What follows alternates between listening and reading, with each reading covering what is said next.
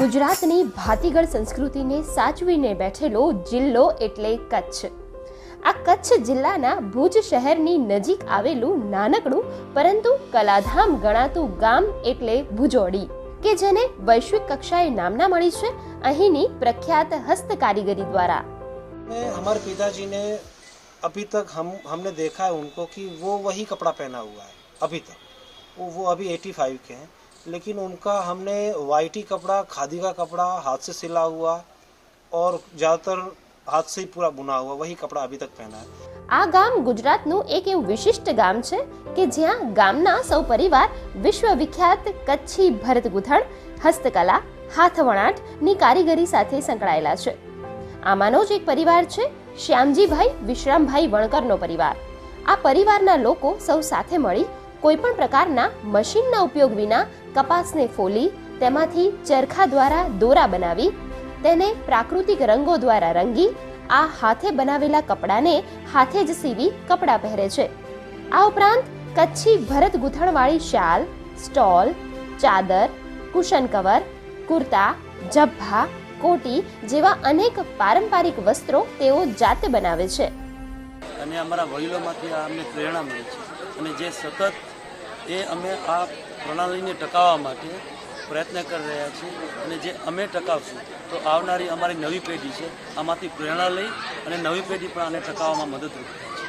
હાથેથી જ સીવેલા કપડાં એ જ અમારા કામ સાથે અને અમારી પરંપરા સાથે જોડાયેલા છે.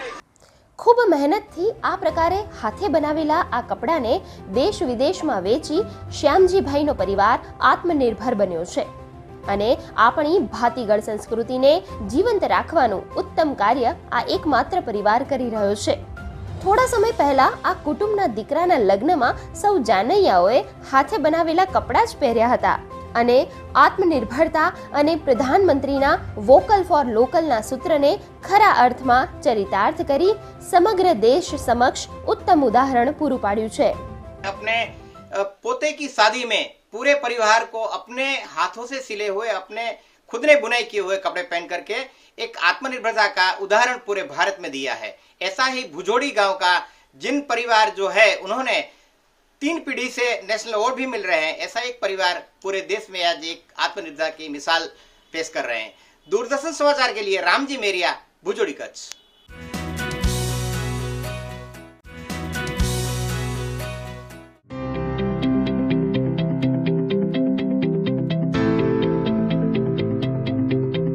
થોડી સૂઝબૂઝ અને કંઈક નવું કરવાની ઈચ્છાએ ચિરાગ કલવાનીને પૂરા દેશભરમાં ખ્યાતિ અપાવી છે. ऑलरेडी मेरा 4 साल से कॉर्न चाट का बिजनेस है. तो उस टाइम पे क्या लॉकडाउन लग गया था. उस टाइम पे मैं कुछ नया बनाने की सोच रहा था. तो मेरे घर के अंदर मम्मी का पूजा का कुल्हड़ पड़ा हुआ था. तो उसके अंदर मैंने कुछ सोचा कुछ नया बनाता हूँ. तो मैं कुछ ट्राई करा था चाट टाइप का बनाने का. तो चाट टाइप का बनाया ना मैंने, तो उसमें मुझे कुछ ऐसा लगा पिज़्ज़ा जैसा टेस्ट. तो मैंने फिर वापस से पूरा रेसिपी थोड़ा चेंजेस करके और पूरा पिज़्ज़ा टाइप का बना के उस टाइप से मैंने पूरा इसको तैयार किया. सक्सेस बहुत हुआ, मतलब सूरत की पब्लिक भी काफ़ी पसंद कर रही है. और अभी आप देखोगे तो पूरे इंडिया के अंदर बहुत सारे लोग चालू कर रहे हैं. जैसे अभी कपल वायरल हो रहे हैं बहुत कुल्हड़ पिज़्ज़ा में. तो पूरा स्टार्ट तो मैंने ही किया था. मैंने उसमें बोला भी था, मैं चाहता हूँ, मैं खुश हूँ इस चीज़ से कि और भी लोग देखें और आगे बढ़े इस तरीके से. સામાન્ય બજારમાં મળતા પિઝા તો આપણે સૌએ ખાધા હશે. ચાલો આ કુલ્હड़ પિઝા અને સામાન્ય પિઝામાં શું ફર્ક છે તે જાણીએ.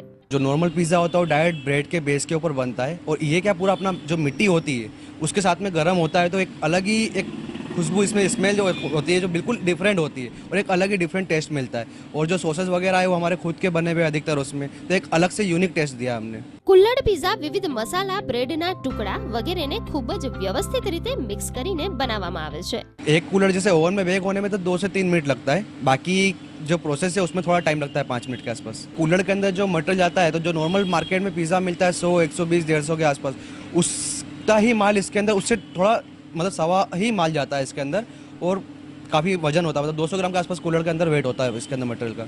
આજના જમાનામાં પ્લાસ્ટિકનો ઉપયોગ ડગલે ને પગલે થાય છે, ત્યારે કુલ્હड़ એક ખૂબ જ સરસ વિકલ્પ છે.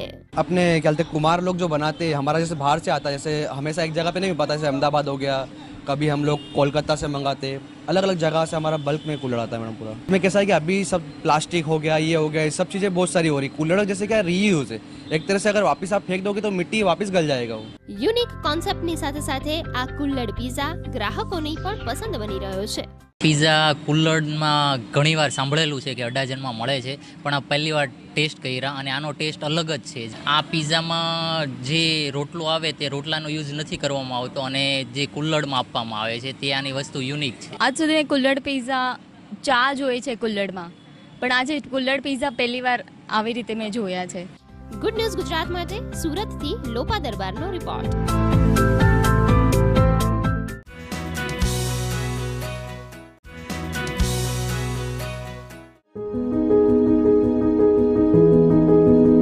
સુરતના એક પુસ્તક પ્રેમી રવજીભાઈ વ્યાસ કે જેમણે 1999 પોતાના ઘરને અવનવા ફર્નિચરને બદલે પુસ્તકો, મેગેઝીન અને જૂના પેપરોથી શણગાર્યું છે।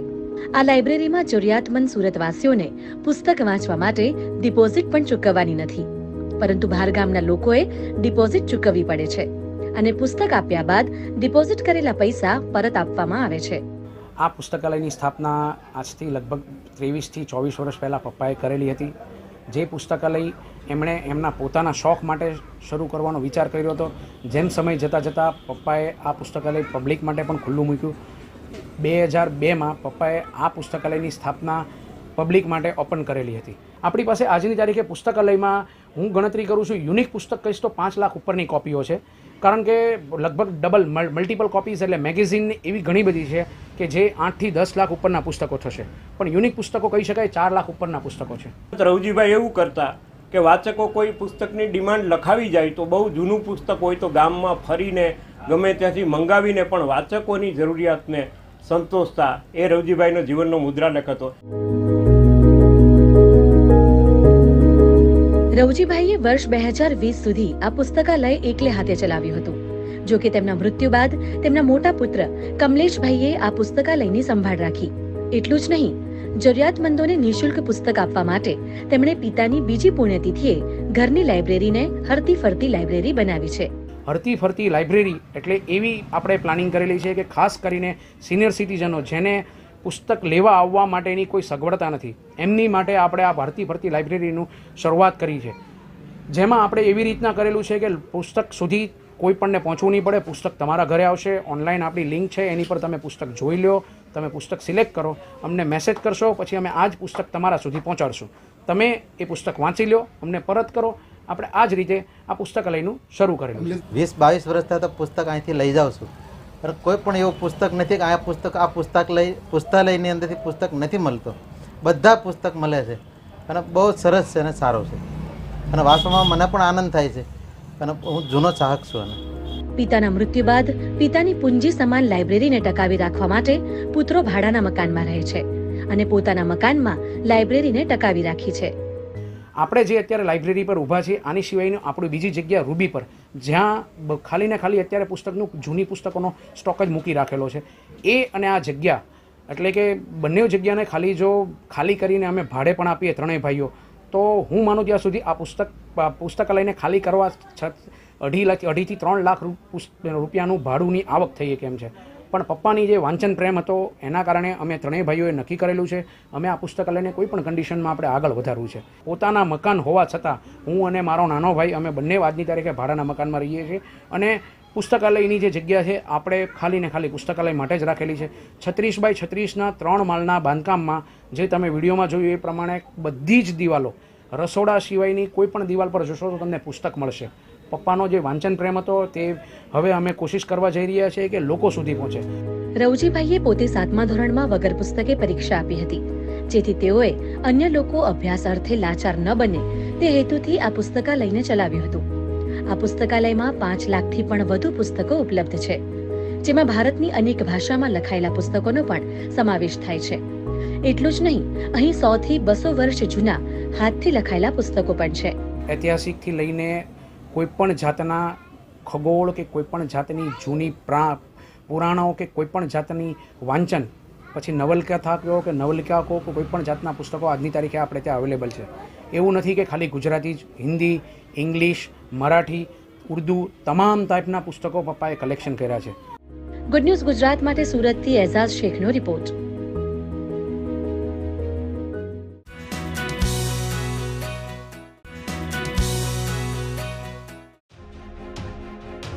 આપણું બ્રહ્માંડ અનેક રહસ્યોથી ભરેલું છે.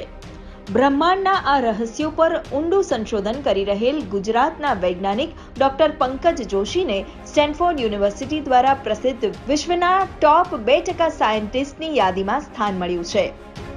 હવે આમાં અનેકવિધ એ લોકોના ક્રાઇટેરિયા, માપદંડો એની અંદર હોય છે કે ભાઈ એના પેપર કેટલા લખાયા, પછી એ પેપરના તમે જે પેપર લખ્યું હોય તો બીજાએ એના સાઇટેશન એટલે કે એની નોંધ કેટલી લીધી.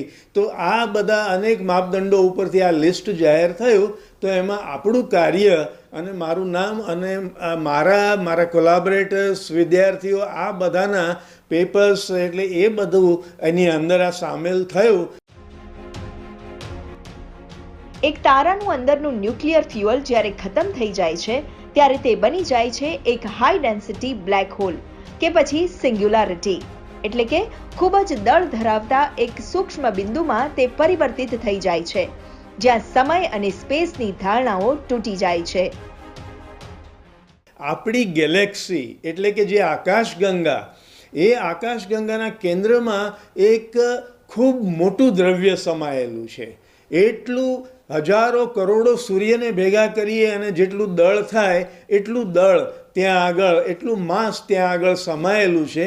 તો આ જે છે ઓબ્જેક્ટ છે, આ વસ્તુ જે છે એ શું છે? તો એ બ્લેક હોલ છે, એ સિંગ્યુલારિટી છે. તો આની અંદર આપણું જે કામ છે એ અત્યંત મહત્ત્વનું છે. આપણે એ દેખાડ્યું છે કે આ જે ઓબ્જેક્ટ આપણી આકાશગંગાના કેન્દ્રમાં છે એ એક મોટું એક સિંગ્યુલારિટી નામનું એક તત્વ જેને કહેવાય એ ત્યાં આગળ અસ્તિત્વ ધરાવે છે.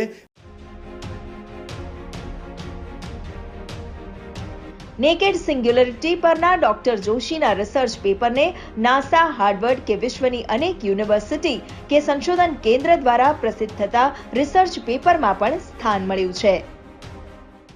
સરસ ઘટના એ બની કે નાસાની આ પ્રેસ કોન્ફરન્સ અને એ લોકોએ એના જે રિસર્ચ પેપર જે બહાર પાડ્યા એમાં આપણું કામ છે, ભારતમાંથી થયેલા મારા અને મારા કોલાબરેટર્સના રિસર્ચ પેપર્સ, એ બધાને એ લોકોએ બહુ સારા પ્રમાણમાં એની ચર્ચા કરી અને એના સાઇટેશન આપ્યા કે આપણે જે આખી થિયરી પ્રપોઝ કરી છે, જે મોડેલ આપ્યું છે, એ મોડેલનો ઉપયોગ કરી અને ગેલેક્સી આકાશગંગાના કેન્દ્રની આ ઘટના છે એને સમજાવી શકાય છે.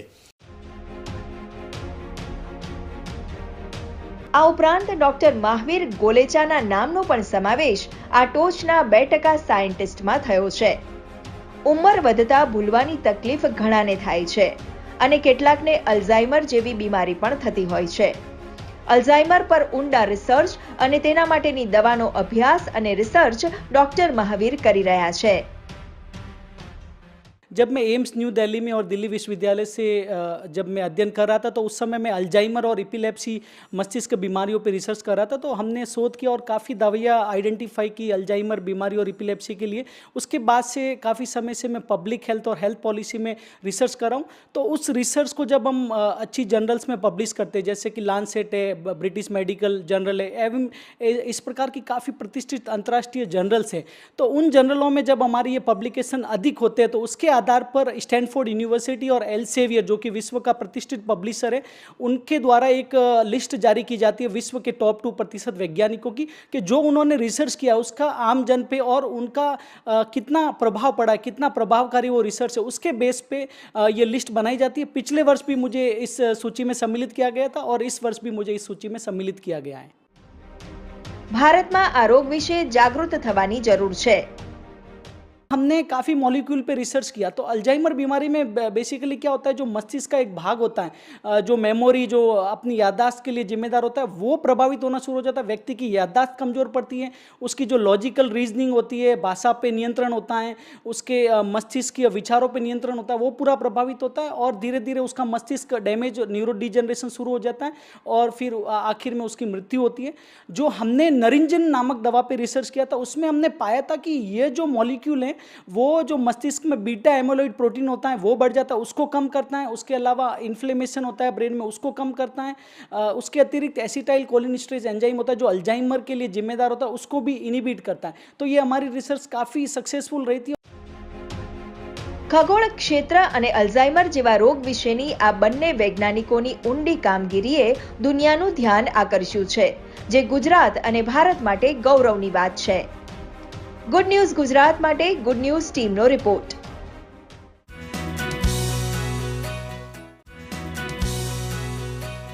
મારી પાસે રિક્ષા હતી, 100 રૂપિયા હતા, એને હોસ્પિટલ લઈ જવામાં આટલો વિલંબ થયો, પણ જેની પાસે પૈસા ના હોય, સાધન ના હોય, એ માણસનું શું થતું હશે? કોઈ બીમાર, કોઈ અશક્ત, કોઈ ઇમરજન્સી વાળા દર્દીના એક કોલ પર અડધી રાત્રે તેને પોતાની વાનમાં હોસ્પિટલ લઈ જવા માટે તૈયાર આ છે વડોદરાના અતુલભાઈ ઠક્કર. 500 થી વધુ લોકોના જીવ બચાવનાર અતુલભાઈએ 11 વર્ષ પહેલા ફ્રી ઓટો રિક્ષા એમ્બ્યુલન્સ સેવાની શરૂઆત કરી હતી, જેની પ્રેરણા તેમને પોતાની આપવીતી પરથી જ મળી હતી. આ સેવા કરવાનો વિચાર મને લગભગ આજથી 10 વર્ષ પહેલાં મારી મિસિસને તકલીફ થઈ હતી, એના કારણે આવ્યો. એને રાત્રે 2:30 વાગે હાર્ટનો પ્રોબ્લેમ થયો હતો. મેં 108ને ફોન કર્યો. એ સેવા સારી હતી પણ એને આવતા વાર લાગી એવી હતી, એટલે મેં એમને ના પાડી અને મારી રિક્ષામાં લઈ જવાનો વિચાર કર્યો.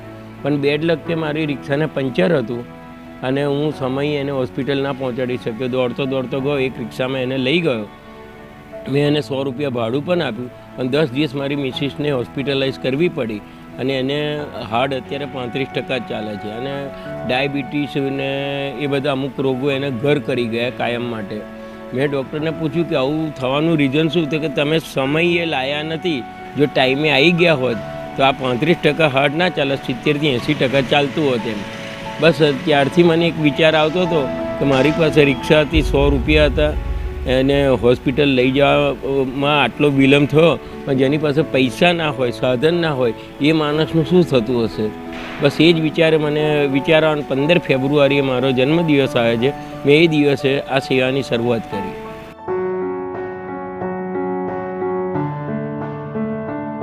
હું લગભગ 2011થી હું રિક્ષામાં જ લઈ જતો હતો. રિક્ષા મેં હજુ 2 મહિના પહેલાં જ વેચી અને 14 ઓગસ્ટે વાન લીધી, જેમાં હું સંતોકબા માનવ સેવા ચેરિટેબલ ટ્રસ્ટનો વડોદરા શહેર વિભાગનો પ્રમુખ છું. હવે હું 15 ઓગસ્ટ 75માં સ્વાતંત્ર્ય દિવસથી મેં આ ગાડીની અંદર સેવાની શરૂઆત કરી છે. અતુલભાઈએ રાત્રે 1 કિલોમીટર ચાલીને ઘણી મુસીબતે રિક્ષામાં પત્નીને હોસ્પિટલ સુધી પહોંચાડી હતી. અન્ય કોઈ જરૂરિયાતમંદ દર્દીને આવી તકલીફ ન પડે, બસ એ જ વિચારે તેમણે રાત્રે 11 થી 5માં આ ફ્રી રિક્ષા એમ્બ્યુલન્સ સેવા શરૂ કરી. મારા પપ્પાને થોડી તકલીફ હતી તો મને 108માં ફોન કર્યો, પણ થોડી એમાં વાર લાગી હતી. એટલે મેં આ જય કલ્યાણ સેવા મંડળ અતુલભાઈ ઠક્કર જે સેવા આપે છે રિક્ષાની ઓટો ઇમરજન્સીની, એમને જાણ હતી. એટલે અમે એમને તરત ફોન કર્યો અને એ તરત આવી ગયા અને અમે એમને દવાખાને તાત્કાલિક ઇમરજન્સીમાં લઈ જઈ શક્યા. એનાથી અત્યારે પપ્પાને ઘણો ફાયદો છે. પ્રેગ્નન્ટ મહિલાઓ સહિત 1000 જેટલા દર્દીઓ અત્યાર સુધી ઓટો રિક્ષા એમ્બ્યુલન્સની ફ્રી સેવાનો લાભ લઈ ચૂક્યા છે. આ સેવામાં અતુલભાઈનો પરિવાર પણ તેમને સાથ આપે છે. અમે લોકો છેલ્લા પપ્પાને ગમે ત્યારે બી રાત્રે કોલ આવે તો અમે એમને ઉઠાડીએ છીએ કે પપ્પા આવો કોલ આવ્યો છે, તમે જાઓ. અને સાથે સાથે ક્યારેક અમે બી એવું પૂછીએ છીએ કે પપ્પા જરૂર છે, હેલ્પની જરૂર હોય તો અમે પણ સાથે આવીએ. અને ઘણી વખત એવું થાય કે અમને બી રસ્તે જતાં કોઈ બી વ્યક્તિ આવી રીતે દેખાતું હોય દિવસના ટાઈમે પણ, તો અમે પપ્પાને કોલ કરીને બોલાવતો હોય છે કે પપ્પા અહીંયા આગળ કોઈનો એક્સિડન્ટ થયો છે તો તમે ત્યાં આવો તો આપણે હોસ્પિટલ લઈ જઈ શકીએ. તો મહિનામાં 2 થી 3 કોલ તો એવા જ આવતા હોય છે અડધી રાત્રે કે નાના છોકરું બીમાર થયું છે, પડી ગયું છે, યા તો અડધી રાતે બી યા પ્રેગ્નન્ટ લેડી છે ને ઇમરજન્સીમાં જવું પડ્યું છે. મતલબ અચાનક ગમે ત્યારે બી બહાર જતા સુધીમાં ને આ તે પ્રોબ્લેમ થઈ જાય એના કરતાં તરત જ મળી જાય તો મેઇન બેનિફિટ ત્યાં છે કે ઇમરજન્સીમાં ને તરત. સેવા પરમો ધર્મના સૂત્રને આત્મસાત કરી ચૂકેલા અતુલભાઈ હવે વાન દ્વારા પણ દર્દીઓને વધુ ઝડપી સેવા આપવા તત્પર છે. ગુડ ન્યૂઝ ગુજરાત માટે વડોદરાથી સંજય પાગેનો રિપોર્ટ.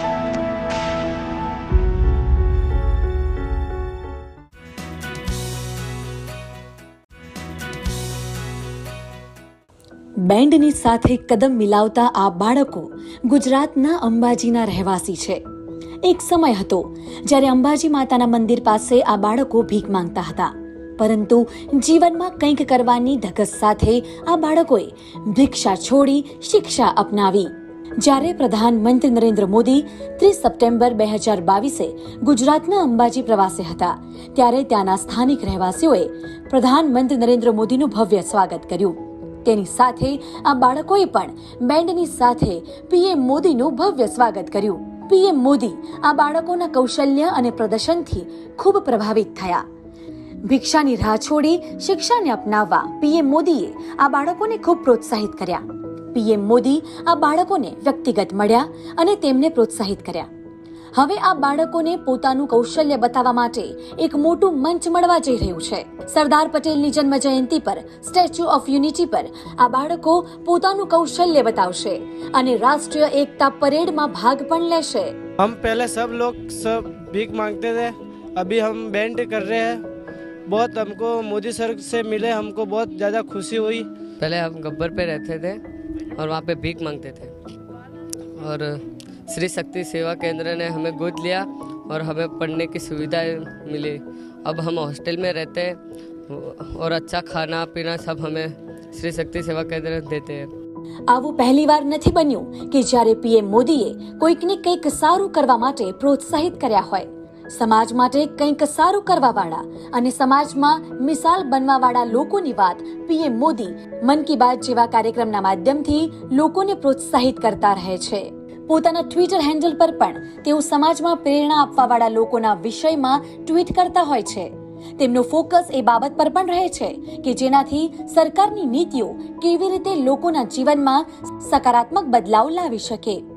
ભિક્ષા નહીં શિક્ષા આ દિશામાં ગુજરાત સરકાર ઘણા કામો કરી રહી છે.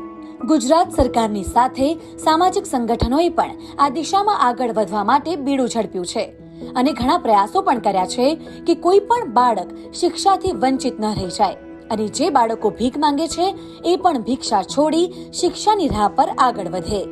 जब पीएम सर के सामने इन लोगों ने वेलकम के लिए अपना बैंड लेके ये खड़े हुए तो इनके बैंड पे हमने एक स्लोगन दिया हुआ है, भिक्षा नहीं शिक्षा.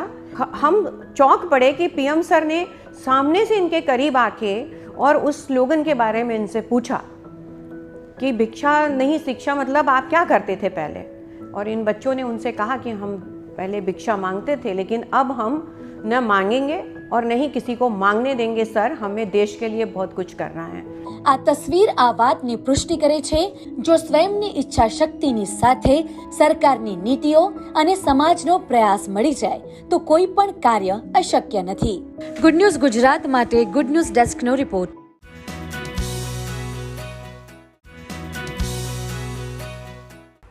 ભારતના રાજકીય અને સામાજિક નેતા તરીકે દુનિયાભરમાં જેઓને સરદારના નામથી સંબોધાય છે તેમજ તેમના દ્રઢ મનોબળના કારણે લોખંડી પુરુષ તરીકે જેઓ ઓળખાય છે તેવા સરદાર વલ્લભભાઈ પટેલના કાર્યો વિશે તો સૌ કોઈ જાણે છે, પરંતુ તેઓનો ભારતના રાજકીય ઇતિહાસમાં પ્રવેશ, દેશપ્રેમ તથા દેશને સંગઠિત કરવાની પ્રેરણા જેવી બાબતો વિશે ચાલો આપને જણાવીએ.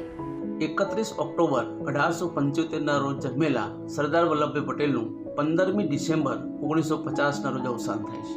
મીન્સ આ 75 વર્ષની જે આવરદા છે એ આવરદામાં નેતૃત્વના સંદર્ભમાં સરદાર વલ્લભભાઈ પટેલનો ગ્રાફ જે દિન પ્રતિદિન જો ઊંચો થતો રહે છે એ એક અભ્યાસનો બહુ ઊંડો વિષય છે.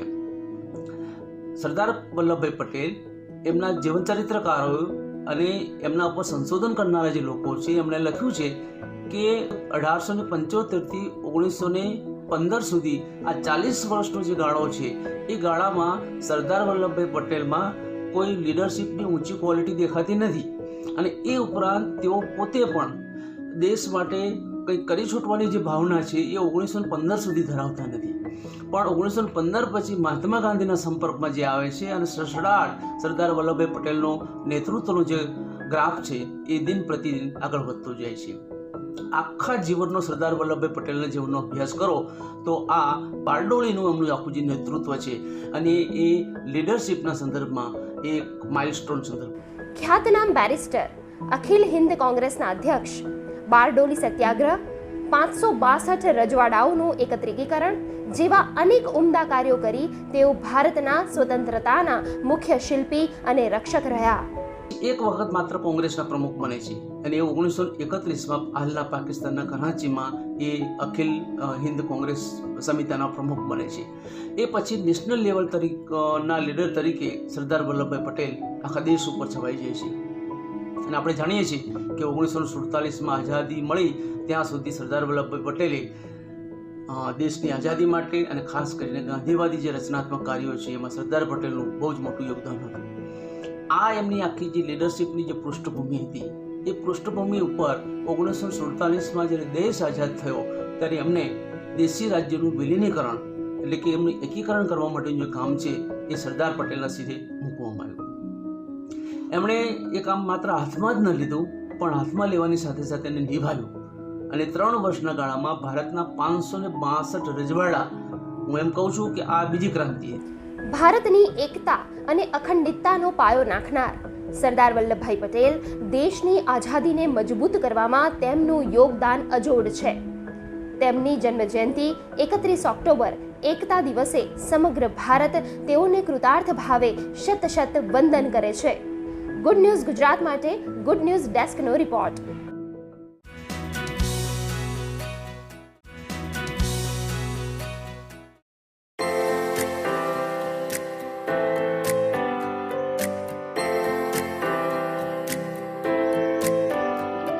રાજસ્થાનની માલિકા જયપુર શહેર છે એ પિંક સિટી તરીકે ઓળખાય છે, તો આપણે પણ આપણું ગામની કંઈક નવી ઓળખ મળવી જોઈએ. એટલા માટે અમે ટંકારા તાલુકાના વાગડ ગામને વ્હાઇટ વિલેજ બનાવવાનો સંકલ્પ કર્યો. આ ગામને વ્હાઇટ વિલેજ બનાવવા માટે એક શિક્ષકે પોતાના જીવનના અમૂલ્ય 16 વર્ષ સરકારી શાળા અને ગામની કાયાપલટ કરવા પાછળ ખર્ચી નાખ્યા છે. આ શિક્ષક એટલે રમણીકભાઈ વડાવિયા.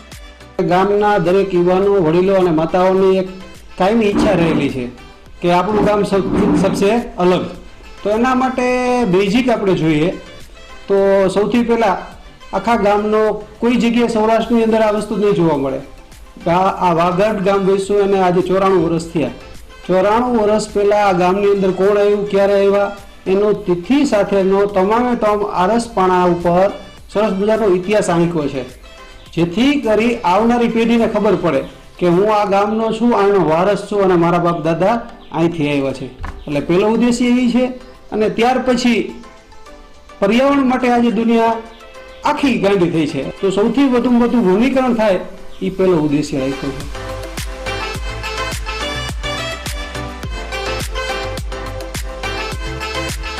ગામનું એક પણ બાળક શિક્ષણથી વંચિત ન રહે તે માટે કોઈ અભણ નહીં, કોઈ ભૂખ્યું નહીં નામના સૂત્ર સાથે એક અભિયાન ચલાવવામાં આવે છે. સાથે જ શાળામાં યુનિફોર્મથી લઈને સ્ટેશનરી સુધી સુવિધાઓ પણ દરેક વિદ્યાર્થીઓ માટે ઉપલબ્ધ છે. કલ્પના પહેલા તો હેન્ડપંપ લાંબુ દોડે તો હું હેન્ડપંપ પાય અને કોઈક ધારાસભ્ય કોઈ ગામમાં હેન્ડપંપ લગાવી દે ને તો એ ગામ એ ધારાસભ્યને 4 ચૂંટણીઓ જીતાડી દે. હેન્ડપંપ એવો જમાનો હતો. અહીંયા તો પાઇપથી સાહેબ ઘેર પાણી પહોંચાડીએ છીએ. કારણ અમારે તો ગુજરાતના જીવનને એવું બનાવવું છે કે તમારી આવનારી પેઢીઓને પણ મુસીબત ના આવે ભાઈઓ, એવું મજબૂત બનાવવું છે અને એના માટે જહેમત કરી રહ્યા છીએ. ગુજરાતે જે રીતે કૃષિ ક્ષેત્રે કાયાકલ્પ થયો છે ભાઈઓ, નહીં તો આપણું ગુજરાત એટલે ખેતીની બાબતમાં હિન્દુસ્તાનના દસાડા દફતરમાં નામ જ નહોતું. માઇનસ ગ્રોથ આપણો, કારણ કે 10 વર્ષમાં 7 વર્ષ દુકાળ પડતો હોય ત્યાં ખેડૂત બિચારો કરે શું? બાજરા, જુવાર કે મકાઈના બીજડા નાખીને જે કંઈ નીકળ્યું એમાંથી કાંઈ થતું નહોતું ભાઈઓ. આજે આપણે ખેતીને નફાના ધોરણ પર લઈ જવાની દિશામાં કામ કરી રહ્યા છે, અને 2 દશક પહેલા કોઈ કદાચ આના માટે વિચારી નહોતું શકતું ભાઈઓ. આપણા ખેડૂતોને પાણીની સમસ્યામાંથી મુક્તિ અપાવવા માટેનું અભિયાન આપણે ચલાવ્યું, સાથે સાથે વીજળીના સંકટમાંથી એને મુક્તિ અપાઈ. મને યાદ છે એ જમાનો હતો કે ટ્રાન્સફોર્મર બળી જાય ને, કારણ કે વીજળીના ઠેકાણા નહીં, ઉતાર ચઢાવ ચાલ્યા કરે એટલે ટ્રાન્સફોર્મર બળી જાય, પાક પીળો પડી જાય, ગાંધીનગરમાં ચક્કર મારે, ધારાસભ્યો દોડાદોડ કરે, ટ્રાન્સફોર્મર બદલતા બદલતા 2-3 મહિના જતા રહે, સિઝન પૂરી થઈ જાય, પાક આખો પીળો પડી ગયો હોય, ખેડૂત બિચારો બરબાદ થઈ ગયો હોય. આપણે આવીને બદલ્યું, ફોન કરો ને ટ્રાન્સફોર્મર બદલાય એવો જમાનો આપણે લાવી દીધો હતો. પછી તો સ્થિતિ એવી લાવી કે ટ્રાન્સફોર્મર બળે પણ નહીં ભાઈ. સિંચાઈની સુવિધાઓ વધારવા માટે આપણે અનેક કામો કર્યા, નહેરોના કામો કર્યા, અને આના કારણે અમારો ખેડૂત આજે 3 પાક ઉગાડવા માંડ્યો છે, એનો લાભ થવા માંડ્યો છે ભાઈઓ. ભારતીય જનતા પાર્ટીની સરકારે ગુજરાતમાં ખેતીને મહાસંકટમાંથી બહાર કાઢી અમે ગામડાને બચાવી લીધું છે. નહીં તો અમારું ગુજરાતનું અને ખાસ કરીને કચ્છ કાઠિયાવાડનું ગુજરાત, સૌરાષ્ટ્રનું અમારું ગામડું ખાલી થતું જાય. લોકો મજૂરી કરવા જાય પણ ગામડે પાછા આવવાનું પસંદ નહોતા કરતા. એવા દિવસો હતા. આપણે જ્યારે જ્યોતિગ્રામ યોજના લાયા ને, ત્યાં ઘરમાં તો 24 કલાક વીજળી મળી, પણ જ્યોતિગ્રામ યોજનાના કારણે ખેડૂતને વીજળી પાકી મળવાની નક્કી થઈ ગઈ કે આટલા કલાક મળે એટલે મળે, દિવસે મળે એટલે મળે. એના ખેતીમાં પાણી વિના પાક સુકાય નહીં, એના માટે જે વીજળી જોઈએ મળે એટલે મળે. આ આપણે કરી શક્યા. અને આપણે જ્યારે કિસાન હિત ઉર્જા શક્તિ યોજના ખુશી એની જ્યારે કર્યું, 1 લાખથી વધારે ટ્રાન્સફોર્મર આપણે લગાવ્યા, 1 લાખ કરતાં વધારે ટ્રાન્સફોર્મર. અને આપણા સરકારને સૌથી મોટો લાભ કર્યો કૃષિ મહોત્સવ. જૂન મહિનામાં સાહેબ 35-40 ડિગ્રી તાપમાન હોય અને ગુજરાતના ગામડે ગામડે કૃષિ રથ ફરતો હોય, ખેડૂતોની સાથે બેસીને ખેતીમાં કેવી રીતે બદલ લાવવો, કેવી રીતે આધુનિક ટેકનોલોજી લાવી, બિયારણ કેવી રીતે લાવવું, જમીનમાંથી મને બધા સોઇલ ટેસ્ટિંગના કામ કેવી રીતે કરવા, બીજથી લઈને બાજાર સુધી અમારા ખેડૂતને તૈયાર કરવાનું કામ આપણે આ કર્યું. અને ગુજરાતમાં નહેરો દ્વારા પાણી પહોંચાડ્યું, બીજી બાજુ કૃષિ મહોત્સવ દ્વારા માહિતી પહોંચાડી, અને આજે આપણા 70,000 કિલોમીટર નહેરોનું નેટવર્ક, ભાઈઓ કોઈ કલ્પના કરી છે? 70,000 કિલોમીટર નહેરોનું નેટવર્ક આ આપણા ગુજરાતના ખૂણે ખૂણે પહોંચાડવાનો પ્રયાસ કર્યો છે.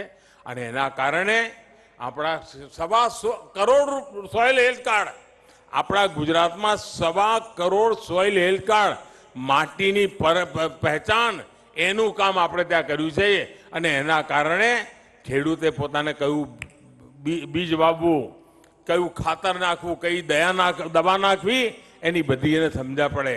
અને એની સાથે સાથે પશુધન, પહેલા એવી સરકાર હતી કે ડેરી ન બનાવવા માટેના નિયમો હતા, અમે ડેરી બનાવવાના નિયમો બનાવ્યા, અને અમારી અમરેલીની ડેરીઓ તો કમાલ કરી દીધો છે ભાઈ, કમાલ કરી દીધી.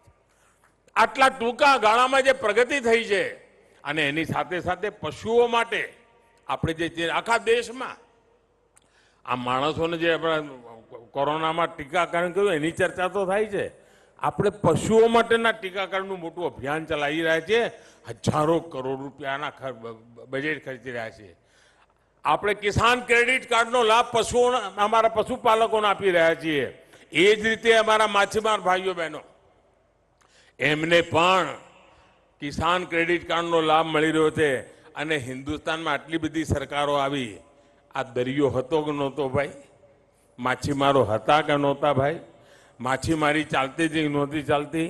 આવડો મોટું હિન્દુસ્તાન, આવડો મોટો દરિયા કિનારો, પરંતુ મત્સ્ય વિભાગ નહોતો, સરકારનો કોઈ મંત્રાલય નહોતું. અમે જુદો મંત્રાલય બનાવ્યું અને અમારા રૂપાલાજી એનું નેતૃત્વ કરી રહ્યા છે. આખા દેશના માછીમારોની જિંદગી બદલવાનું કામ ચાલ્યું. ફિશિંગ હાર્બર બનાવવાના કામ હોય તેજીથી થઈ રહ્યા છે.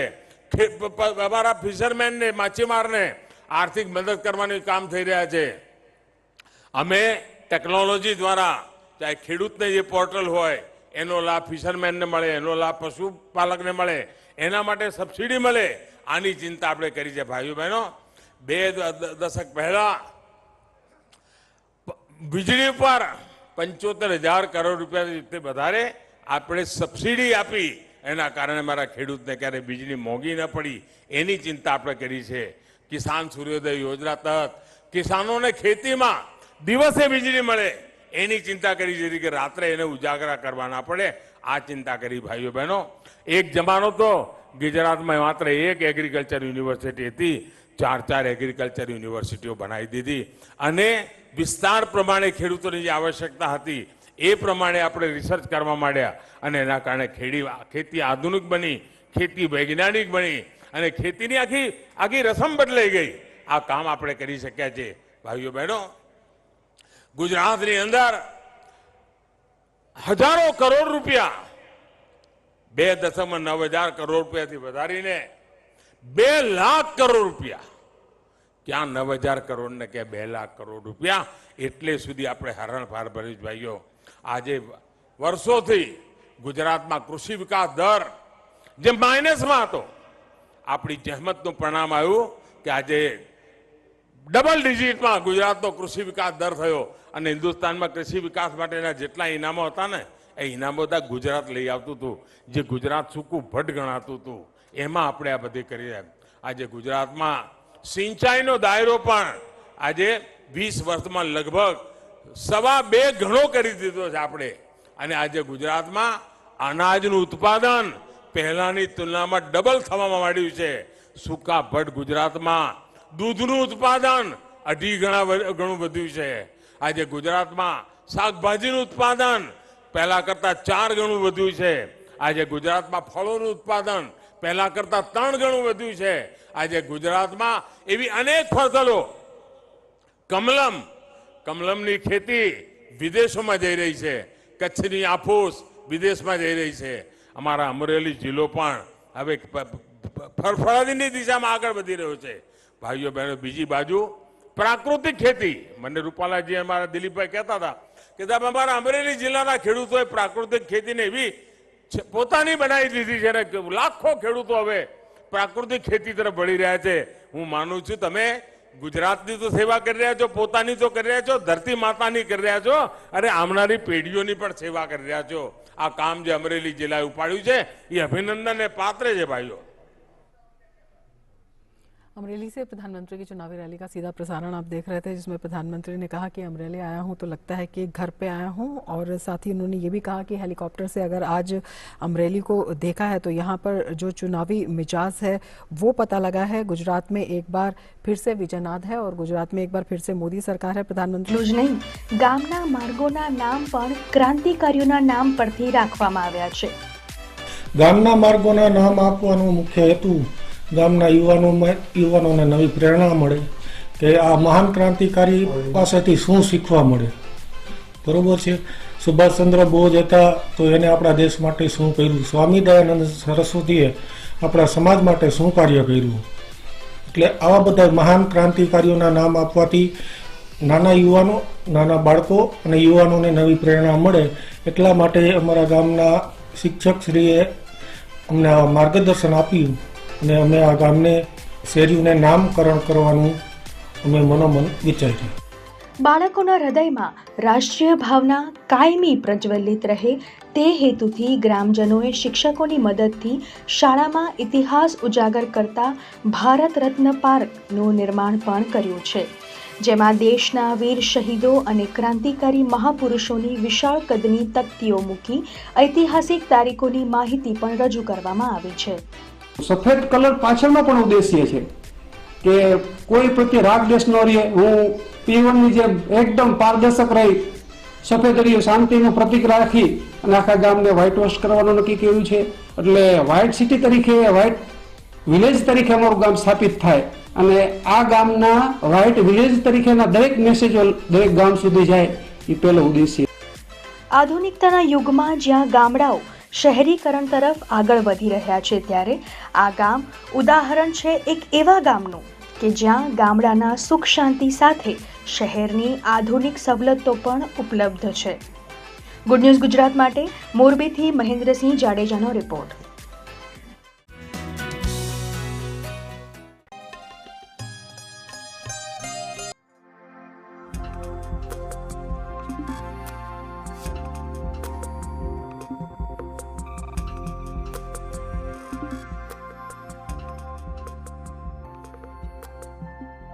નમસ્કાર દર્શક મિત્રો, જિંદગી કાફેની આ વિશેષ ચર્ચામાં આપનું સ્વાગત છે. દર્શક મિત્રો, આપને જણાવતા આજે આનંદ થાય છે કે આજે વિશ્વ ફિલોસોફી દિવસ છે. ફિલોસોફી શબ્દથી આપને થતું હશે કે બહુ ભારે વિષયની આજે આપણે ચર્ચા કરીશું, પણ આ ભારે વિષયને હળવાખમ કરતા વ્યક્તિઓ આજે આપણી સાથે સ્ટુડિયોમાં ઉપસ્થિત છે, એની ચર્ચા કરશે. અને ફિલોસોફી તમે સાંભળતા હશો ચાર રસ્તે આપણા મિત્રો સાથે ઘરની ચર્ચાઓમાં કે ભાઈ શું ફિલોસોફી કરે છે, પણ ફિલોસોફી કરવા પાછળની જે પ્રક્રિયા છે ને એ બહુ મજાની છે.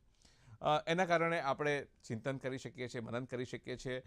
વિશ્વ જે છે એનાથી પણ વિશેષ એને જોઈ શકીએ છીએ. તો જે વિશ્વ જે નરી આંખે દેખાય છે એની પાછળનું જે વિશ્વ છે, ચિંતન વિશ્વ છે, એ વિશ્વની આજે લટાર મારવાની કોશિશ કરીશું. ને લટાર મારવા માટે આપણી સાથે સ્ટુડિયોમાં આવ્યા છે બે મસ્ત વ્યક્તિઓ. આપણી સાથે છે તુષારભાઈ શુક્લ, કે જેને આપ ઓળખો જ છો, કવિ છે. તુષારભાઈ, આપનું ખૂબ ખૂબ સ્વાગત છે. અને ભવિનભાઈ આપણી સાથે છે કે જે એમના ક્ષિતિજ હોરાઇઝન દ્વારા આપણી સાથે નવા નવા વિચારો શેર કરતા હોય છે. તો તુષારભાઈ, સૌથી પહેલાં આપણે થોડી હળવી જ આજે વાત કરવી છે. આજે કોઈ ભારેખમ નામો નહીં લઈએ, ભારેખમ વ્યક્તિઓ વિશે વાત નહીં કરીએ. અને પણ મજાની વાત એ છે કે માનવજાત જે જગ્યાએ પહોંચી છે આજે, તો જે વિષય છે વર્લ્ડ ફિલોસોફી ડેની એક થીમ છે કે ભાઈ ફ્યુચર ઓફ હ્યુમન્સ, કે માનવીના ભવિષ્ય માટે ચિંતન. બરાબર, પણ આજે તમને પૂછીશ કે તમારી દ્રષ્ટિએ તુષારભાઈ આ ફિલોસોફી એટલે શું, તત્વચિંતન એટલે શું, અથવા ચિંતન એટલે શું? ચિંતન સીધું મન સાથે જોડાયેલું છે. એટલે મનુષ્ય તો પૃથ્વી પર બધે છે, બધી પરંપરાઓમાં મન છે અને બધા પાસે એને લગતું ચિંતન પણ છે. આપણી જે ભારતીય તત્વદર્શન મીમાંસામાં સ્પષ્ટ કહ્યું છે કે મન એવમ મનુષ્યાણામ કારણમ બંધ મોક્ષયો. માણસના બંધન અને મોક્ષ બંનેનું કારણ મન છે. એ મન સાથે કામ પાડનારાઓ આપણે ત્યાં ત્રણ. એક તો દાર્શનિકો છે, ફિલોસોફર્સ. એ લોકો બહુ ડિટેચ રહીને, સાક્ષી ભાવે, પૃથક્કરણ કરીને મન વિશે વાત કરે. બહુ એમાં એ ઉર્મિલ ન થાય. બીજા માનસશાસ્ત્રીઓ છે, સાયકાઇટ્રિસ્ટ છે, જે લોકો મન અને મનની સાથે જોડાયેલા પ્રશ્નો અને રોગ ને પછી એને ટ્રીટ કરવું, એ માને છે કે એને ટ્રીટ તો કરવું જોઈએ જેથી કંઈક શક્યતા ઊભી થાય જો કંઈ મૂંઝવણ હોય તો. અને ત્રીજા અમે કવિઓ, જે લોકો કવિતા દ્વારા મનને, પોતાના મનને ખોલે ને સામેના મન સુધી પહોંચે તો કદાચ જીવવાનું કંઈક સધિયારો પૂરો પાડે. એટલે ચિંતનના મૂળમાં મન છે. ચિંતનના મૂળમાં મન છે. ભવિનભાઈ, આપને પૂછવા માંગીશ કે તત્વચિંતનની ઘણી બધી શાખાઓ છે, ઘણા બધા પ્રવાહો છે, દરેક માણસ એની રીતે વિચારતો હોય ને આખરે તો ભિન્ન ભિન્ન વિચારો એક સાથે ભેગા થાય ને એમ ફિલોસોફીનું, તત્વચિંતનનું, માનવીય, સમગ્ર માનવીય તત્વચિંતનનું એક દર્શન ઊભું થાય.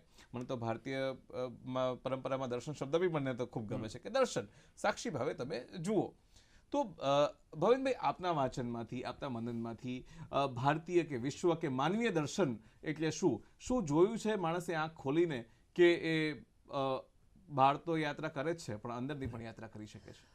ઉત્સવ એટલે ફિલોસોફી, જેમ તમે ભૂમિકા બાંધી એમ ખૂબ જ ગહન વિષય છે. માનવની જ્યારે ઉત્ક્રાંતિ થઈ ત્યારે મને લાગે છે કે એ જે ઉત્ક્રાંતિનો ક્રમ હોય તેમાં કદાચ લાખો વર્ષ સુધી ફિલોસોફી, ભલે એનો શબ્દ પ્રયોગ ના થયો પણ ફિલોસોફી એટલે કે આપણે પોતે શું છીએ, આપણું અસ્તિત્વ ક્યાં છે, આપણું મન, આપણું દર્શન, એ બાબતનો જે પણ ગૂઢ રહસ્ય જાણવા માટેનો કે ડાપણ, વિસ્ડમ કહેવાય ને આપણે, એ માટેનો પ્રયત્ન, વિચાર સુદ્ધા કદાચ ના આવ્યો. એટલે હું માનું છું કે માનવ વિકાસ સાથે આ બહુ, આપણે સાયન્સને જેટલું મહત્ત્વ આપીએ છીએ, ટેકનોલોજીને મહત્ત્વ આપીએ છીએ, આપણા જૂના ધર્મ ક્યારે સ્થપાયા એની વાતને આપણે વિશ્વ વિકાસ સાથે જોડીએ છીએ, પણ ઇતિહાસ, ભૂગોળ કે વિજ્ઞાન એ બધા કરતાં મને એવું લાગે છે કે માનવ જગત આજે જે મુકામ ઉપર પહોંચ્યો છે અને હજી જે વધુ બહેતર મુકામ ઉપર પહોંચશે, તો એના પાયામાં જેટલા પણ વર્ષો, એનો આપણે સગડ નથી મળતા. આજે ગ્રીક તત્વજ્ઞાન પ્રમાણે તેઓ એમ કહે છે કે આ વાત હજી 2500 વર્ષ જૂની જ છે. પછી એરિસ્ટોટલ, પ્લેટો, સોક્રેટિસને બધાએ ક્રમશઃ ફિલોસોફીને એક સ્વરૂપ આપ્યું. પણ આપણું તો 5000 કે એના કરતાં વધારે વર્ષો જૂનું તત્વજ્ઞાનનું તત્વદર્શન છે. હા, આપણે એને કદાચ ગીતાના જ્ઞાન તરીકે તત્વજ્ઞાનની અંદર સામેલ કર્યું છે. રામાયણમાંથી જે પણ કંઈ દર્શન થાય છે, માનવ જગત, સંસાર, મન, તત્વ, સૂક્ષ્મ, સ્થૂળ, કહેવાનું તાત્પર્ય એ છે કે કદાચ ફિલોસોફી એ બિયોન્ડ ઓલ રિલિજિયન, કોઈ પણ ધર્મની સ્થાપના પહેલાં, તત્વદર્શન થયા પહેલાં, અત્યારે કદાચ એનો રેકોર્ડ પણ નહીં હોય, એ વખતે જ્યારે માણસ પોતે માત્ર પથ્થર ઘસીને, અગ્નિ પેટાવીને પોતે પોતાનું આહાર કે વિહાર અથવા તો જે પણ સાચી ખોટી વિકૃતિ સંતોષતો હતો, એ પછી જ્યારે એને એવો વિચાર આવ્યો કે આ બધું શું છે, આ દુનિયા શું છે, આ બ્રહ્માંડ શું છે, હું શું છું, એ વિચારની જે યાત્રા છે એ તત્વજ્ઞાન છે. અને એ તત્વજ્ઞાન છે એ પછી ચોક્કસ એને ધીમે ધીમે જેમ દરેક વિષયને પોતાનું એક વિજ્ઞાન આગળ જતા થતું ગયું કે આપણે એમ કહીએ છીએ કે ભૂગોળ, તો તમને કદાચ તમે જાણતા જ હશો કે ભૂગોળ પણ હકીકતમાં ભૂગોળનું પણ વિજ્ઞાન છે.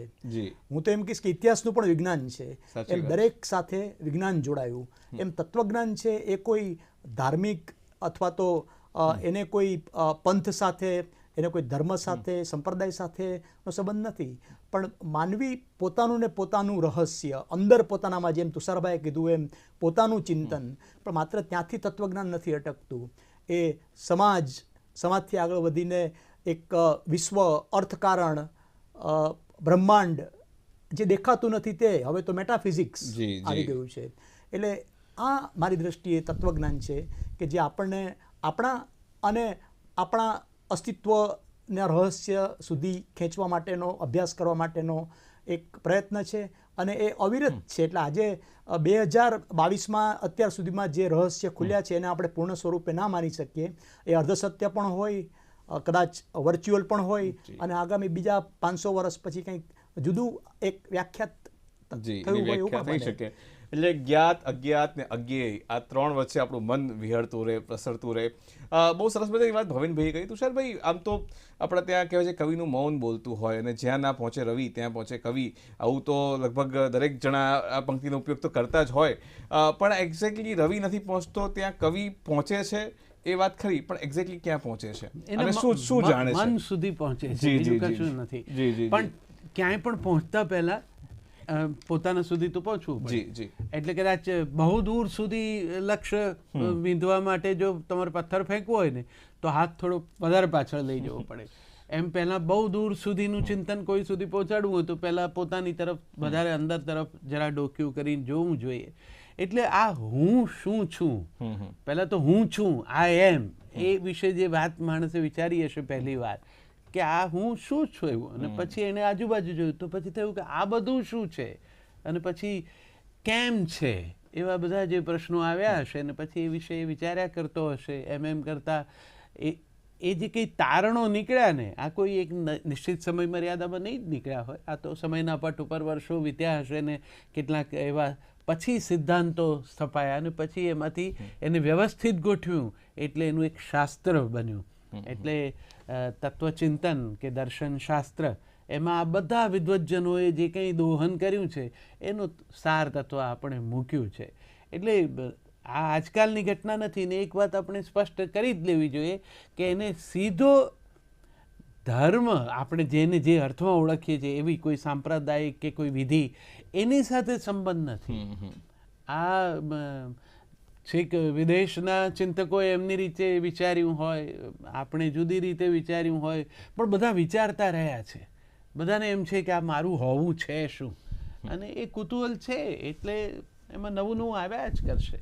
જી, બહુ સરસ આપણે કીધું કે જે પ્રશ્નો કુતૂહલની જે વાત કરી ભવિનભાઈ, મને એમ યાદ આવે છે કે ગીતાનો જે પહેલો અધ્યાય છે અર્જુન વિષાદ યોગ, અર્જુન વિષાદ યોગમાં અર્જુન મહાસત્તાને, કૃષ્ણ જેવી મહાસત્તાને સવાલ પૂછે છે. યમ નચિકેતા સંવાદમાં પણ એમ છે, યમ જેટલી મહાસત્તાને નચિકેતા જેવું નાનું બાળક એ પણ સવાલ કરે છે. યાજ્ઞવલ્ક્ય અને મૈત્રીયમાં પણ એ છે.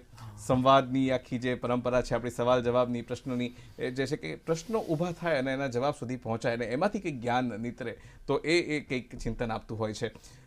તો આ જે કહ્યું ક્યુરોસિટી કે જિજ્ઞાસા, એ કેટલો મહત્વનો ભાગ છે કે સવાલ પૂછવું પોતાની જાતને, પોતાની આસપાસના વિશ્વને, એ કેટલું અગત્યનું છે, એ જિજ્ઞાસા જાળવવી કેટલી અગત્યની છે અને એ જિજ્ઞાસા કેમની ટકી શકે.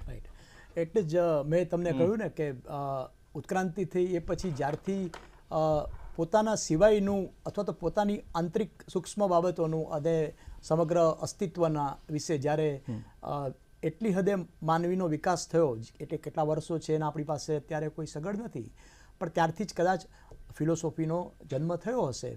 પણ તમે જેમ કહ્યું એમ કે એના પાયામાં તો કુતૂહલ છે, એક ક્યુરિયોસિટી છે, પણ એને પણ ફિલોસોફી આપણે જ્યારે જે વર્લ્ડ ફિલોસોફી ડે આપણે ઉજવીએ છીએ ત્યારે એનો મૂળ આશય મને લાગે છે કે એવો છે કે વિશ્વભરના હવે તો એક આખો એક વિશ્વને જાણવા માટે મસ્તિષ્ક અને મન, ચિત્ત, આ બધા જ જે આપણી અંદરના રહેલા વૈચારિક છે, જેમને આપણે સાયકો એનાલિસિસ પણ કહીએ છીએ, અથવા ડિકોડિંગ શબ્દ જે આપણે વાપરીએ છીએ અંગ્રેજીમાં, તો આ જે ડિકોડિંગ છે એટલે કે તાણાવાણા ઉકેલવા, ભેદ ઉકેલવો, એટલે માત્ર ક્યુરોસિટી નથી.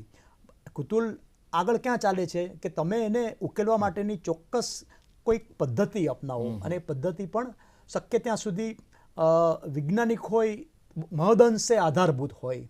એટલે ફિલોસોફી એ માત્ર ઉપદેશો નથી, ડૂઝ અને ડોન્ટ્સ નથી, પણ આપણે એમ નથી કહેતા કે આપણે શાસ્ત્રમાં આ કહ્યું છે એટલે આપણે એને અનુસરવું જોઈએ. તો એમાં તમે ક્વેશ્ચન જે લોકો કરે છે એ લોકો કદાચ દુઃખી પણ થતા હોય છે, કારણ કે અનુભવોના આધારે લખાયેલું છે અને તમે પાછું એમાં પણ તમારું ડાપણ વાપરીને આ કંઈક કરવા જાઓ છો તો નિષ્ફળતા પ્રાપ્ત પામે છે. એટલે ઘણી વખત એમ કહેવામાં આવે છે કે આમ કરવાથી, આ પ્રકારનું જીવન જીવવાથી, અથવા આ સમયે આવો નિર્ણય લેવાથી, ભીડથી દૂર રહેવાથી, અથવા તો પાણીમાં તરતા ના આવડતું હોય તો અમુક હદથી આગળ, તો આ બધું જે અંદર એક આપણી અંદર આવેલું છે, જે આપણે કોઈના કોઈ ગ્રંથો દ્વારા વાંચેલું છે, કોઈના દ્વારા મેળવેલું છે, એ મૂળ આખી વસ્તુનો જે એક વિઝડમ છે. એટલે મેં જે ફિલોસોફી વિશે થોડું ઘણું વાંચ્યું છે, જાણ્યું છે, એમાં વિઝડમ શબ્દ ઉપર ખાસ ભાર મૂકવામાં આવ્યો છે કે કોઈ એમાં તમારું એક ડાપણ કેટલું રાખવું કે નહીં એ પણ મહત્વનું છે, અને એટલું ડાપણ પણ હોવું જોઈએ કે એમાં કઈ રીતે તમે તત્વદર્શન કરો છો. હવે તમે જે વાત કહી કવિની, પણ મુખ્ય જ્યાં ના પહોંચે રવિ ત્યાં પહોંચે કવિ, પણ શું દરેક કવિ ત્યાં પહોંચે છે? નથી પહોંચી શકતા. આજે તુષારભાઈની જે રેન્જ છે એ બીજા કોઈ કવિની ના પણ હોઈ શકે, અને બીજા કોઈ વૈશ્વિક કવિ હોય એની તુષારભાઈ કરતાં પણ ઓછી હોઈ શકે.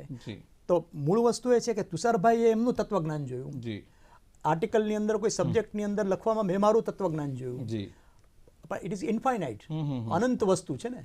કારણ કે કલ્પના એટલે હું કે રવિ સુધી ખરેખર પહોંચી નથી શકતો, એમ કે પત્રકાર કે લેખક ધારે તો એની કલ્પનાથી એ ગમે ત્યાં વિહરી શકે, પણ એ વિહરી નથી, એટલે એની પોતાની પણ એક મર્યાદા હોય છે. પણ આ મર્યાદાથી પણ આગળ વધતા વધતા જ્યારે વ્યક્તિ આગળ વધે ત્યારે એને તત્વજ્ઞાનના જુદા જુદા પાસાઓ સહજ રીતે બહાર આવે, એને પડળો બહાર આવે. તમે મને વાત કરી એટલે મને એક સરસ કહેવત યાદ આવી, એક કે 3 પ્રકારના સત્ય હોય છે: તમારું સત્ય, મારું સત્ય અને વાસ્તવિક સત્ય. અને સરસ મજાની મને 2 ફિલ્મો પણ યાદ આવે છે અત્યારે, કે એક અકીરો કુરોસાવાની રોશેમન કરીને છે, અને 12 એંગ્રી મેન નામની પણ એક મૂવી છે, જેમાં એક જ ઘટનાને અલગ અલગ લોકોના દ્રષ્ટિકોણથી જોવામાં આવે છે, અને પછી અંતિમ સત્ય કદાચ જુદું હોય છે, એ પ્રકારની પણ વાત છે. તો આ તુષારભાઈ, આમાં કંઈ ખરેખર કોઈ અંતિમ સત્ય જેવું કંઈ છે ખરું, કે પછી આપણી સામૂહિક કલ્પના જ છે, કે પછી કોઈ વ્યક્તિ વિશેષ જેનો અધિકાર થઈ ગયો છે અલગ અલગ ક્ષેત્રોમાં, એમના પ્રચલિત વિચારો છે, એની અભિવ્યક્તિ છે? ના ના, કશું પણ સમયના પટ ઉપર ચિંતનના આધારે તારણ આવ્યું હોય, ભવિષ્યમાં એક વાત ભૂતકાળમાં કહેવાય, પછી એના ઉપર બીજા વિદ્વાનોએ આપણી ત્યાં તો ટીકા અને ભાષ્ય અને એની પરંપરા રહી છે. એટલે જે એક સત્ય આદિ શંકરાચાર્યએ કહ્યું હોય તો એના પર ભાષ્ય પણ આવતા હોય પાછળ, એમ ચર્ચા આગળ ચાલતી હોય, એટલે ચકાસાતું રહેતું હોય છે. એટલે સાવ કશું ગપગોળા જેવી રીતે ફિલોસોફીમાં ચાલે નહીં, એ બહુ નક્કર તારણો હોય છે. આપણી જે પ્રસ્થાનત્રયી છે દર્શનશાસ્ત્રમાં, એમાં ઉપનિષદ, ગીતા, ભાગવત બધું જ. ઉપનિષદમાં તો શબ્દ જ એમ કે છે કે ગુરુની સન્મુખ નીચે બેસીને પ્રશ્નો જે શિષ્ય પૂછે છે એનો ગુરુ ઉત્તર આપે છે. ગુરુ વગર એ શક્ય નથી. એટલે ગુરુ એટલે કે જેણે જાણ્યું છે તે, એવાની પાસે બેસીને તમે જે નથી જાણતા તે જાણવાનો પ્રયત્ન કરો. એટલે દર્શનશાસ્ત્રના તારણો એ હવાઈ કિલ્લાઓ નથી, એની પાછળ વર્ષોનું ચિંતન છે. અને એ કહેવાની પદ્ધતિ એ જો કેવળ દાર્શનિકોને માટેની હોય તો એ સ્વાભાવિક છે કે એ આપણી પાત્રતા પ્રમાણે ખુલે, આપણી મર્યાદા હોય તો આપણને ન સમજાય, એના અધિકારી હોય એની આગળ વધારે ખુલે તો પછી આપણે એના અધિકારી પાસે જઈને બેસવું પડે પ્રશ્ન લઈને. હવે અહમ બ્રહ્માસ્મિ જેવું એક નાનકડું સૂત્ર વાક્ય હોય તો એ આપણે ખોલવા માટે આપણી મર્યાદા છે, તો એનો જાણકાર આપણને કે આમ થાય તો આપણને વધારે અજવાળા થાય. તો કરતાં કરતાં કવિ પાસે જ્યારે વાત પહોંચે છે ને દર્શનશાસ્ત્રની, એટલે એને એવી રીતે મૂકે છે કે જેથી તમને એ સરળતાથી સમજાય. એક સરસ મજાનું મુક્તક છે કે તને એકમાંથી બહુની તમન્ના, મને બહુમાંથી એક જોવાની ઈચ્છા, કરે છે સુરાહી તું પ્યાલામાં ખાલી, કરું છું હું પ્યાલા સુરાહીમાં ખાલી. હવે આમ એકો હમ બહુ શ્યામની સિદ્ધાંતને શાયરે કેવી સરસ રીતે મૂકી આપ્યો. એટલે ફિલોસોફી, દર્શનશાસ્ત્ર, તત્વજ્ઞાન એ જ્યારે સાહિત્ય સુધી આવે છે ત્યારે એ થોડુંક સુપાચ્ય બનાવીને સર્જકો એને પીરસતા હોય છે. તો આપણી પરંપરા પાસે આપણી સમજણો છે, વિદેશ પાસે એની સમજણ છે. આપણે જ્યારે ક્યારેક પણ એમનું કંઈ ઉધાર લેવા જઈએ છીએ તો ભૂલા પડીએ છીએ. એ લોકોએ વિશ્વયુદ્ધો જોયા છે, વિશ્વયુદ્ધમાં ઊભી થયેલી પીડાઓ જોઈ છે, એમનો વિશ્વાસ હલી ગયો છે મનુષ્યતા ઉપરથી. એવી વખતે છિન્ન ભિન્ન છું પ્રકારનો ભાવ જે ત્યાં આવ્યો, અને પછી એ પ્રમાણે નથિંગનેસ એ જે આપણે ત્યાં પણ લાવવાનો પ્રયત્ન આપણે કર્યો. પછી આપણને સમજાયું કે આપણી તો પરંપરા જ જુદી છે, આપણે ત્યાં તો હોવાનું આટલું બધું મહત્વ છે. આપણે તો ઈશ્વરના અસ્તિત્વમાં શ્રદ્ધા ધરાવીએ છીએ કે જેણે આ કશું કર્યું છે એ કારણ વગર નથી કર્યું, એટલે આમાંથી કશું સુભગ નીકળશે. એટલે શુભનું ચિંતન એ આપણી પરંપરા છે. શુભનું ચિંતન આપણી પરંપરા છે. એટલે મને એમ કે ઉમાશંકર જોશી કે જેમ નથિંગનેસની વાત કરી, બારણે બારણે બુદ્ધ, એવી પરિકલ્પનાની આપણે દુનિયામાંથી આવી છે. આજે આપ કંઈ કહેવા માંગતા હતા? હું આમાં ઉમેરીશ કે તમે ઇતિહાસનો આપણે જો સ્ટડી કરીએ તો જે પણ ફિલોસોફર છે એને જે તે સમયે શાસક દ્વારા અથવા તો જે લોકોને એક પોતાના હિતમાં કોઈને કોઈ નિર્ણયો લેવા છે, સત્તા મેળવવી છે, સત્તા ભોગવવી છે, તો તમે જોશો કે સોક્રેટિસ છે તો એને એ જમાનાની અંદર ફિલોસોફર એટલે એ ઉપરથી એક બીજી વ્યાખ્યા પણ અંદર ઉમેરી કે ફિલોસોફર હંમેશા આદર્શ વ્યવસ્થા, આદર્શ મન, મગજ, નિર્ણય શક્તિ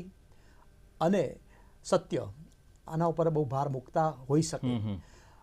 કેમ સોક્રેટિસ સમગ્ર સમાજને ઢંઢોળી શક્યા, જગાડી શક્યા, અને રાજા એને ઝેરનો પ્યાલો આપવો પડ્યો.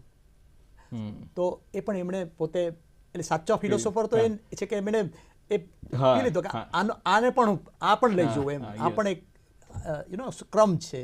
આજ મને ખબર હતી કે આવું જ થશે. પણ કહેવાનું મારું એ છે કે નરસિંહ મહેતા જે તે સમયે જે ફિલોસોફર કંઈક જુદું પોતાનું તત્વ દર્શન આપવા ગયા, સત્ય આપવા ગયા, ત્યારે એ સમયે એમનો વિરોધ થયેલો છે. એટલે ફિલોસોફી એ ફિલોસોફર સમાજ સુધારક પાછો નથી, પણ સત્યનો પથદર્શક છે. એક જમાનામાં પૃથ્વી ગોળ છે એવું સાબિત કરનાર વિજ્ઞાની પણ આમ તો ફિલોસોફર હતા, પણ એમનો પણ વિરોધ થયો છે. બરાબર છે. અને તમે જે વાત કરી ફિલ્મના ઉદાહરણની સરસ વાત કરી, તો મને એક ફિલ્મ યાદ આવે છે હોલિવૂડની, વિન્ટાજ પોઈન્ટ. હવે વિન્ટાજ પોઈન્ટમાં એક ઘટના બને છે અને ધારો કે એક હિંસક ઘટના બને છે, કેઓટિક ઘટના બને છે, આંધાધૂંધીની ઘટના બને છે, અને એનું કવરેજ કરવા માટે જુદી જુદી જગ્યાએ કેમેરા હોય છે, અને એ દરેક કેમેરા પોતાની રીતે એ દ્રશ્યો ઝીલે છે, અને દરેક કેમેરામાં એક કેમેરો છે એ ધ ઘટના જે ઘટતી હતી કે જે દુનિયા બતાવતું હતું એ જ એના ઉપર મંડાયેલો હોય છે. બીજો કેમેરો એ જ વખતે એ બાળક રડતું હોય છે, એ ઘટના માનહાથ પેલા તેડેલું છે એ છે, એક ભાગદોડ ઉપર જાય છે, એક આના ઉપર જાય છે, જે સત્યથી વિશ્વને ખબર નથી. વિશ્વ તો પેલું જ દ્રશ્ય જુએ છે કે મુખ્ય ઘટના જે બને છે સેન્ટર સ્ટેજ ઉપર, પણ આજુબાજુ વિન્ટાજ પોઈન્ટના બધા કેમેરા છે એ લોકો હ્યુમન ઇન્ટરેસ્ટ સ્ટોરી અંદર આવેલી છે દરેકની અંદર. એવી રીતે દર્શનશાસ્ત્ર છે એ બહુ આયામી હોઈ શકે, માત્ર એક સેન્ટ્રલ ફોકસ નથી, એ બહુ આયામી હોઈ શકે. અને એ દર્શનશાસ્ત્રમાં એટલે જ એ ફિલોસોફર, દરેક વ્યક્તિ ફિલોસોફર નથી બની શકતા, કોઈને એક સ્પેશિયલાઇઝેશન હોય, પણ ફિલોસોફર એ આઈ થિંક બહુ, જેમ આપણા શાસ્ત્રો જે લખાયેલા છે, ગીતા લખાયેલી છે, તો એ વખતે અત્યાર સુધી એ આજે પણ સાંપ્રત છે, એ જ વખતની વાત. રામાયણ છે તો અત્યારે સંસારની અંદર કદાચ રામાયણ વધુ ને વધુ ભજવાતી જાય છે. તો કહેવાનો શું કે એ દર્શન આપણને જે વખતે જોઈ શકતા હતા એ આપણે અત્યારે અનુભવીએ છીએ. તો ત્યારે આપણને એમ થાય કે એ લોકો કેમ જોઈ શકતા હતા? તો એ લોકો એટલા માટે જોઈ શકતા હતા કે વિન્ટાજ પોઈન્ટના બધા કેમેરા જુદી જુદી રીતે લોકોએ માંડેલા હતા, આપણે માત્ર એક જ ઉપર ફોકસ કરેલું હતું. તો ફિલોસોફી સાથે સંવેદના ખાસ આવે છે કે કોઈ વ્યક્તિએ સફળતા મેળવી તો દર્શનશાસ્ત્ર છે, ફિલોસોફર છે, એ એની પ્રોસેસમાં જાય છે. એક જ ઘટનામાં તુષારભાઈનું આટલું નામ હોય, આટલું પ્રદાન હોય, તો એક જ ઘટનામાં મારું અજ્ઞાન છે તો હું ઈર્ષા કરીશ, અને એની એ ઘટનામાં હું પ્રેરણા મેળવીશ કે ભાઈ એક જમાનામાં એમણે કેટલી સ્ટ્રગલ કરી હતી, અથવા એ મોટરસાયકલ ઉપર પણ ફરતા હતા, ચાલતા પણ જતા હતા, કેટલું વાંચન કરેલું છે. તો અને એમ કરતા એ આ મુકામ ઉપર આવે છે. આજે પણ એ કેટલું વિદ્યાર્થી બનીને રહે છે. તો કહેવાનો આ તાત્પર્ય છે કે કોઈ પણ વ્યક્તિ, કોઈ પણ સમાજ, હવે આ જ વસ્તુ હું કોઈને કહીશ તો એને નહીં ગમે તો એ મને સોક્રેટિસની જેમ અંદરથી એમ વિચારશે કે આમ છે, તો દાર્શનિકની જેમ એને એપ્રિશિએટ કરું છું. તો ફિલોસોફી છે એ મૂળ રહસ્ય, સત્ય સાચા સ્વરૂપમાં બહુજન હિતાય માટે છે. એટલે યુદ્ધ ના કરવું, શાંતિ રાખવી, એ ગૌતમ બુદ્ધનો ઉપદેશ હોય. એટલે પોતાની જાતને મળવા માંગે તો સત્ય પણ પોતે એક માધ્યમ બનતું હોય. તો બૌદ્ધના જમાનામાં એમણે જે વાત કરી આજે પણ એટલી કદાચ વધુ વિધક રીતે આપણને કામ લાગે છે. ઓશો, તો એને આપણે જેમ જેમ વર્ષો વીતતા જાય છે એમ કેટલાક મહાપુરુષો માટે એવું કહેવાતું હોય કે એમની હયાતીમાં એમની કદરની તે 100 વર્ષ પછી યાદ રખાશે. ફિલોસોફરનું આવું હોય છે કે દ્રષ્ટા તો છે જ, દાર્શનિક પણ છે, પણ કદાચ ભવિષ્યવેતા પણ, એ ભવિષ્યવેતા એટલે આપણે જે કહીએ છીએ જ્યોતિષોના સંદર્ભમાં નહીં, પણ વિઝ્યુલાઇઝેશન ઓફ ધ ફ્યુચર આ જ છે. એટલે મને લાગે છે કે ફિલોસોફી હજી એના અવિરત પ્રમાણે ચાલશે, અને આપણે વર્ચ્યુઅલ દુનિયા, સૂક્ષ્મ દુનિયા, આપણે જે વિચારીએ તે ટ્રાન્સલેટ થઈ જાય એવી દુનિયા, આ બધું હજી ઇવોલ્વ થઈ રહ્યું છે. એટલે ફિલોસોફી વિવેક ક્ષમતાની, એટલે મેટ્રિક્સ ફિલ્મ છે તો એ મેટ્રિક્સના નિર્માતા હોય એ પોતે જ કહે છે કે આ ફિલોસોફી છે. જી જી જી, બરાબર ને. તો કહેવાની અલગ અલગ રીતો છે, એની વાતો છે. મને તમે સોક્રેટિસ કહ્યું એટલે મને મનુભાઈ પંચોળી પણ યાદ આવે, એના બ્રિલિયન્ટનું પાત્ર છે ઝેન્થેપી, ઘણા બધા મને પાત્રો, અને એમાં બીજી પાછી ઝેર તો પીધા છે જાણી જાણી પણ તમને યાદ આવે કે ના એટલા બધા પ્રભાવમાં. તમે પેન નલિનના ઇન્ટરવ્યુ મેં તમારો જે લીધેલો આપે આપણા લાસ્ટ શો, છેલ્લો શોના ઓસ્કાર નોમિનેટેડ ફિલ્મ માટે, તો મેં એમણે તમે પણ એ પોતે પણ તત્વજ્ઞાનની સરસ બધી વાત કરેલી. જી જી જી, પોતાના મૂળમાં જ તત્વજ્ઞાન છે. મૂળમાં તત્વજ્ઞાન છે. બહુ સરસ મજાની વાત. અહીં અમે તુષારભાઈ બહુ જે વાત કરી, અલગ અલગ કિનારાઓ, દરિયાકાંઠાના અલગ અલગ નદીઓ અંદર આવતી હોય, ભારતીય દર્શનશાસ્ત્રની વાત કરી તો મજા વાત એ છે કે અહીંયા ચારવાક જેવું નિરીશ્વરવાદી દર્શન પણ છે, વૈશેષિક દર્શન છે, સાંખ્ય દર્શન છે, કે અદ્વૈત, દ્વૈત, ઘણી બધી વાતો છે, અને તમામે તમામ ભિન્ન ભિન્ન મતો એક સાથે ચાલે અને આ સંસ્કૃતિ બનાવે એવી આપણી ભારતીય સંસ્કૃતિ. અત્યારે રાજકારણમાં અત્યારે ગરમાવો છે, ચૂંટણીનો સમય ચાલે છે, ભિન્ન ભિન્ન મતો ઘણા બધા અત્યારે હાલ પ્રવર્તી રહ્યા હોય એમ, તો એવા સમયમાં એક સાયુજ્ય સાથે એક સમાજનું નિર્માણ આપણે કરવું હોય, એક સરસ મજાનો સૌહાર્દ અને હાર્મની સાથે આપણે આગળ વધવું હોય, તો આજે ભિન્ન મતો જે છે બધા સાથે રહી શકે, લોકો ચર્ચા કરે, ડિસ્કશન કરે, પબ્લિક ડિસ્કશન કરી શકે સરસ, એમાં ફિલોસોફીનું શું યોગદાન હોય અને ભારતીય સંસ્કૃતિમાં ખાસ કરીને? આપણે તો હમણાં જ છેલ્લા આ સાવ નજીકના સમયમાં પણ જોઈએ, અને આદરણીય નરેન્દ્રભાઈ પણ એ વસ્તુ, એ સૂત્રવાક્ય સૌથી આગળ મૂક્યું, વસુધૈવ કુટુંબકમ. આ ભારતીય દર્શન છે, આ સનાતન ધર્મનું દર્શન છે કે આ આખી વસુધા એ એક કુટુંબ છે. એટલે એમાં આ બધાય, અને કુટુંબની મજા જે હોય કે જેમાં ભિન્ન મત હોય, ભિન્ન મત ને માટેનો આદર પણ હોય, અને એ બધા મંથનમાંથી કેટલું તારણ નીકળે જે પાછું બધાની વચ્ચે વહેંચાય, તે બધાને ઉપયોગી થાય. ભારતીય દર્શન શાસ્ત્ર આવ્યા જુદા જુદા અનેક વિદ્વાનો, આચાર્યોએ પોતાના વિચારો મૂક્યા, આદિ શંકરાચાર્યથી માંડીને તે વર્તમાન સમયના પણ જે કોઈ ચિંતકો હશે તે. વિદેશને મેં કહ્યું એમ એમને એમના પ્રશ્નો છે, જીવન વિશેનો એમનો દ્રષ્ટિકોણ જ જુદો છે. ભારતીય દ્રષ્ટિકોણ શોભનો છે, અસ્તિત્વના આનંદનો છે, ઈશ્વરના હોવાનો છે. અને ઈશ્વર એટલે સ્થૂળ માત્ર મૂર્તિ નહીં, મૂર્તિ સાથે, સગુણ સાથે, એ નિરાકારને પણ એવો જ આનંદ છે. એ પ્રકૃતિ આકાશને જુએ છે ને ઈશ્વર એને એ સ્વરૂપે દેખાય છે. એટલે જે એવી મહાન ભવ્ય પરંપરામાંથી આપણે આવ્યા છીએ, આપણી પાસે આશા, નિરાશા, બધા માનવીય ભાવો હોય જ, પણ એ બધામાંથી દર્શનશાસ્ત્ર તમને કંઈક એવું એક હાથે આંગળી પકડી એવા સરસ મુકામ પર લઈ જાય કે તમને પાછું જીવન જીવવાની રુચિ જાગે. ઈશ્વર કડક છે, શિક્ષાઓ કરે છે, પરીક્ષાઓ લે છે, ને આપણને નહીં ગમે તો એવો ઈશ્વર નહીં જોઈએ એમ આપણે કહી શકીએ. પણ તરત જ તમને મરી સાહેબ કહે છે કે બહારથી એ દમામ કે પાસ આવવા ન દે, અને અંદરથી એ સંભાળ કે છેટે જવા ન દે. તો એ તમે યાદ કરો ને, તમે કુંભારને જુઓ માટલું ઘડતો અને એને ટપલા મારતો જુઓ, એટલે તમને એમ થાય કે ટપલા મારે છે તો હમણાં ફૂટી જશે માટલું. પણ તમે બહારથી ટપલું મારતો જ હાથ કેવળ જુઓ, પણ પેલો અંદરથી આધાર આપતો હાથ ન જુઓ તો તમને ન સમજાય. ઈશ્વરનો એક હાથ એવો અંદર પણ છે. આ દર્શન શાસ્ત્ર છે, સાવ સાદું છે, સરળ છે, આ રીતે જ સમજાઈ જાય, અને એમ કરતા જ ખ્યાલ આવી જાય કે આ જીવતર. રાજેન્દ્રભાઈ બહુ સરસ કહ્યું કે આ અહીં પહોંચ્યા પછી બસ એટલું સમજાય છે, કોઈ કંઈ કરતું નથી, આ બધું તો થાય છે, આ એની ઈચ્છા છે. આખી ગીતા કહ્યા પછી આટલા સવાલ જવાબ કરીને અર્જુને જે કંઈ આપણા માટે સાર દોહન તારવીને જ્ઞાન મેળવ્યું, પણ પછી હાથ જોડીને એણે ભગવાનને કહી દીધું કે તારી જેમ ઈચ્છા હોય એમ કરજે. એટલે એની ઈચ્છાથી જ, એની ઈચ્છા વગર પાંદડું પણ હલતું નથી એમ આપણે કહીએ તો આપણી પાસે ઈશ્વરના નકારનું પણ એક વિચાર છે જ, પણ એમાં પ્રકૃતિને ઈશ્વર તરીકે જુઓ તો પ્રકૃતિની ઈચ્છા વગર નથી હલતું એમ માનો, પરમાત્માને બદલે. એટલે મને કભી કભી हमने अपने दिल को यूं बहलाया है, તમે કીધું એટલે મને યાદ આવ્યું, કભી કભી हमने अपने दिल को यूं बहलाया है जिन बातों को खुद नहीं समझे उसे औरों को समझाया है. ત્યાં મિત્ર, ત્યાં આ દર્શન ને બદલે પ્રદર્શન થઈ ગયું. સાચી વાત છે. છેલ્લે બસ આપણે બહુ સરસ ભવનભાઈ પાસેથી, ભવનભાઈ એક મારે તમને પૂછવું છે કે સામાન્ય રીતે એમ હોય છે કે ચિંતન કરનારો તો ગંભીર માણસ જ હોય, ચિંતન પોતે ગંભીર વિષય છે, વાત સાચી, પણ એ ગંભીર વિષયને માટે મુખ મુદ્રા પણ ગંભીર રાખવી, હાવભાવ પણ ગંભીર રાખવા જરૂરી છે કે આપણે એ હસતો રમતો મૂવીઝ જોતો કે પછી મેસેજિંગ કરતો, વોટ્સએપ, ઇન્સ્ટાગ્રામ કરતો યુવાન પણ ચિંતક હોઈ શકે, શા માટે ના હોઈ શકે? આપનું શું કહેવું છે? ચોક્કસ હોઈ શકે ને. તમે જોઈ શકો છો કે આપણે આટલા ગંભીર વિષયની જે પણ અત્યાર સુધીની ચર્ચા કરીએ એકદમ હળવી શૈલીમાં કરી, અને કદાચ એટલે જ વધુ દર્શકો અંદર ઇન્વોલ્વ થઈને રસથી હવે વધુ ફિલોસોફી માટે રસ લેશે આ આટલું સાંભળ્યા પછી, એવું મને આશા છે. આપણે બહુ હળવી શૈલીમાં જ વાત કરી, બરાબર છે.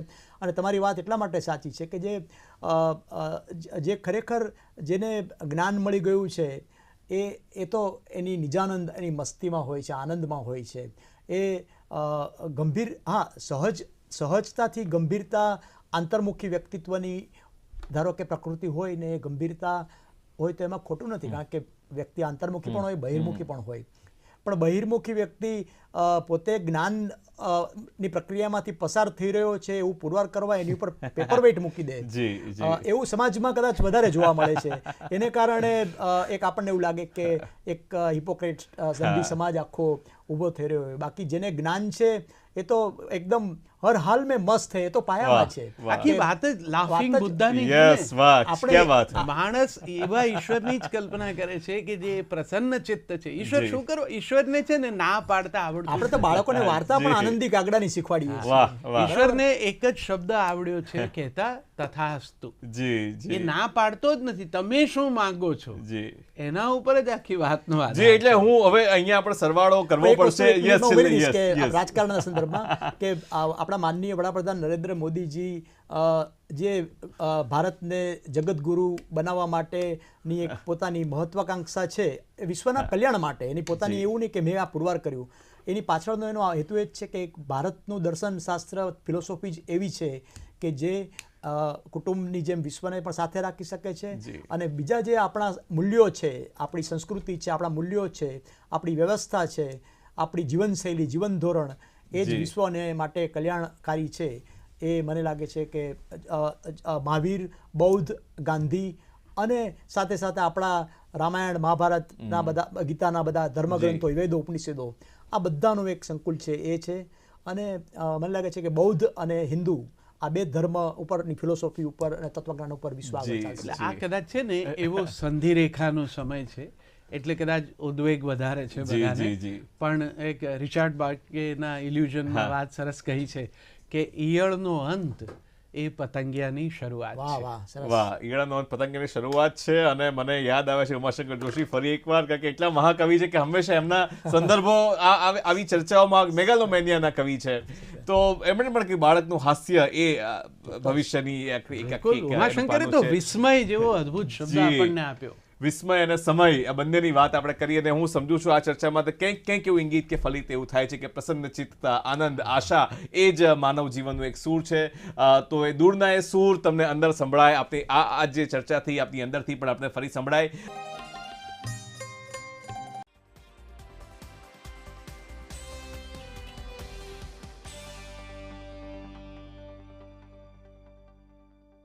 ગુજરાતમાં ચૂંટણીના પ્રચારમાં હવે જામ્યો પાકો રંગ. રાજ્યમાં પ્રધાનમંત્રી નરેન્દ્ર મોદી ડબલ એન્જિનની સરકારના કામોથી રાજ્યભરમાં ગુંજવશે સભાઓ. વાપીમાં રોડ શો તો વલસાડમાં જનસભાનો કાર્યક્રમ. પ્રજાને આપશે જીતનો વિશ્વાસ. રાજ્યભરમાં મુખ્યમંત્રી ભૂપેન્દ્ર પટેલનો પણ હવે ઝંઝાવાતી પ્રચાર. વિવિધ વિધાનસભા મતવિસ્તારની મુલાકાત લઈને લોકોને જીતનો ડોઝ આપી રહ્યા છે. તો ગતરોજ સુરતના કાર્યકર્તાઓમાં જમાવ્યો હતો ભાજપનો રંગ. તો આજે માણસા, વટવા, નિકોલ, સાબરમતીમાં વિવિધ સભાઓ સંબોધશે. આપના મુખ્યમંત્રી પદના દાવેદાર ઈસુદાન ગઢવીનો જનસંપર્ક કાર્યક્રમ યથાવત. તો આજે તેઓ કુવાડિયા, સામોર, વડોદરા, સિદ્ધપુર સહિત લોકો સાથે સાધશે જનસંપર્ક. તો બીજી તરફ પ્રદેશ અધ્યક્ષ ગોપાલ ઇટાલિયાએ ડોર ટુ ડોર કેમ્પેનને આપ્યું વધુ જોર. સાથે જ આપે તેમના નિરીક્ષકોના નામોને પણ કર્યા પ્રજા સમક્ષ. બીજા તબક્કાની ચૂંટણી માટે ફોર્મ પાછા ખેંચવાની ડેડલાઇનને 2 દિવસની વાર. ત્યારે ચૂંટણી આયોગ દ્વારા બીજા તબક્કાના ઉમેદવારોના નામોની યાદી કરવામાં આવી જાહેર. કુલ 1515 ઉમેદવારોમાંથી 1112 ફોર્મ થયા પાસ. તો 21 નવેમ્બરે ખબર પડશે બીજા તબક્કાના ફાઇનલ ચહેરાઓ. જ્યારે પ્રથમ તબક્કાના 788 ચહેરાઓ થઈ ગયા છે સ્પષ્ટ. ગુજરાત વિધાનસભા ચૂંટણી પ્રક્રિયા મુક્ત અને ન્યાયી વાતાવરણમાં યોજાય તથા આદર્શ આચાર સંહિતાનો અમલ જળવાઈ રહે તે માટે આઈપીએસ અધિકારી નરસિંહા કોમરે યોજી પ્રેસ કોન્ફરન્સ. કહ્યું, રાજ્યની બોર્ડર સીલ કરવા માટે 140થી વધુ ચેકપોસ્ટમાં જવાનો તૈનાત. ગુજરાત વિધાનસભાની ચૂંટણીમાં હવે રોબોટ કરી રહ્યા છે પ્રચાર. નડિયાદ વિધાનસભા બેઠકના ભાજપના ઉમેદવાર પંકજ દેસાઈએ પ્રચાર માટે રોબોટ ઉતાર્યો મેદાનમાં. જોઈએ પ્રચારની આ અનોખી પહેલ લોકોના કેટલા વોટ મેળવી શકશે. કોંગ્રેસના આલોક શર્મા, વિમલ શાહ અને હેમાંગ રાવલનો આમ આદમી પાર્ટી પર હુમલો. પત્રકાર પરિષદ યોજીને આપ પર કર્યા આકરા પ્રહારો. 6 महीने के करीब हो गए ये जो आम आदमी पार्टी कहती थी कि हम पार्टी विद डिफरेंस है और हमारे ऊपर आरोप लगेंगे तो हम तुरंत इस्तीफे दे देंगे। ये दुनिया के इस्तीफे मांगते थे। जिस तरह से आज ये पूरा प्रकरण सामने है, आम आदमी पार्टी इस देश के लिए बड़ी खतरा है।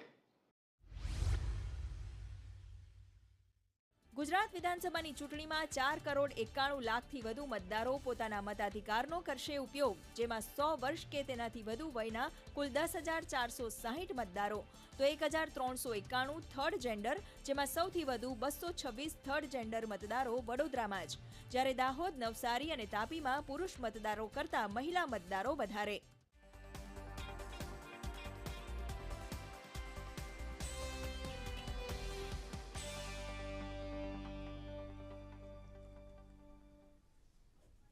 તો આ હતી આજની ચૂંટણી હલચલ અને નમસ્કાર દર્શક મિત્રો, હું છું દેવશી વારોતરિયા।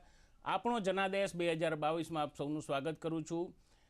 આપણે સમગ્ર રાજ્યભરમાં અત્યારે ચૂંટણીને લઈને શું ગતિવિધિઓ થઈ રહી છે અને કઈ રીતે ઉમેદવારો પ્રચાર કરી રહ્યા છે એ વિશે આપણે જોયું। અને આપણી સાથે આજે સ્ટુડિયોમાં જોડાયા છે અલ્કેશ પટેલ, વરિષ્ઠ પત્રકાર અને રાજકીય વિશ્લેષક। અલ્કેશભાઈ, ખાસ કરીને આપણે જે ચૂંટણી હલચલ જોઈ અને એક આછેરી નજર લગાવી સમગ્ર રાજ્યની જે ચૂંટણીની ગતિવિધિઓ છે એના ઉપર, તો સૌથી પહેલાં આજનો તમને સવાલ કરું કે કેવો લાગે છે માહોલ આપને? માહોલ એકદમ જામી ગયો છે એવું કહેવામાં ખોટું નથી, અને એમાં ઘણા બધા પરિબળો છે। એટલે અમુક ઉમેદવાર, મોટાભાગના ઉમેદવારો પોતપોતાનો વિશ્વાસ વ્યક્ત કરી રહ્યા છે। અમુક ઉમેદવારો હજુ પણ બંને પક્ષના, ખાસ કરીને ભાજપ કોંગ્રેસ બંને પક્ષના જે સત્તાવાર ઉમેદવારો છે એમની સામે એમના બળવાના કારણે પણ વિચિત્ર સ્થિતિનો સામનો કરી રહ્યા છે। અપક્ષો પણ અમુક જગ્યાએ એવો દાવો કરે છે કે ભાઈ જે હતા અહીંયા ભાજપના હતા એ કોંગ્રેસમાં ગયા અને કોંગ્રેસના હતા એ ભાજપમાં ગયા નેતા, એટલે હવે એમનો વિશ્વાસ પ્રજામાં રહ્યો નથી અને એના કારણે અપક્ષ તરીકે જીતીશું। એટલે એક શું કહેવાય, બધી રીતે દાવા પ્રતિદાવા, આક્ષેપ પ્રતિ આક્ષેપ બધું જ આજે હવે એકદમ વધારે શરૂ થઈ ગયું છે। અને સામે વડાપ્રધાન પોતે આજે સાંજથી પાછા આવી રહ્યા છે ગુજરાતમાં, એટલે એ પણ એક નવો એમાં ઉમેરો થશે। રાઈટ, પ્રધાનમંત્રી પણ આજે વલસાડની અંદર પણ સભા કરવાના છે।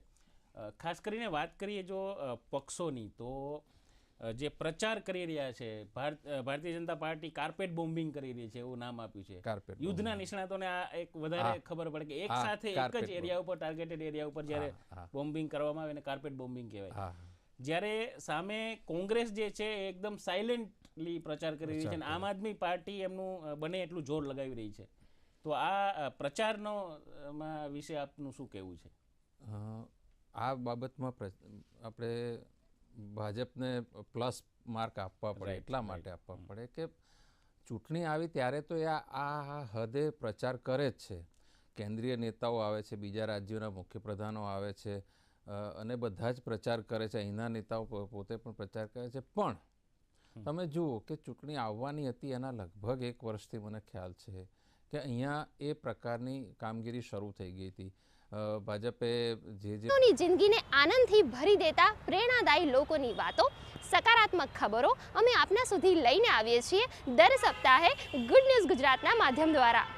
નમસ્કાર, હું છું નિકેતા શુક્લા અને આજના એપિસોડમાં આપણે વાત કરીશું વિશ્વ ડાયાબિટીસ દિવસ વિશેની, ગુજરાતમાં આવનાર ચૂંટણી વિશેના સ્પેશિયલ ગીત વિશેની અને એ સાથે કેટલીક સકારાત્મક ખબરોની।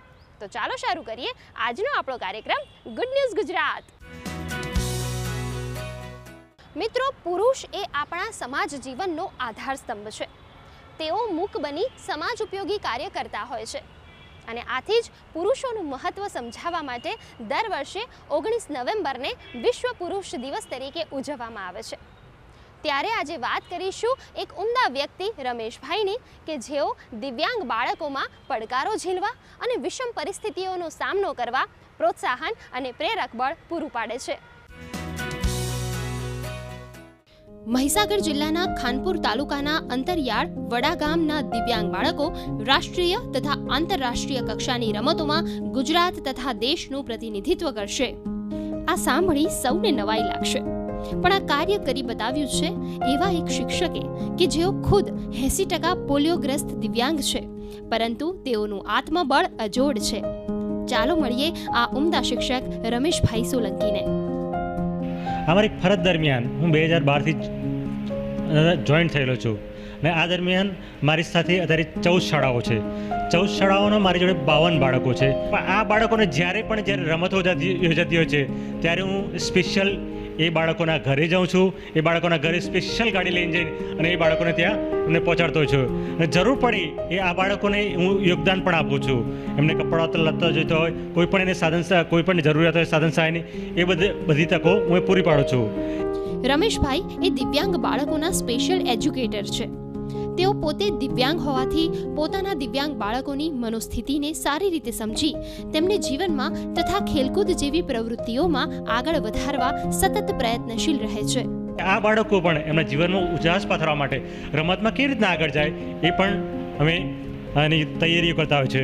એના ભાગરૂપે 2012થી 2022 સુધીમાં આજ સુધી મેં 13 મેડલ મેળવ્યા છે. મેં 5 ગોલ્ડ મેડલ મેળવ્યા છે, 5 સિલ્વર મેડલ અને 3 બ્રોન્ઝ મેડલ મેળવ્યા છે. કે જેવી રમતો કે બોચીની રમત, ઘોડા ફેંક, ઝડપથી ચાલવું અને ઝડપથી દોડવું, આવી રમતો છે. અને ફૂટબોલની અંદર ફૂટબોલ છે, ટેબલ ટેનિસ છે, આ વિવિધ રમતોની અંદર આ બાળકોને રાજ્ય કક્ષાએ અને જિલ્લા કક્ષાએ મોકલ્યા છે. એમાંથી જિલ્લા કક્ષાએ કુલ 34 બાળકો નંબર મેળવેલા છે. રમેશભાઈના સતત માર્ગદર્શન તથા પ્રેરણાના કારણે જિલ્લાના દિવ્યાંગ બાળકોએ વિવિધ રમતગમતમાં જિલ્લા કક્ષાએ, રાજ્ય કક્ષાએ તથા રાષ્ટ્રીય કક્ષાએ અનેક મેડલ મેળવ્યા છે. તો 3 બાળકો આંતરરાષ્ટ્રીય કક્ષાએ પેરા ઓલિમ્પિકમાં પસંદગી પામી શકે છે. જલ્પા અમૃત કે જે 100 મીટર દોડ અને 200 મીટર દોડની અંદર આંતરરાષ્ટ્રીય રાષ્ટ્રીય કક્ષાએ 2 વખત રમી છે. અને જ્યારે ફૂટબોલની અંદર મચ્છાર રાધાબેન રામાભાઈ એ 4 થી 5 વખત ઇન્ટરનેશનલ કક્ષાએ રમી છે. ના બંને દીકરીઓ આંતરરાષ્ટ્રીય કક્ષાએ જવા માટે હવે તૈયારી રૂપ છે. શક્ય છે કે આ દીકરીઓ જૂન મહિનાની અંદર આંતરરાષ્ટ્રીય કક્ષાએ પસંદગીમાં જવાની પ્રબળ સંભાવનાઓ રહેલી છે. દિવ્યાંગ બાળકોના માતા પિતા હંમેશા પોતાના બાળકના ભવિષ્યને લઈને સતત ચિંતામાં રહેતા હોય છે. ત્યારે મહીસાગર જિલ્લાના આ માતા પિતા ખુમારીથી પોતાના દિવ્યાંગ બાળકોની સિદ્ધિને વર્ણવી સંતોષ વ્યક્ત કરી રહ્યા છે. રમેશભાઈનો બી ખૂબ ખૂબ આભાર છે.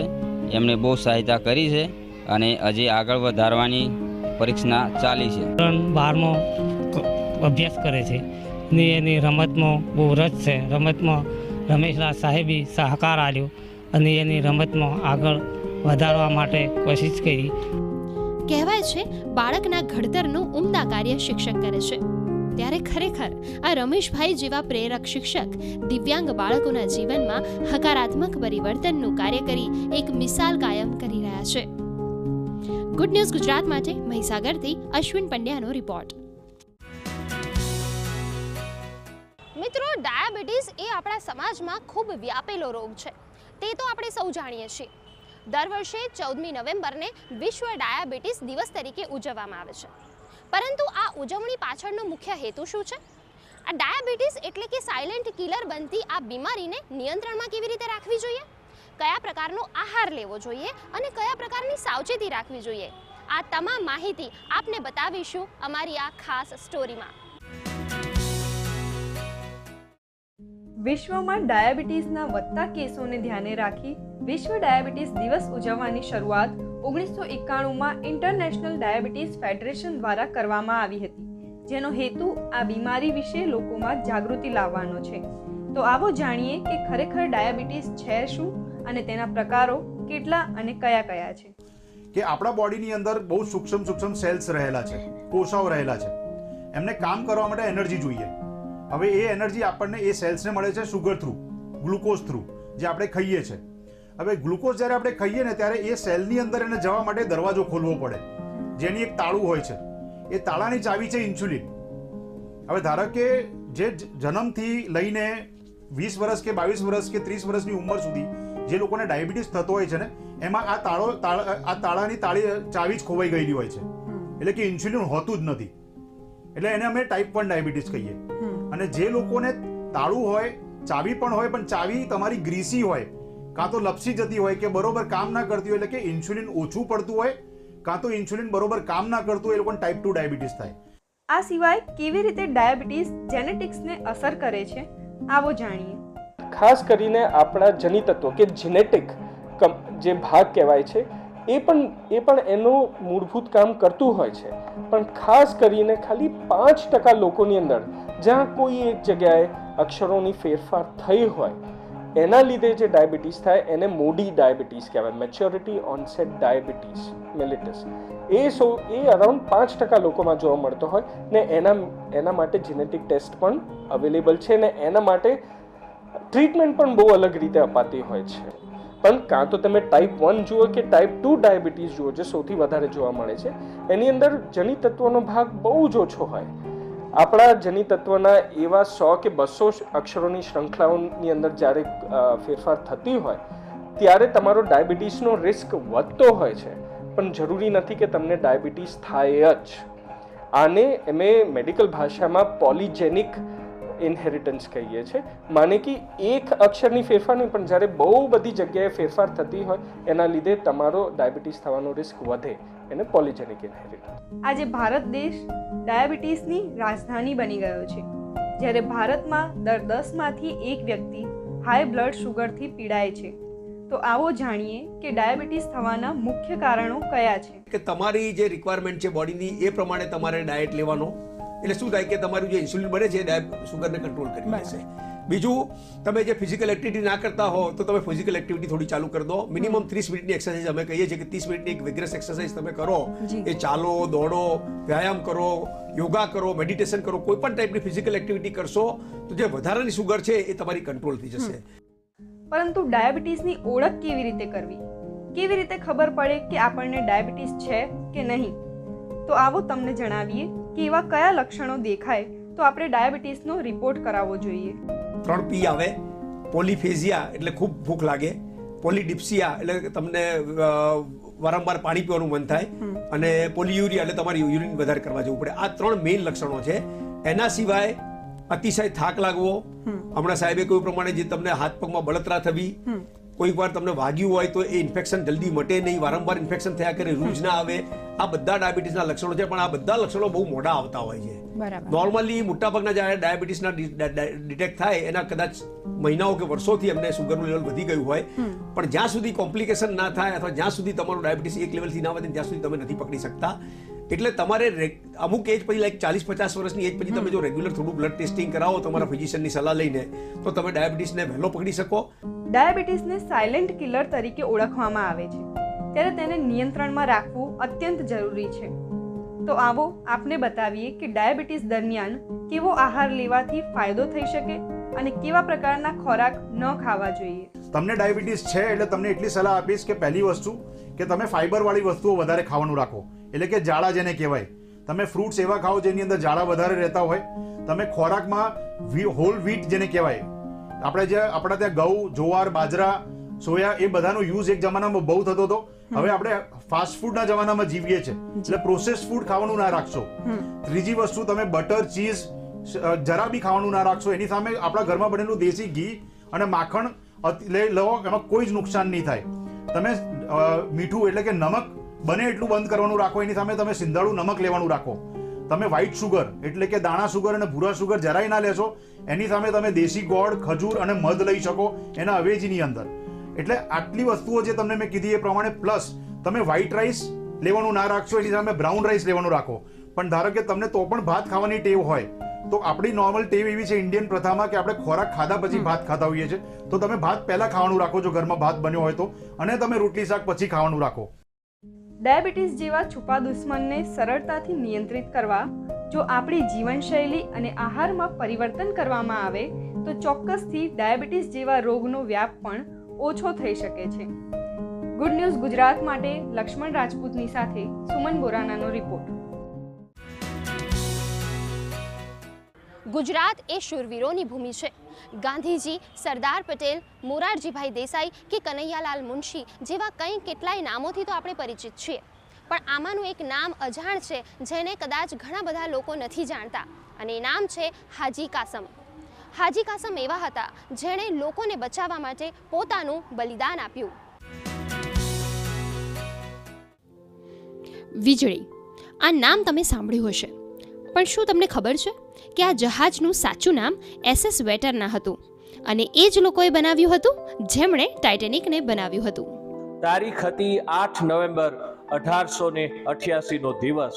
આ દિવસે આ સ્ટીમર દરિયામાં ડૂબી ગઈ. એનું સાચું નામ વેતરણા હતું. મુંબઈ પાસે એક વેતરણા નામની નદી છે, એના ઉપરથી આ સ્ટીમરનું નામ રાખવામાં આવ્યું હતું.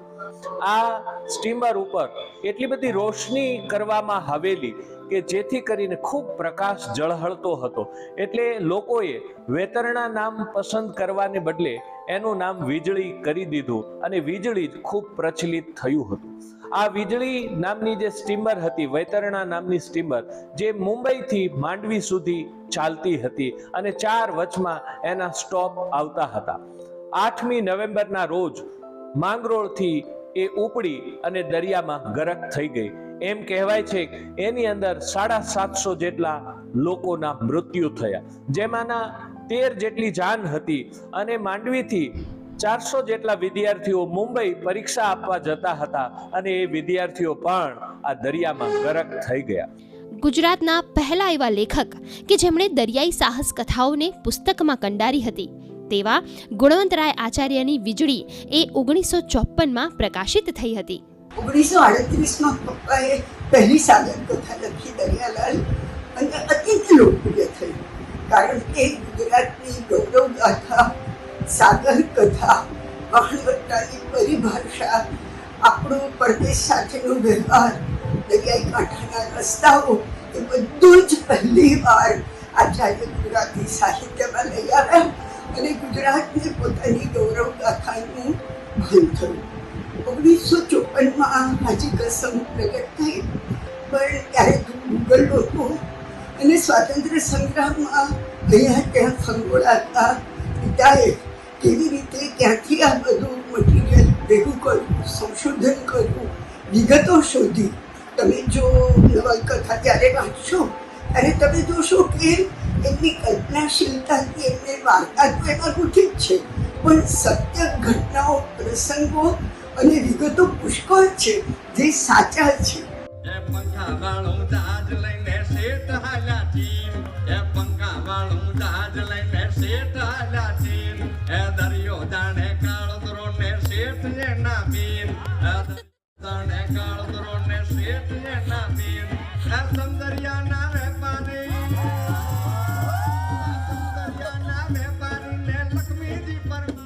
ગુણવંતરાય આચાર્ય લિખિત હાજી કાસમ તારી વીજળી પરથી પ્રેરિત આ નાટક એ માત્ર એક સાહસ કથા નથી, પરંતુ તેમાં પ્રેમ છે, તેમાં લાગણીઓ છે, અને સાહસ તો છે જ. અને ઘટના સત્ય છે. ટાઇટેનિક ડૂબ્યું, એનો જે ડિઝાસ્ટર છે એના પછી એના અવશેષ મળ્યા, એનું સંશોધન થયું, અને ખૂબ બધા પૈસા ખર્ચ થયા એની પાછળ, પણ વીજળીનો કોઈ અતોપતો નથી, કારણ કે એની પાછળ કોઈ સંશોધન, જે સાહિત્યમાં જે સંશોધન થયું છે એ થયું છે. બાકી અંદર જઈને કંઈક કાઢી શકાય એવું કશું મળ્યું નથી. અને એટલા માટે ખૂબ મહત્ત્વની આ ઘટના છે, જે આજે પણ ઘણી બધી જગ્યાએ હાજી કાસમ તારી વીજળી રે મધદરિયે વેરણ થઈ એ ગવાય છે. હાજી કાસમ તારી વીજળી જે ગુણવંતરાય આચાર્ય સાહેબની નવલકથા છે, એટલા માટે મારા માટે રસપ્રદ બનતી હતી કે એ માત્ર વીજળી વિશે નથી, પણ હ્યુમન ઇમોશન્સ છે એની અંદર. લોકોની લાગણી સિવાય એક પર્સનલ લાગણી પણ છે. નાટક જ્યારે આપણે એકચ્યુઅલી નાટક લખવા માટે બેસીએ ત્યારે એ એક બંધાયેલા ફોર્મેટમાં હોય કે ઘરની અંદર જ બનતું નાટક, અથવા તો ફલાણા કોઈક એક લોકેશન ઉપર બનતું નાટક, અને એનો સેટ ફિક્સ હોય. જ્યારે કે આ સાહસ કથા છે જે શરૂ થાય છે માંગરોળ નામના ગામમાંથી, આપણા ગુજરાતનો દરિયાઈ પટ્ટો માંગરોળથી શરૂ થાય છે, લંડન પહોંચે છે, અને વચ્ચે કંઈ કેટલાય લોકેશન્સમાંથી પસાર થઈને જાય છે. એટલે આમ જોવા જાવ તો આ ફિલ્મનો સ્ક્રીન પ્લે છે, અને એને નાટકમાં લાવવું એ ખૂબ મોટી ચેલેન્જ હતી. આમ જોવા જઈએ તો આ નાટકની ઘણી બધી વિશેષતાઓ છે. પણ સૌથી મોટી વિશેષતા એ છે કે તે ગુણવંતરાય આચાર્યની નવલકથા હાજી કાસમ તારી વીજળી પરથી બનેલું છે. એડેપ્ટેશન પોતાનામાં બહુ પ્યોર આર્ટ છે. તમે જ્યારે રૂપાંતરણ કરતા હો ત્યારે તમારી કેટલીક જવાબદારી છે. કૃતિ લખાઈ ચૂકી છે, એક સર્જકે પોતાના જીવનના એક ચોક્કસ વર્ષો આપીને આ કૃતિને સિંચી છે. ત્યારે તમે નાટક લખતા હો, એના પર કંઈક બીજું એડેપ્ટેશન કરતા હો, ત્યારે મૂળ કૃતિનો હાર્દ અને આત્મા એ દુભાય નહીં. મૂળ વાત બહાર આવે ને તમે તમારી કળા પણ કરી શકો. આ તો કેવું છે, પારકા ટોડલામાં પોતાના મોરલા ચિતરવાના છે, પણ એ મોરલા એવાય ના ચિત્રો કે ટોડલા બગડે કોઈના. તો એ જગ્યા ગુણવંતરાય આચાર્ય આપી છે. તો લખતી વખતે મેં અને મારા દિગ્દર્શક અભિનય બેંકરે એ જ ધ્યાન રાખ્યું છે કે મૂળ કૃતિને ક્યાંય અન્યાય ન થાય, મૂળ કૃતિનો સૂર છે એ જળવાય રહે. આપણા શૂરવીર હાજી કાસમે એ સમયે એ બધા લોકોને પોતાના અંતિમ શ્વાસ સુધી બચાવવાના પ્રયત્નો કર્યા હતા. ગુડ ન્યૂઝ ગુજરાત માટે ગુડ ન્યૂઝ ડેસ્કનો રિપોર્ટ. ગુજરાતમાં ચૂંટણીનું બ્યુગલ વાગી ચૂક્યું છે. દરેક રાજકીય પાર્ટીઓ પ્રચાર માટે લાગી ચૂકી છે. ત્યારે મતદાનની જાગૃતતા ફેલાવવા માટે ચૂંટણી આયોગ દ્વારા એક આધિકારિક ગીત લોન્ચ કરવામાં આવ્યું છે. આ ગીત ગુજરાત કેડરના IAS અધિકારી ડોક્ટર મનીષ બંસલ દ્વારા લખવામાં આવ્યું છે, જે સૌને મતદાન કરવા પ્રેરિત કરે છે.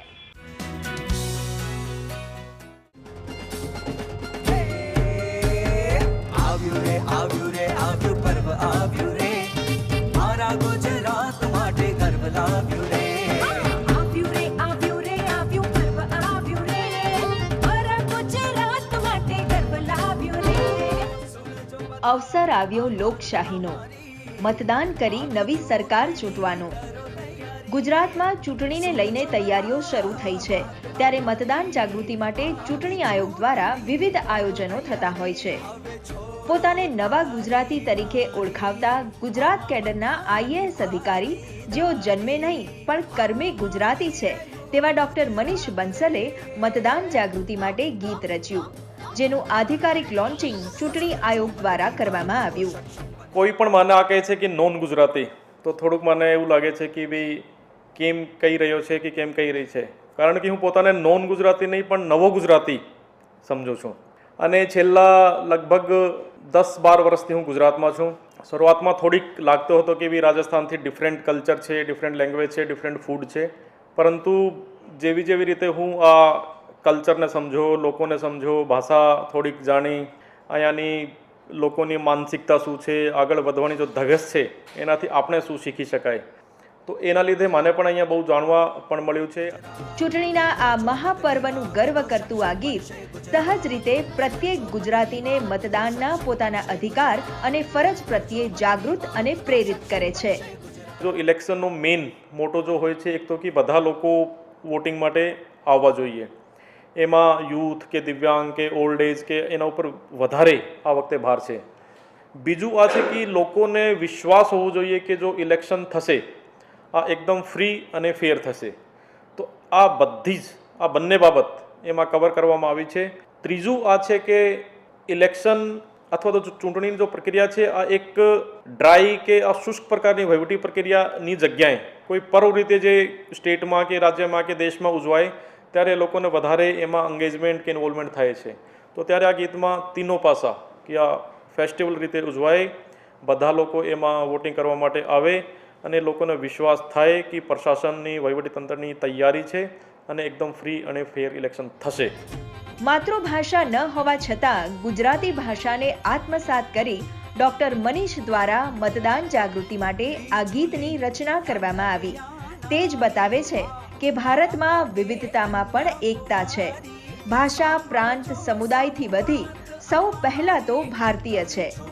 આ જ ભાવ ભારતને એક ભારત શ્રેષ્ઠ ભારત બનાવે છે. આપણા દેશમાં કદાચ બહુ લેંગ્વેજ છે, ફૂડ હેબિટ પણ અલગ અલગ છે, પછી કલ્ચર અલગ અલગ છે, તહેવાર અલગ અલગ છે, ફેસ્ટિવલ અલગ અલગ છે અને સોચ કદાચ અલગ અલગ થઈ શકે, પરંતુ જ્યારે દેશની વાત આવે ત્યારે મને એવું લાગે છે કે બધા લોકો એક સાથે ભેગા થઈ જાય છે. દાખલા તરીકે ક્યારેક આપણે જોઈએ કે ક્રિકેટનો મેચ હોય છે ભારત અને પાકિસ્તાન વચ્ચે, ત્યારે કોઈ ગુજરાતી કે રાજસ્થાની કે MP કે UP કે પંજાબ કે તમિલનાડુ કે રહેતો નથી, પછી બધા ભારતીય થઈ જાય છે. અને એનો જ હું પ્રયાસ કર્યો છે કે ભાઈ આપણા લેંગ્વેજ જો આ જો મીન્સ કે આ તો મોડ ઓફ કમ્યુનિકેશન છે, તો એમાં બહુ ફેર નથી પડતો. અને જો મેઇન મોટો જો સપનો છે એક ભારત શ્રેષ્ઠ ભારતનો કહી શકાય, કે આઝાદીના અમૃત મહોત્સવનો કહી શકાય, કે આઝાદીના અમૃતકાલનો કહી શકાય, તો આ મોટો ઉદ્દેશ્ય આ છે ને એને જ મગજમાં રાખવું જોઈએ.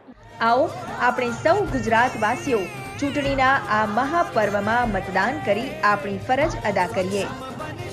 ગુડ ન્યૂઝ ગુજરાત માટે સુમન બોરાણાનો રિપોર્ટ.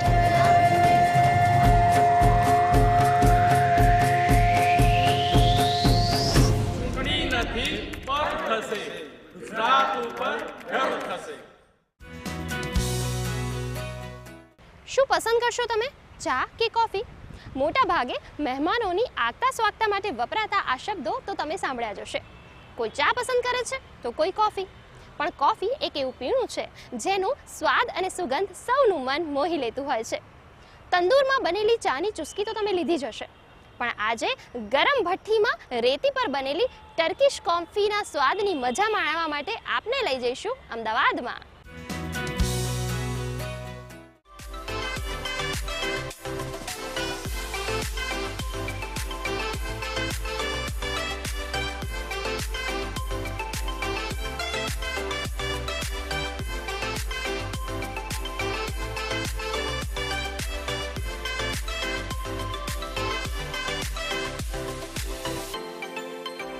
આપણા રોજિંદા પીણાઓમાંનું એક ખાસ અને લોકપ્રિય પીણું એટલે કોફી. પણ શું આપ જાણો છો, કોફિયા અરેબિકા નામના ઝાડ પર આવતા ફળમાંથી બનાવવામાં આવે છે આ કોફી. આ ઝાડ પર લાગેલી ફળીઓ એટલે કે કોફી બીન્સને તપાવી અને ભૂકો કરી બનાવવામાં આવે છે કોફી પાવડર. અને ત્યારબાદ આ ગરમ કોફીનો સ્વાદ આપણે સૌ માણીએ છીએ.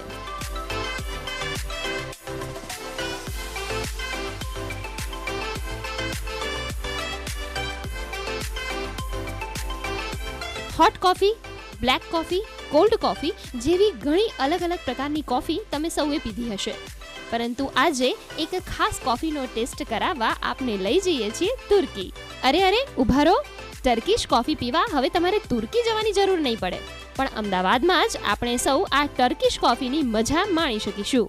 ટર્કીશ કોફી એવું છે કે સૌથી સારી દુનિયાની સૌથી બેસ્ટ કોફી જે ટર્કીશ કોફી છે.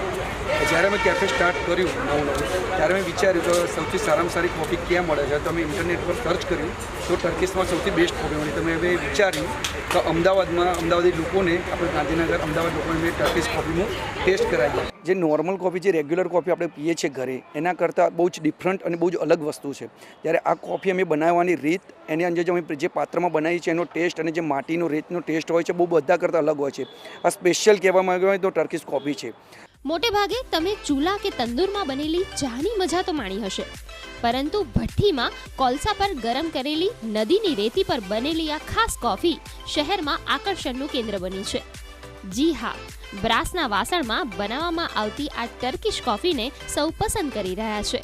કોફી બનાવવાની આ પદ્ધતિ જ નહીં, પરંતુ આ કોફીનો સ્વાદ પણ લોકોનું દિલ જીતી રહ્યો છે. તંદૂરની અંદર કોલસા નાખીએ છીએ, એને ગરમ કરીએ છીએ, એને કમસે કમ 10 થી 15 મિનિટ ગરમ કરીએ છીએ અને એમાં રેત હોય છે નદીની, એની અંદર અમે બનાવીએ છીએ કોફી. અને એની અંદર અમારે બ્રશ અને કોપરનું પાત્ર હોય છે. એને અમે સૌથી પહેલાં એક પાત્રની અંદર પાણી લઈએ છીએ અને બીજા પાત્રની અંદર દૂધ મિલ્ક લઈએ છીએ. પછી બંનેને 10 થી 15 મિનિટ સુધી ગરમ કરીએ છીએ. જેટલું અમે ગરમ કરીશું એનો ટેસ્ટ અલગ જ આવે છે, પ્રોપર ટર્કીશનો ટેસ્ટ મળે છે. પછી અમે એને બરોબર પ્રોપર થઈ જાય છે પછી એનું અમે સર્વ કરીએ છીએ. પહેલાં કોફીની ગાડી છે એની અંદર મિલ્ક સર્વ કરીને મિક્સ કરીને અમે આપીએ છીએ. હંમેશા કંઈક અલગ રીતે બનતી વસ્તુ સૌને આકર્ષિત કરે છે. તેવી જ રીતે અમદાવાદની જનતા આ ટર્કીશ કોફીનો સ્વાદ અને સુગંધને પસંદ કરી રહી છે. ટર્કીશ કોફીની જે બનાવવાની જે રીત છે ને એ આખી ડિફરન્ટ છે compare to the other coffee makers. અને I love coffee very much. તો I have been to various places for coffee. અહીંયાનું જે ટર્કીશ કોફીનો જે સ્વાદ છે એ આખો ડિફરન્ટ છે, બહુ સરસ છે અને પીવામાં બી બહુ મજા આવે છે એકદમ. થોડું એનું સ્ટ્રોંગ ફ્લેવર છે અને અલોંગ વિથ દેટ જે એક એરોમા છે એનો એ બહુ સરસ છે. છેલ્લા 1.5 વર્ષથી અહીં આવું છું કોફી પીવા. હું કોફી લવર જ છું. એમ તો મેં ઘણી બધી ટ્રાય કરી છે કોફી. મતલબ મેં સાંભળ્યું યુટ્યુબ અને સોશિયલ મીડિયા પર જોયું આનું, તો પછી મારી બી ઈચ્છા થઈ કે અહીં આવવાની, પણ મને બહુ સારી લાગી અહીંયાની કોફી. અને જે આ લોકોની બનાવવાની રીત એ પણ બહુ સારી છે. તમે જોઈને તમને પણ સારું લાગશે. કોફી એક એવું પીણું છે જે આપણા શરીરમાં તાજગી અને ઉર્જા ભરી દે છે. અને તેમાં પણ કંઈક અલગ રીતે બનાવેલ આ કોફીનો સ્વાદ જો બમણો થઈ જાય તો આ જ તાજગી આપણને સકારાત્મક ઉર્જા તરફ લઈ જાય છે. તો આવનાર શિયાળાની ઠંડીમાં તમે પણ આ ટર્કીશ કોફીની મજા માણી શકો છો. ગુડ ન્યૂઝ ગુજરાત માટે લક્ષ્મણ રાજપૂત સાથે સુમન બોરાનાનો રિપોર્ટ. તો દર્શક મિત્રો, આ હતો આજનો અમારો સકારાત્મક ખબરોનો કાર્યક્રમ ગુડ ન્યૂઝ ગુજરાત. આપ આપના અભિપ્રાય અને આવી જ ગુડ ન્યૂઝ અમને મોકલી શકો છો. અમારું ઈમેલ આઈડી છે goodnewsgujarat@gmail.com. આ એપિસોડ આપ અમારી YouTube channel DD news Gujarati પર પણ નિહાળી શકો છો. તો દર્શક મિત્રો, આ સપ્તાહે માત્ર આટલું જ. આવતા સપ્તાહે ફરીથી મળીશું. ત્યાં સુધી અમને રજા આપશો. નમસ્કાર.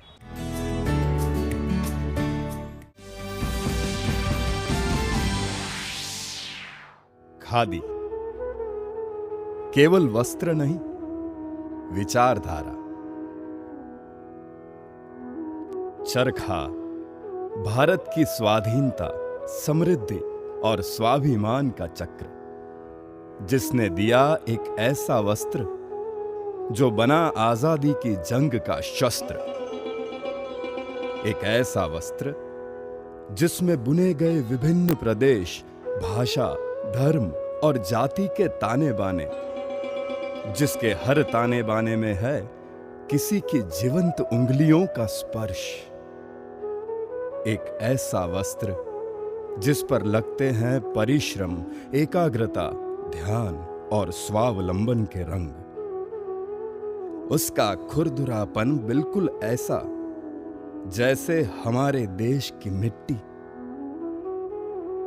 एक ऐसा वस्त्र जो न केवल पसीने को बल्कि गरीबी को भी सोख लेता है.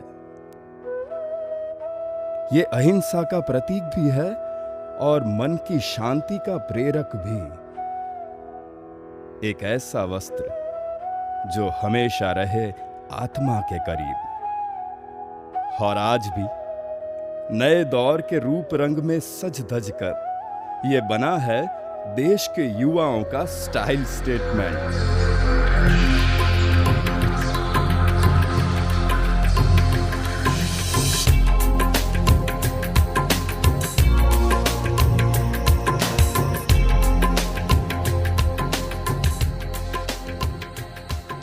पूरी दुनिया ने इसे माना है इको फ्रेंडली फैब्रिक. यह है हमारे देश का वस्त्र, खादी.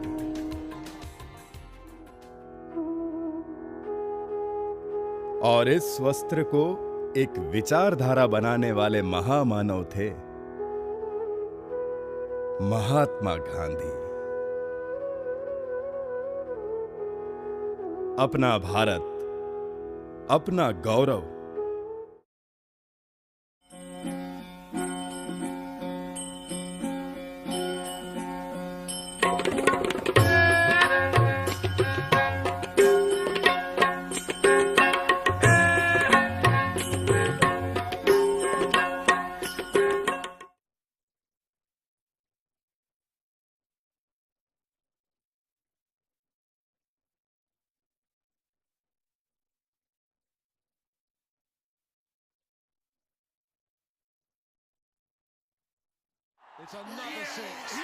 જલ્દી રિચાર્જ કરો. અરે આ શું કર્યું?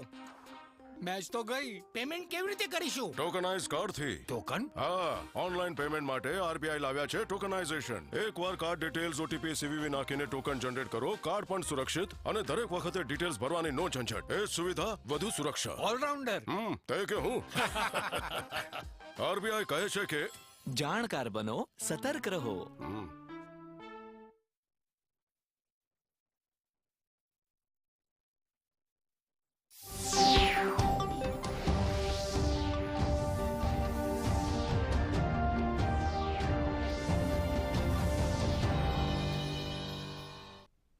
નમસ્કાર, દૂરદર્શન સમાચારમાં આપનું સ્વાગત છે. હું છું સાક્ષી. સમાચારની શરૂઆત કરીશું હેડલાઇન્સની સાથે. પ્રધાનમંત્રી નરેન્દ્ર મોદીએ કાઠિયાવાડમાં માત્ર કમળના વિજય સંકલ્પ સાથે ગુજરાતમાં ગજવી જનસભાઓ. અમરેલીમાં સભા સંબોધતા કહ્યું, કૃષિ મહોત્સવ શરૂ કરી ભાજપ સરકારે ખેડૂતની આવકમાં કર્યો વધારો, તો અમરેલી જિલ્લાના ખેડૂતોને પ્રાકૃતિક ખેતીમાં અનેક સિદ્ધિઓ પ્રાપ્ત કરવા બદલ આપ્યા અભિનંદન. પ્રધાનમંત્રી નરેન્દ્ર મોદીએ આજે સોમનાથ મંદિરમાં મહાદેવની કરી પૂજા અર્ચના સાથે જનસભા પણ સંબોધી અને કહ્યું, સુશાસનથી ગુજરાત પહોંચ્યું નવી ઊંચાઈ પર, તો રેકોર્ડ બ્રેક મતદાન કરવા મતદાતાઓને કરી અપીલ.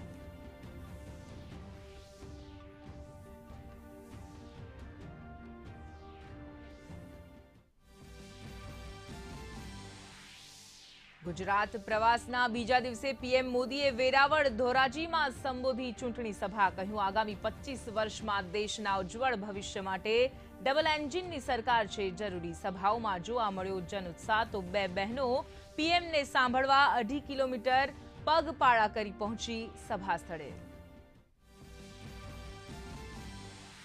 ગુજરાત વિધાનસભાની ચૂંટણીને લઈને ભાજપનો જોરશોરથી પ્રચાર પ્રસાર શરૂ. કેન્દ્રીય ગૃહમંત્રી અમિત શાહે નીઝર અને ડેડિયાપાડામાં સંબોધી જનસભા.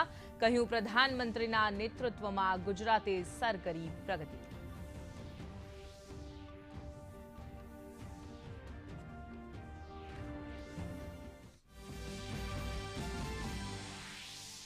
ગુજરાત વિધાનસભા ચૂંટણીમાં મતદાન જાગૃતિ માટે ચૂંટણી પંચનો અવસર રથ પહોંચ્યો સુરેન્દ્રનગર. રાજ્યભરમાં મતદાન જાગૃતિ માટે ઠેર ઠેર વિવિધ કાર્યક્રમો. અમદાવાદ જિલ્લામાં 211 જેટલા કિન્નર સમુદાયના લોકો પોતાના મતાધિકારનો કરશે ઉપયોગ. 53માં ભારતીય આંતરરાષ્ટ્રીય ફિલ્મ મહોત્સવનો આજથી ગોવા ખાતે પ્રારંભ થશે. ફિલ્મોના મહાકુંભમાં દેશ દુનિયાના ફિલ્મ જગતના દિગ્ગજો થશે સામેલ. 9 દિવસ સુધી ચાલનાર 79 રાષ્ટ્રોની 280 ફિલ્મો થશે પ્રસારિત.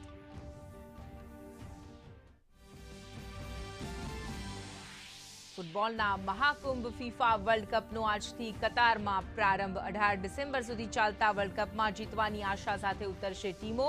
તો આજે કતર અને ઇક્વાડોર વચ્ચે થશે પ્રથમ મુકાબલો.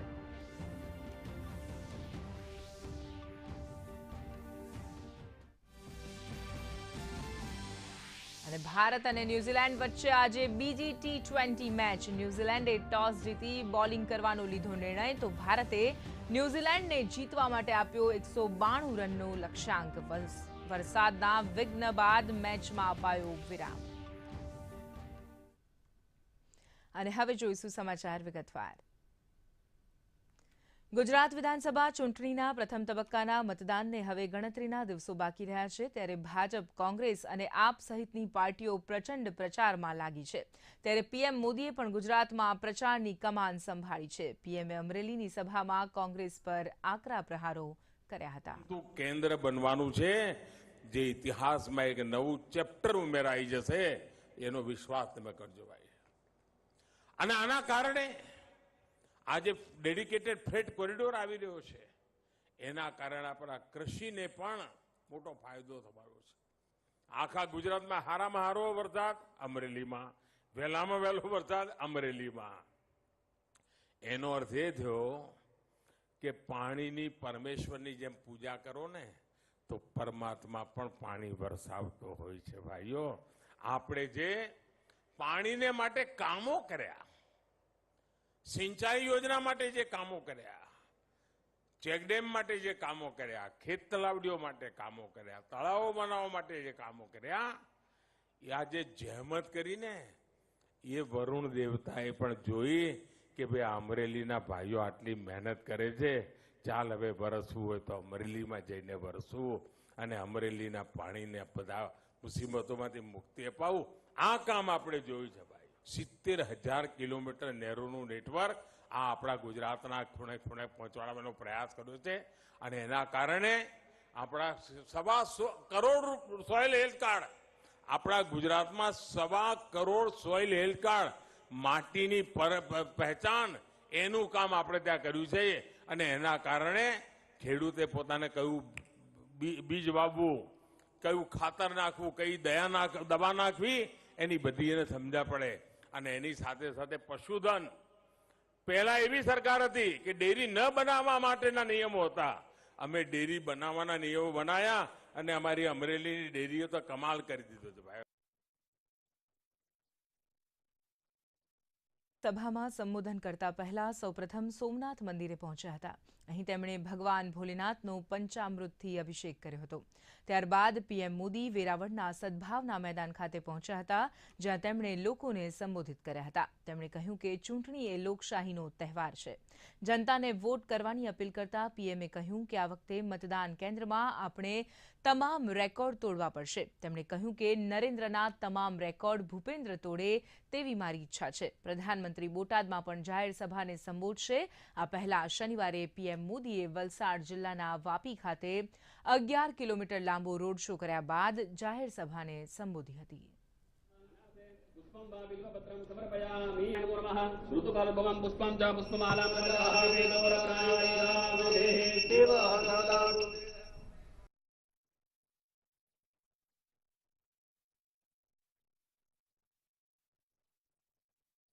સોમનાથ દાદાના આશીર્વાદ હોય અને એની જોડે હવે જયારે જનતા જનાર્દનના આશીર્વાદ જોડાઈ જાય અને એટલે આ વખતનો આપણો લક્ષ્યાંક બહુ જુદો છે ભાઈ. પૂરો કરશો ને? અહીંની તો 4 પણ આ વખતે નવા રેકોર્ડ તોડવા છે અને મારે આ ચૂંટણીમાં હું તમારી પાસે એના માટે જ આવ્યો છું. પહેલો રેકોર્ડ તોડવો છે પોલિંગ બુથમાં જે મતદાન થાય. અત્યાર સુધીમાં 600 વોટ પડ્યા હોય, 700 પડ્યા હોય, 800 પડ્યા હોય. આ વખતે પોલિંગ બુથમાં જૂના બધા રેકોર્ડ તોડીને વધુમાં વધુ મતદાન કરાવી શકીએ આપણે. બધા જવાબદારી લો છો ભાઈઓ, તો મારું આયુ લેખે લાગે. કારણ ચૂંટણી એ લોકશાહીનો ઉત્સવ છે. મતદાન તો કરવું જ જોઈએ. બધા જ કઈ કમળને બટન દબાવે એવું આપણે નથી કહેતા, પરંતુ મતદાન બહુ આવશ્યક હોય છે. પીએમ મોદીએ ધોરાજીમાં જાહેર સભાને સંબોધિત કરી હતી. પીએમ મોદી સૌપ્રથમ સોમનાથ મંદિરે પહોંચ્યા હતા. અહીં તેમણે ભગવાન ભોલેનાથનો પંચામૃતથી અભિષેક કર્યો હતો. ત્યારબાદ પીએમ મોદી વેરાવળના સદભાવના મેદાન ખાતે પહોંચ્યા હતા, જ્યાં તેમણે લોકોને સંબોધિત કર્યા હતા. તેમણે કહ્યું કે ચૂંટણી એ લોકશાહીનો તહેવાર છે. જનતાને વોટ કરવાની અપીલ કરતા પીએમએ કહ્યું કે આ વખતે મતદાન કેન્દ્રમાં આપણે તમામ રેકોર્ડ તોડવા પડશે. તેમણે કહ્યું કે નરેન્દ્રના તમામ રેકોર્ડ ભૂપેન્દ્ર તોડે તેવી મારી ઈચ્છા છે. બીજી તરફ પીએમ મોદી અમરેલી અને બોટાદમાં જાહેર સભાને પણ સંબોધશે. આ પહેલા શનિવારે પીએમ મોદીએ વલસાડ જિલ્લાના વાપી ખાતે 11 કિલોમીટર લાંબો રોડ શો કર્યા બાદ જાહેર સભાને સંબોધી હતી.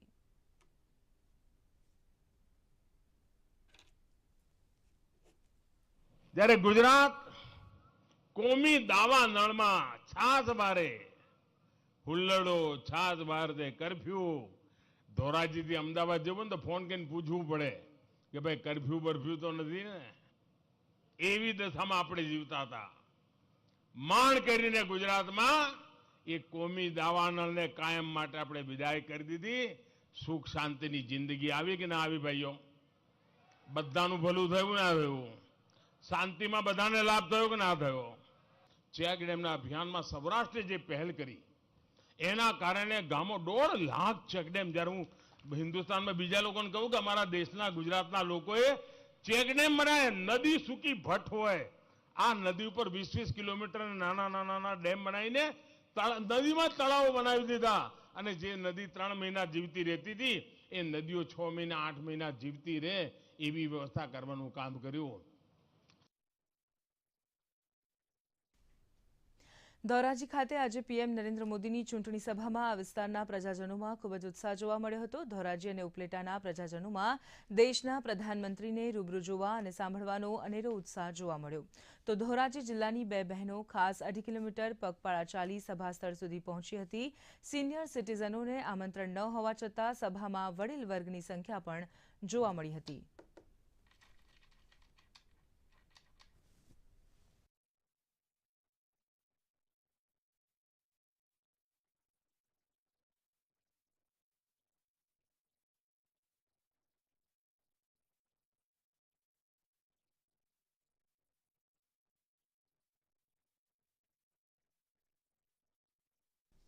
અમારા નેતા નરેન્દ્ર મોદી આવે છે તો અમે ચાલીને 2.5-3 કિલોમીટર દૂરથી અમે ચાલીને જઈએ છીએ. અમે નરેન્દ્રભાઈ મોદી સાહેબની સભા સાંભળવા ખાસ આવ્યા છીએ.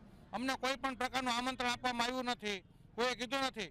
પણ વિશ્વના યશસ્વી વડાપ્રધાન આદરણીય શ્રી નરેન્દ્રભાઈ મોદી સાહેબ, જેણે વિશ્વમાં હિન્દુસ્તાનનો ડંકો લગાડ્યો છે, આજે ઇલેક્ટ્રોનિક સાધનોથી આગળ કરી અને દેશ વિદેશની ખબરો એક જ મિનિટમાં પહોંચાડે છે. આવા યશસ્વી વડાપ્રધાન નરેન્દ્ર મોદી સાહેબની સાંભળવા અમે ઉપલેટાથી સિનિયર સિટીઝનો, વેપારી અગ્રણીઓ અને પ્રોફેસરો, ડોક્ટરો, તમામ લોકો સ્વેચ્છાએ ઉમટી પડ્યા છે.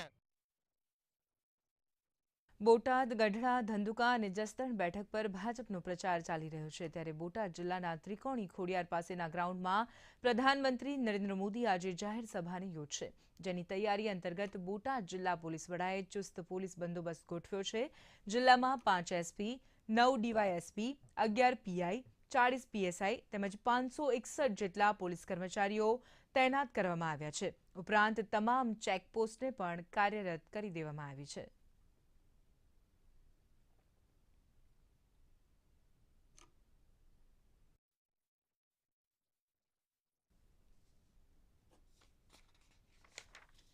શ્રી સુભાષ ત્રિવેદી સાહેબના સુપરવિઝન હેઠળ બોટાદ જિલ્લા ખાતે 5 એસપી કક્ષાના, 9 ડીવાયએસપી, 11 પીઆઈ, 40 પીએસઆઈ અને 561 પોલીસનો ચુસ્ત બંદોબસ્ત સભા સ્થળ પર તેમજ આજુબાજુના પાર્કિંગ પર ગોઠવવામાં આવેલો છે.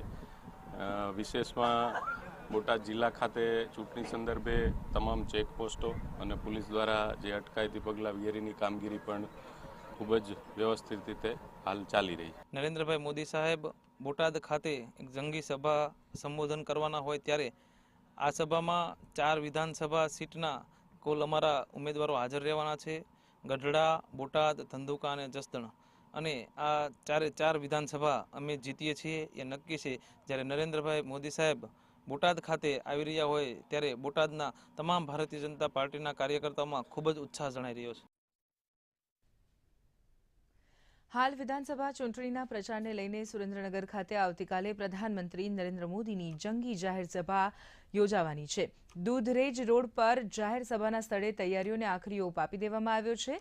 પીએમની આ જાહેર સભામાં ભાજપના 5 ઉમેદવારો, આગેવાનો અને હોદ્દેદારો સહિત મોટી સંખ્યામાં લોકો ઉપસ્થિત રહેશે. પીએમના આગમન સાથે હેલિપેડ પરથી જ પોલીસ ટીમ સુરક્ષા વ્યવસ્થા સાચવશે. જનરલ સુપરવિઝન સહિતની જવાબદારી સોંપી 1201 પોલીસકર્મીની ટીમને તૈયાર કરવામાં આવી છે. હેલિપેડથી સભા સ્થળ સુધી નક્કી કરેલા ધાબા પોઈન્ટ પર પોલીસ કર્મચારીઓ તૈનાત રહેશે. પોલીસ ટીમને વિવિધ સાધનોની ફાળવણી પણ કરવામાં આવી રહી છે. સભામાં સુરેન્દ્રનગર જિલ્લાની 5 બેઠકોના ભાજપના ઉમેદવારોને જંગી બહુમતીથી જીતાડવા પીએમ મોદી લોકોને અપીલ કરશે. માણસો પણ રાખવામાં આવેલા છે અને સામાન્ય પબ્લિકને પણ આના કારણે કોઈ તકલીફ ન થાય એની પણ તકેદારી રાખવામાં આવેલી છે. ટ્રાફિક માટે સ્પેશિયલ અમે 2 ડીવાયએસપી રાખેલા છે અને દરેક પોઈન્ટ પર પૂરતા માણસો રાખેલા છે. અને જે રોડનું જે જાહેરનામું છે એ પહેલેથી જ બહાર પાડી દેવામાં આવેલું છે, જેથી કોઈ ત્યાંથી આવવાવાળા કોઈ પબ્લિકને તકલીફ ના પડે અને એને પહેલેથી જાણ પણ કરી દેવામાં આવેલી છે. રાજ્યમાં જ્યારે વિધાનસભાની ચૂંટણી યોજાવાની છે ત્યારે રાજકીય પક્ષ દ્વારા પ્રચાર ઝુંબેશ તેજ કરવામાં આવી છે. ત્યારે આવતીકાલે વડાપ્રધાન નરેન્દ્ર મોદી અહીંયા સુરેન્દ્રનગર ખાતે એક જાહેર સભાને સંબોધન કરવાના છે. સુરેન્દ્રનગર જિલ્લાની 5 સીટો માટે અહીંયા પ્રચાર કરવા માટે આવી રહ્યા છે. આ વડાપ્રધાનશ્રીના બંદોબસ્તની જો વાત કરીએ તો 1200થી વધુ સ્ટાફ અહીંયા ખડે પગે છે, જેમાં એસપી, ડીવાયએસપી, પીઆઈ, પીએસઆઈ સહિત હોમગાર્ડના સ્ટાફ પણ ફરજ ઉપર હાજર રહેશે. અને ખાસ કરીને કોઈ સામાન્ય માણસને પણ તકલીફ ન પડે તે માટે પણ એક ડાયવર્ઝન રૂપ પણ આપવામાં આવેલું છે. સાથે અહીંયા મોટી સંખ્યામાં કાર્યકર્તાઓ, ઉમેદવારો અને અહીંયા હાજર પણ રહેવાના છે. બ્રિજેશ ત્રિવેદી, દૂરદર્શન સમાચાર, સુરેન્દ્રનગર. વધુ સમાચારો જોઈશું એક વિરામ બાદ.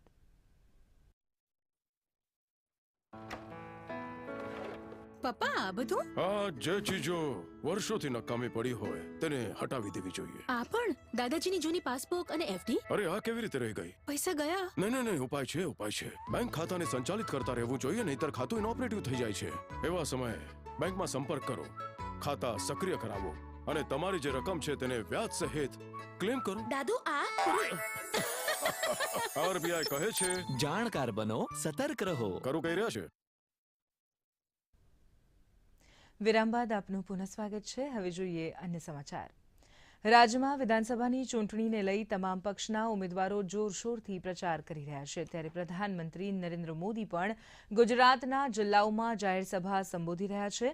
આવતીકાલે પીએમ નરેન્દ્ર મોદી નવસારીમાં જનસભાને સંબોધન કરશે. જમાલપુર વિસ્તારમાં સભા સ્થળે તૈયારીઓને આખરી ઓપ આપવામાં આવ્યો છે. નવસારી જિલ્લા ભાજપ પ્રમુખ ભૂરા શાહ અને પૂર્વ ધારાસભ્ય પિયુષ દેસાઈએ સભા સ્થળનું નિરીક્ષણ કર્યું હતું. સભા સ્થળે સુરક્ષા વ્યવસ્થા જળવાઈ રહે તે માટે પોલીસનો ચુસ્ત બંદોબસ્ત ગોઠવવામાં આવ્યો છે. પીએમ મોદીને આવકારવા ભાજપના કાર્યકરો અને સંગઠને પણ ખાસ તૈયારીઓ કરી છે. ચૂંટણીના પ્રચાર અર્થે ભારતના વડાપ્રધાન યશસ્વી અને વૈશ્વિક પુરુષ એવા શ્રી મોદી સાહેબ નવસારી પધારી રહ્યા છે. ત્યારે નવસારી જિલ્લાની જનતા આનંદ ઉત્સાહથી આવકારવા માટે થનગની રહી છે. નવસારી જિલ્લામાં આવતીકાલે જ્યારે મોદી સાહેબ અહીંયા પધારી રહ્યા છે ત્યારે 1 લાખ જેટલા લોકો અહીંયા હાજર રહેવાના છે અને મોદી સાહેબનું ખૂબ ઉમળકાભેર સ્વાગત પણ કરવાના છે.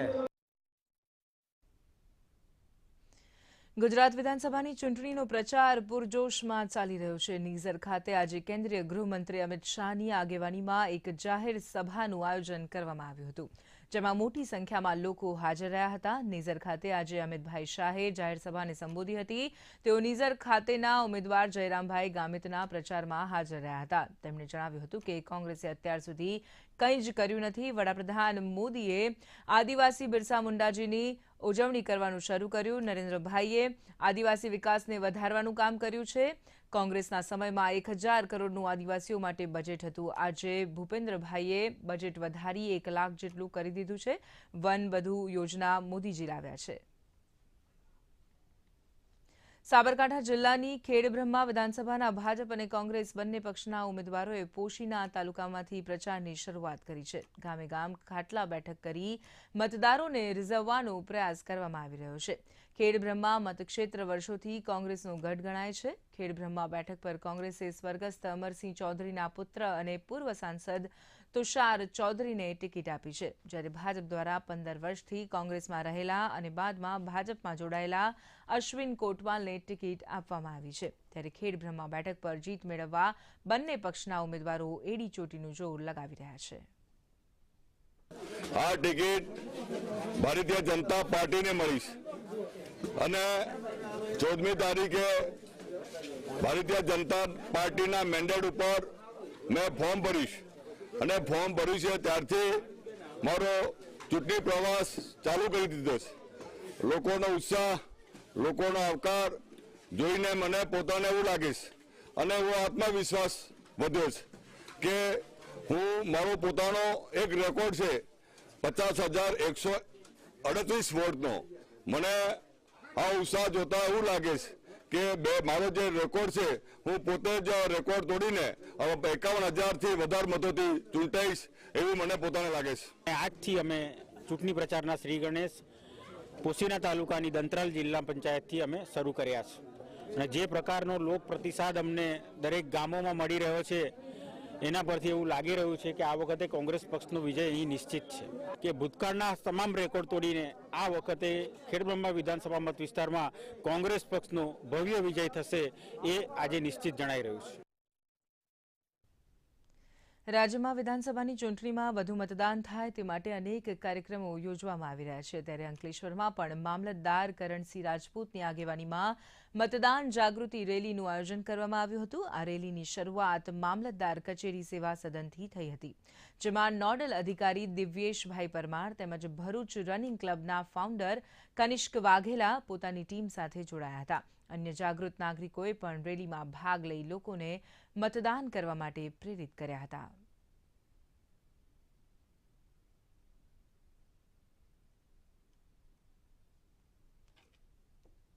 અભિયાન અંતર્ગત આપણે અંકલેશ્વર તાલુકા સેવા સદનથી ભરૂચી નાકા સુધીની મતદાન જાગૃતિ રેલી રાખવામાં આવી છે.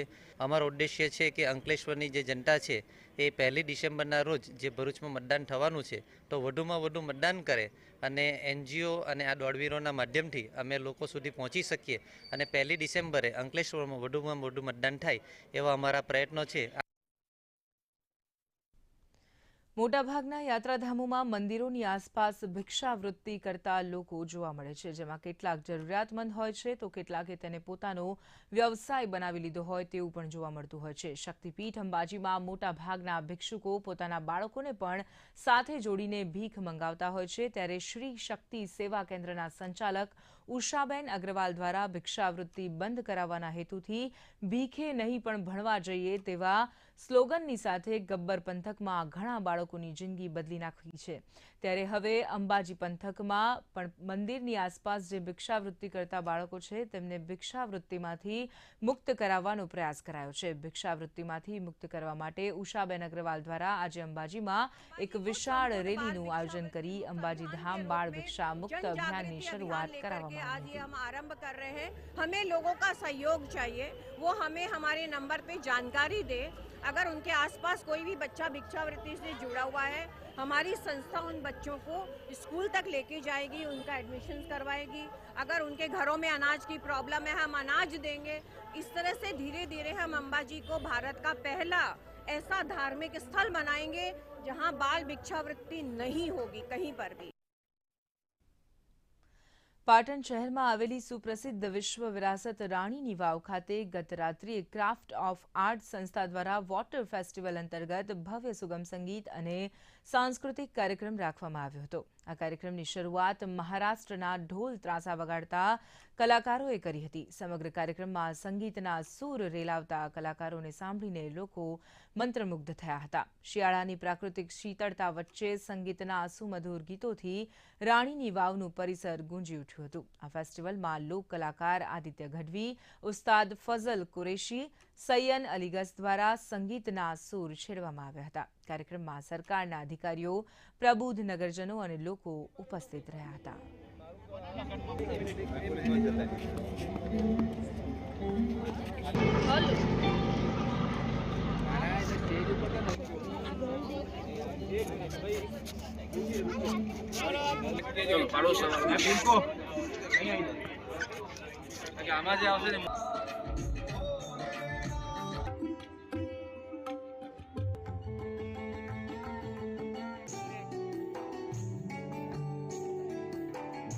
તરફથી સૌથી પહેલા તો હું શાસ્ત્રીય સંગીતને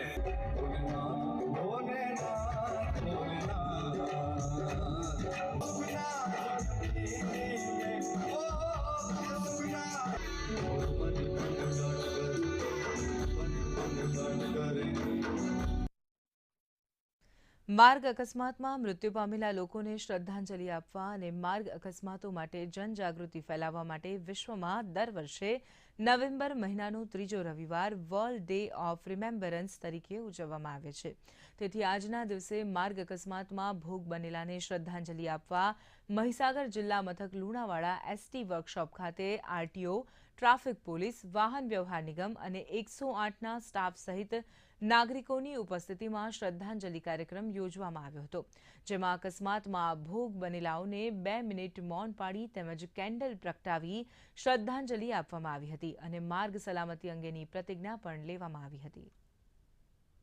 સાથે મળી અને આ દિવસ નિમિત્તે એક પ્રતિજ્ઞા લીધી, જેની મેં પ્રતિજ્ઞા લોકોને અપાવડાવી અને એ પ્રતિજ્ઞા અનુસાર માર્ગ સલામતી અંગે એ લોકો માર્ગ સલામતીના રૂલ્સ અને રેગ્યુલેશન્સનું પાલન કરે એવી મેં અપીલ કરી.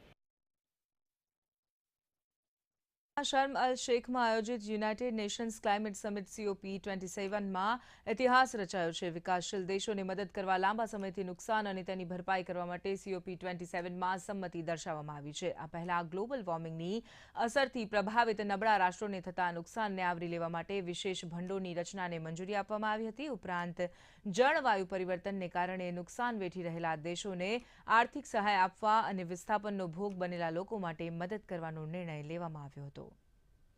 અને સમાચારો જોઈએ. રાજકોટ શહેરમાં વિધાનસભા ચૂંટણીમાં ત્રિપાંખીયો જંગ જામ્યો છે. ત્યારે આમ આદમી પાર્ટીના ઉમેદવારોએ ચૂંટણી પ્રચાર કરવા માટે ડોર ટુ ડોર સંપર્ક કરીને રોડ શો કર્યા હતા. રાજકોટ વિધાનસભા બેઠક પરથી આપના ઉમેદવાર રાહુલ ભુવાએ જિલ્લાના પેડક રોડ વિસ્તારમાં ભવ્ય રોડ શો યોજ્યો હતો. આ સાથે જ તેમણે ઉપસ્થિત તમામ લોકોને મતદાન કરવાની અપીલ પણ કરી હતી.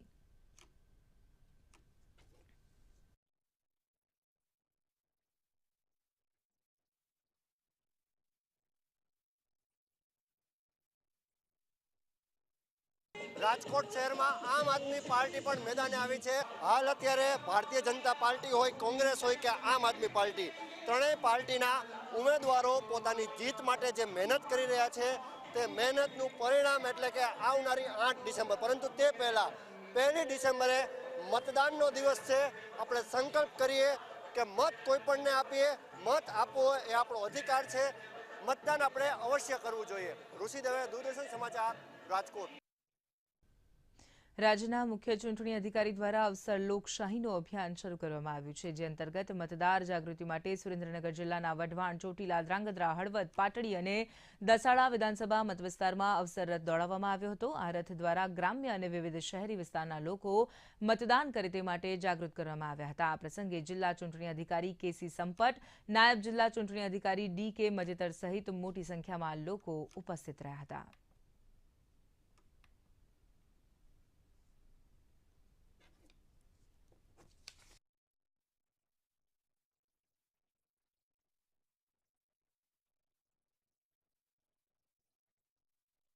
ધ્રાંગધ્રા વિસ્તારમાં અવસર રથ આવ્યો હતો. એ અવસર રથમાં કેવી રીતે મતદાન કરીએ અને એને મતદાનથી શું ફાયદા છે એ બધાની વિગતવાર અમને સમજાવવામાં આવ્યું. એમાં અવસર રથ એક એવો પ્રયાસ છે કે જેથી લોકોમાં એક જાગૃતિ આવે છે અને આ રથ થકી અમે જ્યારે ભૂતકાળમાં વિધાનસભાની ચૂંટણી હતી અને જ્યાં વોટર ટર્નઆઉટ લો હતું, ઓછું મતદાન થયું હતું, એને ખાસ ટાર્ગેટ રાખી અને એ બધી જગ્યાઓ કવર કરી લીધેલ છે. 53માં international film festival of India મહોત્સવનો શુભારંભ આજથી ગોવામાં યોજાશે. ફિલ્મોના આ મહાકુંભમાં દેશ દુનિયાના ફિલ્મ જગતના દિગ્ગજો સામેલ થશે. આ ઇવેન્ટમાં ઘણી દેશી અને વિદેશી ફિલ્મોનું સ્ક્રીનિંગ થશે, તો માસ્ટર ક્લાસ સેશનથી લઈને ઘણા મોટા આયોજનો પણ જોવા મળશે. 9 દિવસ સુધી ચાલનારા આ ફિલ્મ મહોત્સવમાં કુલ 80 દેશોની 280 ફિલ્મો બતાવવામાં આવશે. ભારતીય પેનોરમા વર્ગમાં 25 ફીચર ફિલ્મ અને 20 નોન ફીચર ફિલ્મો બતાવવામાં આવશે, તો ઇન્ટરનેશનલ કેટેગરીમાં 183 ફિલ્મો બતાવવામાં આવશે. વિશ્વ ફૂટબોલ કપ 2022 આજથી શરૂ થઈ રહ્યો છે. આ ટુર્નામેન્ટનું આયોજન કતારમાં કરવામાં આવી રહ્યું છે. આજે કતારના અલ બાયદ સ્ટેડિયમ ખાતે ભવ્ય ઉદઘાટન સમારોહ યોજાશે, જ્યાં 8 સ્ટેડિયમમાં વર્લ્ડ કપની કુલ 64 મેચો રમાશે. આ વર્લ્ડ કપ 29 દિવસ સુધી રમાશે, જેમાં કુલ 32 ટીમો ભાગ લેશે. ફીફા વર્લ્ડ કપમાં ભારતનું પ્રતિનિધિત્વ દેશના ઉપરાષ્ટ્રપતિ જગદીપ ધનખડ કરશે. ભારત અને ન્યૂઝીલેન્ડ વચ્ચે સિરીઝની બીજી T20માં ટીમ ઇન્ડિયાએ 65 રને જીત મેળવી હતી. ટીમ ઇન્ડિયાએ આપેલા 192 રનના ટાર્ગેટને પૂરો કરવા ઉતરેલી ન્યૂઝીલેન્ડની ટીમ 18.5 ઓવરમાં 126 રનમાં જ ઓલ આઉટ થઈ ગઈ હતી. દીપક હુડાએ 4 વિકેટ ઝડપી હતી, તો સિરાજ અને ચહલને 2 વિકેટ મળી હતી. ભુવનેશ્વર કુમારને 1 વિકેટ મળી હતી. ન્યૂઝીલેન્ડ તરફથી કેપ્ટન કેન વિલિયમ્સને 61 રન બનાવ્યા હતા. ટીમ ઇન્ડિયાના મિસ્ટર 360 ડિગ્રી પ્લેયર તરીકે જાણીતા સૂર્યકુમાર યાદવે આજે શાનદાર સેન્ચુરી ફટકારી હતી. તો આ સાથે જ ન્યૂઝ બુલેટિન અહીં સમાપ્ત થાય છે. નમસ્કાર.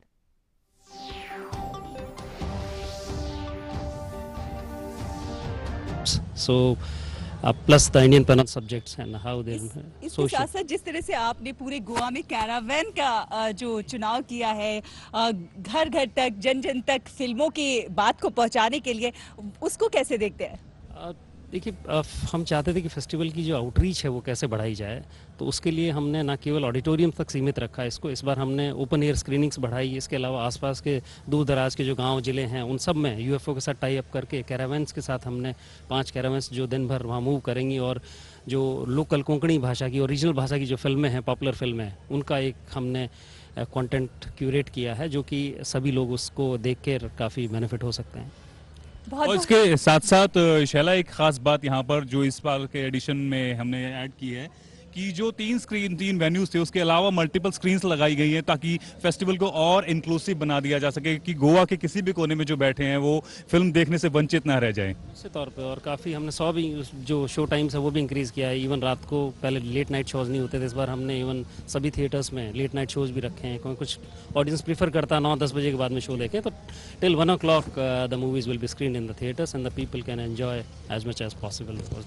And also I want to talk about one more thing here. there is a particular section. We have various section in the IFFI over the years, in the last 50 years plus journey of IFFI.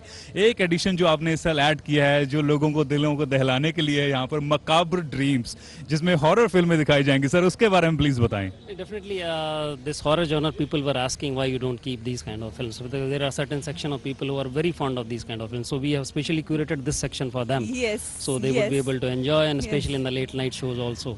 All right, sir. Thank you so much. Enjoy the evening. Thank you for so being much. with us. Enjoy the evening. और जिस तरह से हम welcome कर रहे हैं तमाम dignitaries का, एक के बाद एक बड़ी सेलिब्रिटीज आ रही हैं रेड कारपेट पर. अब हम वेलकम करना चाहेंगे वानी त्रिपाठी जी को. बहुत बहुत स्वागत है वानी जी आपका रेड कारपेट पर. बहुत बहुत धन्यवाद. और गोवा तो मेरे लिए बिल्कुल कहना चाहिए कि सेकंड होम है जी. क्योंकि अब मुझे फेस्टिवल से जुड़े शायद एक दशक होने को है.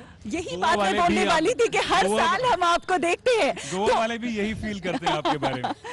पर देखिए, जब सिनेमा का सेलिब्रेशन हो तो गोवा से बेहतर स्टेट हो नहीं सकता, क्योंकि जब आप देखते हैं कि वो नगरी जो सांस्कृतिक रूप से, कला रूप से इतनी ज़्यादा संभ्रांत है, इतनी वाइब्रेंट है. Also Goa is becoming a very important shooting destination, film production destination for the country.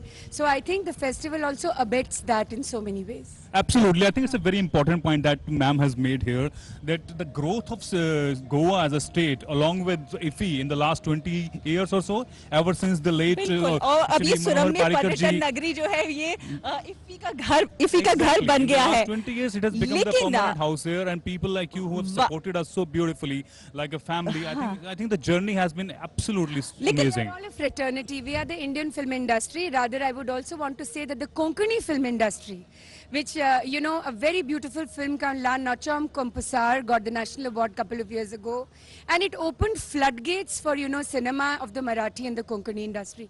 Also remember, the thrust of the festival is co-production, market and roundtables with the states of India. Like this year, Madhya Pradesh got the best film friendly state award. Within the bazaar, you will see that they are there in their full strength, and how Madhya Pradesh is showcasing, and Uttarakhand and Uttar Pradesh, and of course Goa, which I think remains the hub for cinema and the hub for IFFI. वानी जी, एक आखिरी सवाल. आप इतने सालों से गोवा आ रही हैं, हर साल फिल्म फेस्टिवल में आप शामिल होती हैं. इतने सालों में और अब ये 53वां जो संस्करण है, आप क्या फर्क देखती हैं सिनेमा में, सिनेमा के स्केल में? देखिए, इस साल बहुत ही महत्वपूर्ण साल है, क्योंकि हमारे आदरणीय सूचना और प्रसारण मंत्री अनुराग सिंह ठाकुर जी ने एक पूरा डेलीगेशन लीड किया था कान फिल्म फेस्टिवल में. फ्रांस फोकस कंट्री है, आज़ादी का अमृतोत्सव हम मना रहे हैं, 75वां साल है. वैसे ही कान फिल्म फेस्टिवल का 75वां साल था.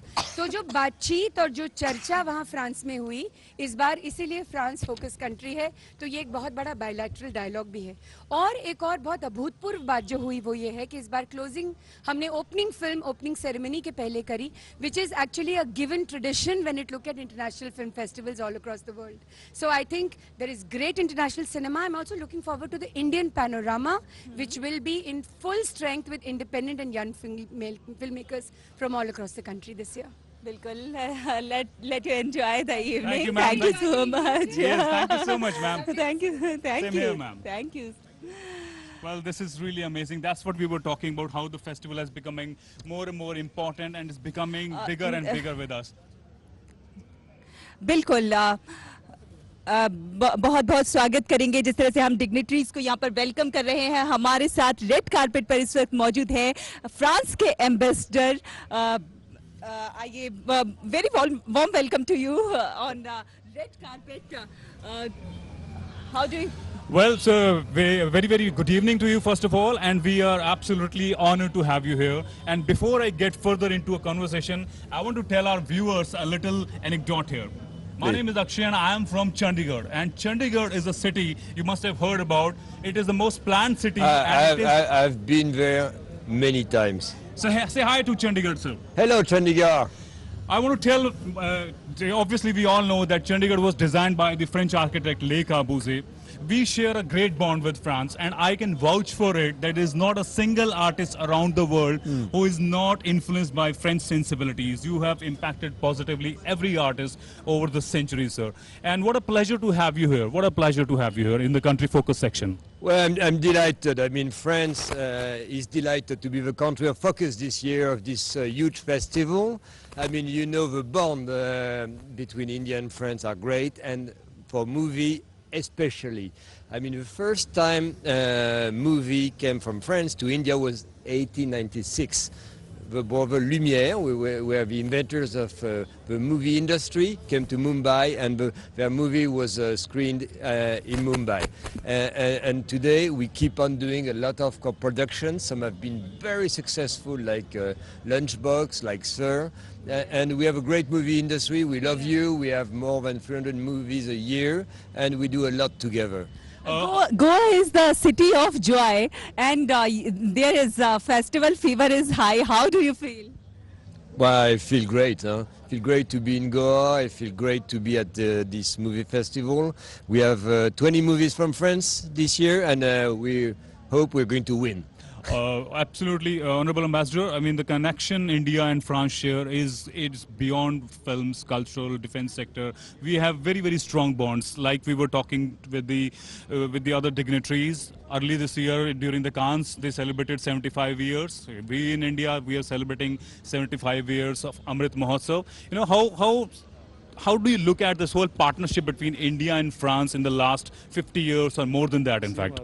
But, I mean, for the last 70 years, 75 years, there's been a lot of trust between our government. We've always been side by side in each good time and less good times. And now what we're building together is people-to-people bonds. I mean, through culture, through exchanges. We were with students. We want more and more students from India coming to France. We feel that they are great. I think that they are full of energy, and we feel that we're building the future together. Thank you, Ambassador. Enjoy the evening. It's a pleasure talking to you. Yes, pleasure talking to you. और अब हम welcome करना चाहेंगे गोवा के मुख्यमंत्री प्रमोद सावंत जी को। Red carpet पर बहुत बहुत स्वागत है आपका, और आपके प्रयासों से आज देखिए इफ्फी कितना खास और किस बड़े स्केल पर उसका शुभारंभ हो रहा है। बहुत बहुत शुभकामनाएं आपको। सबसे पहले तो 53rd इंटरनेशनल फिल्म फेस्टिवल को मैं सभी जो गेस्ट गोवा में आए हैं, खास करके जो इंटरनेशनल गेस्ट जूरीज हीरोज सभी गोवा में आए हैं, उनका मैं बहुत बहुत स्वागत करता हूं। और Goa is ready for the 53rd international film festival. Sir, जो इंतज़ाम है, जितना भी यहाँ पे गोवा में ऑल इंक्लूसिव जो फेस्टिवल बना है इस बार, ये बिगर एंड ग्रेटर है पिछले सभी एडिशन से। किस तरह से सभी लोगों को गोवा के कोने कोने में फिल्में दिखाई जा रही हैं, किस तरह से हजारों की तादाद में लोग आ रहे हैं। बहुत बहुत बधाई के पात्र हैं गवर्नमेंट और आप सभी लोग जिन्होंने इसको ऑर्गेनाइज किया है। I think it's a great feat we have achieved.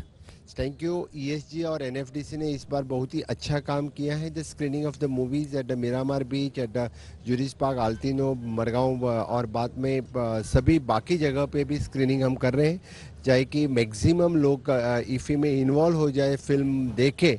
यही date the interest of the government of Goa. बिल्कुल, ये जो वार्षिक फिल्म महोत्सव होते हैं, ये कला और ऊर्जा, संस्कृति, इसकी भावना को समेटकर तमाम अलग अलग विचारों के लोगों को एक साथ एक ही छत के नीचे लेकर आते हैं। IFFI अपने आप में बहुत खास है। ये जहां भारतीय संस्कृति का परिचायक भी है, वहीं भारतीय फिल्मों को एक बड़े प्लेटफॉर्म पर और भारतीय फिल्मों को दुनिया कैसे देख रही है, इसकी भी एक बानगी प्रस्तुत कर रहा है। जी हाँ, बिल्कुल आपकी बात सही है। गोवा हमेशा के लिए आर्ट एंड कल्चर के जाना जाता है, और गोवा में खास करके जो कलाकार रहते हैं, इनको अपॉर्चुनिटी मिलने के लिए इस बार खास मैंने जो गोवा डिवीजन का यहाँ पे स्टार्ट किया जा रहा है, और इस बार के स्पेशल क्लासेस गोवा के लिए भी, गोवा फिल्म के लिए स्टार्ट किया जा रहा है। सर, 2004 में लेट श्री मनोहर पारिकर जी जब गोवा में इसको परमानेंट वेन्यू के तौर पर लेके आए थे, अगले साल इसको लगभग 20 साल हो जाएंगे, और फेस्टिवल यहाँ आने के बाद जिस तरह से अपने पूरे चरम पर पहुँचा है, आई थिंक ये एक ग्रेट डिसीजन रहा है। और किस तरह से IFFI as a festival of international stature has turned out. जी हाँ, आपकी बात सही है। Ex chief minister Manohar Parrikar ने 2004 में फिल्म फेस्टिवल गोवा में लाया था और उसी के बाद से हम आज तक परमानेंटली IFFI गोवा वेन्यू बन गए हैं और इसीलिए जो इंफ्रास्ट्रक्चर हम रेडी कर रहे हैं यानी द परमानेंट वेन्यू के लिए वो हमेशा के लिए यानी बाद में गोवा सरकार लोगों को भी यूज़ हो जाता है और डेफिनेटली लेकिन IFFI के वास्ते तो फिल्म कल्चर गोवा में बढ़ रहा है, फिल्म शूटिंग गोवा में बढ़ रहे हैं और एंटरटेनमेंट सोसाइटी के through we are giving the single window clearance for the film shooting के लिए गोवा में बढ़ रहा है, इसीलिए फिल्म शूटिंग को गोवा में बढ़ावा दे रहे हैं। इस बार आपने जो कई सारे नए इसमें आयाम डाले हैं, कई सारे नए इवेंट्स हैं, उनके पीछे क्या विचार रहा, जैसे चाहे वो दिव्यांगजनों के लिए खास प्रयास हो या फिर कई और प्रयास हैं? खास करके दिव्यांगजनों के लिए हमने इस बार फिल्म में इन्वॉल्व किया है टू फिल्म इंडस्ट्री सब लोगों की तरफ पहुंची, सभी सेक्शन ऑफ द पीपल के पास पहुंचनी चाहिए, इसीलिए उसका हमने प्रयास किया है। थैंक यू, बहुत बहुत धन्यवाद। Thank you sir, thank you for being with us के लिए और एंजॉय द इवनिंग। आपको पणजी से सीधे लिए चलते हैं गुजरात के वोटाड में, जहां पर एक चुनावी रैली को संबोधित करने के लिए प्रधानमंत्री नरेंद्र मोदी पहुंचे हुए हैं।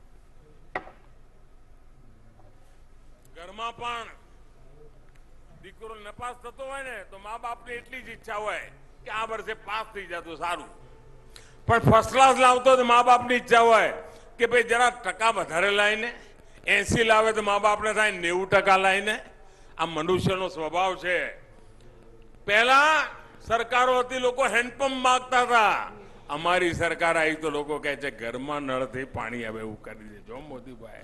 પહેલા કહેતા હતા કે માટી કામ કરાવી દેજો, હવે અમને કહે છે કે સાહેબ પેવર રોડ જોઈએ, પેવર રોડ, સિંગલ પટ્ટી ના ચાલે, અમારે તો 4 લેન રોડ જોઈએ। આ જે ભાવના ગુજરાતમાં જાગી છે ને એ ગુજરાતની પ્રગતિની તાકાત બતાવે છે ભાઈઓ, અને એ વાતાવરણ બનાવવાનું કામ ભારતીય જનતા પાર્ટીની સરકારોએ કર્યું છે। આજે જે ગામમાં સડક હોય તો ગામવાળા રજૂઆત કરવા આવે કે સાહેબ હવે ટ્રેન આવે એવું કરો, ટ્રેન આવતી હોય તો કહેવા આવે કે સાહેબ હવે બહુ થઈ ગયું, એરપોર્ટ બનાવો ને, એરપોર્ટ બની જાય એમ કે સાહેબ 2 જ વિમાન આવે છે, 8 આવે એવું કરો ને। આ અમારું કામ છે ભાઈઓ। જ્યાં એક ડિસ્પેન્સરી ના હોય ત્યાં લોકો આજે અમારી પાસે હોસ્પિટલની માગણી કરે છે, મેડિકલ કોલેજ બને એની અપેક્ષા કરે છે, કારણ અમે વિકાસના બીજનું વાવેતર કર્યું છે અને એના કારણે પ્રત્યેક ગુજરાતીના મનમાં વિકાસની નવી ઊંચાઈઓ પાર કરવાનું મન થાય છે અને મારા જુવાનિયાઓના તો એમ જોમ ધગધગી રહ્યું છે કે વિકાસમાં નવી ઊંચાઈઓ પર પહોંચવી જશે।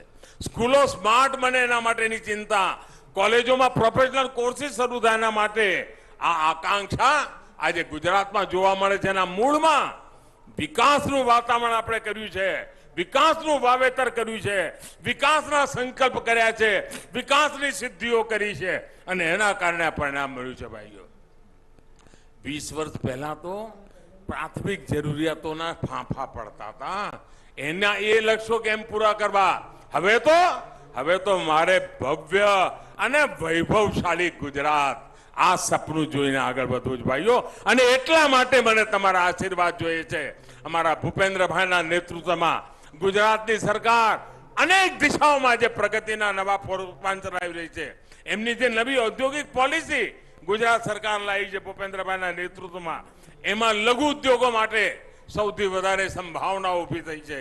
અને લઘુ ઉદ્યોગો એ રોજગાર તો આપે જ, પરંતુ નાના નાના માણસોને ઉદ્યોગપતિ બનાવવા માટેના દરવાજા ખોલી નાખતો હોય છે ભાઈઓ।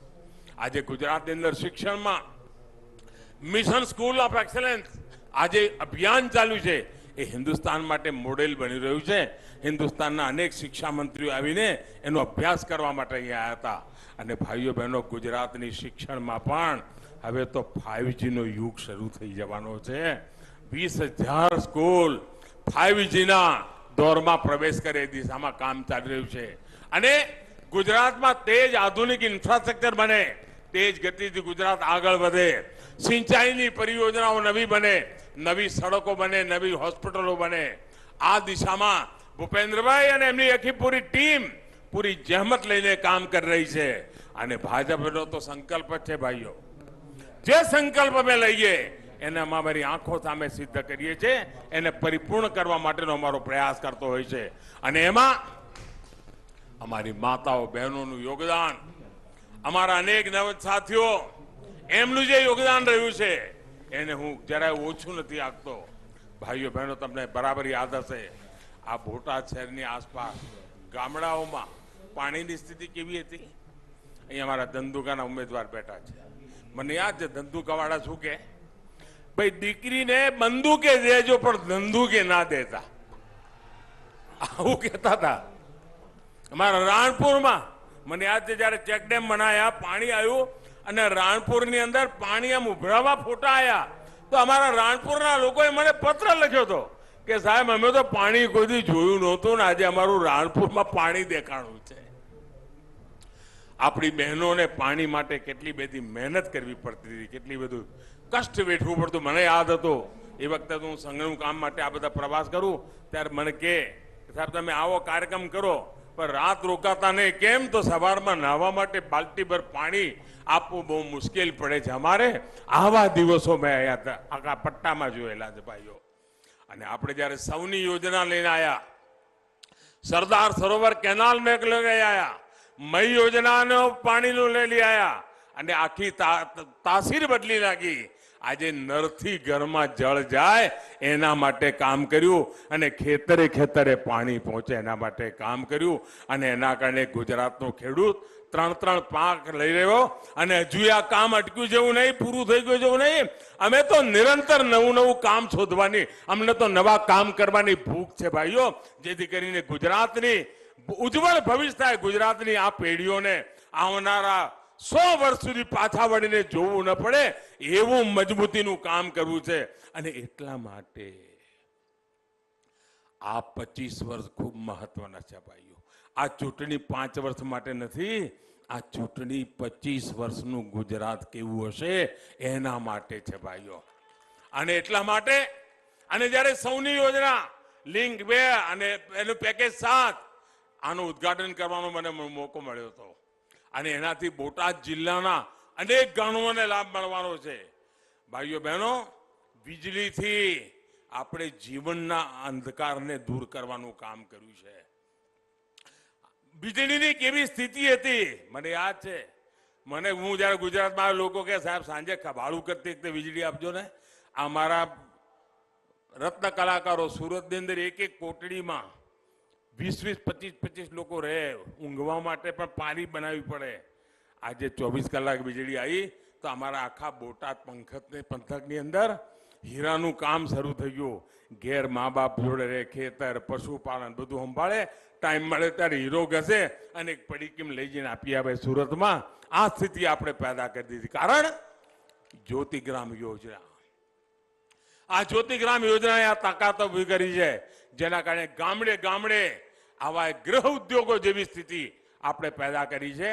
અને એના કારણે અમારા સુરતમાં ગયેલા કારીગરો એ હવે બોટાદમાં પાછા આવીને રહેવા માંડ્યા, ભાવનગર પંથકમાં પાછા રહેવા માંડ્યા. ભાઈઓ બહેનો, પઢાઈની વાત હોય, કમાઈની વાત હોય, દવાઈની વાત હોય કે સિંચાઈની વાત હોય, આ બધી જ ક્ષેત્રમાં આજે સુવિધાઓની બાબતમાં ગુજરાત આગળ રહ્યું છે. ગુજરાતનો અમારો ખેડૂત આ વખતે તો મગફળી, કપાસ તેજી એવી છે ને હવે તો જયારે કોટનમાં આપણે ટેક્સટાઇલ પાર્ક બની રહ્યો છે એટલે અહીંયા કપાસ ઉગાડના ખેડૂતોને વેલ્યુએશન માટેનો મોટો અવસર મળવાનો છે. ભાઈઓ બહેનો, આપણે ત્યાં કહ્યું છે કે બાકી બધું હોય પણ જો સ્વાસ્થ્ય ઉત્તમ ના હોય તો બધું નકામું. સ્વાસ્થ્યની માટે આપણે ત્યાં બહુ જ મહાત્માએ આપ્યું છે. તમે ગમે તેટલું ભણેલા ગણેલા હો પરંતુ તમે જો માંદા રહેતા હોય, દુબળા પતળા રહેતા હોય, ઠેકાણા ના હોય તો આ બધું કામનું નહીં. આપણે ગુજરાતને પણ સ્વસ્થ ગુજરાત બનાવવાનું અભિયાન ઉપાડ્યું. ગુજરાતના પ્રત્યેક નાગરિકને સ્વસ્થ બનાવવાનું હોય અને દશકો સુધી જે સરકારો રહી એમણે તો સ્વાસ્થ્યને, હેલ્થને લોકોના ઉપર છોડી દીધી હતી. જાણે સરકારની કોઈ જવાબદારી નહીં, કોઈ પૂછનાર નહોતું. હાલત એટલી ખરાબ હતી એ દિવસોમાં કે ના શહેરોમાં કોઈ સારા હોસ્પિટલ હતા, ન ગામડામાં કોઈ પૂછતાછ કરવા વાળું હતું. એટલું જ નહીં, અમારી ગર્ભવતી માતાઓ એને હોસ્પિટલમાં ડિલિવરી માટેની સુવિધા નહોતી અને મુસીબત હોય લઈ જવાની હોય તો રસ્તામાં જ બિચારીનું પ્રાણ પંખેરું ઉડી જતું હતું. અનેક બાળકો કુપોષણને કારણે મૃત્યુ પામતા હતા. એવા દિવસો હતા. ઇમરજન્સી આવી પડે, માંદગીમાં તાકીદની જરૂરિયાત હોય તો આપણને એમ્બ્યુલન્સ મંગાવી તો ન મળે. અને એક જમાનો એવો હતો ખબર ના પડે કે આ ડેડ બોડી વાન છે કે એમ્બ્યુલન્સ છે, એવી દુર્દશા હતી. પેટ્રોલના અભાવે એમ્બ્યુલન્સો નહોતી ચાલતી. એવા ગુજરાતમાં આજથી 25 વર્ષ પહેલા છાપામાં સમાચારો આવતા હતા. ભાઈઓ, કોઈના હાર્ટ એટેક આવી જાય, કોઈની તબિયત અચાનક બગડે, એને હોસ્પિટલ પર કેમ પહોંચાડવો અને આખરે એને બિચારાનું પ્રાણ પંખેરું ઉડ્યું હતું. જે શહેરોમાં હોસ્પિટલ હોય, બિલ્ડિંગ તો બન્યું હોય, પણ ડોક્ટરો ના હોય, ઠેકાણા ના હોય, નર્સિંગ સ્ટાફના નામ નિશાન ના હોય. જ્યારે નર્સિંગ સ્ટાફ હોય તો પછી હોસ્પિટલની અંદર વીજળી ના હોય, દવાઓના ઠેકાણા ના હોય.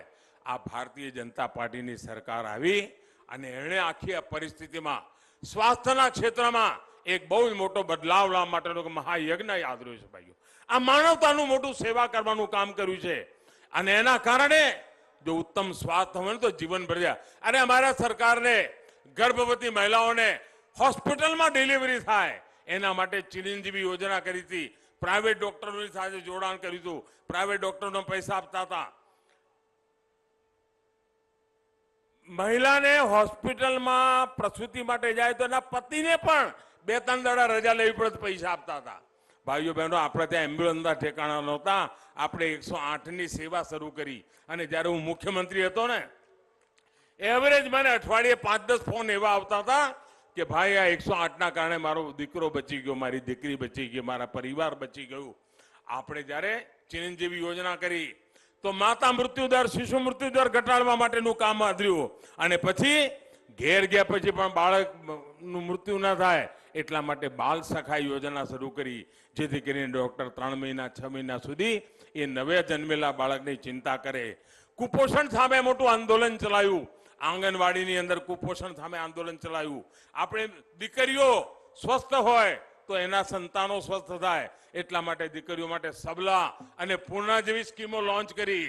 અમે બાળકો માટે દૂધ સંજીવની યોજનાઓ ચલાવી, જેના કારણે બાળકોને શારીરિક રીતે તકલીફ ન થાય એની ચિંતા કરી. આપણે દીકરીઓ માટે આયન માટેની ટેબ્લેટો આપવા માટેનું મોટું અભિયાન ચલાવ્યું.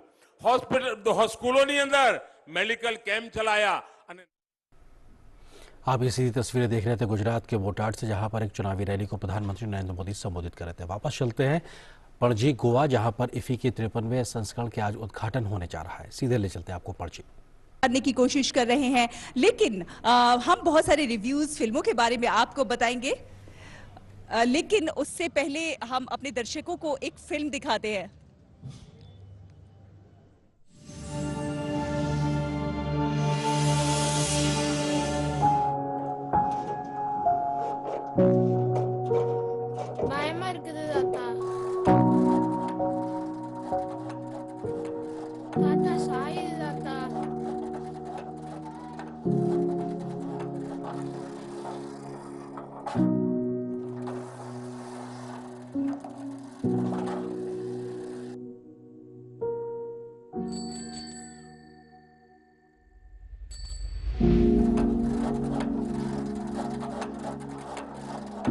હોદ્દેદારોની જ્યાં જ્યાં જરૂર હોય એ પ્રમાણેની નિમણૂક કરવાની કામગીરી શરૂ કરી દીધી હતી।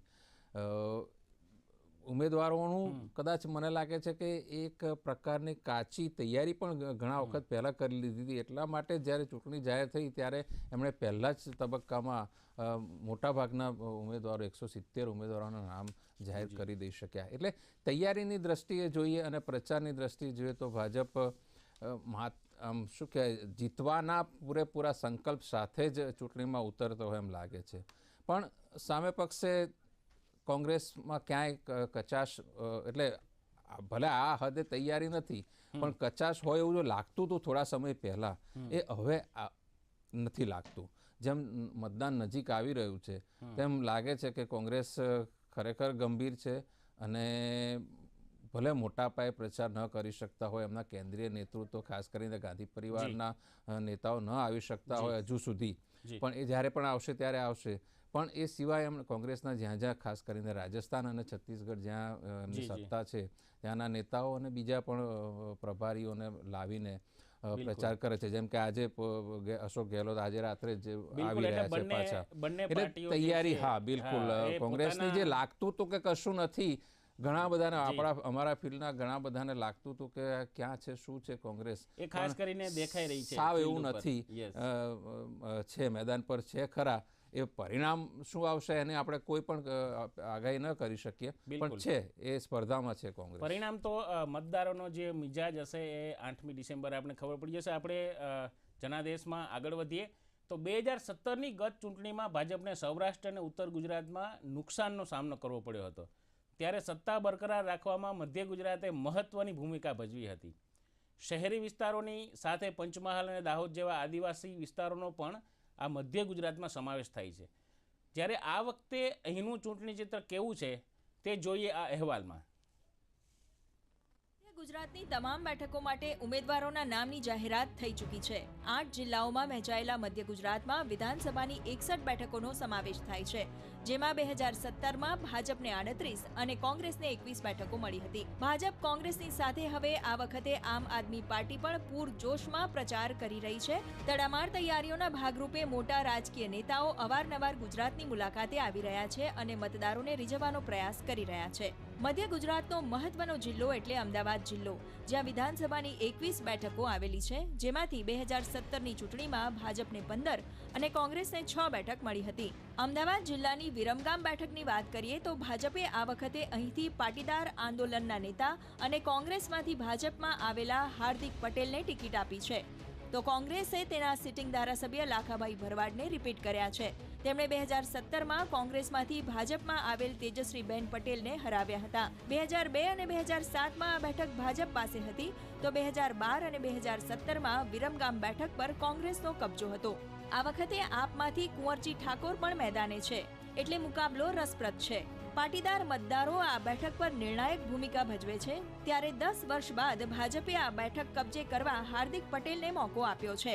ગુજરાત વિધાનસભાની ચૂંટણીને લઈને ત્રણેય પક્ષો દ્વારા અત્યારે પ્રચાર તેજ કરવામાં આવે છે. ખાસ કરીને ભારતીય જનતા પાર્ટીની વાત કરવામાં આવે તો ભારતીય જનતા પાર્ટી દ્વારા અત્યારે હાલ કાર્પેટ બોમ્બિંગથી દરેક મત વિસ્તારની અંદર જાહેર સભા યોજવામાં આવી રહી છે. ભારતીય જનતા પાર્ટીના કેન્દ્રીય મંત્રીઓ તેમજ ઉત્તર પ્રદેશ, મધ્યપ્રદેશ અને આસામના મુખ્યમંત્રીઓ પણ પ્રચાર સભાઓ અત્યારે ગુજરાતમાં યોજી રહ્યા છે. ખાસ કરીને વડાપ્રધાન નરેન્દ્ર મોદી પણ આજે વલસાડની અંદર જાહેર સભા સંબોધી રહ્યા છે. આમ આદમી પાર્ટીના આવવાથી ક્યાંક ને ક્યાંક ભારતીય જનતા પાર્ટી વધુ પ્રચાર કરી હોય તેમ પણ લાગી રહ્યું છે. અમદાવાદની જમાલપુર ખાડિયા બેઠક પણ આ વખતે ચર્ચામાં છે. 2007 પહેલા ભાજપનો ગઢ ગણાતી આ બેઠકમાં નવા સીમાંકન પછી ભાજપના ગઢમાં ગાબડું પડ્યું છે. 2007માં અહીં કોંગ્રેસના સબીર કાબલીવાલા જીત્યા હતા, તો 2012માં ભાજપના ભૂષણ ભટ્ટ 6000 જેટલા મતોથી જ જીતી શક્યા હતા. 2017માં કોંગ્રેસના ઇમરાન ખેડાવાલા 58.24% મતથી વિજેતા બન્યા હતા. કોંગ્રેસે તેમને રિપીટ કર્યા છે, તો આપ તરફથી હારૂન નાગોરી મેદાને છે. ભાજપે ભૂષણ ભટ્ટને ફરી ટિકિટ આપી છે. એઆઈએમઆઈએમની હાજરીને લીધે કોંગ્રેસ માટે કપરા ચઢાણ છે. એવામાં મુસ્લિમ મતોનું વિભાજન થવાની શક્યતા છે. 2022નું ઇલેક્શન આમ ગુજરાત માટે ત્રિપાખીયો જંગ છે. આમ આદમી પાર્ટીએ પણ પોતાના જે 182 સીટ ઉપર ઉમેદવારો ઉતારી દીધા છે અને હાલ જે ચૂંટણી પ્રચાર પણ તેજ કરવામાં આવ્યો છે. આવનાર દિવસોમાં કોંગ્રેસ દ્વારા પણ રાહુલ ગાંધી 21 તારીખે તે સુરત ખાતે પણ સભા સંબોધશે. અશોક ગેહલોત પણ જે અત્યારે હાલ ગુજરાતમાં વિવિધ રેલીઓ અને એની અંદર ભાગ લઈ રહ્યા છે. ત્યારે હવે જોવાનું એ રહેશે કે જે જનતા છે તે કોને મત આપે છે. મહિલા પ્રતિનિધિત્વ જોવા જઈએ તો ભાજપે આ વખતે નરોડા બેઠક પરથી બલરામ થાવાણીને કાપીને ડોક્ટર પાયલ કુકરાણીને ટિકિટ આપી છે. ઠક્કરબાપા નગર પરથી કંચન રાદડિયા ઉમેદવાર છે. અસારવાથી દર્શના વાઘેલા મેદાને છે. મોરવા હડફ જે એસટી બેઠક છે તેના પરથી વર્તમાન સરકારમાં મંત્રી નિમિષાબેન સુથાર છે, જેમનો મુકાબલો કોંગ્રેસના સ્નેહલતાબેન ખાંટ જોડે છે. વડોદરા શહેર બેઠક પરથી મનીષાબેન વકીલ ચૂંટણી જંગમાં છે, જ્યારે કોંગ્રેસે પણ મધ્ય ગુજરાતની બેઠકો પરથી 6 મહિલાઓને ટિકિટ આપી છે. મધ્ય ગુજરાતની જો વાત કરવામાં આવે એમાં ખાસ કરીને આણંદની વાત કરીએ તો આણંદ વિધાનસભાની કુલ 7 બેઠકો છે. ગઈ વિધાનસભાની અંદર કોંગ્રેસ પાસે 5 બેઠકો, 2 ભાજપ પાસે આ બેઠકો હતો.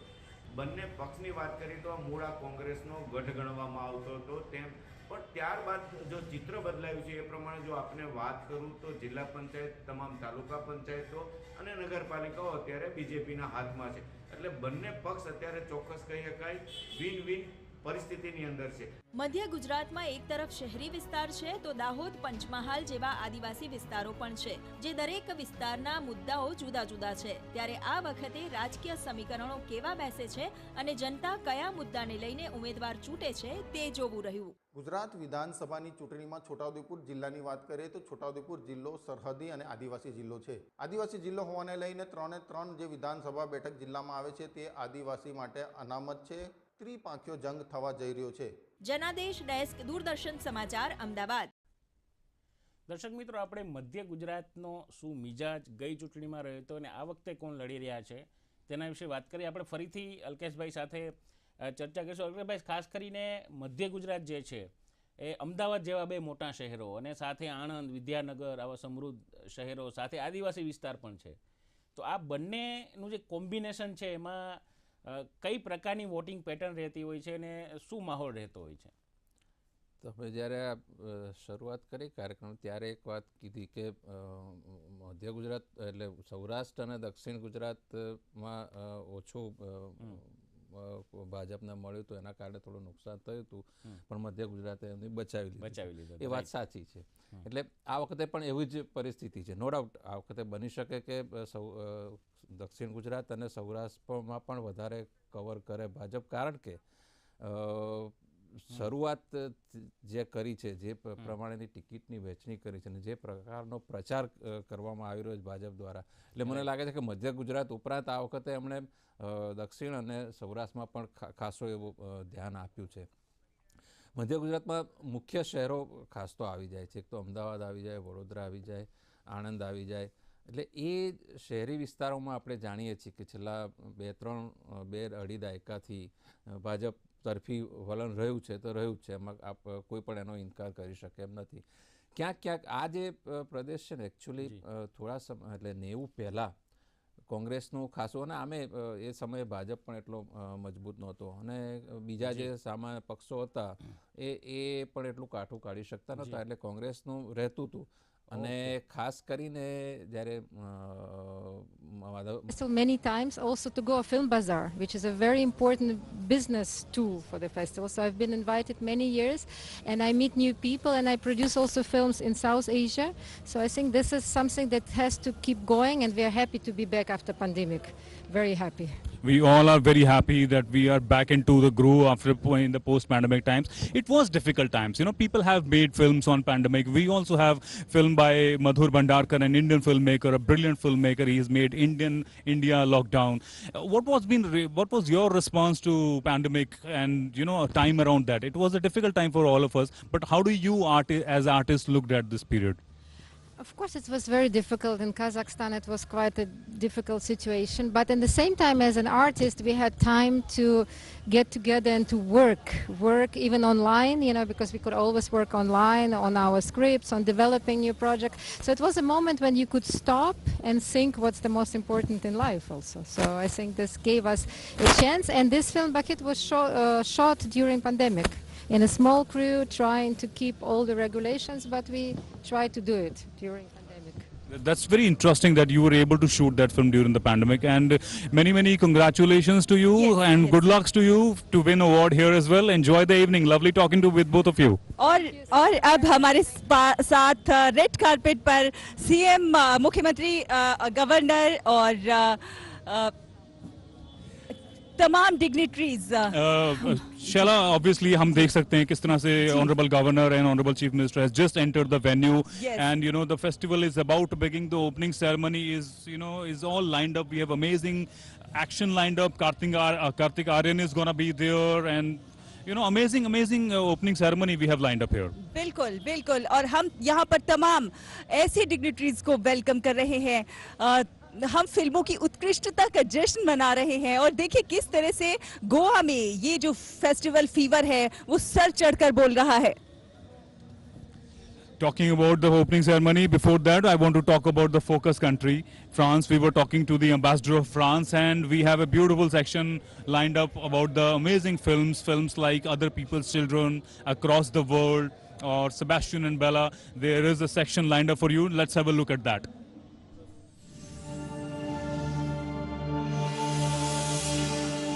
Les gens ont l'air tristes et sombres. Vous posez trop de questions, Monsieur Jones. Quelque chose ne tournait pas rond dans la capitale de cette galaxie. Ma Lucia est avec vous. Yes, she's over there. Merci. New York Herald Tribune! New York Herald Tribune! Est-ce que tu m'accompagnes à Rome? Tout le monde a peur. Petite fille, je voyais partout des chiens. France इस बार IFFI 2022 में spotlight देश है। दुनिया के खूबसूरत शहरों में से एक फ्रांस, जहां कान फिल्म फेस्टिवल का आयोजन होता है और फ्रांस की 8 फिल्में इस महोत्सव में स्क्रीनिंग की जाएगी। C'était un film d'aventure. Ah, quel terrible 5 heures du soir. C'était un roman d'amour. Nous vîmes des paysages d'hiver et des paysages d'été.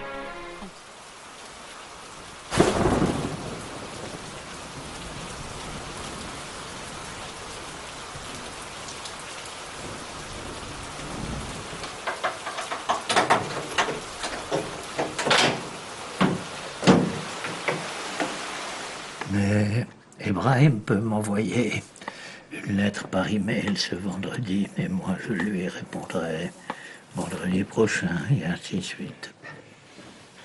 Et donc, je vous dis à vendredi, Robinson.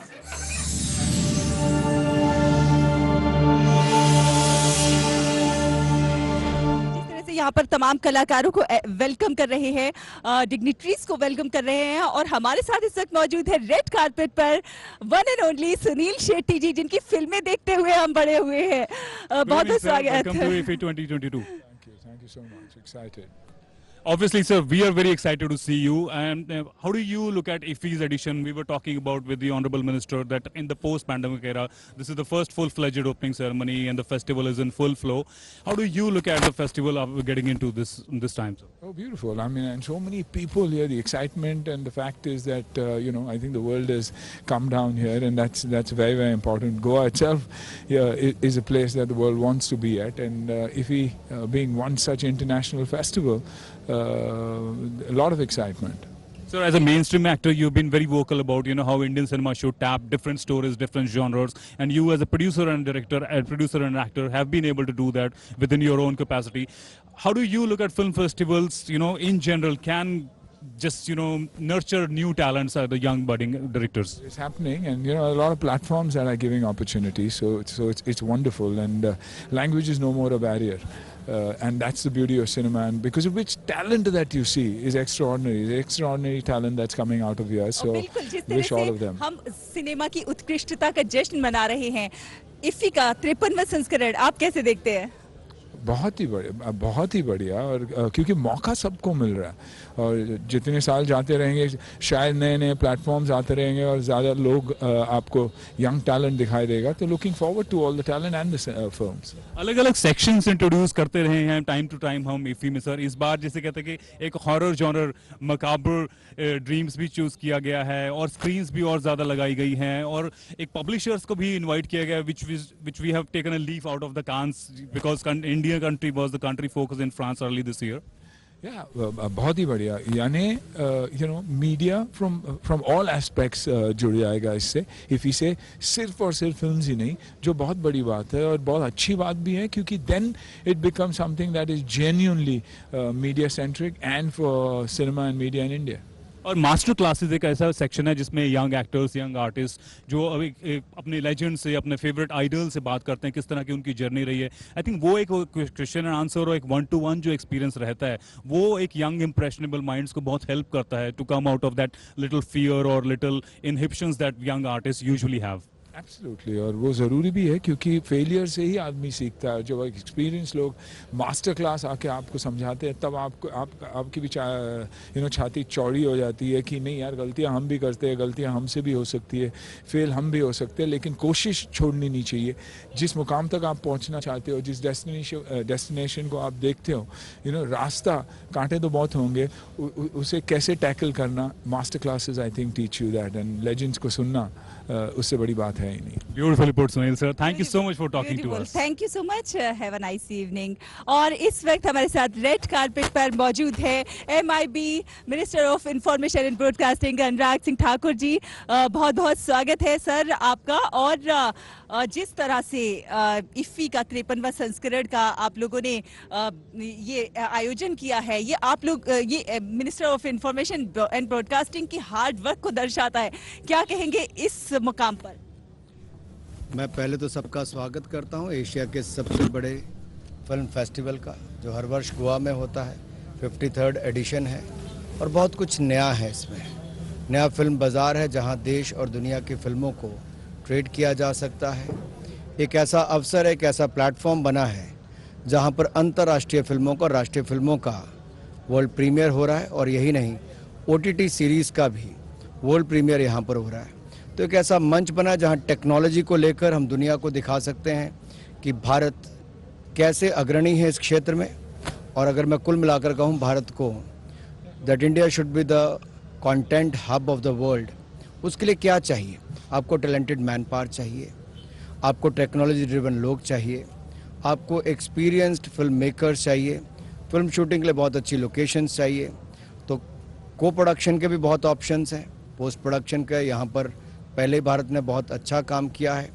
और मुझे लगता है ये जो हम आज़ादी का अमृत महोत्सव मना रहे हैं, ये अमृत महोत्सव से लेकर अमृत काल का समय, यानी कि जब भारत 100 साल मना रहा होगा तब देश को कैसे देखा जाए। तब विश्व का केवल भारत सबसे बड़ी फिल्म बनाने वाला ही नहीं, सबसे बड़ा बाज़ार, सबसे बड़ा फेस्टिवल करने वाला और दुनिया का एक ऐसा केंद्र बिंदु हो जहाँ लगे कि भारत के बिना फिल्मी दुनिया अधूरी है। सर, सिनेमा के लिए ये दौर जो है एक बहुत बदलता हुआ दौर है। इस वक्त एक जो बड़ी स्क्रीन से हम छोटी स्क्रीन पर आ गए हैं। बहुत सारे छोटे छोटे जो नेटफ्लिक्स और तमाम सारे प्लेटफॉर्म्स हैं वो अपनी एक अलग छाप छोड़ रहे हैं। तो ऐसे समय में सिनेमा को के लिए कितनी चैलेंजेस हैं? देखिए मैम, जब एक समय था जब न्यूज़पेपर होते थे, टीवी नहीं था, ब्लैक एंड वाइट आया, कलर्ड आया, उसके बाद इंटरनेट का ज़माना है। तो दुनिया तो बदलेगी, समय के साथ साथ हमें बदलना होगा और ये चैलेंज रहना ही चाहिए। चुनौतियाँ रहती हैं तो उससे बहुत सारे अवसर निकल कर आते हैं। बहुत सारे ऐसे लोग जो उस समय घरों तक सीमित हो सकते थे कोविड-19 पेंडेमिक में, उन्होंने बहुत कैमरा से शूटिंग करने के बजाय फ़ोन से भी, मोबाइल से भी शूटिंग करके बहुत कुछ दिया है। तो कहीं ना कहीं चुनौतियों से ही अवसर निकलते हैं। और आज मैं ये कह सकता हूँ टेक्नोलॉजी यहाँ तक आ गई है कि आपका कोई क्षेत्रीय कुछ बनता है तो उसको राष्ट्रीय अंतर्राष्ट्रीय बनने में समय नहीं लगता। For example, regional movies have gone national and international. Why so? Because the content had the power and that is why, as yesterday Australian minister met me, he was talking about RRR. Now Australian foreign minister talking about a regional movie which has gone international. That is the power of Indian cinema. और ये तब होता है जब आपके OTT platform से लेके आपकी बड़ी स्क्रीन पे, बड़े पर्दे पे दिखता है। Absolutely, sir. And on that note, we also welcome Varun Dhawan on red carpet here. Varun, very good evening, and we are so happy to have you here. Thank you. पहले तो मैं शुक्रिया अदा करना चाहता हूँ सर का कि actually genuinely India we've been put on the global map. You know, जब ऐसा एक फिल्म बाजार बनता है यहाँ पे, जिस द 53rd IFFI जो हो रहा है यहाँ पे, तो इतना बड़ा मंच है हमारे सारे कलाकारों के लिए, हमारे सारे निर्देशकों के लिए और नए टैलेंट के लिए। क्योंकि एक वक्त ऐसा था कि सबको लगता था कि अगर फिल्म बनानी है तो सिर्फ बॉम्बे में बना सकते हैं, मुंबई में बना सकते हो या सिर्फ महाराष्ट्र में बना सकते हो। बट अभी इतना फैल गया है कि कोई भी कोई भी जगह से भारत में, कोई छोटे से शहर से, छोटे से नगर से कोई निर्देशक आ सकता है, कोई कहानी लेके आ सकता है और वो बड़ा बन सकता है। जैसे सर ने कहा, हमारा रीजनल सिनेमा अब इंटरनेशनल होता जा रहा है। अक्षय, हमारे साथ प्रसून जोशी जी भी है, उनको भी हम रेड कार्पेट पर वेलकम करना चाहेंगे। आपकी एक कविता हमें याद आती है, इस पल की गोलाई देखो, आसमान पर लुढ़क रही है, नारंगी तरुणाई देखो, दूर क्षितिज पर बिखर रही है, नपे तुले वो ही हैं जिनकी बाहों में संसार नहीं है, स्वप्न वही जो नींद उड़ा दे वरना उसमें धार नहीं है। और ये जो इफ्फी का आयोजन है, कहीं ना कहीं ये कविता इसकी एक बानगी प्रस्तुत करती है। जी बिल्कुल, स्वप्न तो युवाओं के हैं और जब से अनुराग जी आए हैं इसमें एक युवा तत्व जो हमने सबने मिलकर जोड़ा है कि 75 क्रिएटिव माइंड्स हों या यंगस्टर्स को प्लेटफॉर्म देने की बात हो, तो मुझे लगता है कि ये फिल्म फेस्टिवल अब भविष्य का फिल्म फेस्टिवल बनता जा रहा है, आने वाले कल का, यहाँ पे हम यंगस्टर्स को यहाँ पे सीखते हुए देखेंगे, मास्टर क्लास अटेंड करते हुए देखेंगे और आगे उनकी फिल्मों के लिए मार्ग प्रशस्त करेंगे कि वो अच्छी फिल्में बना सकें। तो I think it's becoming a very significant platform for youngster to learn and take it forward. कितना मुश्किल होता है किसी फिल्म को पास करना? आप चूंकि CBFC के चेयरमैन भी है, तो कैसे आप फिल्मों को सिलेक्ट करते हैं, पास करते हैं? छोड़ते नहीं आप लोग तो नहीं, फिल्मों को सेलेक्ट करना एक प्रोसेस है। There is a committee there are various layers and it is in sync with what the society needs, because you know with creative expression जुड़ के जो आता है विद क्रिएटिव एक्सप्रेशन एक तरह का सोशल रिस्पॉन्सिबिलिटी भी है, लोगों के प्रति एक दायित्व है, क्योंकि ये एक सिम्बियोटिक प्रोसेस है लोगों के और क्रिएटर्स के बीच। उसमें कोशिश ये रहती है कि मैंने तो यही प्रयास किया है कि विवादों से ज़्यादा संवाद हों और उसके बाद एक रास्ता निकले कि लोगों को क्या चाहिए और उनकी रुचि कैसे, उसका ध्यान रख करके जो है हम लोग CBFC में लगातार कोशिश करते रहते हैं कि लोगों की जो बदलती रुचियां हैं उनके हिसाब से फिल्म मेकर्स के साथ डायलॉग करें और जो उसकी गाइडलाइंस हैं उसके तहत उनको सर्टिफिकेशन का प्रोसेस उसको फॉलो करें। हमारे साथ IMD मिनिस्टर अनुराग सिंह ठाकुर जी भी मौजूद हैं। सर, जिस तरह से इस बार इफ्फी में कई नए आयाम जोड़े गए हैं, किस तरह से आप देखते हैं उन्हें? क्या आयाम जोड़े गए? सर, जैसे आपने दिव्यांगों के लिए प्रयास किया है, आपने कैरावैन शुरू की है, जन जन तक फिल्मों को पहुंचाने की पहल शुरू की है, देश की युवा बात को छोड़ दिया। 75 जो 75 क्रिएटिव माइंड्स ऑफ टुमारो, ये एक ऐसी पहल है जो पिछले वर्ष शुरू की गई, जहां देश के कोने कोने से, ग्रामीण अंचल से भी युवाओं को चुना गया और 10 ऐसे अलग अलग क्षेत्रों में चुना गया। आप देखिए, जयंता हिल्स मेघालय की बात करूं, लखीमपुर असम की बात करूं, बाकी जगह छोटे छोटे शहरों से आज वो उन बच्चों को अवसर मिल रहा है जो शायद इतने बड़े लोगों से मास्टर क्लास नहीं ले पाते, जिनको दूर से भी देखने का अवसर नहीं मिलता, आज उनको उसी प्लेटफॉर्म पर आने का अवसर मिला। आप कल्पना कीजिए अगले 10-20 साल में ऐसे 1,500 से 2,000 युवाओं को जब अवसर मिलेगा तो ये भारत के गांव-गांव की कहानियों को दुनिया के किसी भी कोने तक पहुंचा सकते हैं। और भारत के हर गांव की अपनी कहानी है, हर समाज की अपनी कहानी है। और if India is a story telling country then we have all the possibilities. क्या पॉसिबिलिटीज? दुनिया पे कब्जा करने का फिल्म के क्षेत्र में बेहतर भविष्य, सुनहरा भविष्य है युवाओं के सामने। Thank you, sir. Thank you. Have a nice evening. And what an amazing time we are having. And as we are telling you that, you know, the festival, all the dignitaries, the celebrities who are, you know, coming on the red carpet, being with us. And it's an amazing time we are having here. Yes. Bilkul. And with us, we have the international guest here. What a pleasure to have you here. Welcome to IFFI 2022. Thanks a lot. I think what? I don't understand when you speak. I just want to say, I'm just saying that I just speak French, only one word. I am not really sure if I pronounce it correctly. It is bourgeois. Bonjour. Oui. Is that okay? And good year. Okay. So I'm pleasure to have you. Bourgeois to you as well. Bonjour.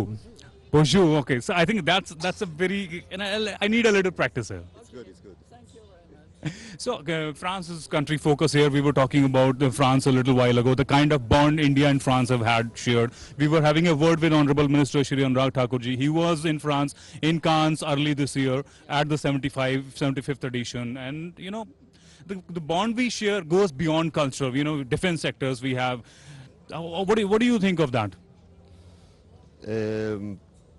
I mean, I guess that yeah, I mean, they tend to say that cinema is an international language, etc. I guess it should also be local. Like, I don't know, like we in the jury here, we want also to discover, I think, India throughout the films that we'll see. All right. Very rightly put, sir. Cinema is a global language, and it should be available to everyone, anywhere. And film festivals do exactly that, I believe. Yes, and I think also they are very important in a moment where cinema is threatened and menaced, and where the statue of cinema suddenly looks fragile and unsafe. There's something in film festivals that celebrate the fact that films and cinema is still a huge event. All right, we are minutes away from the opening ceremony. I will not hold you any further. Please enjoy the evening, enjoy the opening ceremony. Enjoy IFFI. Qu'est-ce qu'il a dit? He said that enjoy the ceremony. No, no, in French, please. और अब अपने दर्शकों को अपने दर्शकों को ले चलते हैं ऑडिटोरियम के अंदर और देखते हैं वहाँ क्या कुछ जी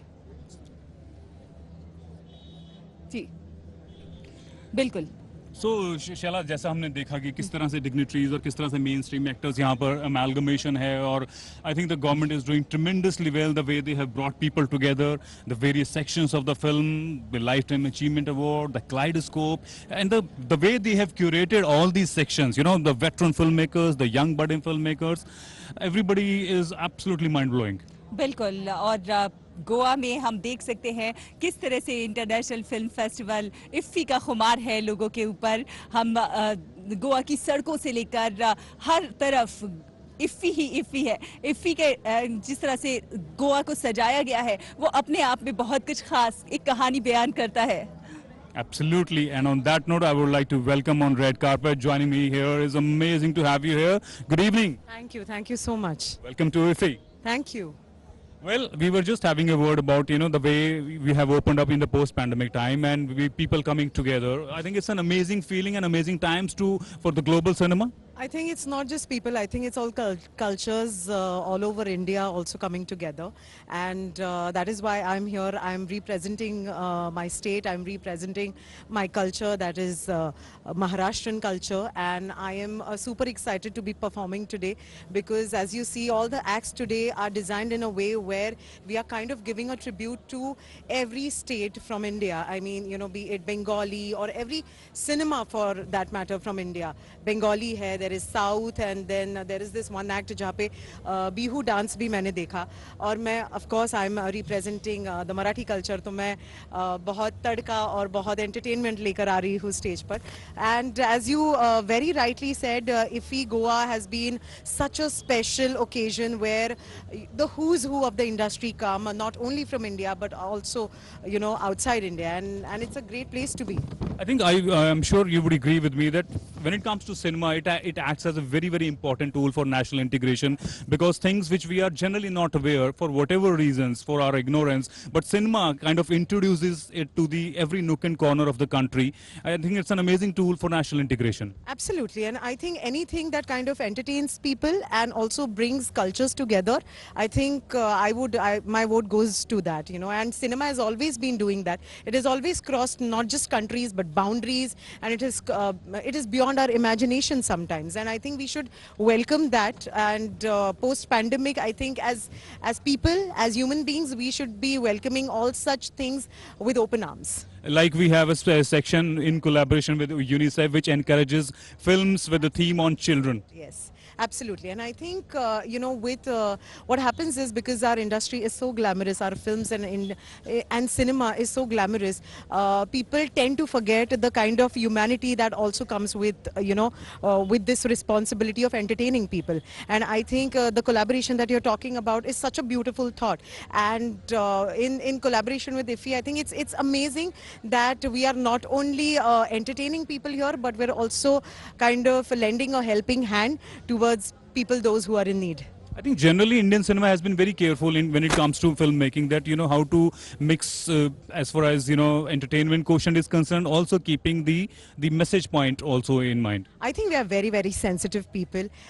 We love our films, but we want to hold hands when times are tough. And I think COVID has been the biggest example of showing what a human race can do. And I think everything has to go hand in hand. And today, after COVID, after pandemic, we are more sensitive, we are more empathetic towards each other, and that is what it shows in our films.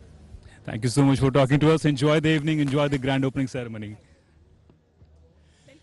Temperature is rising, excitement is high, और किस तरह से आप देखते हैं, आप कैसा feel करते हैं?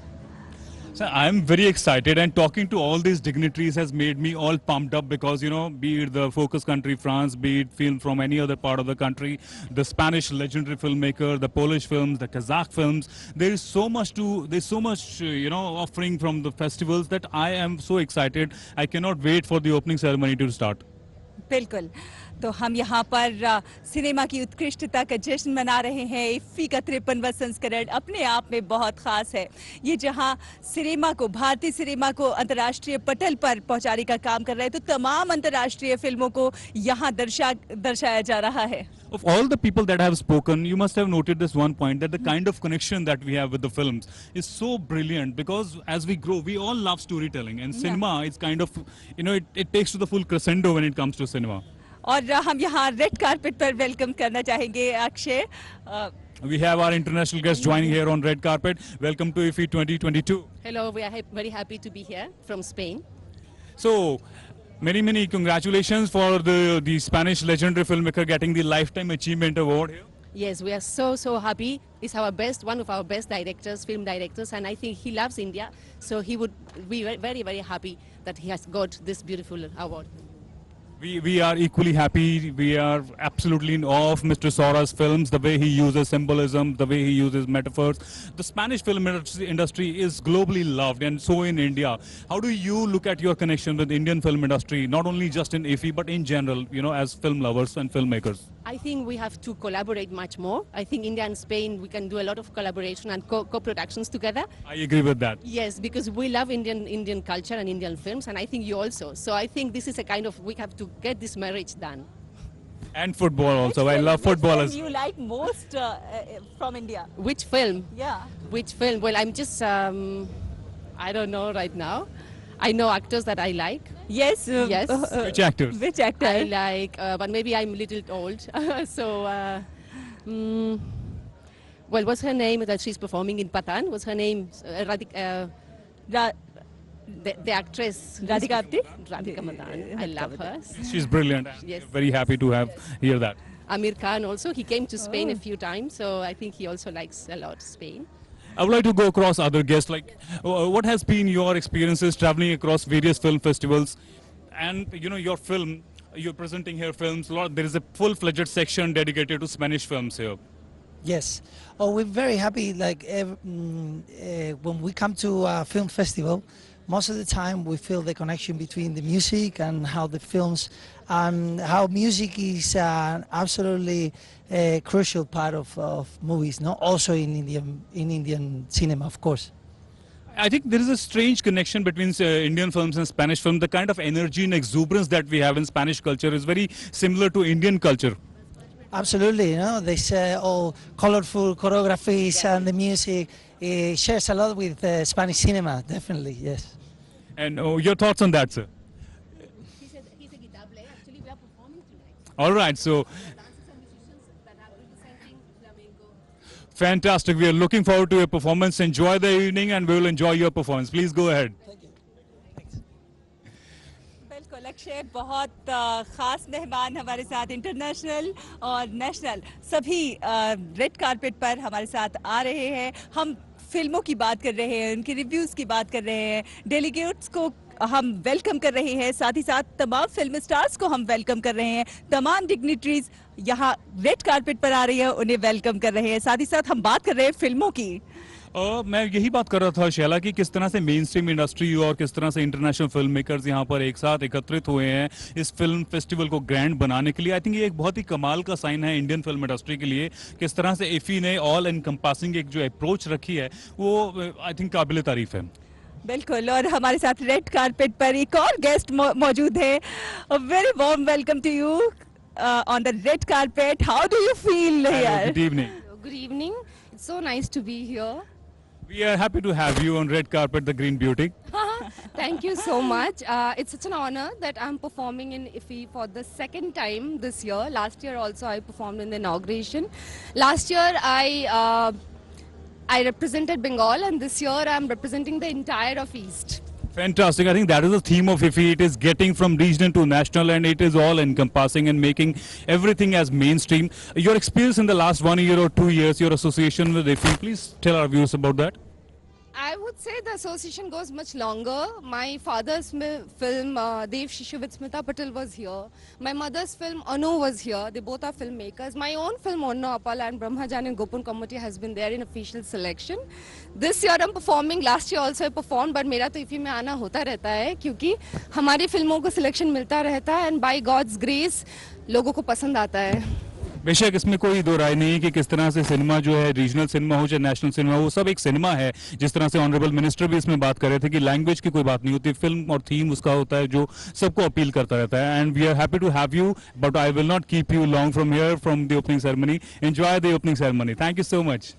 बिल्कुल, और हम बात कर रहे हैं सिनेमा की सुंदरता की, और हम वेलकम कर रहे हैं तमाम डिग्निटरीज को। और हम बात अब हमारे साथ कुछ ही देर में कार्तिक आर्यन होंगे, युवा स्टार कार्तिक आर्यन। उन्हें हम बात करेंगे, उनसे उनके थॉट्स जानना चाहेंगे।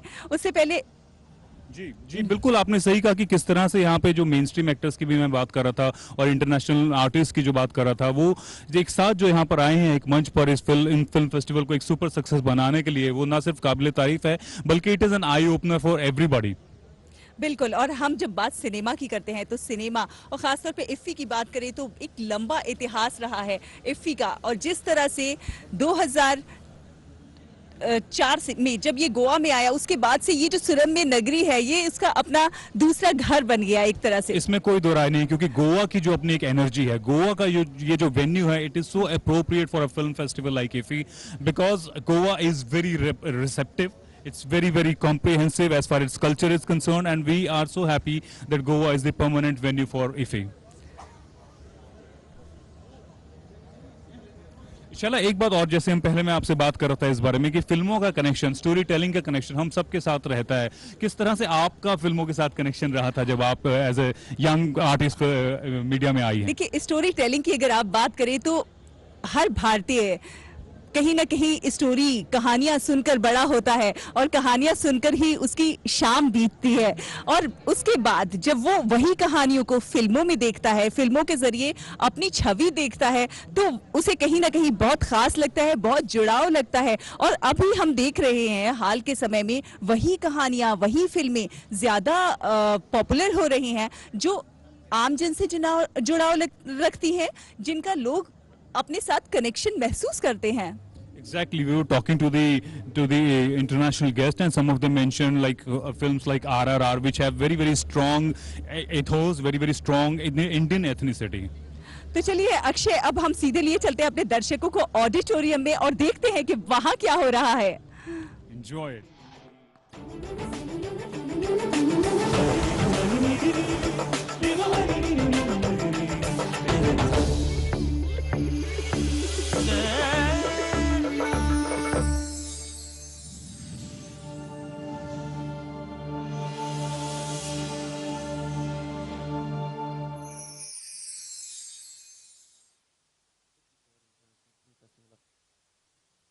Opening ceremony of Geo True 5G presents 53rd International Film Festival of India, Goa, streaming free now only on Voot. हर साल की तरह इस साल भी IFFI दुनिया भर की फाइनेस्ट फिल्म्स और वर्ल्ड सिनेमा के स्टेलर क्रिएटर्स को एक साथ लाया है. So let's begin and let's invite our dynamic host on stage. He is a very talented actor. He's at the top of his game when it comes to singing, writing, composing, and mind-blowing hosting.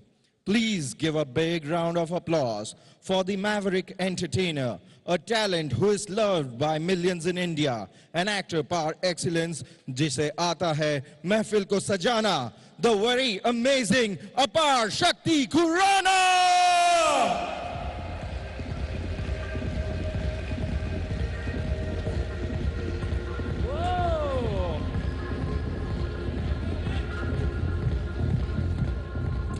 Hello Goa, क्या हाल चाल है सबके? Oh my God, what a Housefull. और Covid के बाद ऐसा हाउसफुल पहली बार देखा है. So touch wood, I think good things coming ahead. So सबसे पहले थैंक यू सो मच कि इस जबरदस्त शाम को होस्ट करने के लिए आपको लगा मुझे पड़ेगा बुलाना. हाय, माय नेम इज अपार शक्ति Khurana. It is indeed a great honor to be here in front of such an amazing audience. And hello and welcome to the prestigious Jio True 5G presents 53rd International Film Festival of India, Goa. Streaming free on Voot, Colors and Color Cineplex, brought to you by India's Information and Broadcasting Ministry and NFDC, and hosted by Government of Goa and Entertainment Society of Goa. एक बार जोरदार तालियां हो जाए सबके लिए. And tonight's event is directed and produced by Wistcraft Entertainment Agency. And you know what? As a young boy, you know, I used to eat, breathe, and love cinema. And now, to host an evening that marks the biggest celebration of cinema from across the world is a dream come true. So thank you for having me over. Tahe dil se shukriya aap sabka. Ladies and gentlemen, we have a lot in store for you today. But, before we begin, सबसे पहले करते हैं इस देश को प्रणाम, करेंगे सर्वप्रथम भारत माँ का सम्मान. Hence, I request everyone who all can to please rise for the national anthem. जनगण मन अधिनायक जय हे भारत भाग्य विधाता. पंजाब सिंध गुजरात मराठा द्राविड उत्कल गंगा. विंध्य हिमाचल यमुना गंगा उच्चल जलधि तरंगा. तव शुभ नामे जागे, तव शुभ आशीष मांगे. गाहे तव जय गाथा, जन गण मंगलदायक जय हे भारत भाग्य विधाता. जय हे जय हे जय हे जय जय जय जय हे.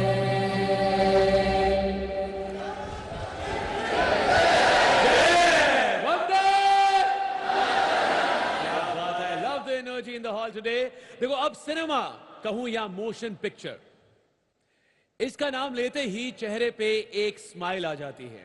There are only two types of people in this world. ये जो दुनिया है ना, दुनिया, इसमें केवल दो तरह के लोग होते हैं. One who loves cinema and the other who only loves cinema, because movies make everything all right. Believe me, to feel better you don't need a medicine. एक मूवी का सीन ही असर कर जाता है. और हम इंडियंस अपनी फिल्म्स में बहुत प्राइड लेते हैं. You know what? क्योंकि फिल्म चाहे वो हिंदी हो, बंगाली हो, कन्नड़ हो, पंजाबी, तेलुगु, भोजपुरी या फिर तमिल, हम उसकी सक्सेस पे ढेर सारी सीटियां बजाते हैं. बहुत लंबा सफर रहा है हमारी इन सभी फिल्मों का. From no color to the cinema full of colors. From no dialogues to the biggest dialogue bazi. From simple cinematic frames to visuals loaded with animation and VFX. From Raja Harishchandra to RRR. Dada Saheb Phalke साहब ने अपने हाथों में camera क्या पकड़ा, revolution और evolution ने ऐसी हवा पकड़ी कि आज हर घर में बच्चे कैमरा उठाकर सिनेमा बनाने की सोच रहे हैं. We now live in a world where we create cinema, and definitely cinema creates our world. Please एक बार जोरदार तालियां हो जाएं हमारे इस सिनेमा के जगत के लिए. One of the finest makers, actors, directors, writers are here. And that's why हम यहाँ पर आए हैं to celebrate the joy of cinema in a fabulous magical land called Geo True 5G presents 53rd International Film Festival of India, Goa, streaming free now only on Woot.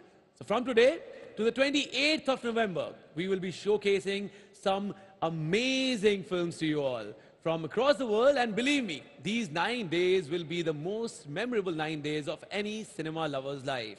And that is a promise of those who have made this fantastic event possible. Give it up for the Directorate of Film Festivals of the Ministry of Information and Broadcasting in collaboration with the Goa government. एक बार फिर से जोरदार तालियां हो जाएं इनके लिए. And thank you Goa government and IFFI for providing us this fabulous platform and getting us all together. Okay, so मुझे लग रहा है रूम में एनर्जी बिल्कुल करेक्ट है. काफी ज्यादा माहौल बन रहा है. So ladies and gentlemen, now it is time to kickstart the opening ceremony on a grand note. You know what? In India, every important occasion begins by inviting and worshipping Lord Ganesha. That is why we say, उत्सव बिना गणेश जी के लगता हमें अधूरा है. प्रथम वंदना अगर उनकी ना हो तो कोई भी काम नहीं होता पूरा है.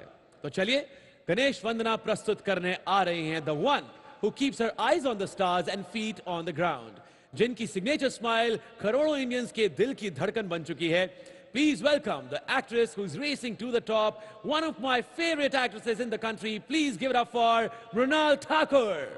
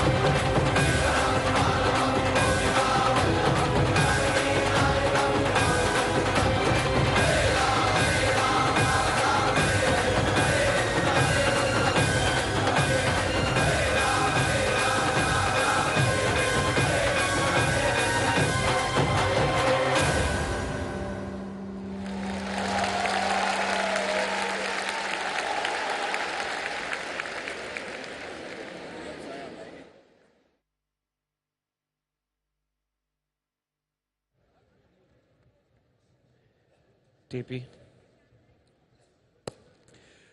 Oh my God, what a performance. Give it up for Mrunal Thakur. Light represents the positive, the good and the good spirits. It symbolizes truth, knowledge and understanding. By lighting a lamp, the lamp becomes a form of fire and it ensures success. Hence, now I request the honorary dignitaries to please come on the stage and light the traditional inaugural lamp. Can we please have all of you on the stage? Shri P.S. Sridhan, Honorable Governor Goa. Shri Anurag Singh Thakur, Honorable Union I&D Minister. Dr. L. Murugan, Honorable Minister of State. Dr. Pramod Sawant, Honorable Chief Minister Goa. Mr. Puneet Kumar Goyal, Chief Secretary Goa. Mr. Apurva Chandra, Secretary of Information and Broadcasting. Steering Committee members, Bobby Bedi, Ms. Rishita Bhatt, Nikhil Mahajan, Prasoon Joshi, Ravi Kottakara, Sujit Sarkar and Vani Tripathi. And Mr. A.K. Beer, Technical Committee Chairman.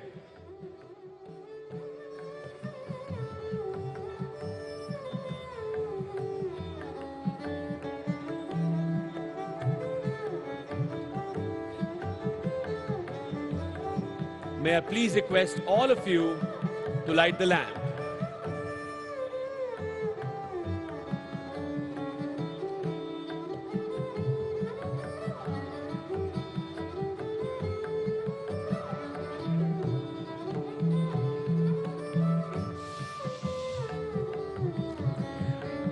I wish with all my heart that this light brightens up the path for world cinema for years to come, and may it guide us towards a path of telling some compelling stories which fills the hearts and lives of our audiences with hope and happiness.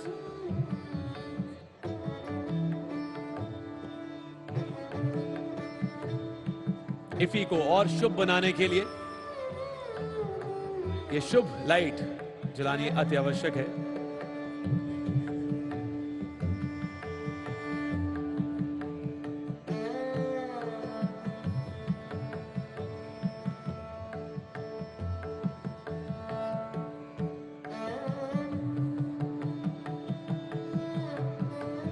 Thank you so much, everyone. Thank you so much for doing the honors.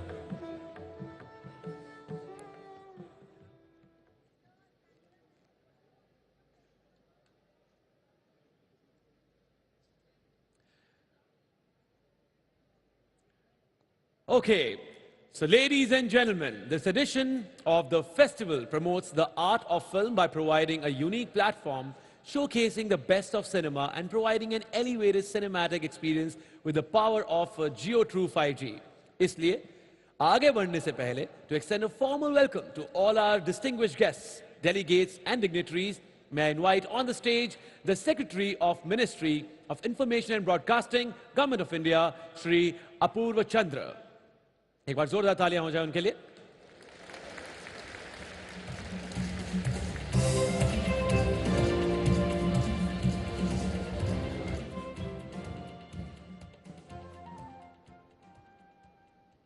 Honorable Governor of Goa, Shri P.S. Sridharan ji, Honorable Minister for Information and Broadcasting, Shri Anurag Singh Thakur ji, Chief Minister of Goa, Shri Pramod Sawant ji, Minister of State, Shri L. Murugan ji, and all of those present here who are in the business of creating the magic of movies, and the others like me who are fans and enjoy and immerse themselves into the magic of movies.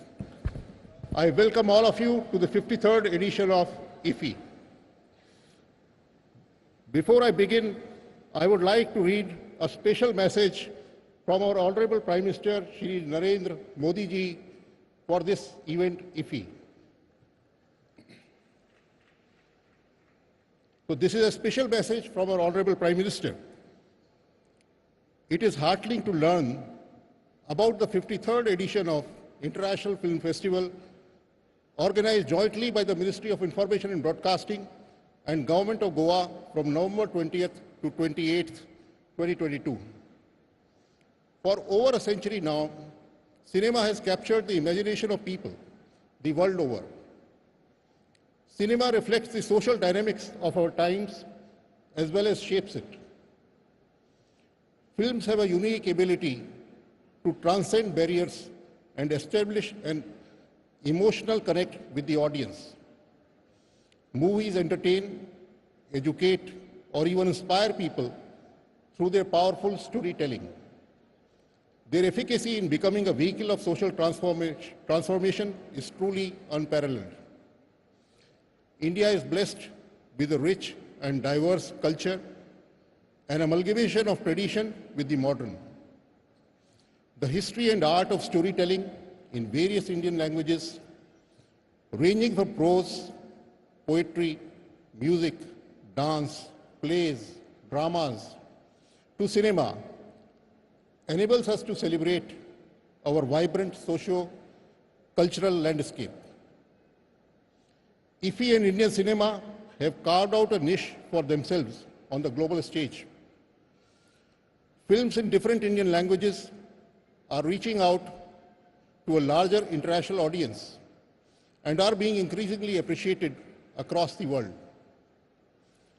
As the biggest film festival of India, IFFI promotes an invigorating synergy between delegates from different nations and societies united by cinema.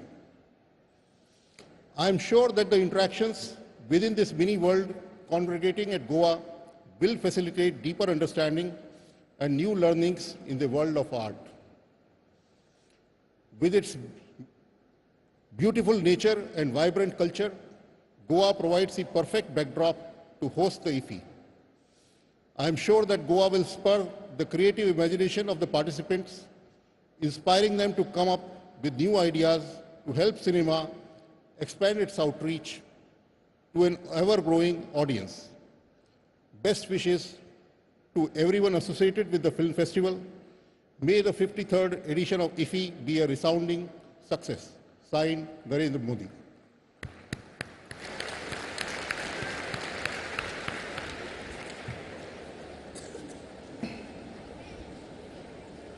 So after the inspiring words of the Honorable Prime Minister, where he has expressed confidence that IFFI will facilitate deeper understanding and new learnings in the salubrious state of Goa, I would only add that IFFI is a platform for Indian film industry to showcase its best before the world and to imbibe the best practices in cinema from the rest of the world.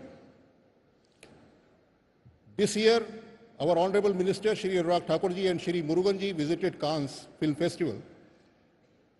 And India was the first country of honor at the Marché du Cannes. We learned a lot from that visit, and this year we have tried to imbibe the learnings into the IFFI at Goa. This and that you can see when the film market is going to be inaugurated tomorrow, where we have several countries, states, and industry pavilions being put up. This is the first time ever that such a large participation is there. Very smart pavilions have been put up by France, Dubai, Russia, and many state governments. And I'm happy to announce that we have kept the entry open, not just to the delegates of the film market, but also to the delegates of the film festival, and also to the public of Goa between 3 and 6 p.m. every day. So we would like more and more people to come and visit this first ever effort at Goa. More than anything, a film festival is about films. This year, 280 films from 79 countries, 183 films will be part of the international programming. और मैं शुक्रिया अदा करना चाहता हूं अपनी steering committee का, जिन्होंने इस बार बहुत मेहनत से इन फिल्मों को चुना है, और मुझे आशा है कि जो लोग फिल्मों के कॉनोसियर्स हैं, जो फिल्मों को देखेंगे, वो फिल्म्स को अप्रिशिएट करेंगे कि इस बार की फिल्मों में कैसे बदल आया है, और हमारा जो गोवा का इंटरनेशनल फिल्म फेस्टिवल है वो बढ़िया से बढ़िया होता जा रहा है. सो शेवटी मी असं म्हणेन की 2 वर्षापर्यंत कोविड होता. या वर्षी आपण कोविड कोविडमधून निघालो आहोत आणि या वर्षीच्या इफी जे आजपर्यंतच्या इफी आहे त्यापेक्षा चांगला आहे आणि यापुढे दरवर्षी मी हमी देतो की यापेक्षा चांगला होत जाणार आहे. धन्यवाद.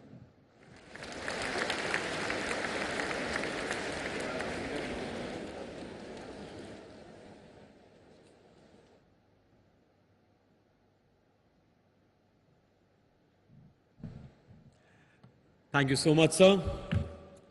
And now I would like to request the Honorable Minister of State, Ministry of Information and Broadcasting, Fisheries, Animal Husbandry and Dairying, Government of India, Dr. L. Murugan, to share a few words. Please welcome him on the stage.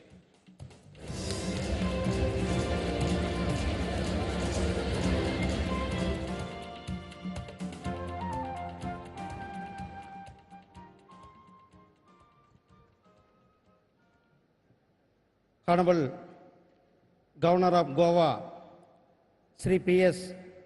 Sridharan Pillai Ji, Honorable Minister of Information Broadcasting and Youth Affairs and Sports, Sri Anurag Singh Thakur Ji, Honorable Chief Minister of Goa, Dr. Pramod Sawant Ji, Secretary INB Sri Apurva Sandra Ji, and senior officers from Ministry of Information and Broadcasting, government officials from Government of Goa, ESG, and team NFDC. And the stars, celebrities here, our parliamentarians here, filmmakers, juries, actors, directors, and all personalities associated with the world of cinema, delegates, guests, friends from media, ladies and gentlemen, namaste, vanakkam to you all.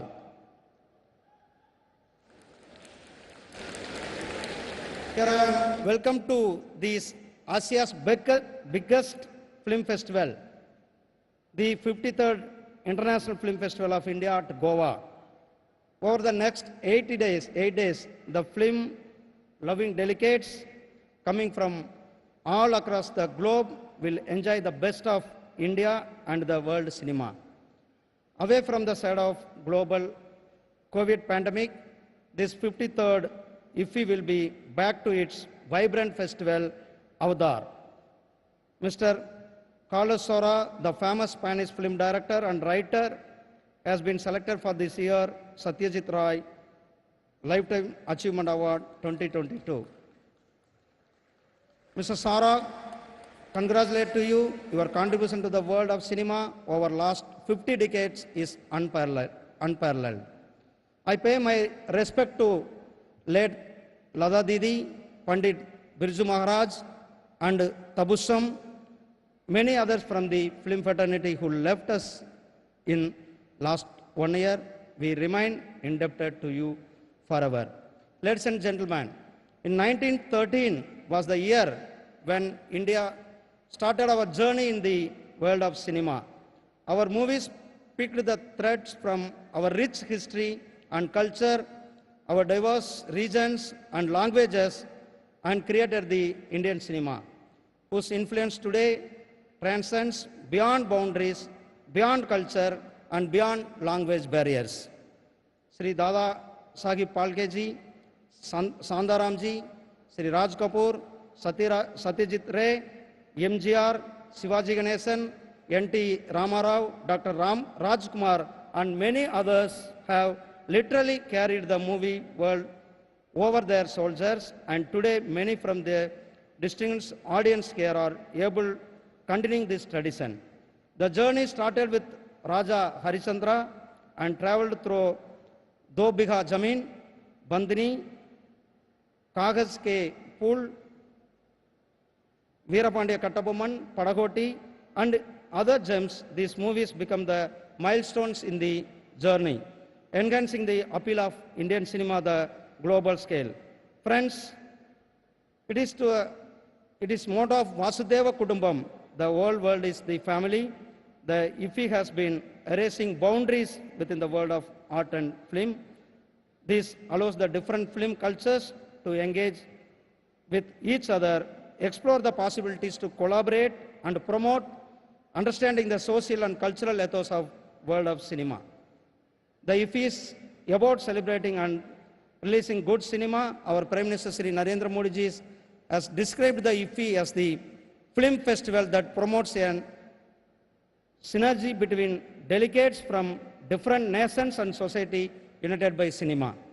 The 53rd IFFI has everything that a true movie lover wanted, that Indian panorama, master classes, books to box office sessions, film bazaar, 75 creative young minds, and most importantly, the best of world cinema are lined up in this edition of IFFI. Honorable Minister Shri Anurag Singh Thakur ji is leading the front to establish India's position as the content hub of the world. Many initiatives like incentives for co-production in India, streamlining single-window film facilitation service, incentives film shootings in India, tapping the huge AVGC potential and marching ahead under his able leadership. Let me also acknowledge the great contribution of state of Goa. Let Sri Manohar Parrikar ji's sustained effort made Goa as the permanent venue of IFFI. I salute his vision. The Goa state under the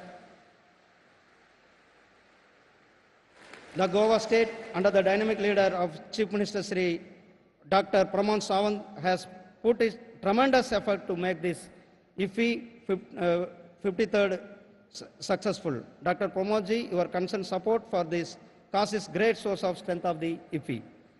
This warmth and hospitality of Goenkas is world famous, so enjoy the Goengan hospitality and get immersed in the IFFI. Thank you. Jai Hind, Jai Bharat, Vanakkam.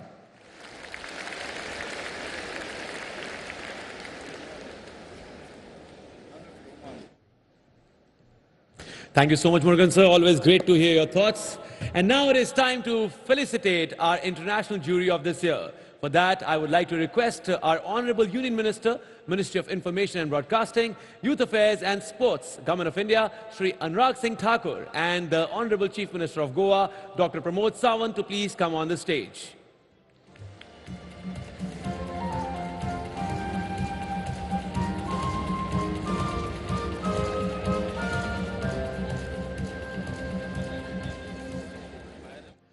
The international jury for the festival chose a total of 15 films this year, 12 international and 3 Indian films to compete for the prestigious Golden Peacock Award at Geo True 5G Presents 53rd edition of the International Film Festival of India, Goa, streaming free now on Woot.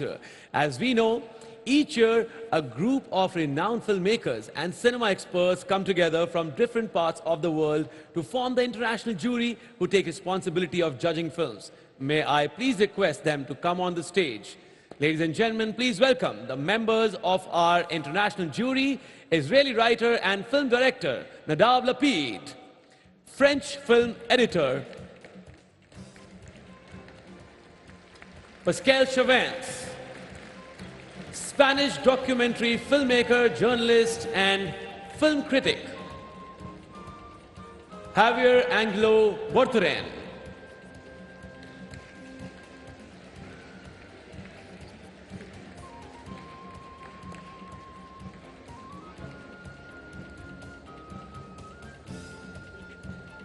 American film producer Jainko Gotho, and India's very own film writer and director Sudipto Sen.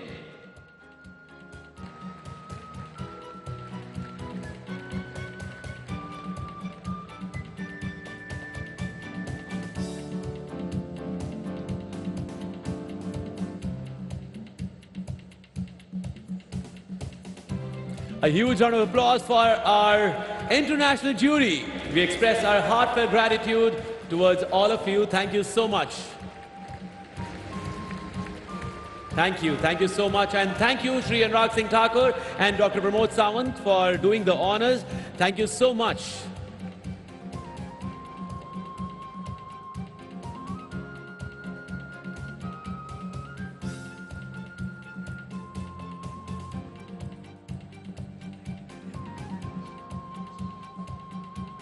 Thank you so much.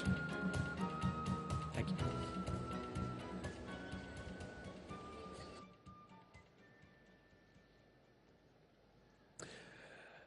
All right, the aim of the Indian Panorama, organized by National Film Development Corporation, Ministry of Information and Broadcasting, Government of India, is to select feature and non-feature films of cinematic and thematic and aesthetic excellence. From hundreds of entries this year, 25 feature films and 20 non-feature films will be showcased. I would like to first introduce the feature film jury of the year. The feature film jury is headed by the acclaimed director and editor, chairperson, Shri Vinod Ganatra, along with 12 distinguished film personalities. And they are Ashok Kashyap, Ananda Jyoti, A. Karthik Raja, Dr. Radha Singh, Anumala Prem Raj, Emo Singh, Jugal Debata, M. Geeta Gurappa, Shailesh Dave, Shibu G. Susalan, V. N. Aditya, and Vishnu Sharma. Please give a huge round of applause for the feature film jury of Indian Panorama. And now let me introduce the non-feature film jury of this year. The non-feature film jury is headed by the acclaimed producer, writer, and National Film Award winner, chairperson Shri Oyanam Doren, along with 6 other distinguished film personalities, and they are A. Chandrasekhar, Harish Bhimani, Manish Seni, P. Umesh Nayak, Rakesh Mittal, Sanskar Desai. Ladies and gentlemen, please give a huge round of applause for the non-feature film jury of Indian Panorama. और अब बारी है एक बहुत ही अहम शख्सियत को stage पर इनवाइट करने की. गोवा की शान, IFFI की शान, the man of the hour who never ceases to amaze us with his dedication and visionary approach. Please welcome the Honorable Chief Minister of Goa, Dr. Pramod Sawant.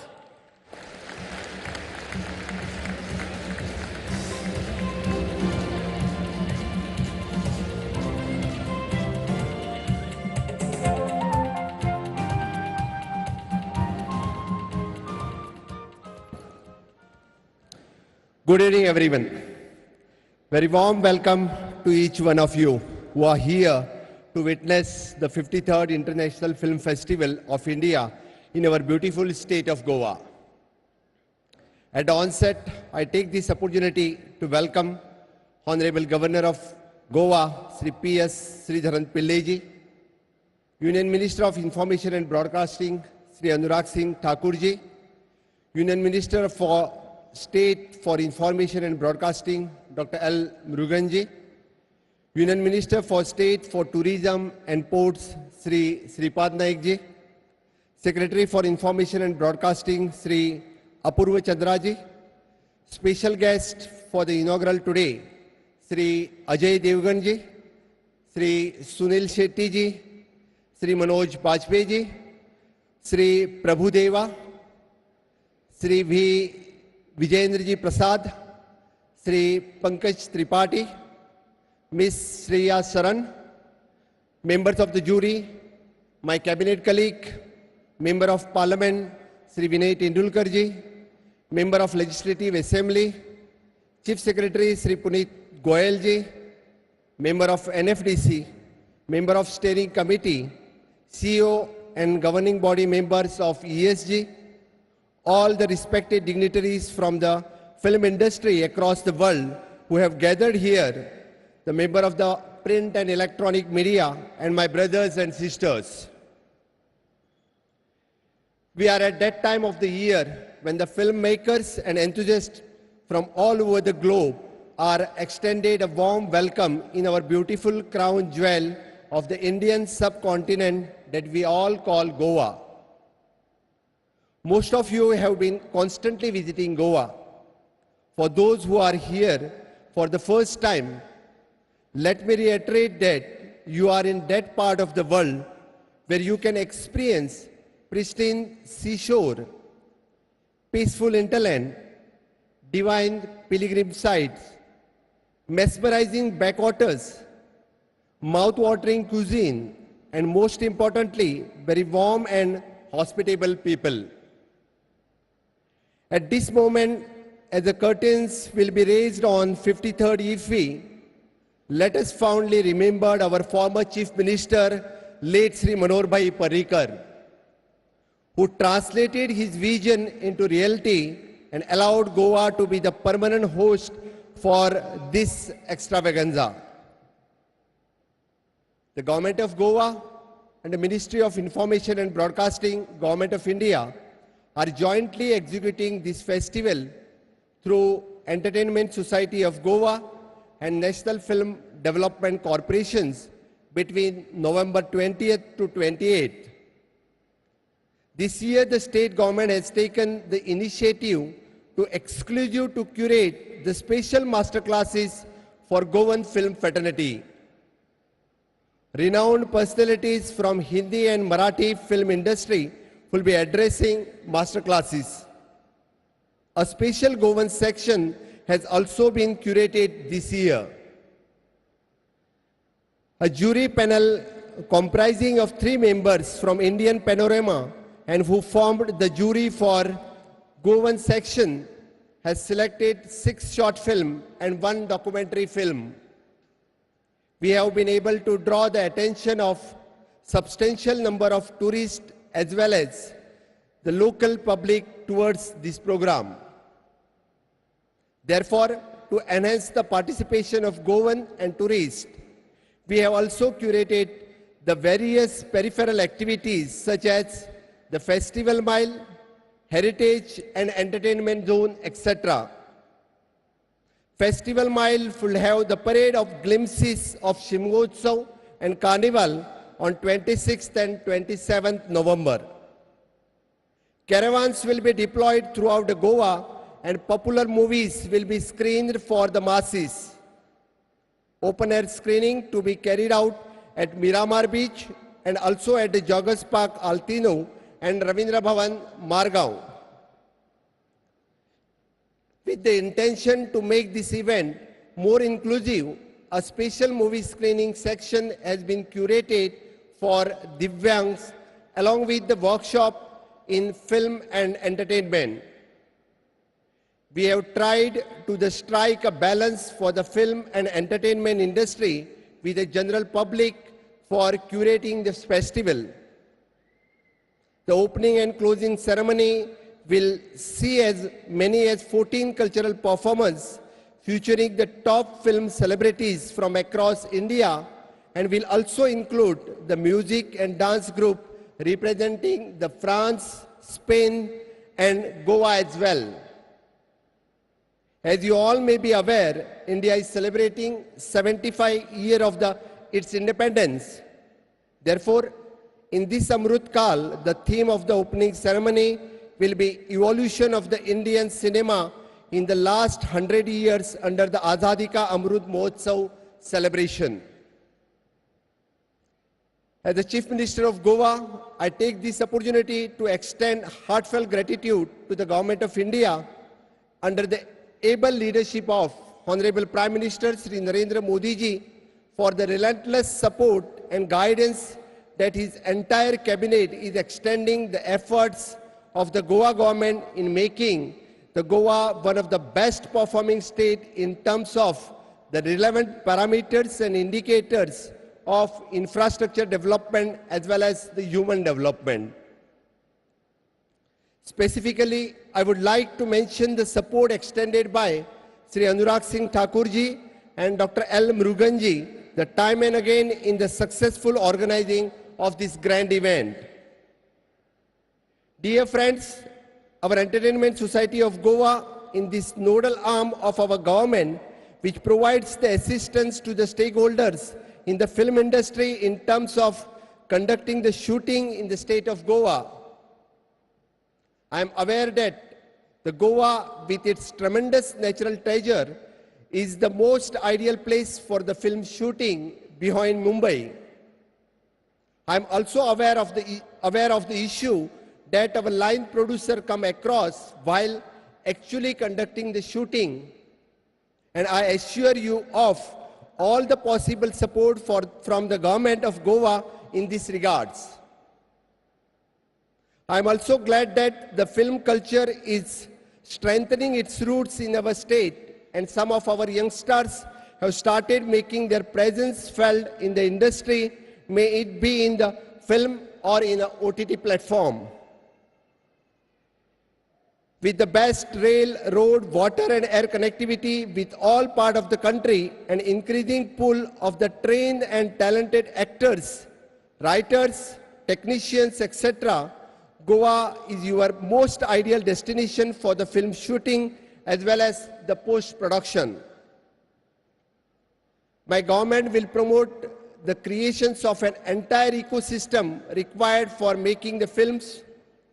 Our aim is to create the hub with the world-class production, post-production and training facilities for the global media, entertainment and IT industry. Setting up of state-of-the-art film school will provide the opportunities to the Goan youth to acquire the required skills and education to become the eligible for the employment opportunities.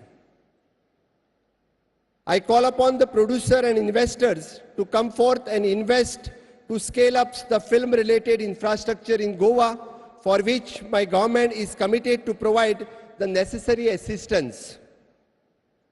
Very soon, my government will come out with a comprehensive policy and hassle-free action plan for the same. A long-pending dream of creating the permanent venue for the International Film Festival of India is become a reality.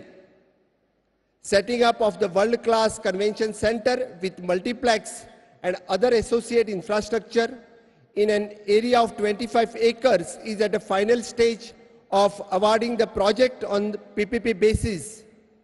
Hopefully, in the year 2025, we will be able to celebrate the IFFI at the new venue. I wish all the delegates a very pleasant stay and also the very enriching experience through the various symposium, panel discussion, etc. at a part of the 53rd IFFI in Goa. समेस्त गोंयकारांक हांव परत एकदा आयच्या IFFI इनॉग्रलाक तुमकां खूब खूब स्वागत करता आनी आमच्या मदीं आयिल्ले सगळे आमचे गेस्ट माननीय अनुराग सिंग ठाकूर जी, अजय देवगण जी, सुनील शेट्टी जी हांचे नेटान ताळयो मारून तुमी गोंयच्या हातूंतल्यान सगळ्यांनी स्वागत करचें आनी परत एकदा IFFIचो आस्वाद घेवपा खातीर फुडले 9 दीस आमकां इंटरॅक्शन करपाक मेळटलें. वेरियस फिल्म इंडस्ट्रींतल्या एक्टर्सां कडेन, डायरेक्टरांसां कडेन ही गोंयकारां खातीर, आमच्या तरणाट्यां खातीर फिल्म इंडस्ट्रींतली बऱ्यांतली बरी संदी आसा. तिचो फायदो आमी सोडचे ना. जय हिंद, जय Goa. Thank you so much for inspiring words, but sir, please stay back, sir. If you can please stay back on the stage. Thank you so much. And I would also like to call upon the stage Honorable Union Minister, Ministry of Information and Broadcasting, Youth Affairs and Sports, Government of India, Shri Anurag Singh Thakur, and the Honorable Minister of State, Ministry of I&B, Fisheries, Animal Husbandry and Dairying, Government of India, Dr. L. Murugan, and Honorable Governor, Goa, Shri P.S. Sridharan, to felicitate our honorary dignitaries today. Can we please have you on the stage, sir?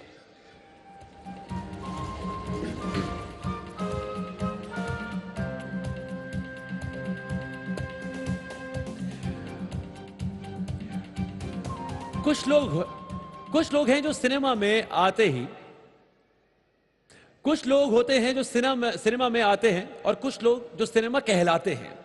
इनकी presence और efforts के बिना शायद Indian cinema उस मुकाम तक नहीं पहुंच पाता जो जहां अभी तक पहुंचा है. These personalities are very special to the country and they have definitely some greatness in them.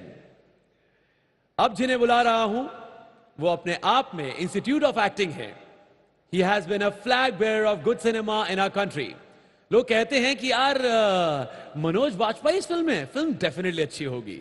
Please welcome 3 times National Award winner Padma Shri Manoj Bajpayee ji.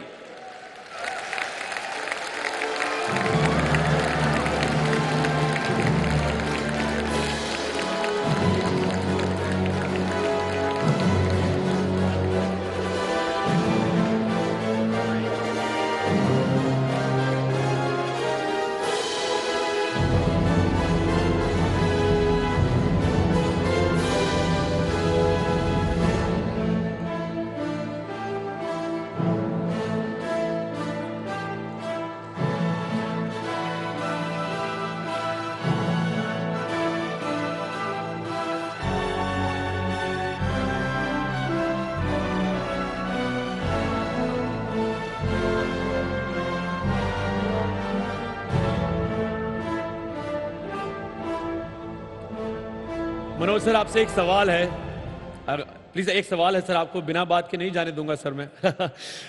मेरी पहली फिल्म वैसे लोगों को लगता है दंगल थी, लेकिन 7 उचक्के मेरी पहली फिल्म थी और मैं तब से सर को चरण स्पर्श करता हूं हर बार। सर ये जानना चाहता हूं, there is a paradigm shift in cinema. जो तब का से पहले का सिनेमा था और जो आज का सिनेमा है बहुत बदल चुका है। तो आपसे जानना चाहता हूं कि how do you see this change sir? क्या बदल चुका है जब से आपने स्टार्ट किया था और आज जब हम देखते हैं आपको? Yeah, I'm not that old. Question. Sir, cinema जो है बहुत बदल चुका है जब आपने स्टार्ट किया था तब से लेके अब तक। तो आपके हिसाब से क्या बदला है सिनेमा में? आपने क्या देखा है अपनी जर्नी से? नहीं, बहुत सारी चीज़ें बदली हैं और तकनीक बदला है, सिनेमा कहानी कहने का ढंग बदला है।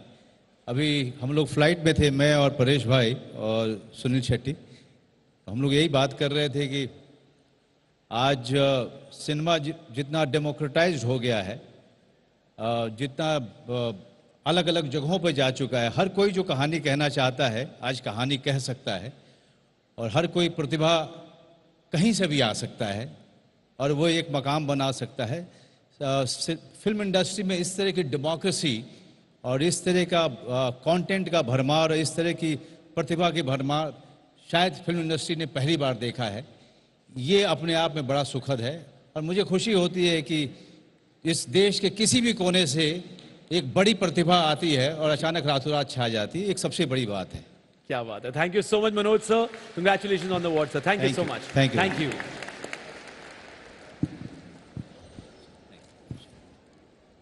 Thank you so much sir. नहीं sir, please stay there sir.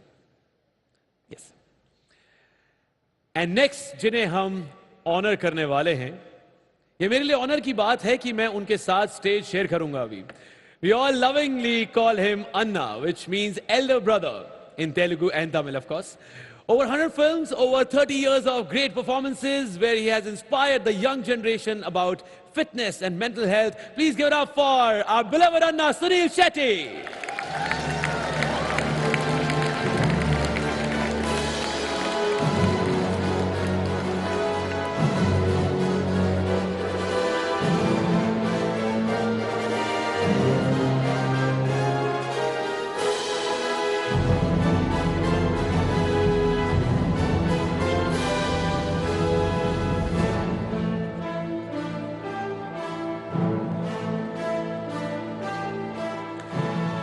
एक बार जोरदार तालियां हो जाएं। सुनील सर, आपसे भी मेरा एक सवाल है, ये डी एजिंग का क्या फॉर्मूला है सर? आप जितने भी लोग इस समय हैं ऑडियंस में, मुझे बताएं अगर इनकी अगर लगता है कि ये बूढ़े हो रहे हैं, आप छोटे ही होते जा रहे हैं सर, ये क्या हो रहा है सर? देखिए, आई थिंक खुश रहना बहुत इंपॉर्टेंट है और दूसरों की खुशी में मेरी खुशी है। वाह। मैं चाहता हूं कि सब अच्छा बने, सब अच्छा करे एंड एज एन इंडस्ट्री हम ग्रो करें। एंड ऑफ कोर्स उसके अलावा early to bed, early to rise, training, जैसे अजय हमेशा कहता है कि सिर्फ 2 जन हैं जो इंडस्ट्री में जल्दी उठते हैं, एक दूध वाला और दूसरा सुनील शेट्टी। तो I can never forget that. Thank you. क्या बात है। Thank you so much Sunil sir, thank you so much, congratulations, thank you so much. जोरदार तालियां हो जाएं एक बार फिर से। Thank you so much sir. And next up we would like to honor the man जिनकी वजह से हीरो की एंट्री सिनेमा में और भी इंटरेस्टिंग बन गई। आता माझी सटकले, समझ गए होंगे किसकी बात कर रहा हूं मैं। ऑलरेडी तालियां बज चुकी हैं, क्या ही देता हूं, जोर से तालियों के साथ स्वागत कीजिए जिसमें है दम, वो है फक्त हमारा beloved Ajay Devgn. Give it up for Padmashri Ajay Devgan.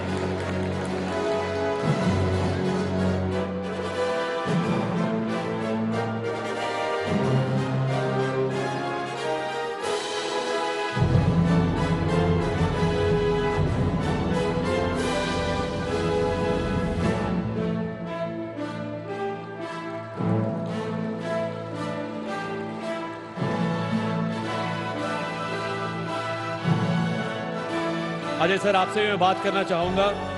आप पहले माइक ले लीजिए please. First of all congratulations on huge numbers of Drishyam 2। बहुत बहुत मुबारक हो सर आपको। Thank you so much. And sir बहुत कम लोग हैं जो एक्टिंग के साथ साथ डायरेक्शन और प्रोड्यूस भी कर पाते हैं। अगर आप तीनों में से सबसे ज्यादा पसंदीदा आपको क्या है, डायरेक्शन, प्रोडक्शन या एक्टिंग? आई थिंक ये बहुत ही मुश्किल सवाल है। जब एक आर्ट लवर होता है वो किसी एक चीज़ पे पिन पॉइंट नहीं कर सकता।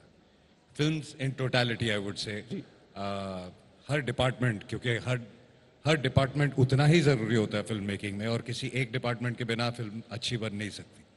So basically I love making films, and that could be acting, that could be direction, producing, everything.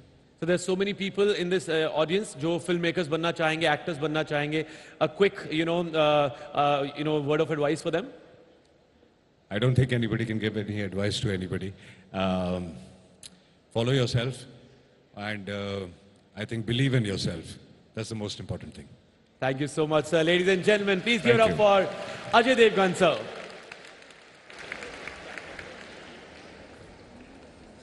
Thank you so much, sir. अक्सर जॉनर एक एक्टर की एक्टिंग को ना डिफाइन करता है, बट जिनको मैं अगले अब मंच में बुलाने वाला हूं वो एक्टर ऐसे हैं कि खुद ही जॉनर बन जाते हैं. The man who has immortalised 1 million characters on screen, comedy हो या नेगेटिव रोल या फिर लवेबल बाबू भैया, तेजा बन के इन्होंने इंडस्ट्री पे एक मार्क छोड़ा है. My beloved actor, producer and India's most legendary Padma Shri, Paresh Rawal, sir.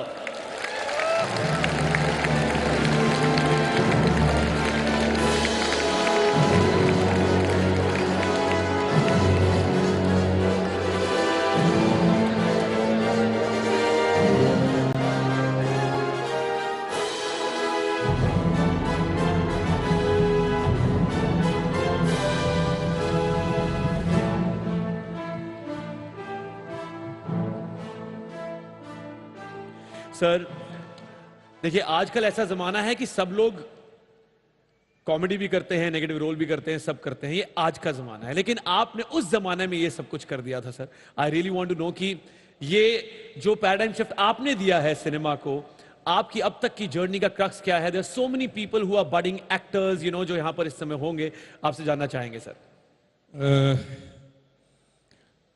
मुझे फॉर्चुनेटली अच्छे राइटर मिले, अच्छे डायरेक्टर मिले, अच्छे को आर्टिस्ट मिले तो मैं कर सका, वरना कुछ रोल तो हमारे नसीब में ऐसे आते थे, अब क्या बताएं. सिर्फ पैसे नहीं होते तो हम कुछ नहीं करते. ये था. Okay sir, okay, thank you sir. Thank you so much sir.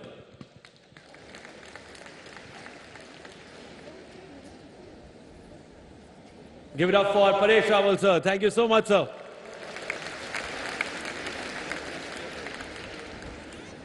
And I would like to call upon the stage Sri Shripad Nayak, Ministry of Culture and Tourism, Goa, for the next felicitation. Sir, please, can we have you on the stage, please?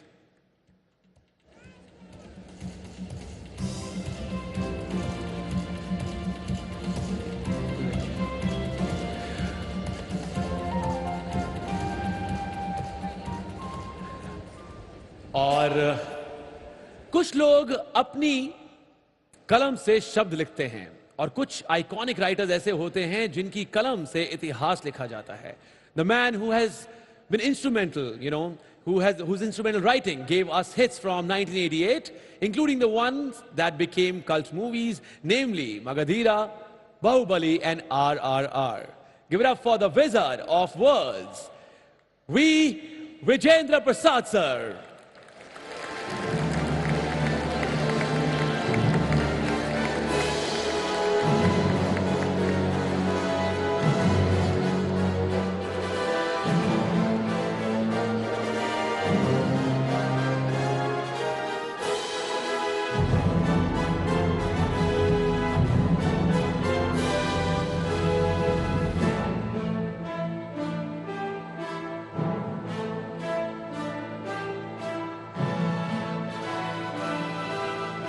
एक बार जोरदार तालियां हो जाएं.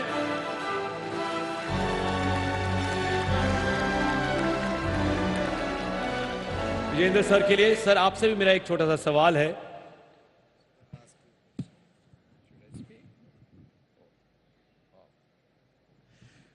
Sir टर्नी sir, मैं भी जो कुछ बोल रहा हूं ये किसी ने लिखा है सर, अदरवाइज हम कुछ नहीं है।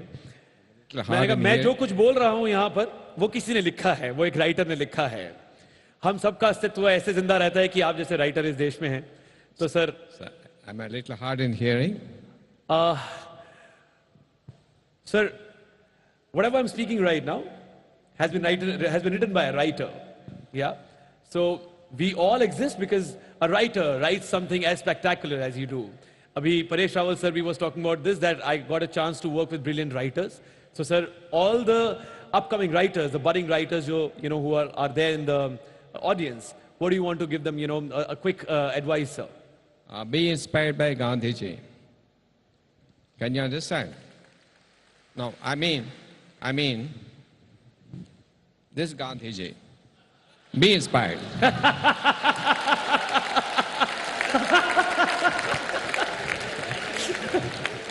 What an inspiration, sir. हम सबकी यही inspiration है. Thank you so much, sir. एक बार जोरदार तालियां हो जाए सर के लिए. And thank you so much, everyone, all the dignitaries, for doing the honors. Thank you so much.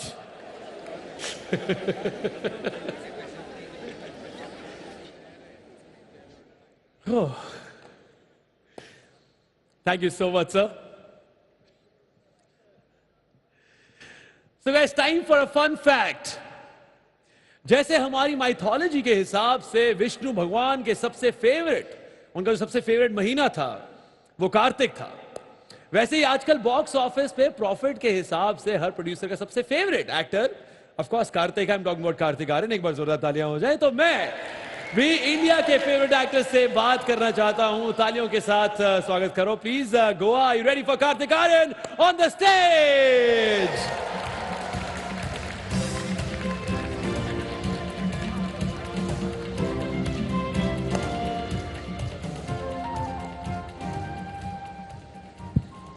तो कार्तिक, बड़ी स्क्रीन पर, बड़े बड़े स्टेज पर बहुत बड़ी बातें हुई हैं, but IFFI I think is definitely something very different. एक बार लोग देखो कितने हैं, ऊपर से हम गोवा में हैं। What do you have to say about IFFI? बहुत सारे लोग हैं यार, पूरा भरा हुआ है, बट मैं यहाँ आके बहुत एक्साइटेड हूँ और इफी में आके उसका हिस्सा बन के ऑल द मोर एक्साइटमेंट बढ़ गया है। यहाँ पे मैं पहली बार परफॉर्म कर रहा हूँ आज एंड मतलब मैंने इतनी ऑडियंस अभी काफ़ी टाइम से नहीं देखी एक साथ।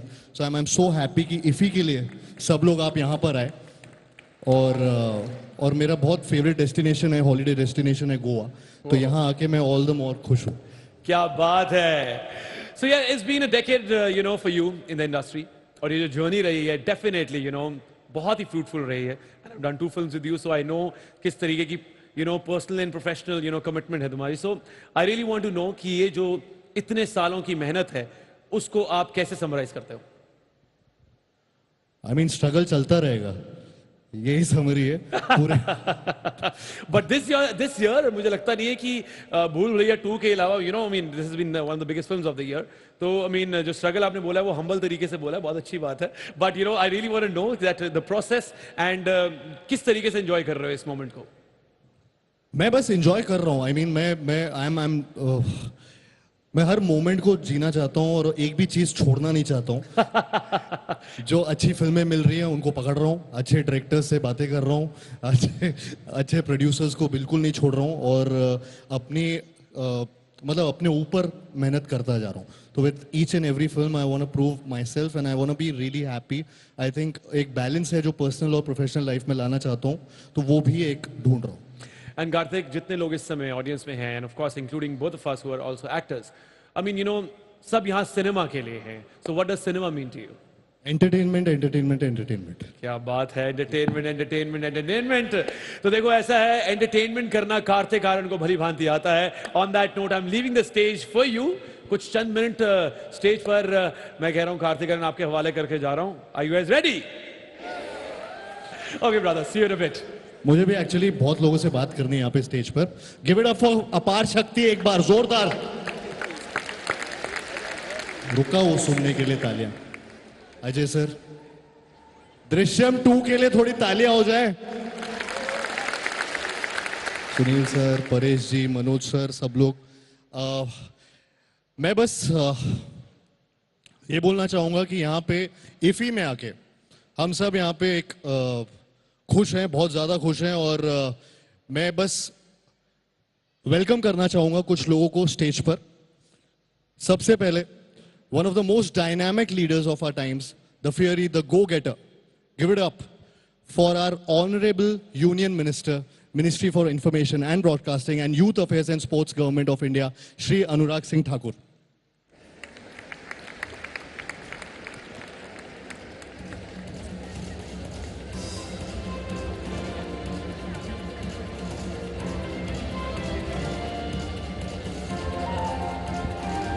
Thank you sir for joining me on stage. मैं सबसे पहले, हाँ माइक ले लीजिए सर। सर मैं कुछ सवाल करना चाहूँगा आपसे, और मतलब स्पोर्ट्स और एंटरटेनमेंट से रिलेटेड ही है। तो मैं बस पहला सवाल आपसे ये पूछना चाहूँगा कि स्पोर्ट्स और एंटरटेनमेंट के मामले में ये इंडिया के लिए फिनोमिनल साल रहा है। आप इन अचीवमेंट्स के बारे में क्या कहना चाहते हैं? मैं पहले तो सब खिलाड़ियों का धन्यवाद करना चाहता हूं जिन्होंने टोक्यो ओलंपिक्स हो, पैरालंपिक्स हो, क्योंकि कोविड का समय देश और दुनिया के लिए बहुत बड़ा चुनौती भरा समय था। सरकार के लिए भी किसी खिलाड़ी को ट्रेनिंग सेशन में डालना देश और विदेश में अपने आप में बहुत बड़ी चुनौती थी। और मीराबाई चानू के साथ तो ऐसा हुआ कि उसकी इंजरी हो गई और यूएस वीज़ा 24 घंटे से कम समय में लगाकर टिकट बुक करके अमेरिका भेजना अपने आप में चुनौती थी। लेकिन 6 महीने बाद जब वो सीधी टोक्यो गई तो भारत के लिए मेडल भी जीत कर लाई। चुनौतियां थी लेकिन अवसर भी देखने को मिले। थॉमस कप में हमने पहली बार गोल्ड मेडल जीता, कॉमनवेल्थ गेम में 66 मेडल जीते। ये अपने आप में बहुत कुछ कहता है। लेकिन सबसे बड़ी बात, अभी पिछले कल मेरे साथ ऑस्ट्रेलिया के फॉरेन मिनिस्टर थे और बात करते करते, क्योंकि ऑस्ट्रेलिया के साथ क्रिकेट की बात तो आती आती है, उन्होंने मुझे पूछा वर्ल्ड कप का मैच देखा आपने जो विराट ने क्या बैटिंग की, कैसे इंडिया जीता? मैं कहा मैं तो इलेक्शन कैंपेन कर रहा था, मैं देख नहीं पाया। उन्होंने कहा मैंने तो कहते RRR भी देखी है, क्या फिल्म बनी है। और ये कौन कह रहा है? ऑस्ट्रेलिया का फॉरेन मिनिस्टर कह रहे हैं कि RRR मूवी देखने के लिए। सो अब कुछ रीजनल नहीं है, there is nothing regional. If your content is good, that is being appreciated globally. So from regional to national to international it goes. So I think in both areas of sports and entertainment, sports and cinema, India has done a fantastic job, and I think the Prime Minister Modi has always been there for our sports lovers, motivating them before any tournament. Olympics में जाने से पहले भी और आने के बाद भी शायद किसी दुनिया के देश के प्रधानमंत्री ने खिलाड़ियों से बात की होगी तो प्रधानमंत्री नरेंद्र मोदी जी ने की थी। अनुराग सर, आप तो यूथ अफेयर्स और स्पोर्ट्स को भी संभालते हैं, करेक्ट? तो इंडिया में तो क्रिकेट को रिलीजन की तरह माना जाता है। तो आप ये बताइए, जब मैच पे लास्ट बॉल पे टीम हारता है तो आप भी आम लोगों की तरह बोलते हैं कि अरे यार स्क्वायर कट मार लिया होता, स्ट्रेट क्यों मारना है? ऐसा होता है क्या आपके साथ? देखिए, भारत की एक बड़ी खासियत है, क्रिकेट पॉपुलर भी इसलिए है कि पान वाले से लेकर चाय वाले तक वो ये बता देगा तेंदुलकर को या विराट कोहली को कौन सा शॉट कब खेलना चाहिए था। और मुझ जैसे लोग जो जीवन में कुछ खेले, मेरे जैसे लोग कभी सलाह नहीं देंगे, क्योंकि पता है बाहर से बोलना बड़ा आसान है, लेकिन वो बीच ग्राउंड में खड़े होकर जब 60,000 लोग बोल रहे होते हैं तो प्रेशर कितना होता है, ये उतना आसान नहीं है। अगर आप इस भीड़ में से 2 लोगों को मंच पे बुलाओगे और ये मेरा माइक उनके हाथ में देखोगे तो समझ जाएंगे मेरे ऊपर क्या बीत रही है। Superb sir. सर इमोशन की बात की अभी आपने, और cinema is all about emotions. इसलिए मैं आपको कुछ इमोशंस दूंगा और आपको बताना होगा कि आपके इस इमोशन के बारे में सुनकर आपके माइंड में कौन सी मूवी आती है। रेडी हैं आप सर? मैं कोई बहुत ज्यादा मूवीज देखता नहीं, लेकिन फिर भी पूछ सकते हैं। सर प्यार, अगर मेरे समय की बात करें, सर कोई भी समय का बता सकते। प्यार हर समय में एक जैसा ही होता है।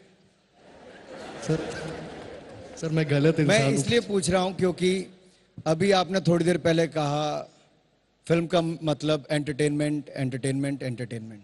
अब आप सीधा इमोशन पे आ गए। मैं भी थोड़ा इमोशनल हो गया आपके सवाल पूछ के, तो इसलिए मैं बहुत ज़्यादा मूवीज़ देखता नहीं, लेकिन मेरे समय में क़यामत से क़यामत तक, मैंने प्यार किया, 2 ऐसी मूवीज़ थी जो उस समय की सुपरहिट मूवीज़ थी। सर दूसरा इमोशन देता हूं, गुस्सा। सनी देओल याद आते हैं। सनी देओल, बस कोई मूवी नहीं, सीधा सनी देओल। डायलॉग मुझे बोलने नहीं आते कि 2.5 किलो का हाथ और वो सब करना, लेकिन सनी देओल याद आते हैं। ठीक है सर। कॉमेडी, परेश भाई केम छो? मजा में? मजा में। Sir tragedy. अब क्यों सबकी बात मेरे साथ कर रहे हो? ट्रेजेडी को लेके देखिए, एक और आपको उरी में दिखेगा कि कहीं ना कहीं एक ऐसी चुनौती खड़ी हुई थी, लेकिन एक संदेश ये भी गया कि भारत बदल चुका है। अब केवल देखते नहीं, 26/11 की तरह घर में घुसकर मारने का काम भी करते हैं।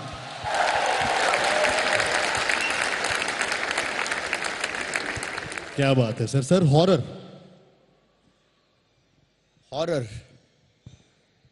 कईयों को अपनी बीवी याद आई होगी, कईयों को कोई और जमाना याद आया होगा, लेकिन मैं तो इतना कहूंगा, वो समय किसी को जो हॉरर वाला, जैसे डरावना, कोविड का समय बहुत डर वाला था, क्योंकि कोविड के समय में महामारी ऐसी थी कि दुनिया के किसी व्यक्ति को पता नहीं था इसका इलाज क्या है।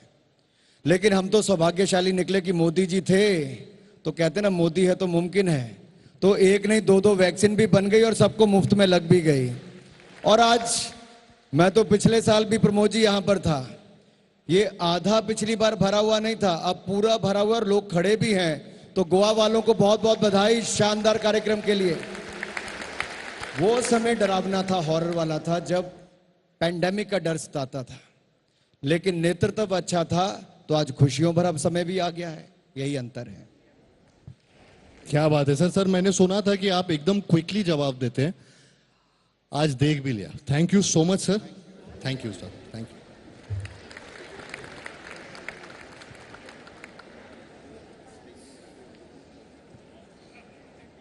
एक बार जोरदार तालियां सर के लिए। वैसे मैं एक बात और करना चाहूंगा, मेरे सामने अजय सर बैठे हैं, उन्होंने सिखाया है दुआ में याद रखना। अजय सर, मैं आपको दुआ में भी याद रखता हूं और गोवा में भी, तो प्लीज स्टेज पर आ जाइए सर। जोरदार तालियां हो जाए अजय देवगन सर के लिए।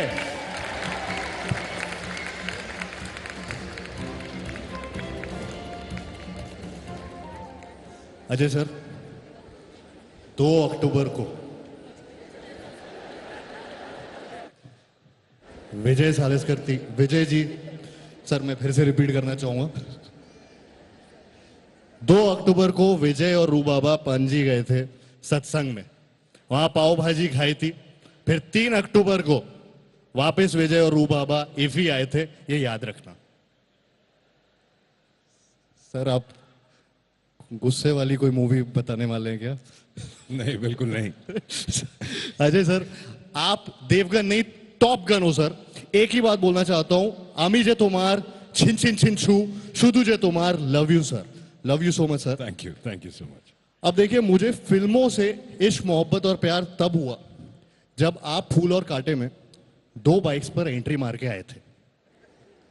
इसलिए इफी के स्टेज पे मैं आपके साथ शपथ लेना चाहता हूं। सर आप रेडी हैं शपथ के लिए? डिपेंड करता है शपथ का है। नॉर्मल है सर। सामने लगी है। पिछली बार बहुत साल पहले एक शपथ ली थी। वो वाली शपथ नहीं है सर। सर सिंगम स्टाइल में हाथ आगे कीजिए सर। ये शपथ की गारंटी नहीं है, हाथ ही आगे किया है सर। मतलब ठीक है, इतनी गारंटी नहीं लेनी, बट हम शपथ प्लेज ऐसी चीजें कर रहे हैं, नॉर्मल सी है, ज्यादा इसमें कुछ ठीक है। चलो, ट्रांजैक्शन आरटीजीएस नहीं होगा हमारा। हम कसम खाते हैं कि मरते दम तक फिल्मों के लिए जिएंगे। रिपीट करना है सर। मुझे रिपीट करना है? मुझे बोला गया आपसे रिपीट कराने की। इसमें कसम खाने की कोई बात नहीं है, नजर आता है। आई थिंक हम फिल्मों के लिए ही जीते हैं और हम काम के लिए ही जीते हैं, अप्रिसिएशन के लिए जीते हैं, अच्छा काम करने की कोशिश करने के लिए जीते हैं और बाकी जो भी रिजल्ट हो, अच्छा बुरा, उसके बारे में ज्यादा नहीं सोचना चाहिए, बस काम करते रहो। सुपर्ब है सर। सर एक और है, हम रोज सेट पर भी जाएंगे, छोटी छोटी चीजें हैं सर। हर फ्राइडे नई कहानियां लेकर आएंगे, हम गोलमाल करके दुनिया को हंसाएंगे, भूल भुलैया करके थोड़ा डराएंगे। हम कसम खाते हैं टिकट के, पॉपकॉर्न के और समोसे के पूरे पैसे वसूल कराएंगे। हर फिल्म के साथ ऑडियंस को नया हेयर स्टाइल, नया डांस स्टेप भी सिखाएंगे और पणजी पे 2 अक्टूबर को पाव भाजी खाने जरूर आएंगे सर। हम शपथ खाते हैं, बस हो गया। जी सर। मैं फिल्मों में भी अपने डायलॉग कम कर देता हूँ। But thank you so much sir, you have been entertaining us a lot and industry को एक बहुत बड़ी हिट की जरूरत थी, जो अगेन दृश्यम 2 सर की फिल्म ने अभी अभी करा है। सो प्लीज प्लीज बहुत सारी तालियों के साथ इनके लिए। अभिषेक भी हैं, कुमार जी भी यहाँ पर हैं। Thank you so much. Sir आप कुछ बोलना चाहेंगे दृश्यम के बारे में?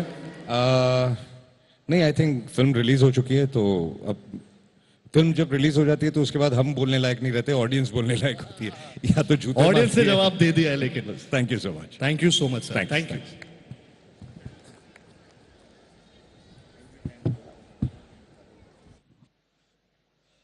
अपार शक्ति का हो जाए अजय सर के लिए and Kartik my brother, thank you so much. Thanks a lot. जोरदार तालियां हो जाए कार्तिक आर्यन के लिए। Thank you so much. Thank you.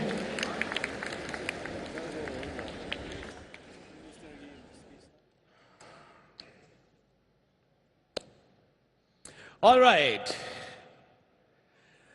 The IFFI Satyajit Ray Lifetime Achievement Award honors the recipient's outstanding contribution to the growth and development of world cinema. And this year it is being awarded to a very, very special personality. Reality and fantasy, dreams and memories flow freely into one another in the haunting layered works of this genius. He is arguably the most important Spanish filmmaker to emerge ever. And today, he receives the IFFI Satyajit Ray Lifetime Achievement Award. Let's have a thunderous applause for Sir Carlos Suara. Let's play the AV.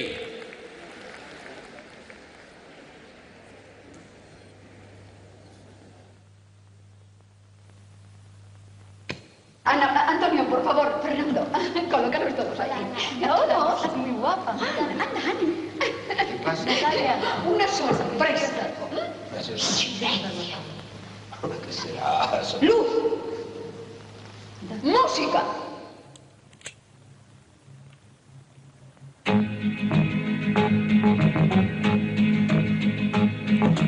¿Bailas? Hoy en mi ventana brilla el sol y el corazón se pone triste contemplando la ciudad. Porque Voy a poner la canción. Si me das a elegir entre tú y la riqueza, con esa grandeza que lleva consigo, hay amor, me quedo contigo. Si me das a elegir entre tú y la gloria, pa' que hable la historia de mí por los siglos. No la quieres, hombre, está bien.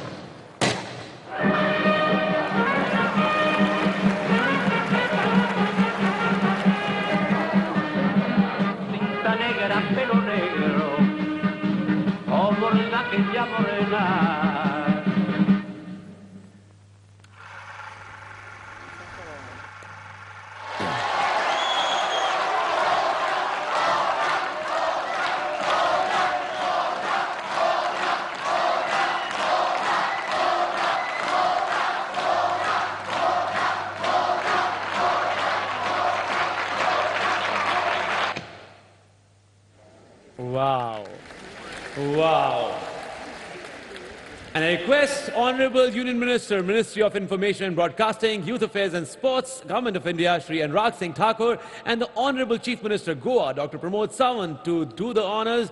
And please come on the stage, sir, with our IFFI Satyajit Ray Lifetime Achievement Award. Ladies and gentlemen, I would now like to request Carlos sir's daughter, Anna Swara Rahman, to please come on the stage and accept the award on his behalf.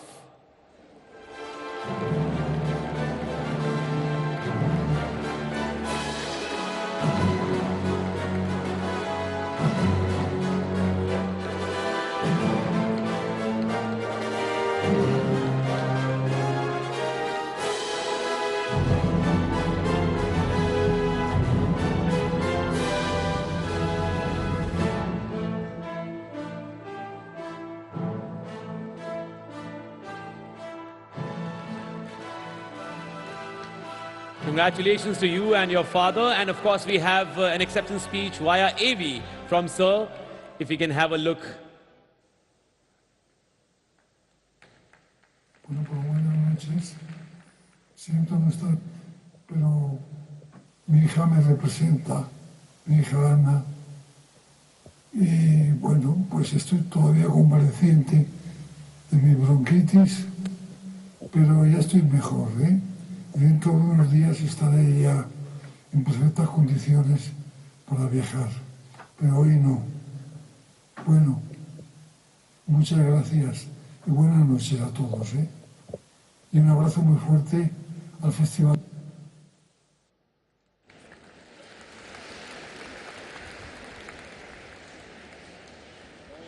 Thank you so much, ma'am. Anurag sir, please stay on the stage, sir. Thank you so much, Pramod sir. Thank you so much.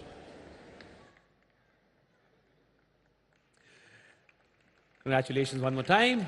And IFFI has become a platform which covers and appreciates a wide spectrum of national and international cinema, just like Jio's widest and best mix of 5G spectrum. And it gives me immense pleasure to announce the next honor, जो एक हस्ती को सम्मानित करने के लिए है, जिन्होंने अपने एक्स्ट्राऑर्डिनरी कंट्रीब्यूशन के जरिए इंडियन सिनेमा को एक नया आकार दिया है. This is the award for the Indian Film Personality of the Year. And can we please have the envelope? Anurag sir is going to announce.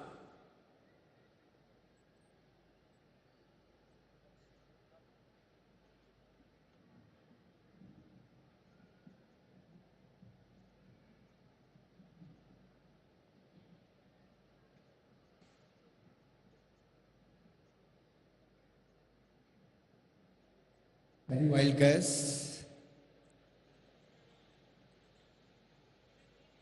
And the award goes to Mr. Chiranjeevi. Whoa! Give it up for Chiranjeevi, sir. Let's, what an amazing journey. And let's play the AV and listen to what he has to say.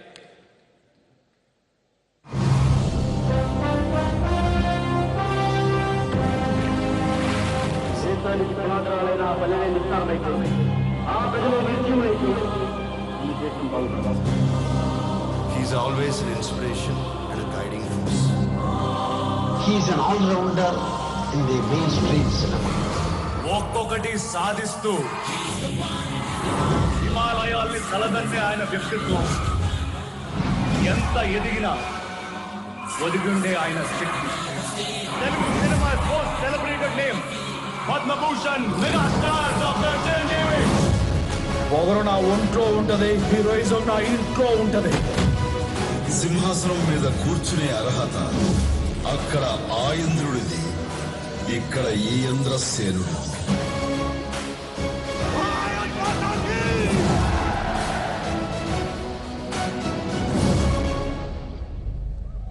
Wow! Lajawab, bemisal, adbhut, magical, mesmerizing. All these words got a new meaning after he started adorning the screen, isn't it? With an illustrious career spanning almost 4 decades, he has been a part of more than 150 feature films. He has been honored with most coveted Padma Bhushan and the Raghupati Venkaya Award, the highest award of Andhra Pradesh, the Nandi Award, amongst many, many others. He captured the imagination of the masses with his performance in Entilo Ramaya Vidilo Krishnaya in 1982. He is admired for his zestful dance performances and fight sequences brimming with power. His influence has claimed him the title of a mega star. He is none other than and one and only Chiranjeevi. एक बार जोरदार तालियां हो जाए. Huge round of applause for Chiranjeevi sir. He's truly India's biggest treasure. Thank you, Shri sir, for doing the honors. And Murugan sir, thank you so much. Anurag sir, can we please have you on the stage to address the entire audience? एक बार जोरदार तालियां हो जाएं श्री अनुराग ठाकुर जी के लिए. Yes, it's a good evening, sir. How are you, sir?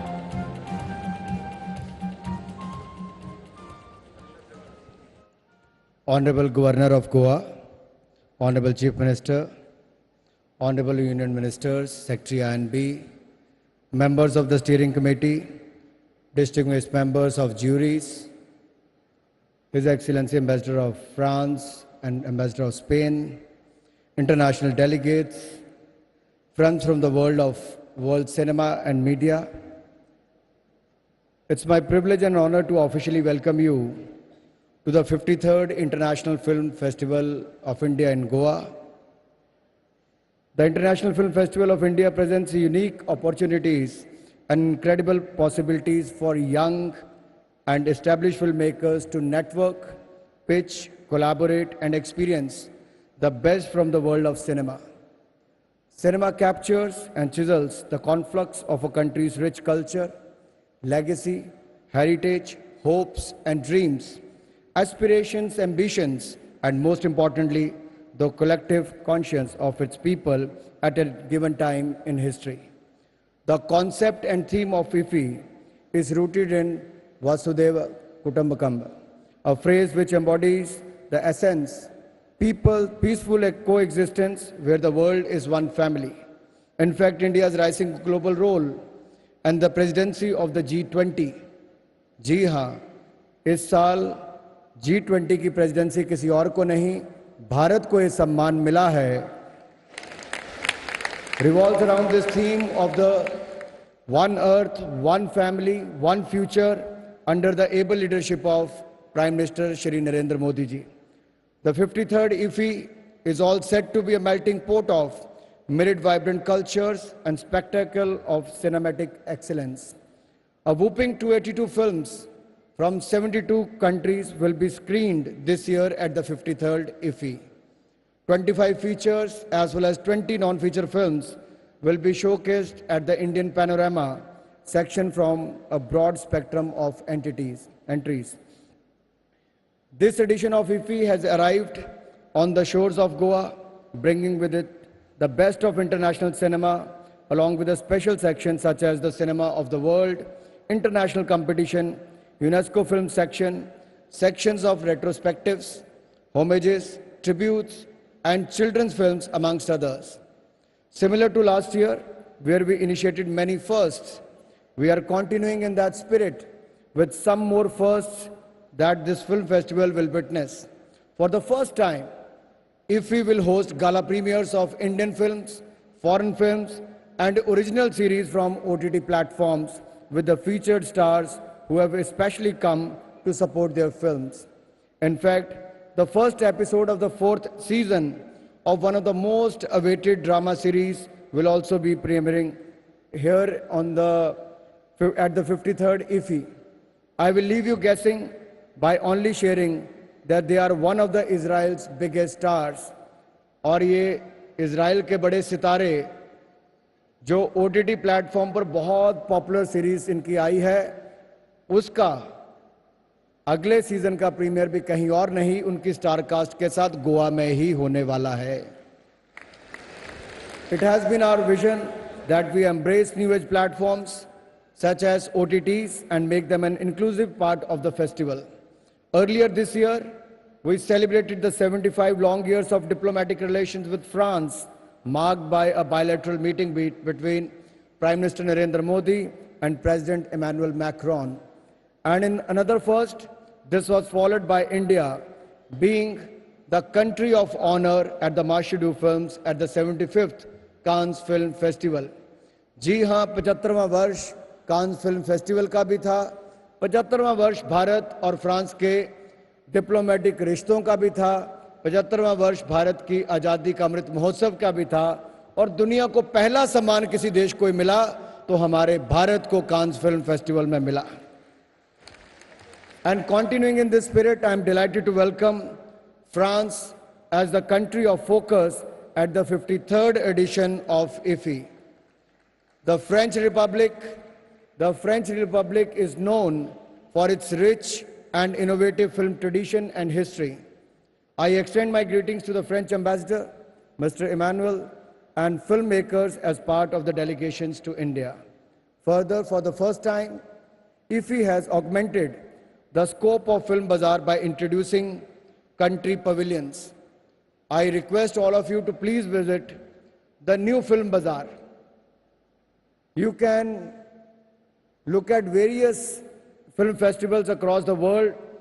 Our Film Bazaar is as good as or maybe better than those marketplaces in any of the film festivals across the globe. In fact, they will also include state governments, industry players, ministers, apart from nations of the world. I invite you to explore over 40 pavilions, and that will be showcased at the 15th edition of Film Bazaar. Further, I'm delighted to share with you all that this year again, we have given wings to new ideas and innovation. For the first time, IFFI will have a technology hub to showcase the latest innovations for the cinema world. Next up is something very close to my heart and was born last year from the Honorable Prime Minister's vision to give the youth a platform to showcase their talent. And upholding the spirit of our youthful and dynamic country, in its second edition, out of nearly 1,000 entries across 10 categories, such as direction, editing, playback singing, script writing, animation, acting, amongst others, 75 creative minds of tomorrow have been selected after a rigorous process by eminent jury comprising of lifetime awardees, NFA, Grammy and Oscar winners, and the selected 75 young filmmakers, or the selected 75 filmmakers are seated among us today. Please put your hand together to welcome them. I welcome you all to IFFI to explore, experience and engage with the brightest minds in the industry. They represent 19 states. So these 75 representatives come from 19 states, coming from places like Jaintia Hills from Meghalaya, Lakhimpur from Assam, Khoda from Odisha, and so on. And the youngest among them is 18 years old. Yes, 18 years old. And my best wishes for your 53-hour challenge, and may the best film win. Moving on, I take great pride in highlighting that in this edition of IFFI, we will commemorate 50 years of Manipuri cinema by showcasing a specially curated package of notable feature and non-feature Manipuri films. The first Manipuri film was Matamgi Manipuri, and the film won the President Medal, Rashtriya Chalchitra Purushkar, at the 20th National Film Awards held in 1973. In another first, to make the festival more inclusive and accessible for everyone, we have made special provisions for specially abled. जी हाँ, दिव्यांगजन के लिए special प्रावधान भी किए गए हैं, keeping in mind their accessibility needs. The films in this section will be audio-visual equipped embedded with audio descriptions and subtitles. In line with our government's inclusive vision under the Honorable Prime Minister, I am also happy to share that the Film and Television Institute of India, popularly known as FTII, will be taking 2 special courses for specially abled. One basic course on smartphone filmmaking, curated by artistic individuals, and a basic course in screening acting, curated by wheelchair users.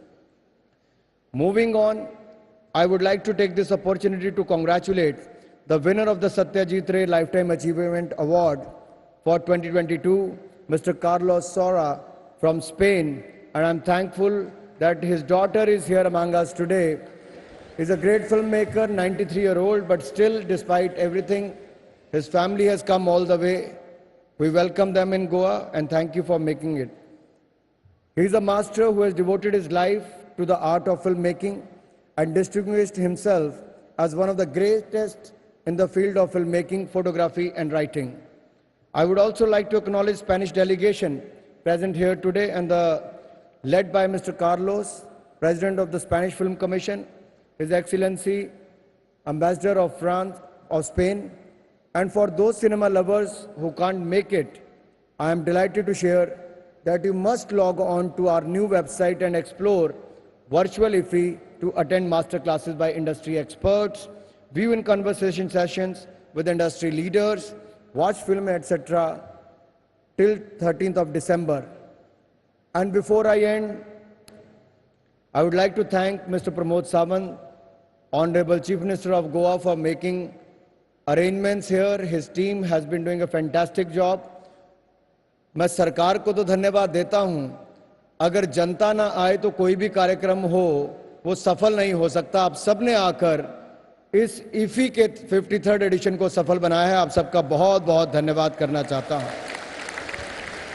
और अगर आपको लगता है कि अगले वर्ष का जो 54th IFFI होगा उसमें क्या नयापन हो, क्या और जोड़ना चाहिए, क्या कुछ आप और देखना चाहते हो जो दुनिया भर के लोग यहां पर आएं, तो मैं चाहता हूं कि आप सब अपने सुझाव गोवा की सरकार को भेज सकते हैं, हमें भेज सकते हैं। मैं इतना जरूर कहूंगा कि प्रमोद जी जब गोवन कुजीन की बात कर रहे थे, गोवा कल्चर की बात कर रहे थे, गोवा सिनेमा की बात कर रहे थे, तो कहीं ना कहीं अंदर से उनकी एक ही आवाज आ रही थी कि आइए और बार बार आइए, गोवा घूमने भी आइए, सिनेमा के लिए भी आइए, यहाँ की कला संस्कृति को देखने के भी लिए आइए। आपका नाम ही ऐसा है, गो मिस जाओ, आ मिस आजा, गो आ, तो आप जाने के साथ साथ आने का बुलावा भी दे रहे, तो मुझे लगता है ये अपने आप में एक ऐसा डेस्टिनेशन बना है कि इसको कोई और रिप्लेस अब कर नहीं सकता। देश और दुनिया के फिल्म जगत में गोवा ने एक अपनी पहचान बनाई है और अगले साल हम इससे बड़ा और इवेंट लेकर गोवा में आएंगे और आशा करता हूं अगले साल आप आकर फिर IFFI की शान बढ़ाएंगे। देश और दुनिया के कोने से आए हुए सभी अपने फिल्म कलाकारों का, फिल्म निर्माता, निर्देशक का मैं सबका आभार प्रकट करना चाहता हूं। मित्रों, हमारे लिए अवसर है कि आज़ादी का अमृत महोत्सव मनाते मनाते हम लोग अमृत महोत्सव से अमृत काल की ये यात्रा में अगले 25 वर्षों में भारत को दुनिया का फिल्म शूटिंग के लिए, को प्रोडक्शन के लिए, कोलैबोरेशन के लिए, पोस्ट प्रोडक्शन के लिए और टेक्नोलॉजी हब बनाने के साथ साथ कंटेंट हब बनाने का काम करें। ये यात्रा जो हमारी अमृत काल तक की होगी, जहां हम अलग अलग क्षेत्रों में भारत को दुनिया में नंबर 1 बनाएंगे। आज ये संकल्प लेते हैं कि सिनेमा जगत में भी हमारा भारत विश्व गुरु बनेगा। इस बात का संकल्प हम इस धरती से लेकर जाएंगे। ना केवल दुनिया का सबसे बड़ा फिल्म निर्माता, ना केवल दुनिया के सबसे बड़े फिल्म बनाने वाला देश, बल्कि दुनिया का एक केंद्र बिंदु फिल्मों को लेकर बने। चाहे वो मार्केट की बात हो, फिल्में बनाने की बात हो, ये सब संभावनाएं हैं। हमारे पास टैलेंट की कोई कमी नहीं है, साधनों की कोई कमी नहीं है, शूटिंग की साइट्स की कोई कमी नहीं है। तो अपने ऊपर जो विश्वास होना चाहिए, हमें विश्वास जगा है मोदी जी के नेतृत्व में। मुझे पूर्ण विश्वास है भारत नई ऊंचाइयों को छुएगा। एक बार फिर सभी कलाकारों का, सभी फिल्म जगत की हस्तियों के साथ साथ गवर्नर साहब, CM साहब, यूनियन मिनिस्टर्स, फिल्म कलाकारों के साथ सबका बहुत बहुत आभार, धन्यवाद। भारत माता की बहुत बहुत धन्यवाद।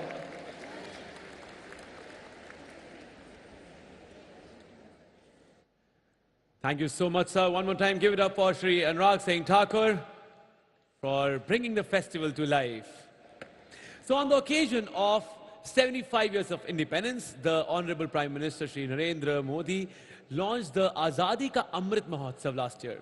Since then, the central government, along with state governments and several governmental and non-governmental institutions, have undertaken thousands of activities. In April 2022, the Honorable Minister of INB, Youth and Sports, Shri Anurag Singh Thakur, launched a series of 7 short videos to celebrate the inspirational stories and achievements of the women of today under Azadi Ki Amrit Kahaniyan, an initiative by the Ministry of Information and Broadcasting in collaboration with Netflix. The second part of Azadi Ki Amrit Kahaniyan is being launched today on this platform of IFFI with short videos of 2 of the bravest leaders of the 1857 freedom struggle, Rani Lakshmi Bai and Veer Kunwar Singh. Now I request Honorable Governor Goa, Honorable Chief Minister, Honorable INB Minister to formally launch it. Sir, iPad आपके हाथ में है, please button दबाइए, please do the honors.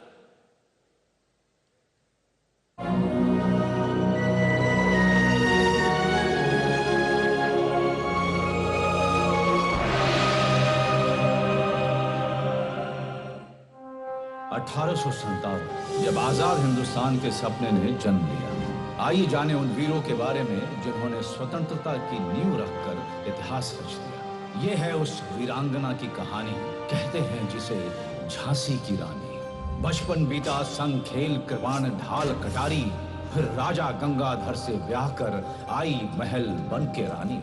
हुआ राजा का निधन, सोचा सबने रानी बन जाएगी दासी। अवसर देख ब्रिटिश राज के फौजी पहुंचे द्वार झांसी। चंद्र तिलक माथे पर, हाथों में तलवार, साथ अपनी महिला सेना के किया जोर का वार। पुत्र दामोदर को कस लिया पीठ पर, दिया परिचय साहस का, लड़ी 7 दिन होके निडर। नहीं दूंगी अपनी झांसी, लड़ाई जोर की ललकार, आंच ना आने दी अपनी मिट्टी पर, अंग्रेजों की कोशिश हुई नाकाम। महीनों बाद अंग्रेज लौटे, फिर से धावा बोला, ग्वालियर में थी लक्ष्मीबाई, फिर उठा युद्ध का शोला। चारों ओर से घेरा दुश्मन ने, घायल हुई रानी, वीर गति को प्राप्त हुई वो नारी, वो मर्दानी। वीरता की थी वो साक्षात मूर्त, थी स्वतंत्रता की मशाल जलाई। याद रहेगी हमेशा उनकी कहानी, वो थी रानी लक्ष्मीबाई।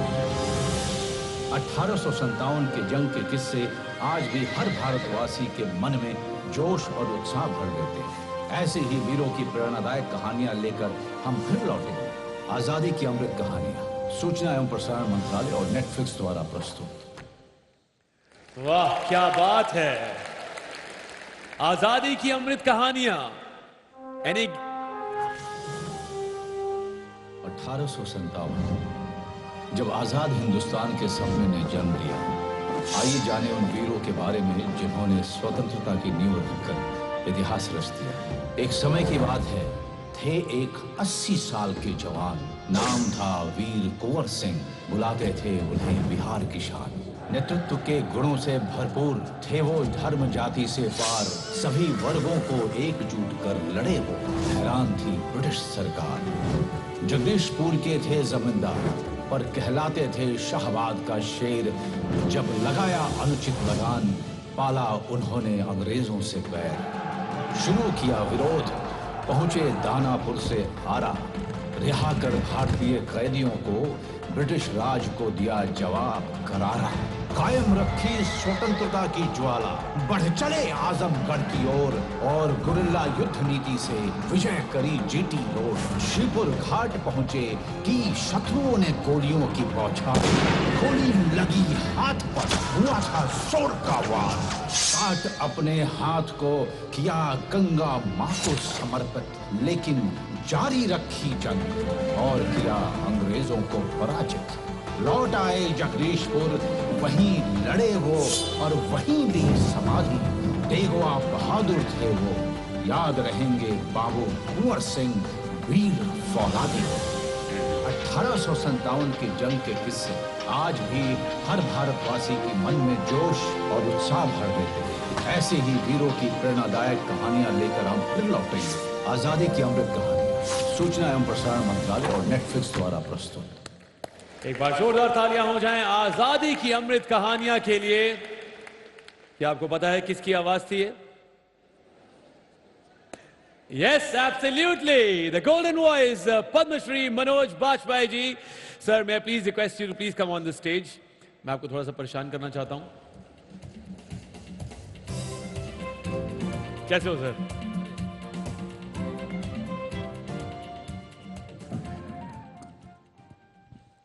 So मनोज सर, सबसे पहले ये जो आपने नरेट किया है उसका एक्सपीरियंस कैसा था? We would all love to know. ये सबसे पहले हमारे नेटफ्लिक्स की तरफ से और सूचना प्रसारण मंत्रालय की तरफ से मुझे ऑफर दिया गया और मैंने खुशी खुशी स्वीकार भी किया, क्योंकि बहुत सारे वीरों की गाथाएं हम जानते हैं, क्योंकि हम जिस तरह के क्षेत्र से आते हैं, जिस तरह के स्कूलों में पढ़े लिखे हैं, जैसे कुंवर सिंह साहब हुए जी, बहुत सारे राज्य के लोग या बच्चे नहीं जानते होंगे, ये आजकल के बच्चे, लेकिन कुंवर सिंह जी की कहानी अपने आप में बहुत बड़ी है। और मैं बहुत ही ज़्यादा आश्चर्य होता है मुझे कि कभी कभी कि हम लोग कभी कुंवर सिंह या ऐसे वीरों के बारे में हम लोग कभी फिल्म बना क्यों नहीं पाए या नाटक हम क्यों नहीं कर पाए, क्योंकि एक ऐसा वीर जिसे गोली लगी अंग्रेज़ों की तो अपना हाथ काट कर भी लड़ते रहे वो।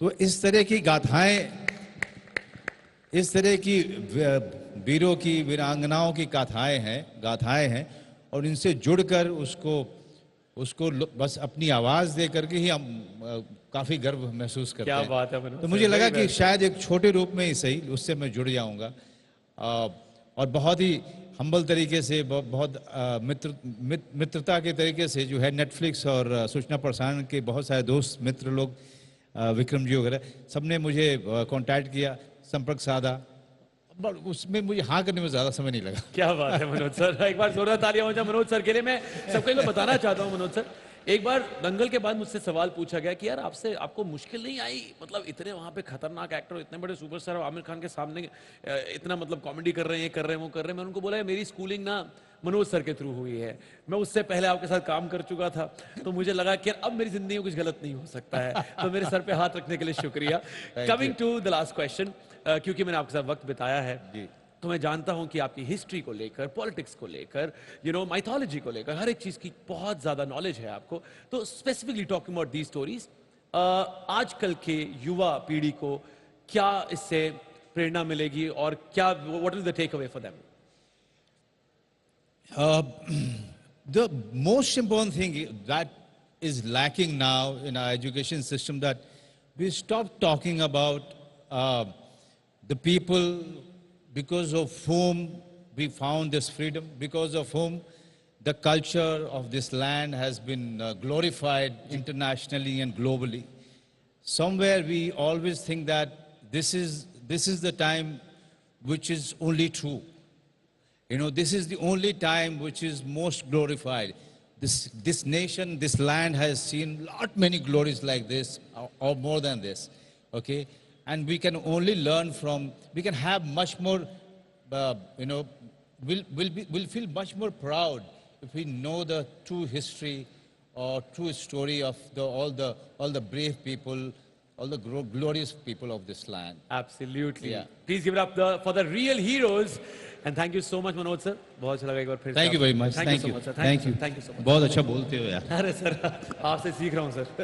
Thank you so much. Give it up for Manoj Bajpayee sir.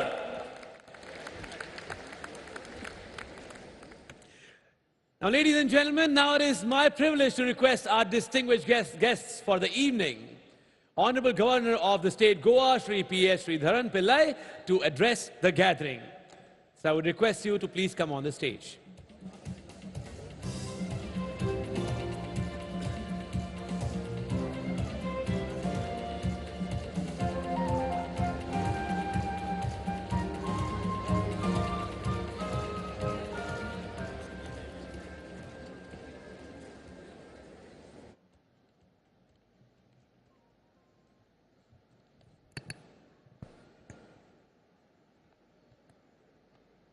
Honorable Union Minister great dynamic Sri Anurag Singh Thakur ji, Honorable Chief Minister Dr.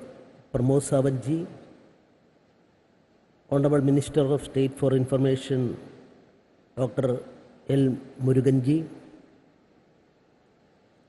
Adaraniya Sripad Naik ji, Secretary Information and Broadcasting Abur Chandra ji, Chief Secretary of Goa Goel ji, other officials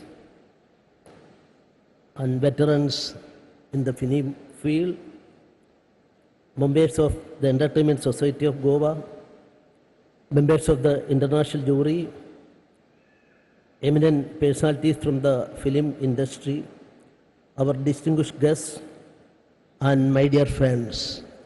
I'm extremely happy to participate in this function because regarding IFFI, our Honorable Prime Minister Narendra Modi ji already stated with respect to his objectives, and our Information Minister also gave the details with respect to the objective of IFFI. I would like to say that in 1952,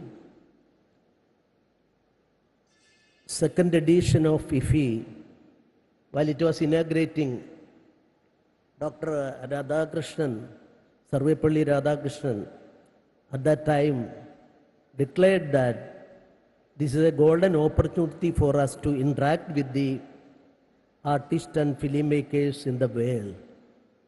Then he, a philosopher seen by our country, he has stated that quest for knowledge of India and its devotion should always be promoted through this process. And the Vishwaguru concept stated by our Honorable Information Minister, you see,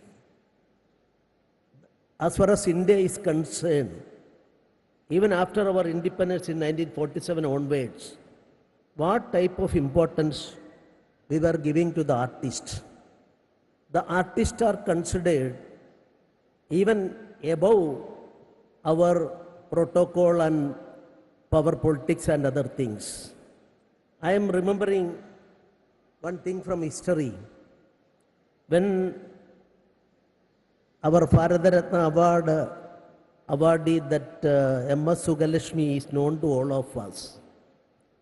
When our first Prime Minister in 1950s, there were a Carnatic music concert was there in Delhi, and they have not seriously invited the Prime Minister at that time. But when the program started, as an uninvited guest, the first person in the protocol, our Prime Minister at that time, was sitting in front of us among the audience. The organizers embarrassed, and everybody was wondered and in an embarrassing situation at that time. Then press people and organizers and others asked the question to the first Prime Minister of India, what do you say about it? Then his answer, I would like to emphasize on that. The first Prime Minister of India, he answered, who am I? A mere Prime Minister in front of this queen of song. That is a tradition of our country, and our Prime Minister is concerned, President Narendra Modi ji is concerned. Sports sphere and art sphere, maximum importance our Honorable Prime Minister is giving. So as far as the purpose proclaimed by Radhakrishnan in his speech, he stated that two aspects. I just want to request your attention on that aspect. That two important objectives of IFFI, according to the inaugurator in 1952, national integration and world solidarity. National integration plus world solidarity. These are the two important motive, objective declared by our Vice President at that time. We will all think about it. And national integration is concerned, I would like to say the most important role can be played by artists as well as literary figures. I can say one thing. In 1947, our country was divided. You just think about the artists at that time, singers at that time, poets at that time. If you take the stock of that, all the artists and singers went to Pakistan. 90% of them returned to our motherland within 2 or 3 years. This is the history, and I am not taking much of your time, but M.S. Subbalakshmi is concerned. She was a cure of Carnatic music, but at the same time, she was excellent in Shahanai. Goa से आप सीधा प्रसारण देख रहे थे 53वें IFFI के उद्घाटन समारोह का, जिसमें केंद्रीय सूचना और प्रसारण मंत्री ने कहा कि भारत का लक्ष्य है, आगे जो लक्ष्य है मंत्रालय का, सरकार का भी ये लक्ष्य है कि किस तरह से जो देश है उसे कंटेंट क्रिएशन, फिल्म निर्माण और शूटिंग के लिए वन स्टॉप डेस्टिनेशन बनाया जाए, किस तरह से जो कंटेंट है उसका हब बनाया जाए। साथ ही उन्होंने ये भी कहा कि ये एक बहुत बड़ा मंच है युवा प्रतिभाओं के लिए और जो नए नए फिल्मों में आना चाहते हैं युवा, उनके लिए। उन्होंने ये भी कहा कि भारत वसुधैव कुटुंबकम की भावना पर विश्वास करता है और फिल्मों की दृष्टि से भी इसी भाव के ऊपर भारत आगे बढ़ रहा है। उन्होंने भारत की उपलब्धियों का जब जिक्र किया तो उसमें G20 का सम्मान इस बार भारत को मिला है, उसका भी उन्होंने जिक्र किया कि किस तरह से कमान मिली है, किस तरह से कदम उठाए जाएंगे। साथ ही उन्होंने ये भी बताया कि जो इफ्फी का ये संस्करण है इसमें कई नए कदम उठाए गए हैं, कई नई पहल की गई हैं, कई नए विस्तार दिए गए हैं। साथ ही उन्होंने વિશાલ છે ને એનું બધું બરાબર ચાલે છે. કાલે એના બેંક એકાઉન્ટમાં 15,000 રૂપિયાનો ફ્રોડ થયો છે, ખબર છે? આને તો કોઈ ટેન્શન જ નથી થતું. જો ટેન્શન શું કામ? મારી કોઈ ભૂલ નહોતી, છતાંય ફ્રોડ થતા જ મેં તરત બેંકને ઇન્ફોર્મ કરી દીધી. આરબીઆઈ કહે છે જો તમારા અકાઉન્ટમાંથી કોઈએ છેતરપિંડી કરીને પૈસા કાઢ્યા હોય તો બેંકને વહેલી તકે ઇન્ફોર્મ કરો. 3 દિવસમાં ઇન્ફોર્મ કરશો તો કોઈ નુકસાન નહીં થાય. જેટલું લેટ કરશો તેટલું વધુ નુકસાન. અને સાંભળ, બધું ચાલતું નથી, બરાબર ચલાવવું પડે છે. આરબીઆઈ કહે છે જાણકાર બનો, સતર્ક રહો.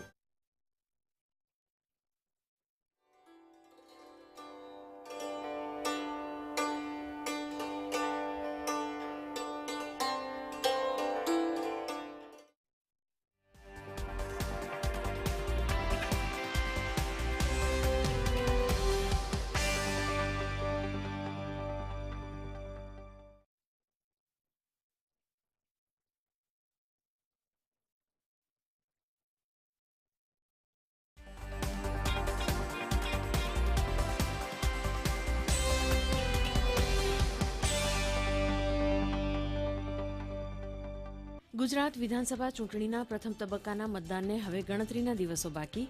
ભાજપ, કોંગ્રેસ અને આપ સહિતની પાર્ટીઓ પ્રચંડ પ્રચારમાં જોડાયા. પ્રધાનમંત્રી નરેન્દ્ર મોદીએ પણ હવે ચૂંટણી પ્રચારનો શંખનાદ ફૂંકી દીધો.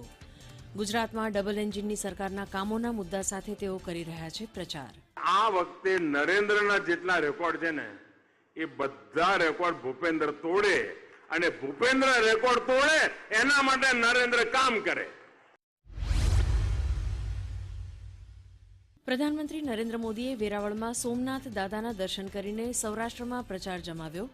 વેરાવળ, ધોરાજી, અમરેલી અને બોટાદ વિધાનસભા વિસ્તારમાં યોજ્યા વિશાળ વિજય સંકલ્પ સંમેલન. તો ભૂપેન્દ્ર પટેલની સરકારના કામોથી લોકો રેકોર્ડ બ્રેક જીત અપાવશે તેવો વ્યક્ત કર્યો વિશ્વાસ. છેલ્લી 2 ચૂંટણીમાં કોંગ્રેસને જીતાડતા વેરાવળ વિધાનસભા વિસ્તારમાં પ્રધાનમંત્રી નરેન્દ્ર મોદીએ જમાવ્યો ભાજપનો રંગ. પ્રધાનમંત્રીએ પોતાનો વોટ ન બગાડતા માત્ર ભાજપને જ વોટ આપવા માટે અમરેલીની જનતા પાસેથી માંગ્યું વચન. કહ્યું, વિકાસ બોલો એટલે ગુજરાત અને ગુજરાત બોલો એટલે વિકાસ.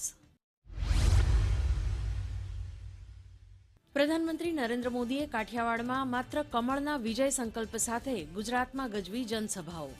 ધોરાજીમાં પ્રધાનમંત્રી નરેન્દ્ર મોદીએ પ્રચારમાં માછીમારો અને ખેડૂતોની વિવિધ યોજનાઓ પર આપ્યો ભાર.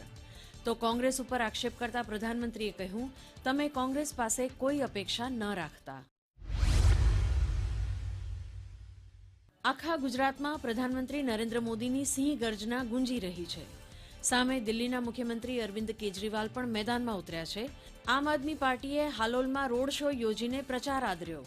પ્રચારમાં લોકો સમક્ષ રાખી રહ્યા છે દિલ્હીનું રોલ મોડલ. કોંગ્રેસ પક્ષ દ્વારા પ્રચારને વેગીલો બનાવવાના આયોજનો. કોંગ્રેસના પૂર્વ પ્રમુખ રાહુલ ગાંધી આવતીકાલે સુરત અને રાજકોટમાં કરશે ચૂંટણી સભાઓ. તો ગુજરાત કોંગ્રેસના પ્રભારી અશોક ગેહલોત પણ ગુજરાતના પ્રવાસે. રાજકોટમાં પત્રકાર પરિષદમાં ભાજપ અને આપ ઉપર કર્યા આકરા પ્રહારો. मैंने क्या कहा, वो चौंकाने वाले परिणाम आएंगे, सरकार कांग्रेस की बनेगी. 125 का टारगेट रखा हमारे अध्यक्ष जी ने और उसकी तरफ आगे बढ़ते जा रहे हैं रोज के रोज. આજે કેન્દ્રીય ગૃહમંત્રી અમિત શાહે નીઝર અને દેડિયાપાડામાં ચૂંટણી સભાઓ સંબોધી. કોંગ્રેસ ઉપર આકરા પ્રહારો કરતા કહ્યું, પ્રધાનમંત્રીના નેતૃત્વમાં ગુજરાતે સર કરી પ્રગતિ. કોંગ્રેસના સમયમાં તો આદિવાસીઓ માટે 1000 કરોડનું બજેટ હતું. ભૂપેન્દ્રભાઈએ બજેટ વધારીને 1 લાખ કરોડનું કર્યું. ગુજરાત ભાજપમાંથી 7 લોકોને કરવામાં આવ્યા સસ્પેન્ડ. ભાજપના ઉમેદવારોની સામે અપક્ષ તરીકે ઉમેદવારી નોંધાવનારાઓને કરવામાં આવ્યા સસ્પેન્ડ. રાજકોટમાંથી ભરત ચાવડા અને વલસાડમાંથી કેતન પટેલ સહિત 7 લોકોને ભાજપમાંથી અપાઈ રજા. રાજકોટ શહેરમાં વિધાનસભા ચૂંટણીમાં જામ્યો ત્રિપાંખિયો જંગ. આમ આદમી પાર્ટીના ઉમેદવારોએ ચૂંટણી પ્રચાર કરવા માટે ડોર ટુ ડોર સંપર્ક કરીને રોડ શો કર્યા. રાજકોટ વિધાનસભા બેઠક ઉપરથી આપના ઉમેદવાર રાહુલ ભુવાએ તમામ લોકોને મતદાન માટે કરી અપીલ. રાજકોટ શહેરમાં આમ આદમી પાર્ટી પણ મેદાને આવી છે. હાલ અત્યારે ભારતીય જનતા પાર્ટી હોય, કોંગ્રેસ હોય કે આમ આદમી પાર્ટી, ત્રણેય પાર્ટીના ઉમેદવારો પોતાની જીત માટે જે મહેનત કરી રહ્યા છે તે મહેનતનું પરિણામ એટલે કે આવનારી 8 ડિસેમ્બર. પરંતુ તે પહેલા 1 ડિસેમ્બરે મતદાનનો દિવસ છે. આપણે સંકલ્પ કરીએ કે મત કોઈ પણને આપીએ, મત આપવો એ આપણો અધિકાર છે. મતદાન આપણે અવશ્ય કરવું જોઈએ. ઋષિ દવે, દૂરદર્શન સમાચાર, રાજકોટ.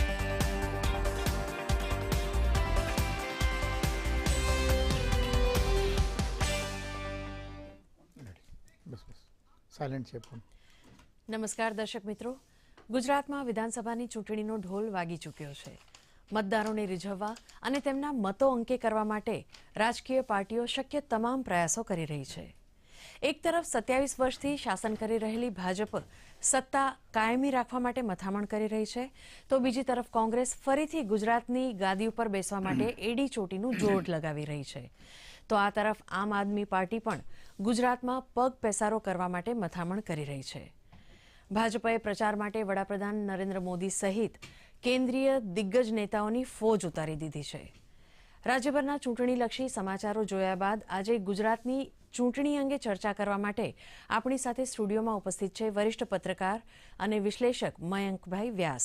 મયંકભાઈ, દૂરદર્શનના સ્ટુડિયોમાં આપનું સ્વાગત છે. આ વખતે ગુજરાતની ચૂંટણીના મુખ્ય મુદ્દાઓ કયા હશે અને ગુજરાતનું ચૂંટણી ચિત્ર ઓવરઓલ કેવું છે એ અંગે જણાવશો. ગુજરાતની ચૂંટણી એ અગાઉની ચૂંટણીઓ કરતાં આ વખતે રાજકીય પક્ષોને માટે અને તમામ કાર્યકર્તાઓને બધાને માટે એક પડકારરૂપ પહેલેથી જ લાગી રહી છે. કારણ કે એક બાજુ નરેન્દ્ર મોદીનો કરિશ્મા છે, બીજી બાજુ ભારતીય જનતા પાર્ટીના કાર્યકરોની ફોજની કમિટમેન્ટ છે. એની સામે એન્ટી ઇન્કમ્બન્સીનું જે ફેક્ટર જે છે, આંતરિક અસંતોષ છે, મોંઘવારી છે, બેરોજગારી, શિક્ષણને લગતા પ્રશ્નો, એવા બધા સમસ્યાઓથી સામાન્ય મતદાર થોડો મૂંઝાયેલો છે.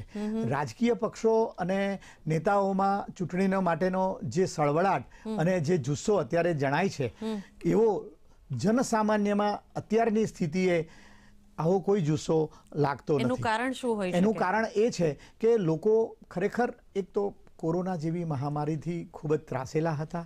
એની સાથે સાથે મોંઘવારીનો માર એવું હતું કે ઓછો થશે, પેટ્રોલનો ભાવ ઓછા થશે, જીએસટીનું ભારણ ઓછું થશે, પણ લોકોને ખરેખર મોંઘવારી બહુ નડી રહી છે. અને એ લોકો બહુ એટલા માટે એ રીતે નથી કરતા કારણ કે ગુજરાતના લોકોના મનમાં નરેન્દ્ર મોદી વસેલા છે. નરેન્દ્ર મોદીની જગ્યાએ બીજો કોઈ પણ નેતા કે ભાજપ સિવાય બીજો કોઈ પણ પક્ષ હોય તો કદાચ એને ઊભા રહેવામાં પણ ન આવ્યા દીધા હોત એવી પરિસ્થિતિ ગુજરાતના જનસામાન્યના મનમાં અત્યારે પ્રવર્તી રહી છે. પરંતુ નરેન્દ્ર મોદી ને ગુજરાતની અંદર એટલું બધું જે કામ કર્યું છે અને ગુજરાતી તરીકે અને ગુજરાતના લોકોને નરેન્દ્ર મોદી માટે એટલો બધો પ્રેમ છે, આદર છે, લાગણી છે અને એટલા માટે જ નરેન્દ્ર મોદીને થકી જ મોદી હૈ તો મુમકિન હૈ એ વાતને જ સાર્થક કરવાને માટે અત્યારે ગુજરાતનું ચૂંટણી સમગ્ર એ ચાલી રહ્યું છે. અને બીજા પક્ષોના સંદર્ભે આપણે જોઈએ તો આમ આદમી પાર્ટીએ નરેન્દ્ર મોદીને સીધા નિશાન બનાવીને, ભારતીય જનતા પાર્ટીને સીધા નિશાન બનાવીને એન્ટી ઇન્કમ્બન્સી સહિતના અનેક ફેક્ટરને આગળ કરીને ગુજરાતમાં ઝંઝાવાતી રીતે આગમન કર્યું, રાજકીય આગમન કર્યું. પરંતુ આરંભે શુરા એવું આપણે ગુજરાતમાં કહેવાય છે એ રીતે જોઈએ તો શરૂઆતમાં બહુ ગાજેલી આમ આદમી પાર્ટી ધીરે ધીરે ધીરે ધીરે એમના સઢમાંથી હવા ઓછી થઈ રહી હોય એ રીતે છેલ્લા કેટલાક સમયથી જોઈએ તો તેઓ બેકફૂટ પર આવી ગયેલા જણાય છે. કારણ કે તેઓએ શરૂઆતમાં એગ્રેશન બતાવી અને ભારતીય જનતા પાર્ટીને આજી દેવાની કોશિશ કરી, લોકોને આજી દેવાની કોશિશ કરી. પરંતુ ભાજપ બહુ મોટો પક્ષ છે, એમ કરીને એમણે એમની ઉપસ્થિતિનો અહેસાસ તો કરાવ્યો, જરૂર અહેસાસ કરાવ્યો. એટલું જ નહીં કે કાસ્ટ ફેક્ટરના સંદર્ભે અને ભારતીય જનતા પાર્ટીના અસંતુષ્ટોના સંદર્ભે અને કેટલોક એવો વર્ગ જે ખરેખર કોઈ વિકલ્પ ઈચ્છે છે એવા લોકોના સંદર્ભે એમણે આમ આદમી પાર્ટીને પ્રોજેક્ટ કરવામાં ખૂબ જ રીતે મહત્વની કામગીરી નિભાવી છે. અને મયંકભાઈ આ વિશે આપણે વાત ચાલુ રાખીશું, ચર્ચા આપણે આગળ વધારીશું. તે પહેલા ગુજરાત વિધાનસભાની ચૂંટણી માટેના 2 તબક્કામાં મતદાન થવાનું છે. એમાંથી પહેલા તબક્કામાં 89 અને બીજા તબક્કામાં 93 બેઠક ઉપર મતદાન થવાનું છે. તમામ 182 બેઠક ઉપર ભાજપ, કોંગ્રેસ અને આમ આદમી પાર્ટીના ઉમેદવારોએ ફોર્મ્સ ભરી દીધા છે. ઘણા બધા અપક્ષોએ પણ ફોર્મ ભરી દીધા છે અને હાલ પૂરજોશમાં પ્રચાર ચાલી રહ્યો છે. પ્રધાનમંત્રી નરેન્દ્ર મોદી પણ ગુજરાતમાં જનસભાઓ ગજવી રહ્યા છે. તો કોંગ્રેસ અને આમ આદમી પાર્ટીના રાષ્ટ્રીય અને પ્રાદેશિક નેતાઓ પણ પૂરજોશમાં પ્રચાર કરી રહ્યા છે. ત્યારે ગુજરાતમાં ચૂંટણીમાં કેવા કેવા મુદ્દાઓ ઉપસી રહ્યા છે અને કેવી રીતે થઈ રહ્યો છે પ્રચાર, જોઈએ આ અહેવાલમાં. છેલ્લા 27 વર્ષોથી ભાજપ સત્તામાં છે. કેશુભાઈ પટેલથી શરૂ કરીને હાલ ભૂપેન્દ્ર પટેલ સત્તાનું સુકાન સંભાળી રહ્યા છે. વિપક્ષના દાવા છે કે સરકાર જનતાની સમસ્યાઓના સમાધાન કરવામાં નિષ્ફળ ગઈ છે, તો સામે સરકાર દાવો કરે છે કે 27 વર્ષોમાં રાજ્યએ વિકાસની હરણફાળ ભરી છે, વિકાસના અનેક કામો કર્યા છે. આ વખતે ભાજપ અને કોંગ્રેસની સાથે આમ આદમી પાર્ટી પણ મેદાનમાં છે. કોંગ્રેસ અને આપ અલગ અલગ મુદ્દા ઉપર મતદારોને આકર્ષવાનો પ્રયાસ કરી રહ્યા છે. પ્રથમ તબક્કાની 89 બેઠકો માટે પૂરજોશમાં પ્રચાર ચાલી રહ્યો છે. ભાજપના સ્ટાર પ્રચારક અને દેશના પ્રધાનમંત્રી નરેન્દ્ર મોદીએ પ્રચારની કમાન સંભાળી લીધી છે. પ્રધાનમંત્રી ગઈકાલે રાત્રે ગુજરાત આવી પહોંચ્યા હતા અને સૌથી પહેલા તેમણે વલસાડમાં જનસભાને સંબોધન કર્યું હતું. લોકશાહીમાં મારું પણ કર્તવ્ય છે કે હું લોકો વચ્ચે જાઉં, લોકોને મારા કામનો હિસાબ આપું અને લોકો પાસે વોટના રૂપે આશીર્વાદ માંગુ. એ મારું કર્તવ્ય નિભાવવા માટે હું આવ્યો છું.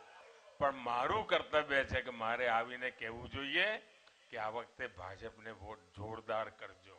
અને આ વાતાવરણ જોઈને હું કહું છું કે આ વખતે ગુજરાતની જનતાએ નરેન્દ્રના રેકોર્ડ તોડીને ભૂપેન્દ્રના નવા રેકોર્ડ બનાવવાનું નક્કી કરી દીધું છે. પ્રધાનમંત્રી મોદીએ આજે સોમનાથ દાદાના દર્શન કરીને પોતાના પ્રચાર અભિયાનની શરૂઆત કરી હતી. સૌથી પહેલા વેરાવળમાં જનસભાને તેમણે સંબોધી હતી, ત્યારબાદ ધોરાજીમાં જનસભા ગજવી હતી. પ્રધાનમંત્રી નરેન્દ્ર મોદીએ પોતાના ભાષણમાં વિપક્ષ ઉપર સીધા આક્ષેપ કરવાની જગ્યાએ પોતાની સરકારની વિકાસ ગાથાને વર્ણવી હતી. ગુજરાત સરકાર અને કેન્દ્ર સરકારની વિકાસ ગાથાની વાતને તેમણે પ્રજા સમક્ષ મૂકી હતી. 20-25 વર્ષ પહેલા આપણા પાણીની દશા શું હતી ભાઈ? ટેન્કરો દોડતા હતા કે નહોતા દોડતા? અને ટેન્કરોમાં ખાઈકી ચાલતી હતી કે નહોતી ચાલતી? આપણે ત્યાં રાજકોટમાં પાણી માટે ટ્રેન લાવવી પડતી હતી. પાણી માટે આપણે તળવળતા હતા. આપણું આખું કાઠિયાવાડ પાણીના કારણે ખાલી થવા માંડ્યું હતું ભાઈઓ. આ દશા જોઈતી. આપણે નક્કી કર્યું કે ગુજરાત પાણી વગર નહીં ટળવળે. અરે ગુજરાતના લોકો પાણીદાર છે. આ પાણીદાર લોકોનો પુરુષાર્થ જો કામે લાગે ને તો પાણીની મુસીબતોમાંથી પણ મુક્તિ મળી જાય. એ મહાયજ્ઞ આપણે ચલાવ્યો. આજે 14,000 ગામમાં અને લગભગ 250 જેટલા શહેરોમાં શુદ્ધ પીવાનું પાણી પહોંચે ને એની વ્યવસ્થા કરી શકાય છે. આવનારી પેઢીને પાણીના માટે વલખા ન મારવા પડે એ કામ આ ભાજપની સરકાર કરી રહી છે ભાઈઓ. આવનારા પેઢી દર પેઢી સુધી સુખથી જીવન જીવે એવું ગુજરાત બનાવવું છે અને એના માટે અમારા સાથીઓ આજે ચૂંટણીના મેદાનમાં આપની સામે આવ્યા છે ત્યારે પૂરા આશીર્વાદ આપીને અમને બધી સીટો પર કમળ ખીલવી આપો. તો આ વખતે કોંગ્રેસ કોઈ પણ વ્યક્તિગત આક્ષેપ કે ટિપ્પણીની જગ્યાએ સીધા મુદ્દા પકડીને જનતા વચ્ચે જઈ રહી છે. દર વખતની ચૂંટણી કરતા આ વખતે ખૂબ જ અલગ માહોલ જોવા મળી રહ્યો છે. કોંગ્રેસ એકદમ શાંત ચિત્તે આગળ વધતી હોય તેવું લાગી રહ્યું છે. કોંગ્રેસના રાષ્ટ્રીય તેમજ પ્રાદેશિક નેતાઓ ધીરે ધીરે ખાટલા બેઠકો કરીને ગ્રામ્ય વિસ્તારોમાં પોતાનો જનાધાર મજબૂત કરવાનો પ્રયાસ કરી રહ્યા છે. જો કે આમ આદમી પાર્ટી આક્રમક અંદાજમાં જોવા મળી રહી છે. તે શિક્ષણ અને આરોગ્યના મુદ્દા ઉઠાવીને દિલ્હી મોડેલને આગળ ધરીને પોતાના દિલ્હી મોડેલ અને અરવિંદ કેજરીવાલના નામ ઉપર મત માંગી રહી છે. આજે આમ આદમી પાર્ટીના અનેક મોટા નેતાઓએ રાજ્યમાં અલગ અલગ જગ્યાએ જનસભાઓ અને રોડ શો કર્યા હતા. તો એનસીપી પણ આ વખતે કોંગ્રેસ સાથે ગઠબંધન કરીને ચૂંટણી લડી રહ્યું છે. આ વખતની ચૂંટણીમાં સૌથી મોટી વાત એ છે કે કોંગ્રેસના રાષ્ટ્રીય નેતા રાહુલ ગાંધીની ગેરહાજરી જોવા મળી રહી છે. તેઓ પોતાની ભારત જોડો યાત્રામાં વ્યસ્ત છે અને ખાસ વાત એ છે કે તેમની ભારત જોડો યાત્રા ગુજરાતમાંથી પસાર થઈ રહી નથી. જો કે રાહુલ ગાંધી આવતીકાલે રાજકોટ આવી રહ્યા છે અને રાજકોટમાં જનસભાને સંબોધન પણ કરવાના છે. હવે અત્યાર સુધી ગુજરાત ચૂંટણીમાં એક પણ મુદ્દા ઉપર ખુલીને ન બોલેલા રાહુલ રાજકોટમાં શું બોલે છે તેના ઉપર સૌની નજર છે. હાલ તો કોંગ્રેસના સ્થાનિક નેતાઓ અલગ અલગ વિસ્તારોમાં પ્રચાર કરીને જનતા પાસે મત માંગી રહ્યા છે. ગુજરાતમાં વિધાનસભાની ચૂંટણીને લઈને આ વખતે એક અનોખો માહોલ જોવા મળી રહ્યો છે. કોંગ્રેસ પક્ષ પોતાના મુદ્દા આધારિત રાજનીતિ કરી રહી હોય એવું લાગી રહ્યું છે. પહેલી વખત કોંગ્રેસ પક્ષ કોઈ વ્યક્તિગત આક્ષેપ કરવાના બદલે પોતાના મુદ્દાઓ લઈને જનતા સમક્ષ પોતાનો જનાદેશ મેળવી રહી છે. તો ભાજપ પોતાના ડબલ એન્જિન સરકારની સફળતાઓ, સૌરાષ્ટ્રમાં ઘર ઘર જળ, સૌની યોજના, ઉત્તર ગુજરાતમાં પશુપાલકોના હિતનું રક્ષણ, મધ્ય ગુજરાતમાં અમદાવાદ જેવા શહેરોને એક મેટ્રો સિટીનો દરજ્જો અપાવીને અટલ બ્રિજ, રિવરફ્રન્ટ અને અમદાવાદનું નજરાણું એવો મેટ્રો ટ્રેન વગેરે સફળ વિકાસના કાર્યોને પ્રજા સમક્ષ લઈ જઈ રહી અને જનાદેશ મેળવી રહી છે. તો એક ત્રીજા રાજકીય પક્ષ તરીકે આમ આદમી પાર્ટી દિલ્હીના મોડેલને અને કેજરીવાલના નામને આગળ ધરીને જનતા સમક્ષ જનાદેશ માગી રહી છે. તેઓ શૈક્ષણિક અને આરોગ્યલક્ષી મુદ્દાઓને વારંવાર ઉછાળીને જનતા પોતાને જનાદેશ આપશે. હવે જોવાનું એ રહ્યું કે આ વખતની જનતા મતદાન પછી જનાદેશ કોને આપશે. ગુજરાતની જનતાનો રાજ્યાભિષેકનો કળશ ક્યાં પક્ષ ઉપર ઢોળશે એ જોવું રહ્યું. જયસુખ સિયાણી, દૂરદર્શન સમાચાર, અમદાવાદ. દર્શક મિત્રો, અમારા સંવાદદાતા ભાવિન પટેલ નવસારીથી આપણી સાથે જોડાયા છે. તેમની સાથે વાત કરીને વધુ વિગતો મેળવીએ. જી ભાવિન, પ્રધાનમંત્રી નરેન્દ્રભાઈ મોદીએ ગઈકાલે નવસારીમાં ચૂંટણી સભાને સંબોધન કર્યું હતું અને કોંગ્રેસના નેતા રાહુલ ગાંધી આવતીકાલે નવસારી આવી રહ્યા છે. પ્રધાનમંત્રી નરેન્દ્રભાઈ મોદીએ જ્યાંથી ચૂંટણી સભાને સંબોધન કર્યું હતું એ જ ડોમમાંથી તેઓ પણ સંબોધન કરવાના છે. આ અંગે વધુ માહિતી આપશો ભાવિન?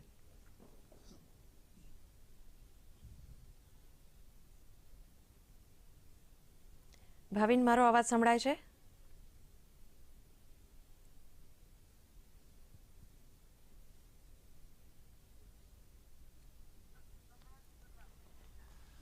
મને લાગે છે ટેકનિકલ ક્ષતિના કારણે અમારો અવાજ અમારા સંવાદદાતા સુધી પહોંચી નથી રહ્યો. પણ અમારા સંવાદદાતાને જે મુદ્દો પૂછવાનો હતો, મયંકભાઈ, હું તમને આ પૂછવા માંગીશ કે રાહુલ ગાંધી આવતીકાલે નવસારી આવી રહ્યા છે. આ વખતની ચૂંટણીમાં પ્રથમ વખત ગુજરાત આવી રહ્યા છે. આમ તો કહેવાય કે એ અત્યારે ભારત જોડો યાત્રામાં બિઝી છે, પણ ઉડીને આંખે વળગે એવી વાત એ છે કે ભારત જોડો યાત્રામાંથી ગુજરાત ગાયબ છે.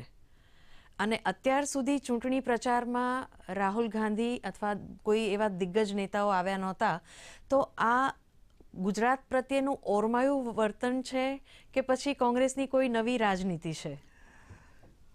કોંગ્રેસ પક્ષની ખરેખર સ્થિતિ છે એ સૌ કોઈ જાણે છે. આમ છતાં રાહુલ ગાંધીએ ભારત જોડો યાત્રા જ્યારથી શરૂ કરી ત્યારથી ગુજરાતને એમાં સમાવેશ કર્યો નહોતો, વ્યૂહાત્મક રીતે સમાવેશ કર્યો નહોતી. જે રાજ્યોમાં ચૂંટણી છે એ રાજ્યોમાં તેઓ જવાના નથી. એ રીતનો એમણે પોતાને જે રાજ્યોમાં પોતાની પકડ છે પાર્ટીની એ જ રાજ્યોમાં જવાનું પ્રિફર કર્યું છે. બરાબર છે. એટલે સેફ ગેમ પ્લે કરે છે, ગેમ રમી રહ્યા છે, લાંબા ગાળાની ગેમ રમી રહ્યા છે, કારણ કે એમને ખબર છે કે ગુજરાતમાં શું થઈ શકે એમ છે. ગુજરાતમાં શક્તિ વેડફવાની બહુ કંઈ જરૂર નથી, કારણ કે સૌ કોઈ જાણે છે. આજે સામાન્ય રીતે ગુજરાતમાં એવો બહુ સ્પષ્ટ મત પ્રવર્તી રહ્યો છે કે આવશે તો મોદી જ. બરાબર. કેટલી સીટો આવશે, કોની કેટલી આવશે એની ઉપરની સામાન્ય વાત છે. પરંતુ અને એ આત્મવિશ્વાસ સાથે નરેન્દ્રભાઈ કહી રહ્યા છે. સોમનાથ ખાતેની સભામાં એમણે આ જ વાત કરી કે ભાઈ રેકોર્ડ તોડવાનો છે. તમે નરેન્દ્રને જે રેકોર્ડ બ્રેક વિજય અપાવ્યો તો એના કરતા મત આપ્યા છે એના કરતા વધારે મતથી રેકોર્ડ બ્રેક ભૂપેન્દ્રભાઈને તમે અપાવો એમ કહીને જનસામાન્ય લોકોને સ્પર્શવાની એમણે કોશિશ કરી. પણ એક વાત એ છે કે રાહુલ ગાંધીએ ભારતીય જનતા પાર્ટીના પરંપરાગત ગઢ કહેવાય એ વિસ્તારમાં ચૂંટણી સભાનું આયોજન કર્યું છે અને એની સામે નરેન્દ્ર મોદીએ કોંગ્રેસના પરંપરાગત ગઢ કહેવાય એવા વિસ્તારોમાં આયોજન કર્યું છે. કારણ કે સોમનાથ પણ અત્યાર સુધી હમણાં જે વચ્ચે પક્ષપલટો થયો અને ભગવાનભાઈ બારડ ભાજપમાં આવ્યા અને ચૂંટાયા એ મુદ્દો રહ્યો, પણ એમના પહેલા એમના મોટાભાઈ જશુભાઈ બારડ સોમનાથથી ચૂંટાતા હતા વર્ષોથી. એટલે એ સોમનાથ ભાજપનો ગઢ રહ્યો છે. અમરેલી જિલ્લો પણ એકંદરે કોંગ્રેસનો ગઢ રહ્યો છે. અમરેલી પણ કોંગ્રેસનો ગઢ રહ્યો છે. ત્રણ બેઠકો ઉપર. અને એ જ રીતે બોટાદની અંદર પણ ઘણી આ વખતે વર્તમાન એ રીતે પરિસ્થિતિ ઘણો અસંતોષ કાર્યકર્તાઓમાં છે. એટલે મોદી સાહેબે આ 3 મત વિસ્તારો પસંદ કર્યા. એની સામે નવસારી એ CR પાટીલનો સંસદીય મત વિસ્તાર છે, ગુજરાત ભાજપ પ્રદેશ પ્રમુખના. અને રાજકોટ પણ ભાજપનો પહેલેથી ગઢ રહ્યો છે. એટલે એ જગ્યાએ રાહુલ ગાંધી પોતાની સભા કરશે એમ આ એક રાજકીય વ્યૂહ છે. આમ છતાં જ્યાં સુધી કોંગ્રેસ પાર્ટીને સવાલ છે, કોંગ્રેસના કોઈ મોટા રાષ્ટ્રીય નેતા અત્યાર સુધીમાં ગુજરાતની ચૂંટણીમાં આવ્યા નથી. સૌ પ્રથમ જ રાહુલ ગાંધી આવી રહ્યા છે અને થોડા સમય પછી પ્રિયંકા ગાંધી આવશે. એ સિવાય કોઈ બીજા મોટા રાષ્ટ્રીય કક્ષાના નેતાઓ ખાલી અશોક ગેહલોતને જ ગુજરાતની બાગડોર એકંદરે સોંપવામાં આવી છે અને ગુજરાતને પોતપોતાની રીતે કોંગ્રેસે પોતાની રીતે સજાવ્યું છે. આમ છતાં કોંગ્રેસ પાર્ટીનો જ્યાં સુધી સવાલ છે તો કોંગ્રેસે ઘરે ઘરે સંપર્ક કર્યો છે. પોતાની બેઠકો કરી છે. પરંપરાગત પોતાની જે મતબેંક છે એને લીધી છે. એટલું જ નહીં, દરેક બેઠક ઉપરનું જે જ્ઞાતિ જાતિનું જે સમીકરણ છે એને બરાબર સાચવવાની કોશિશ કરી છે. અને એને કારણે અંડરકરન્ટ જોતા કોંગ્રેસ પોતાની રીતે તો બરાબર જઈ રહી છે. હું આપને જણાવું કે 1995ની ચૂંટણીથી 2017 સુધીની ચૂંટણીમાં તમામ ચૂંટણીઓમાં કોંગ્રેસની બેઠકોની સંખ્યા તબક્કાવાર વધતી રહી છે. ભારતીય જનતા પાર્ટી ગઈ ચૂંટણીમાં વધી, એના પહેલા 2012માં જેટલી હતી એના કરતા 2017માં વધી છે. એટલે 2012માં કરતા 2007 કરતા 2012માં વધી હતી. એ રીતે જોઈએ તો કોંગ્રેસની સંખ્યા વધતી જાય છે બેઠકોની. આપણે આ વિશે વાત કરીશું. કદાચ ગઈ ચૂંટણીમાં તો પાટીદાર ફેક્ટર પણ, અનામત આંદોલન પણ એક મોટું ફેક્ટર હતું. આ વિશે આપણે વાત ચાલુ રાખીશું. મીનવાઇલ અમારા સંવાદદાતા રાજુ રૂપારેલિયા દ્વારકાથી આપણી સાથે જોડાઈ ગયા છે. તેમની સાથે વાત કરીએ. જી રાજુ, પ્રથમ તબક્કામાં દ્વારકામાં મતદાન થવાનું છે, તો દ્વારકાનું ચૂંટણી ચિત્ર કેવું છે તે જણાવશો. રાજુ જી, વાત કરીએ આપણે તો દ્વારકાનું, દ્વારકા જિલ્લામાં 81 દ્વારકા અને 82 ખંભાળિયા આ 2 બેઠકો આવે છે. જેમાં વાત કરીએ તો દ્વારકાની 82 બેઠક છે તે લગભગ 7 ટર્મથી પબુબા પાસે છે. પબુબા 2 વખત અપક્ષ લડ્યા, કોંગ્રેસ લડ્યા અને આ 4થી વખત ભાજપમાં તેઓ ચૂંટણી લડી રહ્યા છે. ત્યારે એક ભાજપનો ગઢ માની શકાય છે ને પબુબા છે તેમનો પણ આ ગઢ માની શકાય છે. ત્યારે જો 81 વિધાનસભાની આપણે જો વાત કરીએ ખંભાળિયા બેઠક, તો ખંભાળિયામાં આ વખતે એક નવું પાસું ઉમેરાયું છે ઈસુદાન ગઢવીનું. ઈસુદાન ગઢવી ખંભાળિયાની નજીક જે પીપળિયા ગામના વતની છે અને ત્યાં તેમનો સમાજ પણ 15 થી 16,000 જેટલી વસ્તીનો છે. અને બીજા ઉમેદવારની વાત કરીએ તો મોરુભાઈ બેરા જે ભાજપના ઉમેદવાર છે, તેમની સામે વિક્રમભાઈ માડમ છે. એટલે 3 સીટો છે તે કસોકસનો જંગ ત્યાં જ લાગી રહ્યો છે ને ઈસુદાન ગઢવીની ગ્રામ્યની સભાઓમાં પબ્લિક જોવા મળે છે. વિક્રમભાઈ પોતાના પ્રયાસો કરે છે અને આવતીકાલે જ અમિત શાહ છે તે મુળુભાઈની સભા માટે આ પ્રચાર અર્થે આવવાના છે સવારે 10 વાગે. ત્યારે વાત કરીએ તો ખંભાળિયાની જે 81 બેઠક છે તે અત્યારે રાજ્યમાં ટોપમાં આવે છે. બરાબર, એટલે દ્વારકા બેઠક ઉપર તો બરાબર રસાકસીનો જંગ જામશે. આપનો ખૂબ ખૂબ આભાર રાજુભાઈ. ચર્ચામાં આપણે વાત આગળ વધારીએ. જે તમે વાત કરતા હતા કે કોંગ્રેસે આ વખતે ડોર ટુ ડોર પ્રચાર કરવાનું અને ખાટલા બેઠકો કરવાનું વધારે રાખ્યું છે. મોટી સભાઓના આયોજન નથી કર્યા અને મોટા નેતાઓ પણ હજી સુધી આવ્યા નથી. તો આ ફરીથી એ જ વસ્તુ છે કે આ કોંગ્રેસની વિવશતા બતાવે છે. એમણે હાર માની લીધી છે અને એકદમ શાંતિથી એ લોકો પ્લે કરવાનું, સેફ પ્લે કરવાનું વિચારે છે કે નેતાગીરી કેમ વધારે જોર નથી લગાવી રહી? જે પાર્ટી 28 વર્ષથી વિરોધ પક્ષમાં બેઠી હોય એ બીજું શું પણ કરી શકે. એટલે વાત એવી છે કે કોંગ્રેસે ચૂંટણી તો લડવી જ પડવાની છે અને આમ આદમી પાર્ટીના આવવાથી એ કોંગ્રેસને કેટલીક સેફ પણ એ રીતે થઈ ગઈ છે કે ભાજપ વિરોધી વોટ જે છે એ કોંગ્રેસની સાથે આવે અને આમ આદમી પાર્ટીની વચ્ચે વહેંચાય એવી પણ એક પરિસ્થિતિ ઊભી થઈ છે. હવે એ પરિસ્થિતિનો ફાયદો કઈ જગ્યાએ કોણ કોણ લઈ શકે એ આખા કેમ્પેઇન દરમિયાનમાં ખબર પડશે. આમ છતાં ભારતીય જનતા પાર્ટીનો જ્યાં સુધી સવાલ છે, વાઘોડિયા, કેશોદ, ધાનેરા, બાયડ, જુનાગઢ, અમરેલી, રાજકોટ પૂર્વ, ધોરાજી, લાઠી, સાવરકુંડલા, કાલાવડ, પાદરા, લુણાવાડા, માતર, ખેડારૂ, કોડીનાર, નાંદોદ, આ બધી બેઠકો ઉપર ભાજપમાં અસંતોષ છે. એટલે ખરેખર તો ભાજપે છે ને કોંગ્રેસ કે આમ આદમી પાર્ટીની સામે લડવાને બદલે પોતાના અસંતુષ્ટોની સામે લડવાની જરૂર છે. અત્યારે પરિસ્થિતિ ભાજપ માટે એવી થઈ છે કે એન્ટી ઇન્કમ્બન્સી જેટલી નથી નડતી એટલો અસંતોષ ઘરના ઘાતકીઓ નડે છે ભાજપ. પણ એનું પણ એક કારણ છે, કારણ કે ભાજપની હવે એનો પોતાનો પરિવાર એટલો મોટો થઈ ચૂક્યો છે કે બધાને તમે ખુશ કરી જ ન શકો, એટલે અસંતોષ આવી રીતે બહાર આવવાનો છે. આ વિશે આપણે પાછી વાત કરીશું. નવસારીના અમારા સંવાદદાતા ભાવિનભાઈ અમારી સાથે જોડાઈ ચૂક્યા છે. જી ભાવિન, પ્રધાનમંત્રી નરેન્દ્ર મોદી ગઈકાલે નવસારીમાં આવ્યા હતા અને આવતીકાલે રાહુલ ગાંધી આવવાના છે, તો આ વિશે આપ શું કહેવાના છો? ચોક્કસથી પ્રધાનમંત્રી નરેન્દ્ર મોદીની જો વાત કરવામાં આવે તો પ્રધાનમંત્રી નરેન્દ્ર મોદી 3 દિવસ ગુજરાત પ્રવાસે છે. ગઈકાલે વલસાડમાં હતા, આજે સૌરાષ્ટ્ર હતા અને આવતીકાલે એટલે કે 21 તારીખે પ્રધાનમંત્રી નરેન્દ્ર મોદી નવસારી જિલ્લામાં છે. નવસારી જિલ્લામાં સાંજે 4 વાગે પ્રધાનમંત્રી મોદી જે અંદાજિત 1 લાખથી વધુની જે જનમેદની ભેગી થશે એને પ્રચંડ ચૂંટણી પ્રચાર કરીને સંબોધશે. આપને જણાવી દઉં કે નવસારી જિલ્લાની 4 વિધાનસભા બેઠક છે. જલાલપોર, નવસારી, ગણદેવી અને વાંસદા, આ 4 વિધાનસભા બેઠકમાંથી 3 વિધાનસભા બેઠક જે છે ભાજપ પાસે છે ને એકમાત્ર છેલ્લા 15 વર્ષથી કોંગ્રેસ પાસે છે, તે વાંસદા વિધાનસભા બેઠક કોંગ્રેસ પાસે છે. એટલે કે નવસારી જિલ્લાની 4માંથી 3 ભાજપ અને 1 કોંગ્રેસ પાસે છે.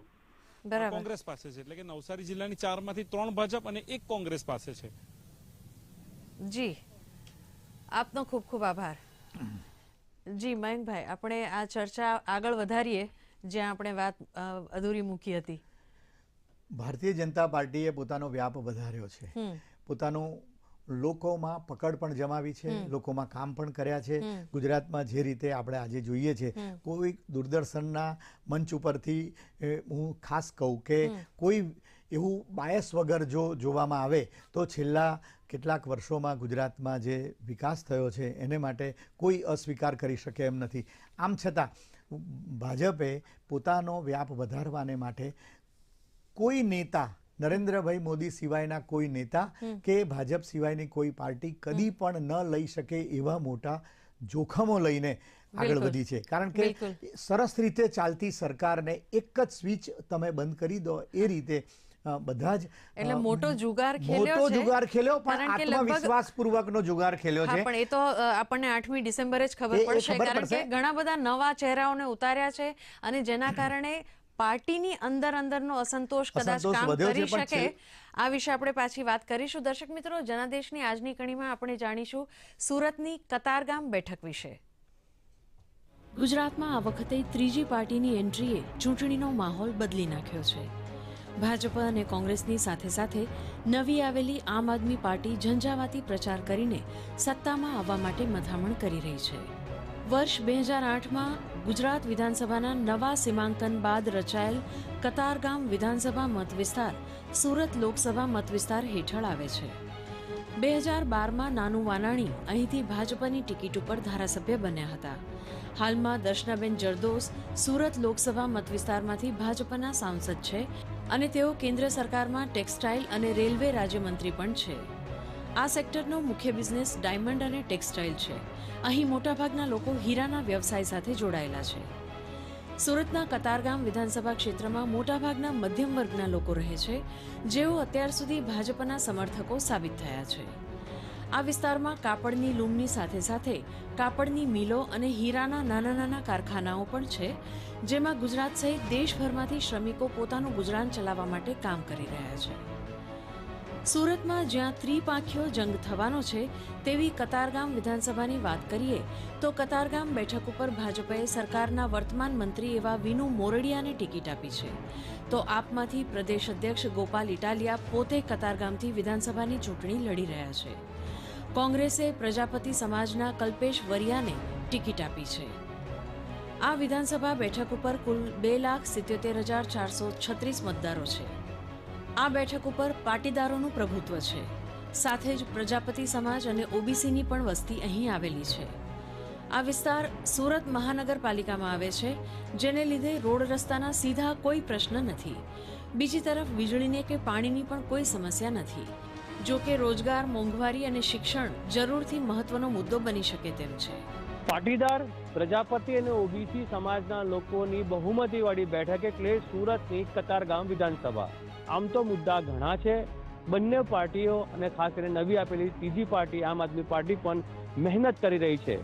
મુદ્દાઓને આધારે અથવા તો પછી જ્ઞાતિ જાતિના સમીકરણના આધારે લોકો કોને વોટ આપે છે અને કોને વિજય બનાવે છે તે જોવું રહ્યું. પરંતુ કતારગામ વિધાનસભાની બેઠકે કહી શકાય છે કે ત્રિપાંખીયો જંગ થવાનો છે અને આ જંગ ખૂબ મહત્વનો બની રહેશે. તેજસ મોદી, દૂરદર્શનની ગુજરાતી, સુરત. મયંકભાઈ, કતારગામ વિશે આપણે માહિતી મેળવી કે કતારગામમાં પાટીદાર અને પ્રજાપતિઓની બહુમતી છે. સૌથી વધારે પાટીદાર છે અને બીજા નંબરે પ્રજાપતિ છે. ભાજપ અને આપ બંને પાટીદારોને ઉમેદવાર તરીકે ઉતાર્યા છે અને કોંગ્રેસે પ્રજાપતિ ઉમેદવારને ટિકિટ આપી છે, તો આ અંગે આપ શું કહેશો? કોંગ્રેસે બહુ વ્યૂહાત્મક રીતે પ્રજાપતિ ઉમેદવારને ટિકિટ આપી છે. આમ તો પ્રજાપતિ ઉમેદવાર ભારતીય જનતા પાર્ટીએ આ સમુદાયમાંથી કોઈ ઉમેદવારની પસંદગી કરી નથી. એ વ્યૂહાત્મક બધી બેઠકોમાંથી, હા, કોઈ પણ ગુજરાતમાં કોઈ પણને નથી મળી, પરંતુ એ વ્યૂહાત્મક વ્યવસ્થા છે ભાજપની. પરંતુ જ્યાં સુધી કતારગામની બેઠકનો સવાલ છે તો પાટીદાર ફેક્ટર જે છે એને એટલું અણિયાળું નહીં માનીએ હવે, એટલા માટે કે પાટીદાર ફેક્ટર હવે આ ચૂંટણીમાં જેટલું અસરકારક રહ્યું નથી જેટલું 2017ની ચૂંટણીમાં બે પાટીદારોના જંગમાં ફાયદો થઈ શકે. એટલા માટે ન થઈ શકે કે મોટા ભાગના પાટીદાર સમુદાયના લોકો કે જે એલિટ વર્ગ છે, જે બિઝનેસ ક્લાસ છે, એ બધા લોકો અત્યારે ભારતીય જનતા પાર્ટી સાથે એકંદરે ગોઠવાઈ ગયા છે અને થઈ ગયું છે.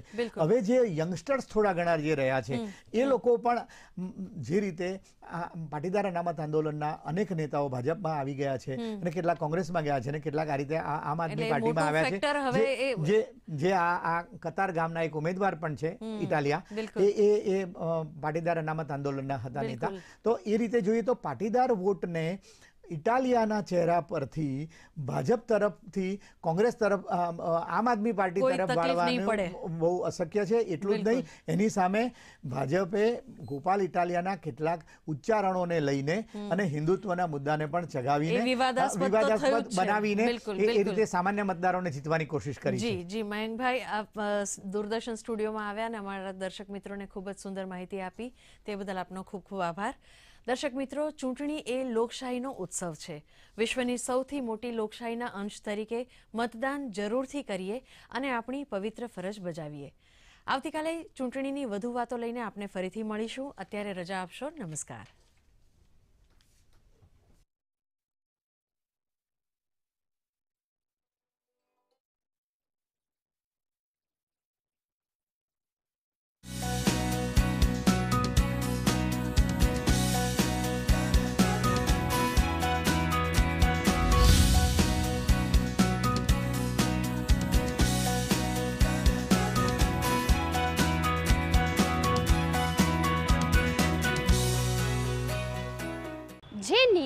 ક્યારેય જોતા નથી તે આશા કદી ખોતા નથી, અને જે પ્રયત્ન પર જીવી જાણે છે તે કિસ્મત પર કદી રોતા નથી, અને પોતાની કિસ્મતની રાહ જોયા વિના આત્મબળે અન્યોની જિંદગીને આનંદથી ભરી દેતા પ્રેરણાદાયી લોકોની વાતો, સકારાત્મક ખબરો અમે આપના સુધી લઈને આવીએ છીએ દર સપ્તાહે ગુડ ન્યૂઝ ગુજરાતના માધ્યમ દ્વારા. નમસ્કાર, હું છું નિકેતા શુક્લા અને આજના એપિસોડમાં આપણે વાત કરીશું વિશ્વ ડાયાબિટીસ દિવસ વિશેની, ગુજરાતમાં આવનાર ચૂંટણી વિશેના સ્પેશિયલ ગીત વિશેની અને એ સાથે કેટલીક સકારાત્મક ખબરોની. તો ચાલો શરૂ કરીએ આજનો આપણો કાર્યક્રમ ગુડ ન્યૂઝ ગુજરાત. મિત્રો, પુરુષ એ આપણા સમાજ જીવનનો આધાર સ્તંભ છે. તેઓ મૂક બની સમાજ ઉપયોગી કાર્ય કરતા હોય છે અને આથી જ પુરુષોનું મહત્વ સમજાવવા માટે દર વર્ષે 19 નવેમ્બરને વિશ્વ પુરુષ દિવસ તરીકે ઉજવવામાં આવે છે. ત્યારે આજે વાત કરીશું એક ઉમદા વ્યક્તિ રમેશભાઈની કે જેઓ દિવ્યાંગ બાળકોમાં પડકારો ઝીલવા અને વિષમ પરિસ્થિતિઓનો સામનો કરવા પ્રોત્સાહન અને પ્રેરક બળ પૂરું પાડે છે. મહીસાગર જિલ્લાના ખાનપુર તાલુકાના અંતરિયાળ વડા ગામના દિવ્યાંગ બાળકો રાષ્ટ્રીય તથા આંતરરાષ્ટ્રીય કક્ષાની રમતોમાં ગુજરાત તથા દેશનું પ્રતિનિધિત્વ કરશે. આ સાંભળી સૌને નવાઈ લાગશે, પણ આ કાર્ય કરી બતાવ્યું છે એવા એક શિક્ષકે કે જેઓ ખુદ 80% પોલિયોગ્રસ્ત દિવ્યાંગ છે, પરંતુ તેઓનું આત્મબળ અજોડ છે. ચાલો મળીએ આ ઉમદા શિક્ષક રમેશભાઈ સોલંકીને. અમારી ફરજ દરમિયાન હું 2012થી જોઈન્ટ થયેલો છું અને આ દરમિયાન મારી સાથે અત્યારે 14 શાળાઓ છે. 14 શાળાઓના મારી જોડે 52 બાળકો છે. આ બાળકોને જ્યારે રમતો યોજાતી હોય છે ત્યારે હું સ્પેશિયલ એ બાળકોના ઘરે જાઉં છું. એ બાળકોના ઘરે સ્પેશિયલ ગાડી લઈને જઈને અને એ બાળકોને ત્યાં એમને પહોંચાડતો છું. અને જરૂર પડી એ આ બાળકોને હું યોગદાન પણ આપું છું. એમને કપડાં લત્તા જોઈતો હોય, કોઈ પણ એને કોઈ પણ જરૂરિયાત હોય સાધન સહાયની, એ બધી તકો હું પૂરી પાડું છું. રમેશભાઈ એ દિવ્યાંગ બાળકોના સ્પેશિયલ એજ્યુકેટર છે. તેઓ પોતે દિવ્યાંગ હોવાથી પોતાના દિવ્યાંગ બાળકોની મનોસ્થિતિને સારી રીતે સમજી તેમને જીવનમાં તથા ખેલકૂદ જેવી પ્રવૃત્તિઓમાં આગળ વધારવા સતત પ્રયત્નશીલ રહે છે. આ બાળકો પણ એમના જીવનનો ઉજાસ પાથરવા માટે રમતમાં કેવી રીતના આગળ જાય એ પણ અમે એની તૈયારીઓ કરતા હોય છે. એના ભાગરૂપે 2012થી 2022 સુધીમાં આજ સુધી મેં 13 મેડલ મેળવ્યા છે. મેં 5 ગોલ્ડ મેડલ મેળવ્યા છે, 5 સિલ્વર મેડલ અને 3 બ્રોન્ઝ મેડલ મેળવ્યા છે. કે જેવી રમતો કે બોચીની રમત, ઘોડા ફેંક, ઝડપથી ચાલવું અને ઝડપથી દોડવું, આવી રમતો છે. અને ફૂટબોલની અંદર ફૂટબોલ છે, ટેબલ ટેનિસ છે, આ વિવિધ રમતોની અંદર આ બાળકોને રાજ્ય કક્ષાએ અને જિલ્લા કક્ષાએ મોકલ્યા છે. એમાંથી જિલ્લા કક્ષાએ કુલ 34 બાળકો નંબર મેળવેલા છે. રમેશભાઈના સતત માર્ગદર્શન તથા પ્રેરણાના કારણે જિલ્લાના દિવ્યાંગ બાળકોએ વિવિધ રમતગમતમાં જિલ્લા કક્ષાએ, રાજ્ય કક્ષાએ તથા રાષ્ટ્રીય કક્ષાએ અનેક મેડલ મેળવ્યા છે. તો 3 બાળકો આંતરરાષ્ટ્રીય કક્ષાએ પેરા ઓલિમ્પિકમાં પસંદગી પામી શકે છે. જલ્પા અમૃત કે જે 100 મીટર દોડ અને 200 મીટર દોડની અંદર રાષ્ટ્રીય કક્ષાએ 2 વખત રમી છે. અને જ્યારે ફૂટબોલની અંદર મચ્છાર રાધાબેન રામાભાઈ એ 4 થી 5 વખત ઇન્ટરનેશનલ કક્ષાએ રમી છે. ના બંને દીકરીઓ આંતરરાષ્ટ્રીય કક્ષાએ જવા માટે હવે તૈયારી રૂપ છે. શક્ય છે કે આ દીકરીઓ જૂન મહિનાની અંદર આંતરરાષ્ટ્રીય કક્ષાએ પસંદગીમાં જવાની પ્રબળ સંભાવનાઓ રહેલી છે. દિવ્યાંગ બાળકોના માતા પિતા હંમેશા પોતાના બાળકના ભવિષ્યને લઈને સતત ચિંતામાં રહેતા હોય છે. ત્યારે મહીસાગર જિલ્લાના આ માતા પિતા ખુમારીથી પોતાના દિવ્યાંગ બાળકોની સિદ્ધિને વર્ણવી સંતોષ વ્યક્ત કરી રહ્યા છે. રમેશભાઈનો બી ખૂબ ખૂબ આભાર છે. એમને બહુ સહાયતા કરી છે અને હજી આગળ વધારવાની પરીક્ષા ચાલી છે. 12મો અભ્યાસ કરે છે ને એની રમતમાં બહુ રસ છે. રમતમાં રમેશના સાહેબી સહકાર આપ્યો અને એની રમતમાં આગળ વધારવા માટે કોશિશ કરી. કહેવાય છે બાળકના ઘડતરનું ઉમદા કાર્ય શિક્ષક કરે છે. ત્યારે ખરેખર આ રમેશભાઈ જેવા પ્રેરક શિક્ષક દિવ્યાંગ બાળકોના જીવનમાં હકારાત્મક પરિવર્તનનું કાર્ય કરી એક મિસાલ કાયમ કરી રહ્યા છે. ગુડ ન્યૂઝ ગુજરાત માટે મહીસાગરથી અશ્વિન પંડ્યાનો રિપોર્ટ. મિત્રો, ડાયાબિટીસ એ આપણા સમાજમાં ખૂબ વ્યાપેલો રોગ છે. તે તો આપણે સૌ જાણીએ છીએ. દર વર્ષે 14મી નવેમ્બરને વિશ્વ ડાયાબિટીસ દિવસ તરીકે ઉજવવામાં આવે છે.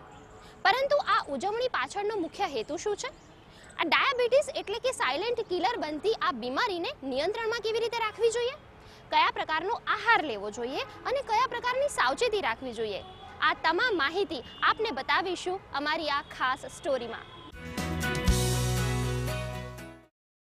વિશ્વમાં ડાયાબિટીસના વધતા કેસોને ધ્યાને રાખી વિશ્વ ડાયાબિટીસ દિવસ ઉજવવાની શરૂઆત 1991માં ઇન્ટરનેશનલ ડાયાબિટીસ ફેડરેશન દ્વારા કરવામાં આવી હતી, જેનો હેતુ આ બીમારી વિશે લોકોમાં જાગૃતિ લાવવાનો છે.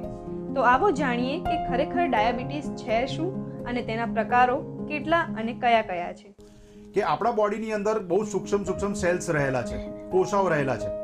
એમને કામ કરવા માટે એનર્જી જોઈએ. હવે એ એનર્જી આપણને એ સેલ્સને મળે છે શુગર થ્રુ, ગ્લુકોઝ થ્રુ, જે આપણે ખાઈએ છીએ. હવે ગ્લુકોઝ જ્યારે આપણે ખાઈએ ને ત્યારે એ સેલની અંદર એને જવા માટે દરવાજો ખોલવો પડે, જેની એક તાળું હોય છે. એ તાળાની ચાવી છે ઇન્સ્યુલિન. હવે ધારો કે જે જન્મથી લઈને 20 વર્ષ કે 22 વર્ષ કે 30 વર્ષની ઉંમર સુધી જે લોકોને ડાયાબિટીસ થતો હોય છે ને, એમાં આ તાળાની ચાવી જ ખોવાઈ ગયેલી હોય છે. એટલે કે ઇન્સ્યુલિન હોતું જ નથી. એટલે એને અમે ટાઈપ 1 ડાયાબિટીસ કહીએ. અને જે લોકોને તાળું હોય, ચાવી પણ હોય, પણ ચાવી તમારી ગ્રીસી હોય, કાં તો લપસી જતી હોય કે બરોબર કામ ના કરતી હોય, એટલે કે ઇન્સ્યુલિન ઓછું પડતું હોય, કાં તો ઇન્સ્યુલિન બરોબર કામ ના કરતું હોય, એ લોકોને ટાઈપ 2 ડાયાબિટીસ થાય. આ સિવાય કેવી રીતે ડાયાબિટીસ જેનેટિક્સને અસર કરે છે, આવો જાણીએ. ખાસ કરીને આપણા જનિતત્વ કે જેનેટિક જે ભાગ કહેવાય છે એ પણ એનું મૂળભૂત કામ કરતું હોય છે. પણ ખાસ કરીને ખાલી 5% લોકોની અંદર જ્યાં કોઈ એક જગ્યાએ અક્ષરોની ફેરફાર થઈ હોય, એના લીધે જે ડાયાબિટીસ થાય એને મોડી ડાયાબિટીસ કહેવાય, મેચ્યોરિટી ઓનસેટ ડાયાબિટીસ મેલિટસ. એ અરાઉન્ડ 5% લોકોમાં જોવા મળતો હોય ને એના માટે જેનેટિક ટેસ્ટ પણ અવેલેબલ છે ને એના માટે ટ્રીટમેન્ટ પણ બહુ અલગ રીતે અપાતી હોય છે. પણ કાં તો તમે ટાઈપ 1 જુઓ કે ટાઈપ 2 ડાયાબિટીસ જુઓ, જે સૌથી વધારે જોવા મળે છે, એની અંદર જનિતત્વનો ભાગ બહુ જ ઓછો હોય. આપણા જનિતત્વના એવા 100 કે 200 અક્ષરોની શૃંખલાઓની અંદર જ્યારે ફેરફાર થતી હોય ત્યારે તમારો ડાયાબિટીસનો રિસ્ક વધતો હોય છે, પણ જરૂરી નથી કે તમને ડાયાબિટીસ થાય જ. આને અમે મેડિકલ ભાષામાં પોલિજેનિક ઇનહેરિટન્સ કહીએ છીએ. માને કે એક અક્ષરની ફેરફાર નહીં, પણ જ્યારે બહુ બધી જગ્યાએ ફેરફાર થતી હોય એના લીધે તમારો ડાયાબિટીસ થવાનો રિસ્ક વધે, એને પોલિજેનિક ઇનહેરિટન્સ. આજે ભારત દેશ ડાયાબિટીસની રાજધાની બની ગયો છે, જ્યારે ભારતમાં દર 10માંથી 1 વ્યક્તિ હાઈ બ્લડ શુગરથી પીડાય છે. તો આવો જાણીએ કે ડાયાબિટીસ થવાના મુખ્ય કારણો કયા છે. કે તમારી જે રિક્વાયરમેન્ટ છે બોડીની એ પ્રમાણે તમારે ડાયટ લેવાનો, એટલે શું થાય કે તમારું જે ઇન્સ્યુલિન બને છે શુગરને કંટ્રોલ કરી લેશે. બીજું, તમે જે ફિઝિકલ એક્ટિવિટી ના કરતા હો તો તમે ફિઝિકલ એક્ટિવિટી થોડી ચાલુ કરી દો. મિનિમમ 30 મિનિટની એક્સરસાઇઝ અમે કહીએ છીએ કે 30 મિનિટની એક વિગ્રસ એક્સરસાઇઝ તમે કરો, એ ચાલો, દોડો, વ્યાયામ કરો, યોગા કરો, મેડિટેશન કરો, કોઈ પણ ટાઈપની ફિઝિકલ એક્ટિવિટી કરશો તો જે વધારાની શુગર છે એ તમારી કંટ્રોલ થઈ જશે. પરંતુ ડાયાબિટીસની ઓળખ કેવી રીતે કરવી? કેવી રીતે ખબર પડે કે આપણને ડાયાબિટીસ છે કે નહીં? તો આવો તમને જણાવીએ કે એવા કયા લક્ષણો દેખાય તો આપણે ડાયાબિટીસનો રિપોર્ટ કરાવવો જોઈએ. 3 P આવે. પોલીફેઝિયા એટલે ખૂબ ભૂખ લાગે, પોલીડિપ્સિયા એટલે તમને વારંવાર પાણી પીવાનું મન થાય, અને પોલીયુરિયા એટલે તમારે યુરિન વધારે કરવા જવું પડે. આ 3 મેઇન લક્ષણો છે. એના સિવાય અતિશય થાક લાગવો, હમણાં સાહેબે કહ્યું પ્રમાણે જે તમને હાથ પગમાં બળતરા થવી, કોઈક વાર તમને વાગ્યું હોય તો એ ઇન્ફેક્શન જલ્દી મટે નહીં, વારંવાર ઇન્ફેક્શન થયા કરે, રૂજ ના આવે, આ બધા ડાયાબિટીસના લક્ષણો છે. પણ આ બધા લક્ષણો બહુ મોડા આવતા હોય છે. નોર્મલી મોટાભાગના જ્યારે ડાયાબિટીસના ડિટેક્ટ થાય એના કદાચ મહિનાઓ કે વર્ષોથી એમને સુગરનું લેવલ વધી ગયું હોય, પણ જ્યાં સુધી કોમ્પ્લિકેશન ના થાય અથવા જ્યાં સુધી તમારું ડાયાબિટીસ એક લેવલથી ના વધે ત્યાં સુધી તમે નથી પકડી શકતા. એટલે તમારે અમુક એજ પછી લાઈક 40-50 વર્ષની એજ પછી તમે જો રેગ્યુલર થોડું બ્લડ ટેસ્ટિંગ કરાવો તમારા ફિઝિશિયનની સલાહ લઈને, તો તમે ડાયાબિટીસને વહેલો પકડી શકો. ડાયાબિટીસને સાયલેન્ટ કિલર તરીકે ઓળખવામાં આવે છે, ત્યારે તેને નિયંત્રણમાં રાખવું અત્યંત જરૂરી છે. તો આવો આપને બતાવીએ કે ડાયાબિટીસ દરમિયાન કેવો આહાર લેવાથી ફાયદો થઈ શકે અને કેવા પ્રકારના ખોરાક ન ખાવા જોઈએ. તમને ડાયાબિટીસ છે એટલે તમને એટલી સલાહ આપીશ કે પહેલી વસ્તુ કે તમે ફાઈબર વાળી વસ્તુઓ વધારે ખાવાનું રાખો, એટલે કે જાડા જેને કહેવાય. તમે ફ્રૂટ્સ એવા ખાઓ જેની અંદર જાડા વધારે રહેતા હોય. તમે ખોરાકમાં હોલ વ્હીટ જેને કહેવાય, આપણા ત્યાં ઘઉં, જુવાર, બાજરા સોયા, એ બધાનો યુઝ એક જમાનામાં બહુ થતો હતો. હવે આપણે ફાસ્ટ ફૂડના જમાનામાં જીવીએ છીએ, એટલે પ્રોસેસ ફૂડ ખાવાનું ના રાખશો. ત્રીજી વસ્તુ, તમે બટર, ચીઝ જરા બી ખાવાનું ના રાખશો. એની સામે આપણા ઘરમાં બનેલું દેશી ઘી અને માખણ લો, એમાં કોઈ જ નુકસાન નહીં થાય. તમે મીઠું એટલે કે નમક બને એટલું બંધ કરવાનું રાખો. એની સામે તમે સિંધાળું નમક લેવાનું રાખો. તમે વ્હાઇટ સુગર એટલે કે દાણા સુગર અને ભૂરા સુગર જરાય ના લેશો. એની સામે તમે દેશી ગોળ, ખજૂર અને મધ લઈ શકો એના અવેજીની અંદર. એટલે આટલી વસ્તુઓ જે તમને મેં કીધી એ પ્રમાણે, પ્લસ તમે વ્હાઇટ રાઈસ લેવાનું ના રાખશો, એની સામે બ્રાઉન રાઈસ લેવાનું રાખો. પણ ધારો કે તમને તો પણ ભાત ખાવાની ટેવ હોય, તો આપણી નોર્મલ ટેવ એવી છે ઇન્ડિયન પ્રથામાં કે આપણે ખોરાક ખાધા પછી ભાત ખાતા હોઈએ છીએ. તો તમે ભાત પહેલા ખાવાનું રાખો જો ઘરમાં ભાત બન્યો હોય તો, અને તમે રોટલી શાક પછી ખાવાનું રાખો. ડાયાબિટીસ જેવા છુપા દુશ્મનને સરળતાથી નિયંત્રિત કરવા જો આપણી જીવનશૈલી અને આહારમાં પરિવર્તન કરવામાં આવે તો ચોક્કસથી ડાયાબિટીસ જેવા રોગનો વ્યાપ પણ ઓછો થઈ શકે છે.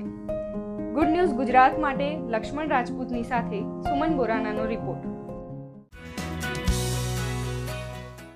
ગુજરાત એ શૂરવીરોની ભૂમિ છે. ગાંધીજી, સરદાર પટેલ, મોરારજીભાઈ દેસાઈ કે કનૈયાલાલ મુનશી જેવા કંઈ કેટલાય નામોથી તો આપણે પરિચિત છીએ, પણ આમાંનું એક નામ અજાણ છે જેને કદાચ ઘણા બધા લોકો નથી જાણતા, અને એ નામ છે હાજી કાસમ. હાજી કાસમ એવા હતા જેણે લોકોને બચાવવા માટે પોતાનું બલિદાન આપ્યું. વીજળી, આ નામ તમે સાંભળ્યું હશે, પણ શું તમને ખબર છે કે આ જહાજનું સાચું નામ SS વેટરના હતું, અને એ જ લોકોએ બનાવ્યું હતું જેમણે ટાઇટેનિકને બનાવ્યું હતું. તારીખ હતી 8 નવેમ્બર 1888 નો દિવસ. આ દિવસે આ સ્ટીમર દરિયામાં ડૂબી ગઈ. એનું સાચું નામ વેતરણા હતું. મુંબઈ પાસે એક વેતરણા નામની નદી છે, એના ઉપરથી આ સ્ટીમરનું નામ રાખવામાં આવ્યું હતું. આ સ્ટીમર ઉપર એટલી બધી રોશની કરવામાં આવેલી કે જેથી કરીને ખૂબ પ્રકાશ ઝળહળતો હતો, એટલે લોકોએ વેતરણા નામ પસંદ કરવાને બદલે એનું નામ વીજળી કરી દીધું, અને વીજળી ખૂબ પ્રચલિત થયું હતું. આ વીજળી નામની જે સ્ટીમર હતી, વેતરણા નામની સ્ટીમર, જે મુંબઈથી માંડવી સુધી ચાલતી હતી, અને 4 વચમાં એના સ્ટોપ આવતા હતા. 8મી નવેમ્બરના રોજ માંગરોળથી એ ઉપડી અને દરિયામાં ગરક થઈ ગઈ. એમ કહેવાય છે કે એની અંદર 750 જેટલા લોકોના મૃત્યુ થયા, જેમાંના 13 જેટલી જાન હતી, અને માંડવીથી 400 જેટલા વિદ્યાર્થીઓ મુંબઈ પરીક્ષા આપવા જતા હતા, અને એ વિદ્યાર્થીઓ પણ આ દરિયામાં ગરક થઈ ગયા. ગુજરાતના પહેલા એવા લેખક કે જેમણે દરિયાઈ સાહસ કથાઓને પુસ્તકમાં કંડારી હતી તેવા ગુણવંતરાય આચાર્યની વીજળી એ 1954માં પ્રકાશિત થઈ હતી. 1938માં પપ્પાએ પહેલી સાગર કથા લખી, દરિયાલાલ, અને અત્યંત લોકપ્રિય થઈ, કારણ કે ગુજરાતની ગૌરવ ગાથા, સાગર કથા, વહાણવટાની પરિભાષા, આપણો પરદેશ સાથેનો વ્યવહાર, દરિયાઈ કાંઠાના રસ્તાઓ, એ બધું જ પહેલી વાર આચાર્ય ગુજરાતી સાહિત્યમાં લઈ આવ્યા, અને ગુજરાતને પોતાની ગૌરવ ગાથાનું ભાન થયું. 1954માં હાજી કસમ પ્રગટ થઈ, પણ ત્યારે તો ગૂગલ નહોતું, અને સ્વાતંત્ર્ય સંગ્રામમાં અહીંયા ત્યાં ફંગોળાતા પિતાએ કેવી રીતે ક્યાંથી આ બધું મટીરિયલ ભેગું કરવું, સંશોધન કરવું, વિગતો શોધી. તમે જો નવલકથા જ્યારે વાંચશો ત્યારે તમે જોશો કે એમની કલ્પનાશીલતાથી એમને વાર્તા તો એમાં ઠીક છે, પણ સત્ય ઘટનાઓ, પ્રસંગો અને વિગતો પુષ્કળ છે જે સાચા છે.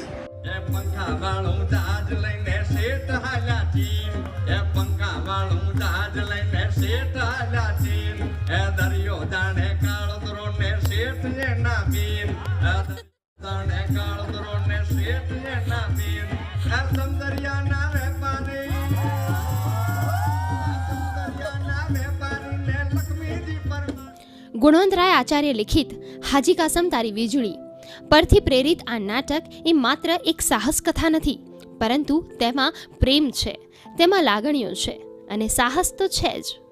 અને ઘટના સત્ય છે. ટાઇટેનિક ડૂબ્યું, એનો જે ડિઝાસ્ટર છે, એના પછી એના અવશેષ મળ્યા, એનું સંશોધન થયું, અને ખૂબ બધા પૈસા ખર્ચ થયા એની પાછળ. પણ વીજળીનો કોઈ અતોપતો નથી, કારણ કે એની પાછળ કોઈ સંશોધન, જે સાહિત્યમાં જે સંશોધન થયું છે એ થયું છે. બાકી અંદર જઈને કંઈક કાઢી શકાય એવું કશું મળ્યું નથી. અને એટલા માટે ખૂબ મહત્ત્વની આ ઘટના છે, જે આજે પણ ઘણી બધી જગ્યાએ હાજી કાસમતારી વીજળી રે મદદરીય વેરણ થઈ એ ગવાય છે. હાજી કાસમતારી વીજળી જે ગુણવંતરાય આચાર્ય સાહેબની નવલકથા છે, એટલા માટે મારા માટે રસપ્રદ બનતી હતી કે એ માત્ર વીજળી વિશે નથી, પણ હ્યુમન ઇમોશન્સ છે એની અંદર. લોકોની લાગણી સિવાય એક પર્સનલ લાગણી પણ છે. નાટક જ્યારે આપણે એકચ્યુઅલી નાટક લખવા માટે બેસીએ ત્યારે એ એક બંધાયેલા ફોર્મેટમાં હોય કે ઘરની અંદર જ બનતું નાટક, અથવા તો ફલાણા કોઈક એક લોકેશન ઉપર બનતું નાટક, અને એનો સેટ ફિક્સ હોય. જ્યારે કે આ સાહસ કથા છે જે શરૂ થાય છે માંગરોળ નામના ગામમાંથી, આપણા ગુજરાતનો દરિયાઈ પટ્ટો માંગરોળથી શરૂ થાય છે, લંડન પહોંચે છે, અને વચ્ચે કંઈ કેટલાય લોકેશન્સમાંથી પસાર થઈને જાય છે.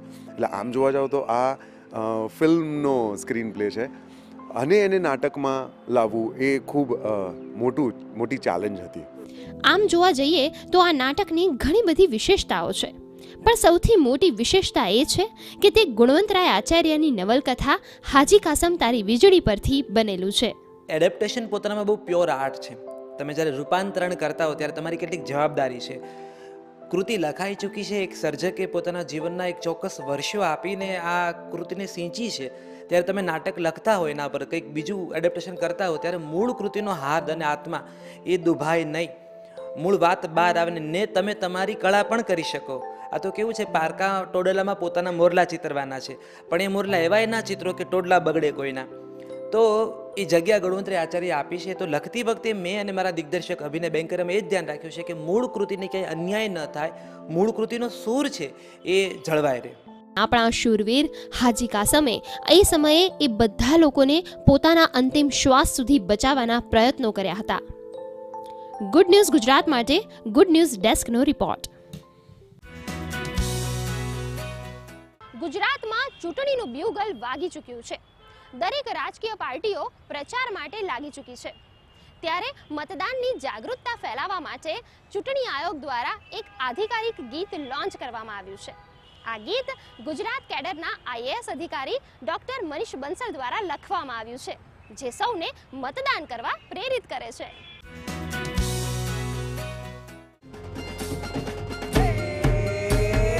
આવ્યું રે આવ્યું પર્વ આવ્યું રે, મારા ગુજરાત માટે ગર્વ લાવ્યું રે.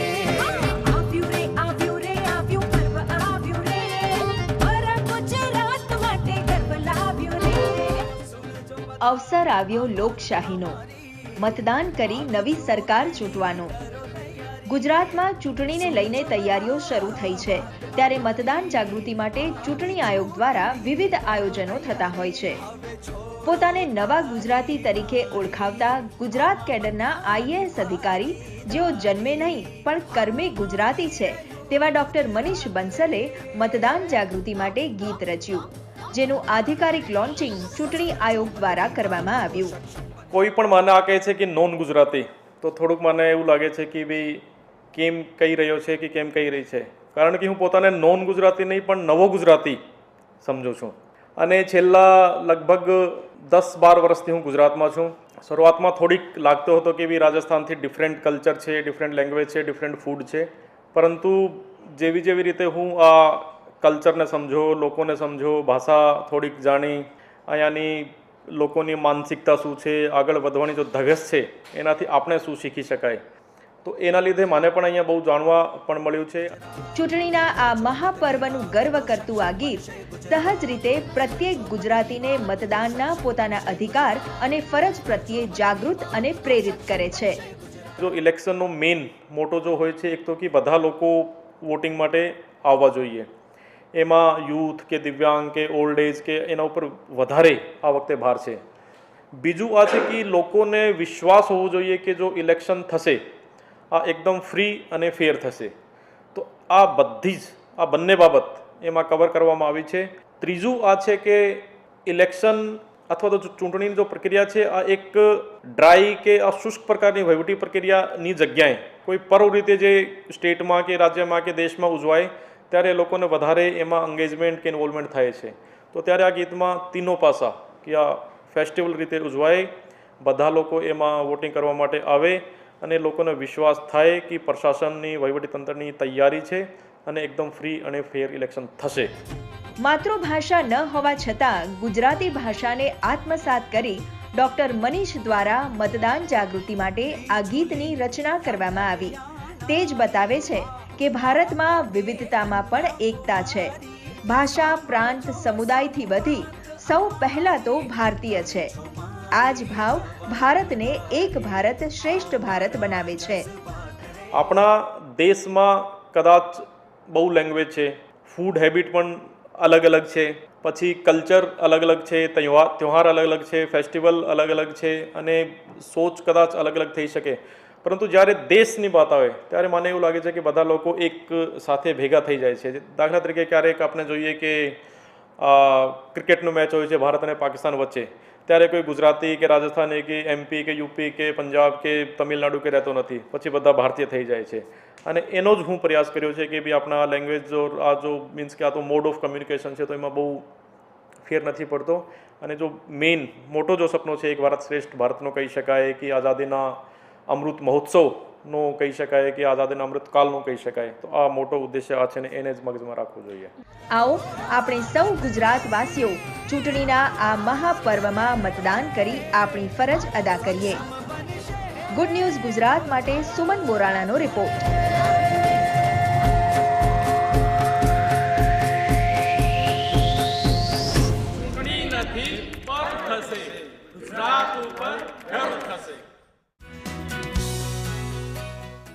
શું પસંદ કરશો તમે, ચા કે કોફી? મોટા ભાગે મહેમાનોની આગતા સ્વાગતા માટે વપરાતા આ શબ્દો તો તમે સાંભળ્યા જ હશે. કોઈ ચા પસંદ કરે છે તો કોઈ કોફી. પણ કોફી એક એવું પીણું છે જેનું સ્વાદ અને સુગંધ સૌનું મન મોહી લેતું હોય છે. તંદૂરમાં બનેલી ચાની ચુસ્કી તો તમે લીધી જ હશે, પણ આજે ગરમ ભઠ્ઠીમાં રેતી પર બનેલી ટર્કીશ કોફીના સ્વાદની મજા માણવા માટે આપને લઈ જઈશું અમદાવાદમાં.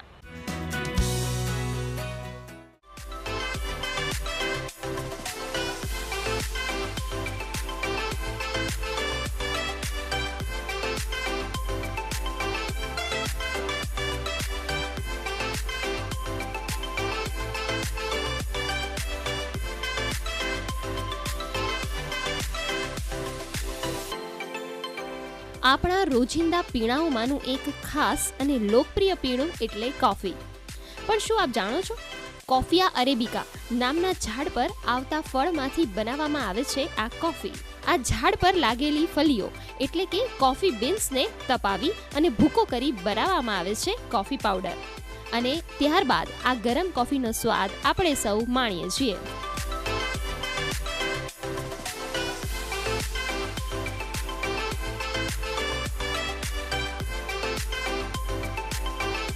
Hot coffee, black coffee, cold coffee જેવી ઘણી અલગ અલગ પ્રકારની કોફી તમે સૌએ પીધી હશે. પરંતુ આજે એક ખાસ કોફીનો ટેસ્ટ કરાવવા આપને લઈ જઈએ છીએ તુર્કી. અરે ઉભા રહો, ટર્કીશ કોફી પીવા હવે તમારે તુર્કી જવાની જરૂર નહીં પડે, પણ અમદાવાદમાં જ આપણે સૌ આ ટર્કીશ કોફીની મજા માણી શકીશું. ટર્કીશ કોફી એવું છે કે સૌથી સારી દુનિયાની સૌથી બેસ્ટ કોફી જે ટર્કીશ કોફી જ છે.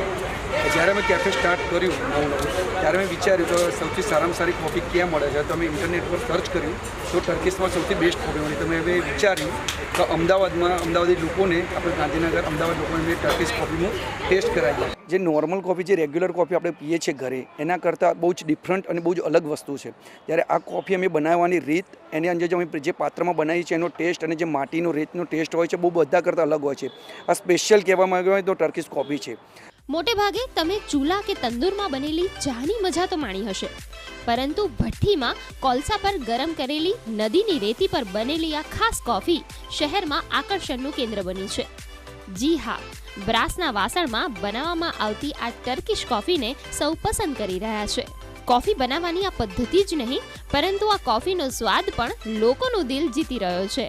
તંદૂરની અંદર કોલસા નાખીએ છીએ, એને ગરમ કરીએ છીએ, એને કમસે કમ 10 થી 15 મિનિટ ગરમ કરીએ છીએ અને એમાં રેત હોય છે નદીની, એની અંદર અમે બનાવીએ છીએ કોફી.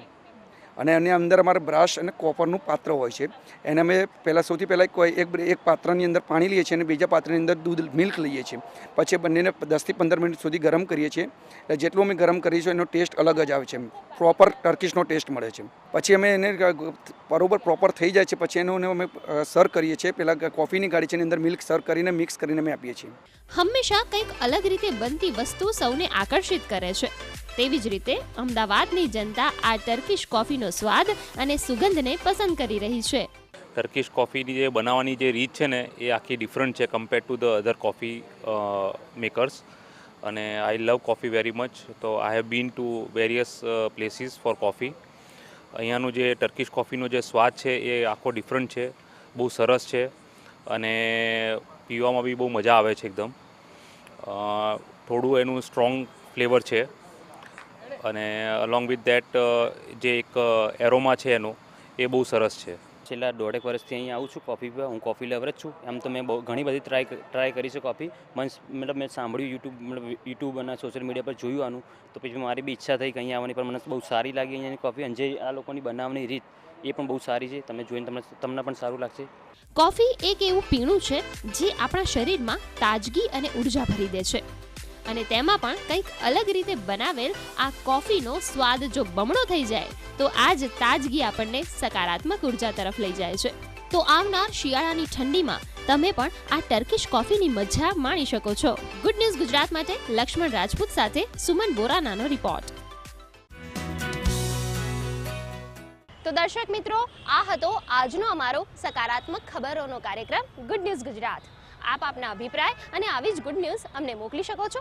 અમારું ઈમેલ આઈડી છે goodnewsgujarat@gmail.com. આ એપિસોડ આપ અમારી YouTube channel DD news Gujarati પર પણ નિહાળી શકો છો. તો દર્શક મિત્રો, આ સપ્તાહે માત્ર આટલું જ. આવતા સપ્તાહે ફરીથી મળીશું. ત્યાં સુધી અમને રજા આપશો. નમસ્કાર.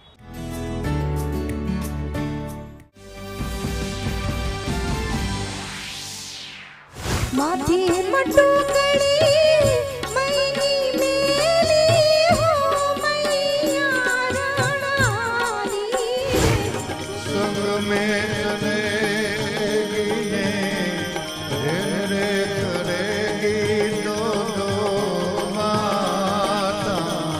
સદગુરુ કુંભાર શિષ્ય કુંભ હૈ ઘડી ઘડી કાઢે ખોટ. એ ટમ ટમ ટમ ટમ તારો ટમકે આવે મારી માં વલડી મારી.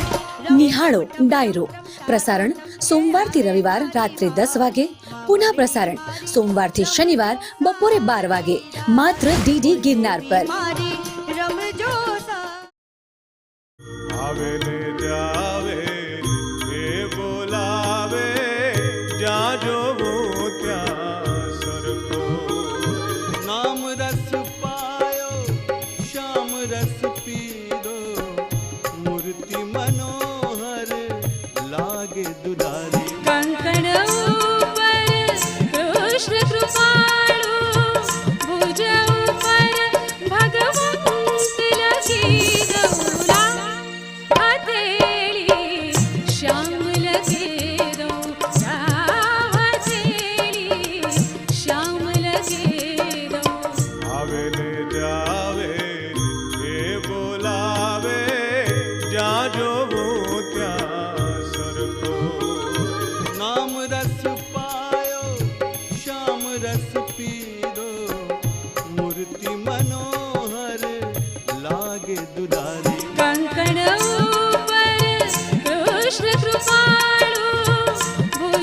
ઉપર ભગવંત લખી ગૌરા હથેળી શ્યામ લખે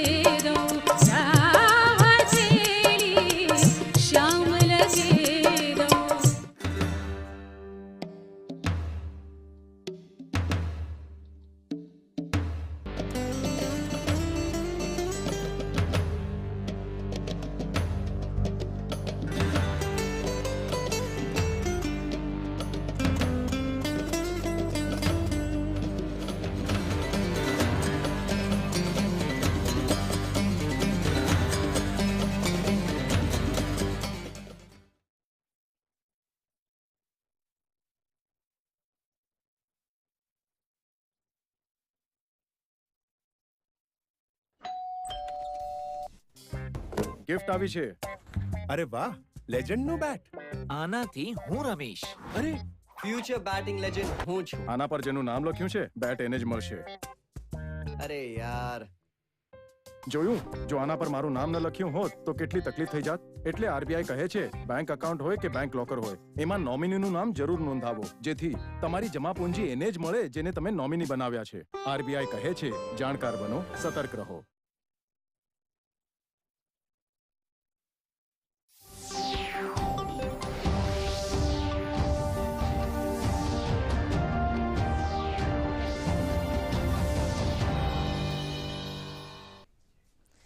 નમસ્કાર, ન્યૂઝ ફોકસમાં આપનું સ્વાગત છે. હું છું સાક્ષી. સમાચારની શરૂઆત કરીશું હેડલાઇન્સની સાથે.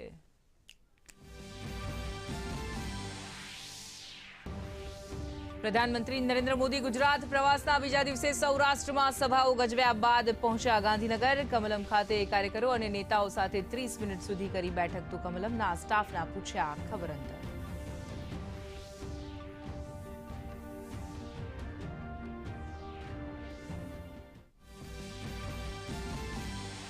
પ્રધાનમંત્રી નરેન્દ્ર મોદીએ કાઠિયાવાડમાં માત્ર કમળના વિજય સંકલ્પ સાથે ગુજરાતમાં ગજવી જનસભાઓ. અમરેલી, ધોરાજી, વેરાવળ, બોટાદમાં કર્યું સંબોધન. પોતાની સરકારની ઉપલબ્ધિઓ ગણાવી રેકોર્ડ તોડ જીત અપાવવા મતદાતાઓને કરી અપીલ. બપોર બાદ બોટાદમાં પ્રધાનમંત્રીએ સંબોધી ચૂંટણી સભા. કહ્યું, અમારી સરકારે ગુજરાતને સ્વસ્થ ગુજરાત બનાવવા કર્યા અથાગ પ્રયત્નો. ગુજરાત વિધાનસભા ચૂંટણીને લઈને તમામ પક્ષોના કદાવર નેતાઓ જોડાયા પ્રચારમાં. કોંગ્રેસના પૂર્વ પ્રમુખ રાહુલ ગાંધી આવતીકાલે ગુજરાતની મુલાકાતે મહુવા અને રાજકોટમાં કરશે ચૂંટણી સભા. આજે રાજકોટમાં કોંગ્રેસના નેતા અશોક ગહેલોતે સંબોધી ચૂંટણી સભા. કહ્યું, કોંગ્રેસ 125 બેઠકો મેળવવાના લક્ષ્ય સાથે વધી રહી છે આગળ. આપના રાષ્ટ્રીય સંયોજક અરવિંદ કેજરીવાલની હાજરીમાં યોજાયો રોડ શો. લોકો મોટી સંખ્યામાં ઉમટ્યા. તો વરાછામાં આપના નેતા સંજયસિંહની હાજરીમાં યોજાયો રોડ શો.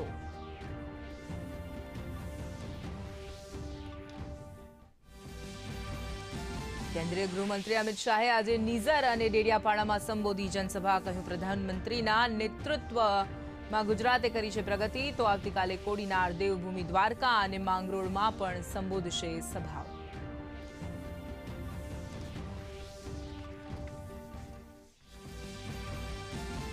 53માં ભારતીય આંતરરાષ્ટ્રીય ફિલ્મ મહોત્સવનો કેન્દ્રીય મંત્રી અનુરાગ ઠાકુરે દીપ પ્રજ્વલિત કરી કરાવ્યો પ્રારંભ. કહ્યું, ભારતને બનાવવાનું છે કન્ટેન્ટનું હબ. 9 દિવસ સુધી ચાલનાર 79 રાષ્ટ્રોની 280 ફિલ્મો થશે પ્રસારિત.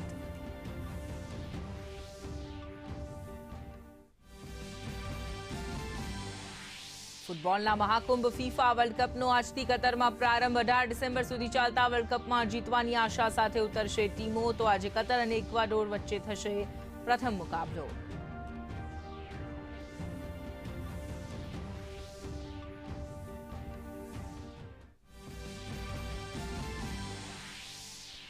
ભારત અને ન્યૂઝીલેન્ડ વચ્ચે આજે બીજી T20 મેચ. ભારતીય ટીમની 65 રને થઈ જીત. 192 રનનો આપ્યો હતો લક્ષ્યાંક. તો ન્યૂઝીલેન્ડની ટીમ 126 રન પર થઈ ઓલ આઉટ. દીપક હુડાએ રાખ્યો રંગ. 4 વિકેટ ઝડપી ન્યૂઝીલેન્ડની ટીમ પર બનાવ્યું દબાણ. અને હવે જોઈશું સમાચાર વિગતવાર. ગુજરાતમાં ચૂંટણી પ્રચાર અર્થે આવેલા પ્રધાનમંત્રી નરેન્દ્ર મોદી બોટાદની સભા બાદ ગાંધીનગરના કમલમ ખાતે પહોંચ્યા હતા, જ્યાં તેમણે ભાજપના કાર્યકરો અને નેતાઓ સાથે બેઠક યોજી હતી. બેઠકમાં પ્રદેશ અધ્યક્ષ CR પાટીલ અને મુખ્યમંત્રી ભૂપેન્દ્રભાઈ પટેલ પણ હાજર રહ્યા હતા.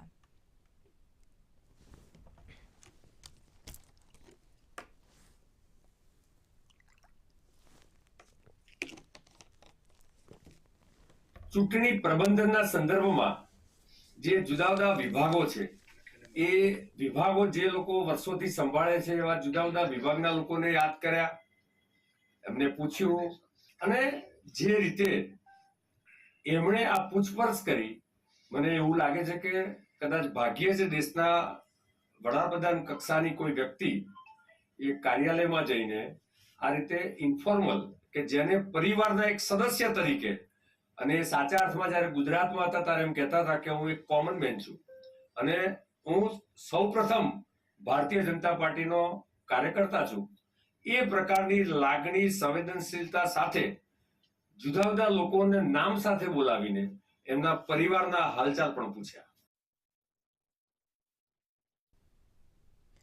પીએમ મોદી શનિવારથી 21 નવેમ્બર સુધી ગુજરાતના પ્રવાસે છે. 3 દિવસમાં પીએમ મોદીની 8 જેટલી જનસભાઓ યોજાનાર છે. આજે એક જ દિવસમાં પીએમ મોદીએ ધોરાજી, બોટાદ, સોમનાથ અને અમરેલીમાં સભાઓ ગજવી હતી. બોટાદમાં પીએમ મોદીએ ભાજપ સરકારના વિકાસના કાર્યો ગણાવ્યા હતા.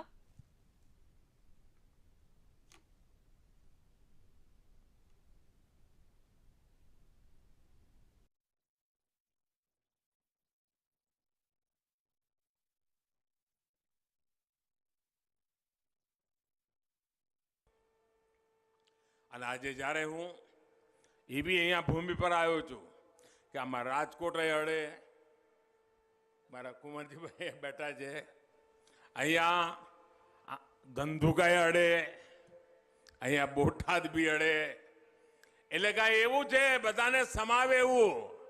અને જ્યારે હું ગુજરાતમાં હતો ત્યારે મને ખબર હતી જેમ આજે ઉદ્યોગ એટલે વાપી, વલસાડ એની ચર્ચા થાય છે ને, બોટાદના નવજવાનો, સૌરાષ્ટ્રના નવજવાનો, અમદાવાદ જિલ્લાના નવજવાનો, મારા શબ્દો લખી રાખજો. એ દિવસ દૂર નહીં હોય જ્યારે વલભીપુર, ધંધુકા, ધોલેરા, બોટાદ, ભાવનગર આખો પટ્ટો ગુજરાતમાં ઔદ્યોગિક રીતે સૌથી ધમધમતો ક્ષેત્ર હશે. આ એ ભૂમિ છે. તમારા પડોશમાં જ વિમાનો બનવાના છે ભાઈઓ. જે ગુજરાતમાં સાયકલ નહોતી બનતી ને, અહીંયા હવે વિમાન બનવાના છે. ગુજરાતના જવાનિયાનું ભવિષ્ય કેટલું ઉજ્જવળ છે એનું આ ઉદાહરણ છે. પ્રધાનમંત્રી નરેન્દ્ર મોદીએ ભાજપના અમરેલી મતવિસ્તારના 5 ઉમેદવારોના સમર્થનમાં જનસભાને સંબોધન કર્યું હતું. તેમણે અમરેલી, બાબરા, લાઠી, ધારી, સાવરકુંડલા અને રાજુલાના ઉમેદવારોને વિજયી બનાવવાનું આહવાન કર્યું હતું. અમરેલીની જનતાને ભાજપને મત આપવા અને અમરેલીની જનતાને મતદાન કરવા પ્રેરિત કરવા તેમણે આહવાન કર્યું હતું.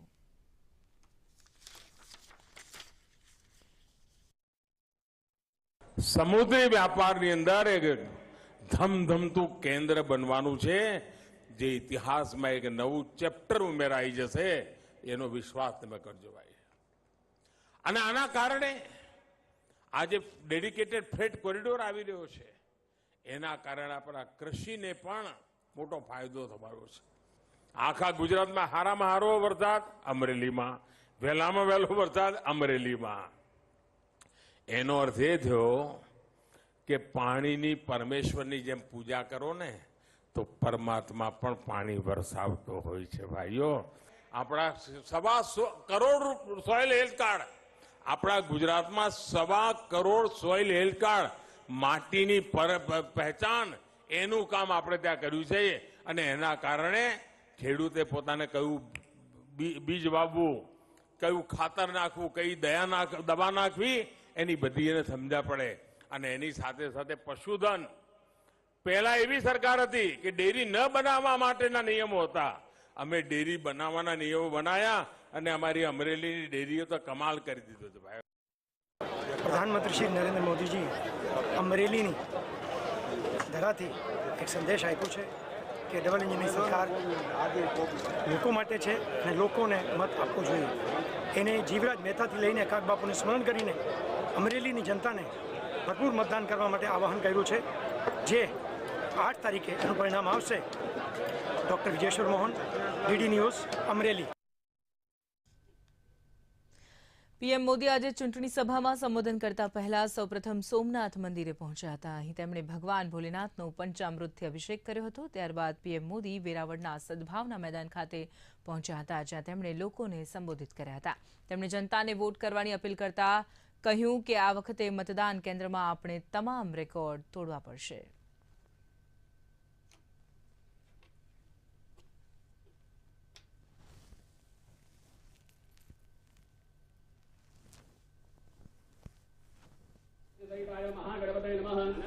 पुष्पं वा बिल्वपत्रं समर्पयामि. नमो नमः. ऋतुकालोद्भवं पुष्पं च पुष्पमालां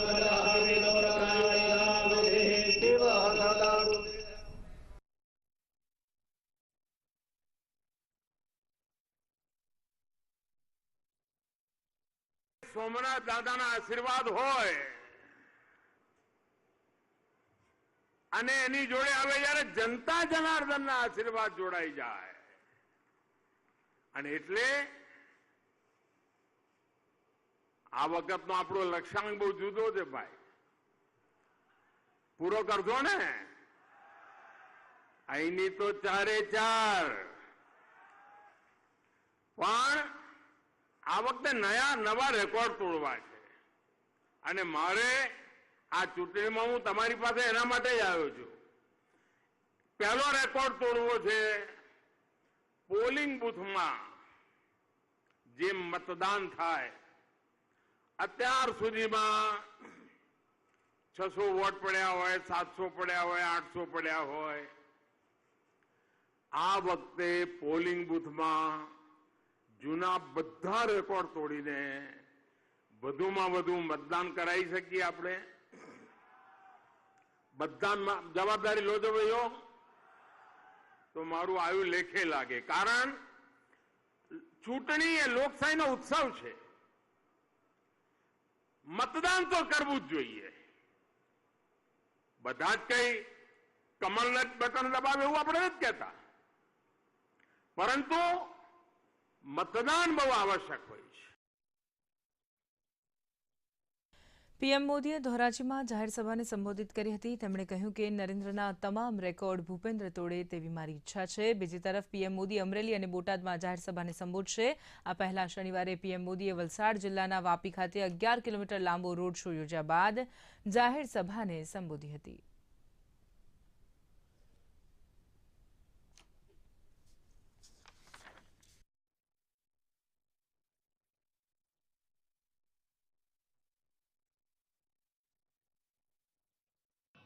ભાઈઓ બહેનો, એક સમય હતો જ્યારે ગુજરાત કોમી દાવા નળમાં છાસ બારે, હુલ્લડો છાસ બાર દે, કરફ્યુ.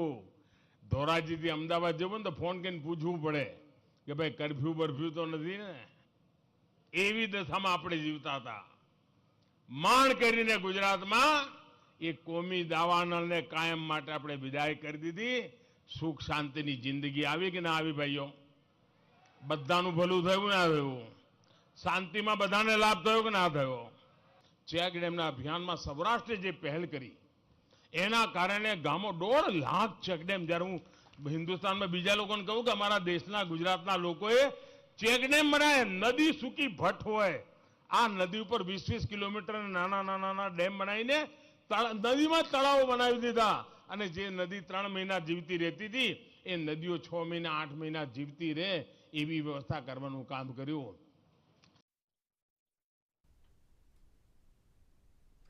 ગુજરાત વિધાનસભાની ચૂંટણીનો પ્રચાર પૂરજોશમાં ચાલી રહ્યો છે. ત્યારે નિઝર ખાતે આજે કેન્દ્રીય ગૃહમંત્રી અમિત શાહની આગેવાનીમાં એક જાહેર સભાનું આયોજન કરવામાં આવ્યું હતું. આ સભામાં મોટી સંખ્યામાં લોકો હાજર રહ્યા હતા.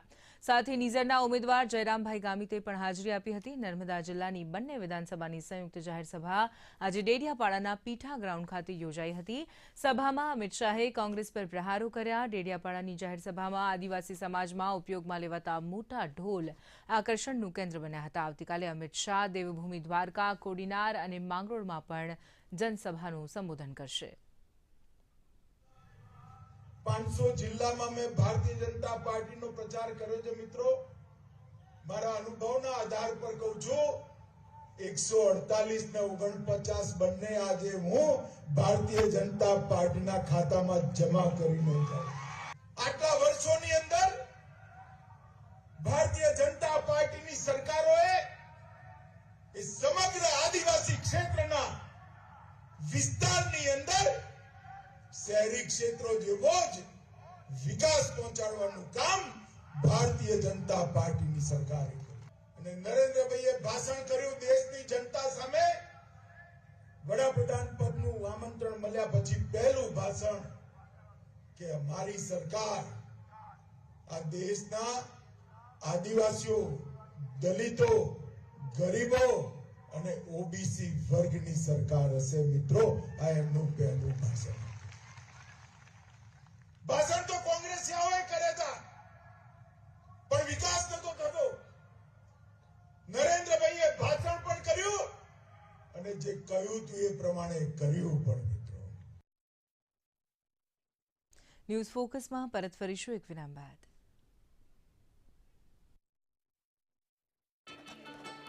फूल वाला, कैटरिंग वाला, बैंड वाला, हालो भाई.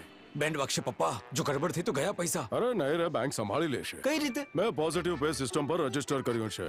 બેંકને ચેક્સ અને બેનિફિશિયરીઝની જાણકારી આપી દીધી છે. બેંક ચેક કરશે, તપાસ કરશે, ડિટેલ્સ મેચ નહીં તો ક્લિયરન્સ નહીં.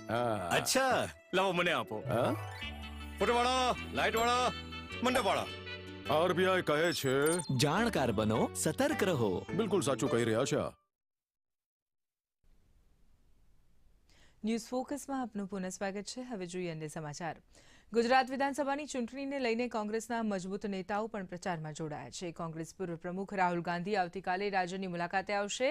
મહુવા અને રાજકોટમાં ચૂંટણી સભાનું સંબોધન કરશે. તો આજે રાજકોટ શહેરમાં રાજસ્થાનના મુખ્યમંત્રી અશોક ગહેલોતે પણ પત્રકાર પરિષદને સંબોધી હતી અને ભાજપ પર આકરા પ્રહારો કર્યા હતા. તો કહ્યું કે કોંગ્રેસ 125 બેઠકો પર જીત મેળવવાના લક્ષ્ય સાથે કામ કરી રહી છે.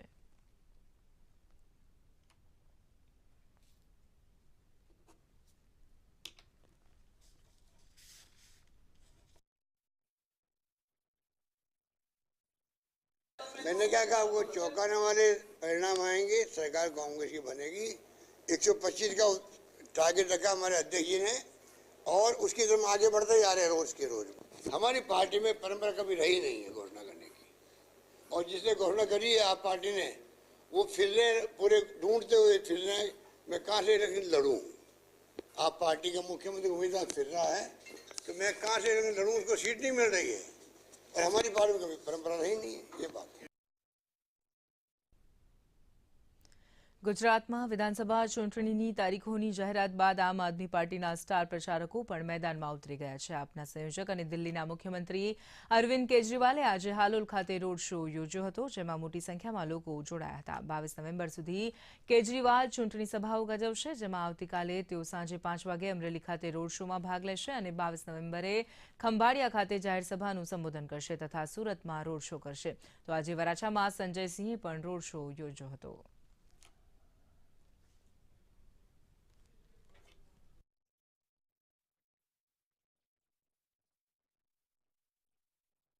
बहुत बड़ा बदलाव होने वाला है, बहुत बड़ा बदलाव.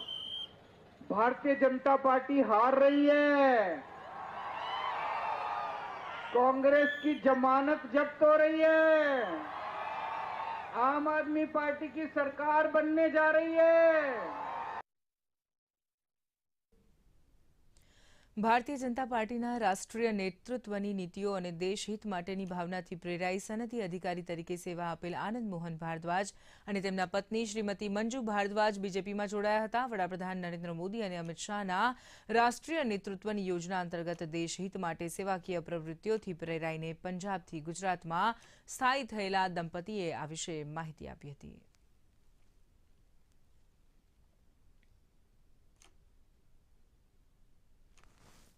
કોઈ મુંબઈની અંદર વકફ બોર્ડના દાવાના સંદર્ભમાં કીધું હતું કે હું વકફ બોર્ડની સાથે છું. વકફ બોર્ડ જ્યાં ક્યાંય પણ આ પ્રકારે મિલકત માટે દાવો કરશે તો મારું સમર્થન વકફ બોર્ડને હશે એવું કેજરીવાલજીએ કીધું હતું. તો જ્યારે આપે આ પ્રશ્ન પૂછ્યો ત્યારે હું આપ સૌના માધ્યમથી એમને પૂછવા માંગુ છું કે બેટ દ્વારકાના સંદર્ભમાં એમના વિચારો શું છે, એ પણ એ ગુજરાતની जनता વચ્ચે આવીને ક્લિયર કરે. मोदी साहब की सबसे अच्छी बात ये लगी कि इतना ईमानदार और मेहनती नेता मैंने नहीं देखा. यही कारण है कि मैं इतने, मेरे को रिटायर हुए भी आज 16 साल हो गए, तो भी मैंने इधर ज्वाइन करने का इसीलिए इच्छा दर्शाई है कि मेरे को मोदी जी का और गुजरात का जो कल्चर है उसका मेरे को बहुत अभिमान है. इस तरह की कुछ बातें जो ये मैंने मैगजीन में मैंने उनके पर्सनल जीवन की छापी हैं, मुझे बड़ा अच्छा लगेगा कि ये मैं इनके इन सेवाओं में काम आ सकूं, आपके समक्ष उनका ऐसा वाला पहलू भी रख सकूं जिससे आप लोग वाकिफ नहीं हो. और मैं ये कहते हुए आपसे विदा लेती हूं.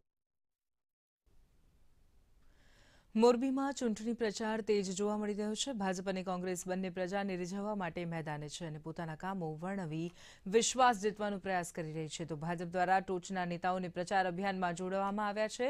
મોરબી માળિયા બેઠકના ઉમેદવાર કાંતિ અમૃત્યાના પ્રચાર માટે મોરબીના મુખ્ય માર્ગો પર રેલીનું આયોજન કરવામાં આવ્યું હતું.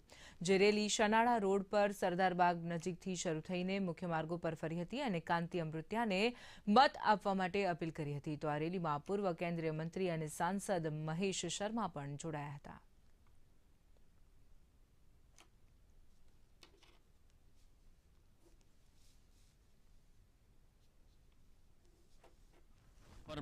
है मैं गुजरात के कल कई गांव में गया. मैं समझता हूं शहरों से भी बेहतर यहां के गांव हैं. लोग सुखी हैं, लोग संतुष्ट हैं, लोग खुश हैं. इसलिए कोई कारण नहीं है इस बार हम 160 सीटों से अधिक लेकर गुजरात में दोबारा से अपनी सरकार बनाएंगे और कांति भाई ऐतिहासिक मतों से जीतेंगे. કેન્દ્ર શાસિત પ્રદેશ દમણમાં કાયદો અને ન્યાય વિભાગ દ્વારા ફર્સ્ટ લીગલ વર્કશોપનું આયોજન કરવામાં આવ્યું હતું. ડીઆઈજીપી મિલિંદ ડુંબરે, લો સચિવ જયંત પંચાલ, પોલીસ વડા અમિત શર્મા સહિત અન્ય સભ્યો દ્વારા મોટી દમણ ટ્રાયબલ ભવનમાં કાર્યક્રમનું આયોજન કરાયું હતું. ગુનાની તપાસ દરમિયાન એવિડન્સથી લઈ અન્ય કાર્ય કેવી રીતે કરી શકાય તેની માહિતી વર્કશોપ દ્વારા આપવામાં આવી હતી.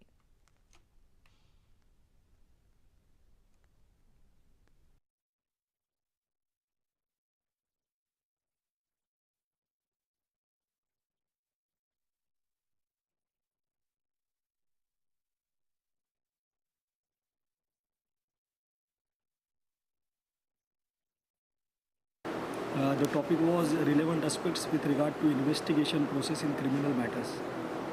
किसी भी क्रिमिनल मैटर का फाउंडेशन जो होता है वो इन्वेस्टिगेशन रहता है.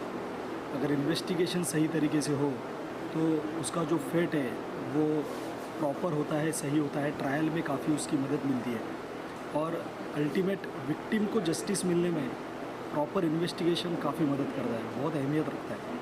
तो वो पॉइंट ऑफ व्यू से हम लोग ने हमारे जो पब्लिक प्रोसिक्यूटर्स हैं दमन और डीएनएच के उनकी सहायता से हम लोग ने पूरा वर्कशॉप प्लान किया था. हमको ये सीख देते रहे ऐसी मेरी.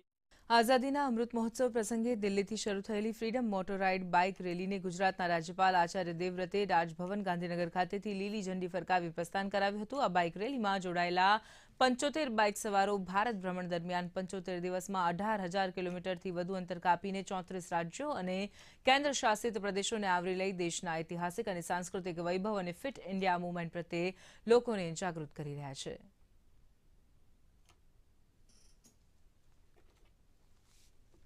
શક્તિપીઠ અંબાજી મંદિર ખાતે મુંબઈના માઈ ભક્ત દ્વારા 454 ગ્રામ સોનું ભેટમાં આપવામાં આવ્યું છે. સોનાની કિંમત 23,67,000 જણાવાઈ રહી છે. દાતાએ નાના મોટા બિસ્કિટ સાથે 454 ગ્રામ સોનું ભેટમાં આપ્યું છે. આ દાન ટેમ્પલ ઇન્સ્પેક્ટર દ્વારા સ્વીકારવામાં આવ્યું છે. દાતાએ પોતાનું નામ ગુપ્ત રાખી આ ગુપ્ત મતદાન કર્યું છે.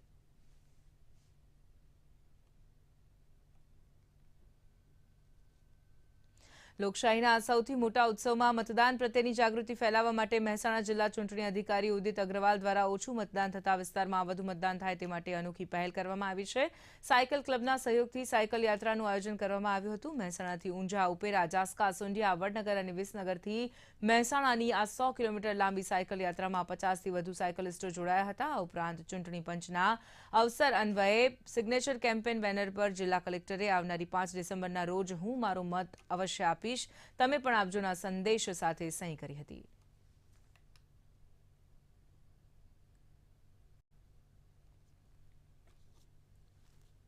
ત્રેપનમાં ભારતીય આંતરરાષ્ટ્રીય ફિલ્મ ફેસ્ટિવલનો ગોવાના પણજીમાં ડોક્ટર શ્યામાપ્રસાદ મુખર્જી ઇન્ડોર સ્ટેડિયમમાં આજથી આરંભ થયો છે. કેન્દ્રીય માહિતી અને પ્રસારણ મંત્રી અનુરાગસિંહ ઠાકુરે આ ફિલ્મ મહોત્સવનો દીપ પ્રાગટ્યોત્સવ કરી પ્રારંભ કરાવ્યો હતો. વિશ્વની તમામ ફિલ્મી હસ્તીઓનું ભારતની ધરતી પર સ્વાગત કર્યું હતું. સાથે ભારતને ફિલ્મ ક્ષેત્રે કન્ટેન્ટ હબ બનાવવાની વાત કરી હતી. આ ફેસ્ટિવલમાં 79 દેશોની 280 ફિલ્મો બતાવવામાં આવશે. આજે મહોત્સવની શરૂઆત ઓસ્ટ્રિયાઈ ફિલ્મ અલ્મા એન્ડ ઓસ્કરથી થઈ હતી. ભારતની 25 ફીચર ફિલ્મ અને નોન ફીચર ફિલ્મો ઇન્ડિયન પેનોરમામાં બતાવવામાં આવશે. કાર્યક્રમમાં ગોવાના રાજ્યપાલ શ્રીધરન પિલ્લઈ અને મુખ્યમંત્રી પ્રમોદ સાવંત પણ હાજર રહ્યા હતા.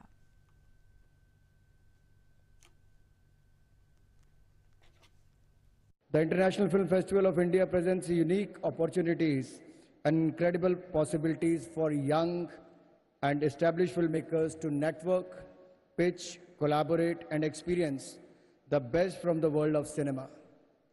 Cinema captures and chisels the conflux of a country's rich culture, legacy, heritage, hopes and dreams, aspirations, ambitions, and most importantly, the collective conscience of its people at a given time in history.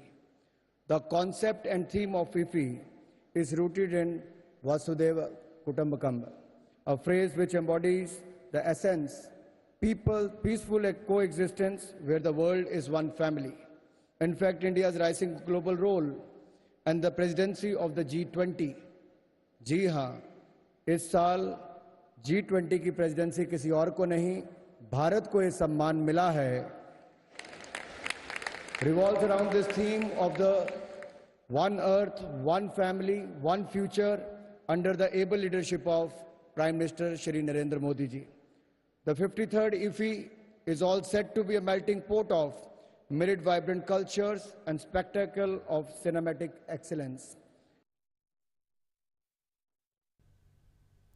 Bharat અને New Zealand વચ્ચે સિરીઝની બીજી T20માં team ઇન્ડિયાએ 65 રને જીત મેળવી છે. Team ઇન્ડિયાએ આપેલા 192 રનના ટાર્ગેટને પૂરો કરવા મેદાનમાં ઉતરેલી ન્યૂઝીલેન્ડની ટીમ 18.5 ઓવરમાં 126 રનમાં જ ઓલ આઉટ થઈ ગઈ હતી. દીપક હુડાએ 4 વિકેટ ઝડપી હતી તો સિરાજ અને ચહલને 2 વિકેટ મળી હતી અને ભુવનેશ્વર કુમારને 1 વિકેટ મળી હતી. ન્યૂઝીલેન્ડ તરફથી કેપ્ટન કેન વિલિયમસને 61 રન બનાવ્યા હતા. ટીમ ઇન્ડિયાના મિસ્ટર 360 ડિગ્રી પ્લેયર તરીકે જાણીતા સૂર્યકુમાર યાદવે આજે શાનદાર સેન્ચુરી ફટકારી હતી.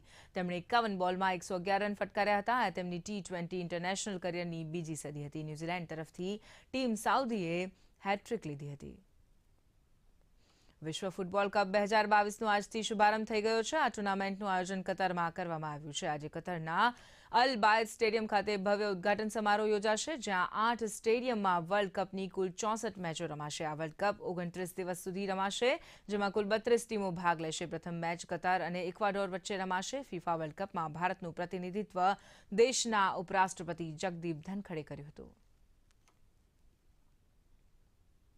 દિલ્હીમાં રાષ્ટ્રીય બાળ અધિકાર સંરક્ષણ આયોગ દ્વારા વિશ્વ બાળ દિનના અવસર પર બાળકોના ઉદ્ધાર અને તેમની ઘર વાપસી માટે ઘર પોર્ટલનું ઉદ્ઘાટન કરવામાં આવ્યું હતું. તેની સાથોસાથ બાલ કલ્યાણ સમિતિના અધ્યક્ષો અને સદસ્યો માટે પ્રશિક્ષણ મોડ્યુલ અને બાળકોના ઉદ્ધાર અને તેમની ઘર વાપસી માટે પ્રોટોકોલનો પણ શુભારંભ કરવામાં આવ્યો હતો. NCPCR દ્વારા વિકસિત મોડ્યુલ પ્રોટોકોલ અને પોર્ટલ દેખભાળ તથા સુરક્ષાની આવશ્યકતા હોય તેવા બાળકોના મામલે બાળ કલ્યાણ સમિતિઓ અને જિલ્લા બાળ સંરક્ષણ અધિકારીઓની સંશોધિત ભૂમિકાઓ માટે કામ કરે છે. આ અવસરે મહિલા અને બાળ વિકાસ મંત્રાલયના સચિવ ઇન્દિવર પાંડેએ કહ્યું હતું કે કોવિડ દરમિયાન 4345 એવા બાળકો હતા જેઓ અનાથ થઈ ગયા હતા. PM care for childrens team હેઠળ બહુ ઓછા સમયમાં આવા બાળકોની સમસ્યાઓનું સમાધાન કરવામાં આવ્યું હતું. આ સાથે જ ન્યૂઝ ફોકસ અહીં સમાપ્ત થાય છે. મને આપશો રજા. નમસ્કાર, શુભરાત્રી.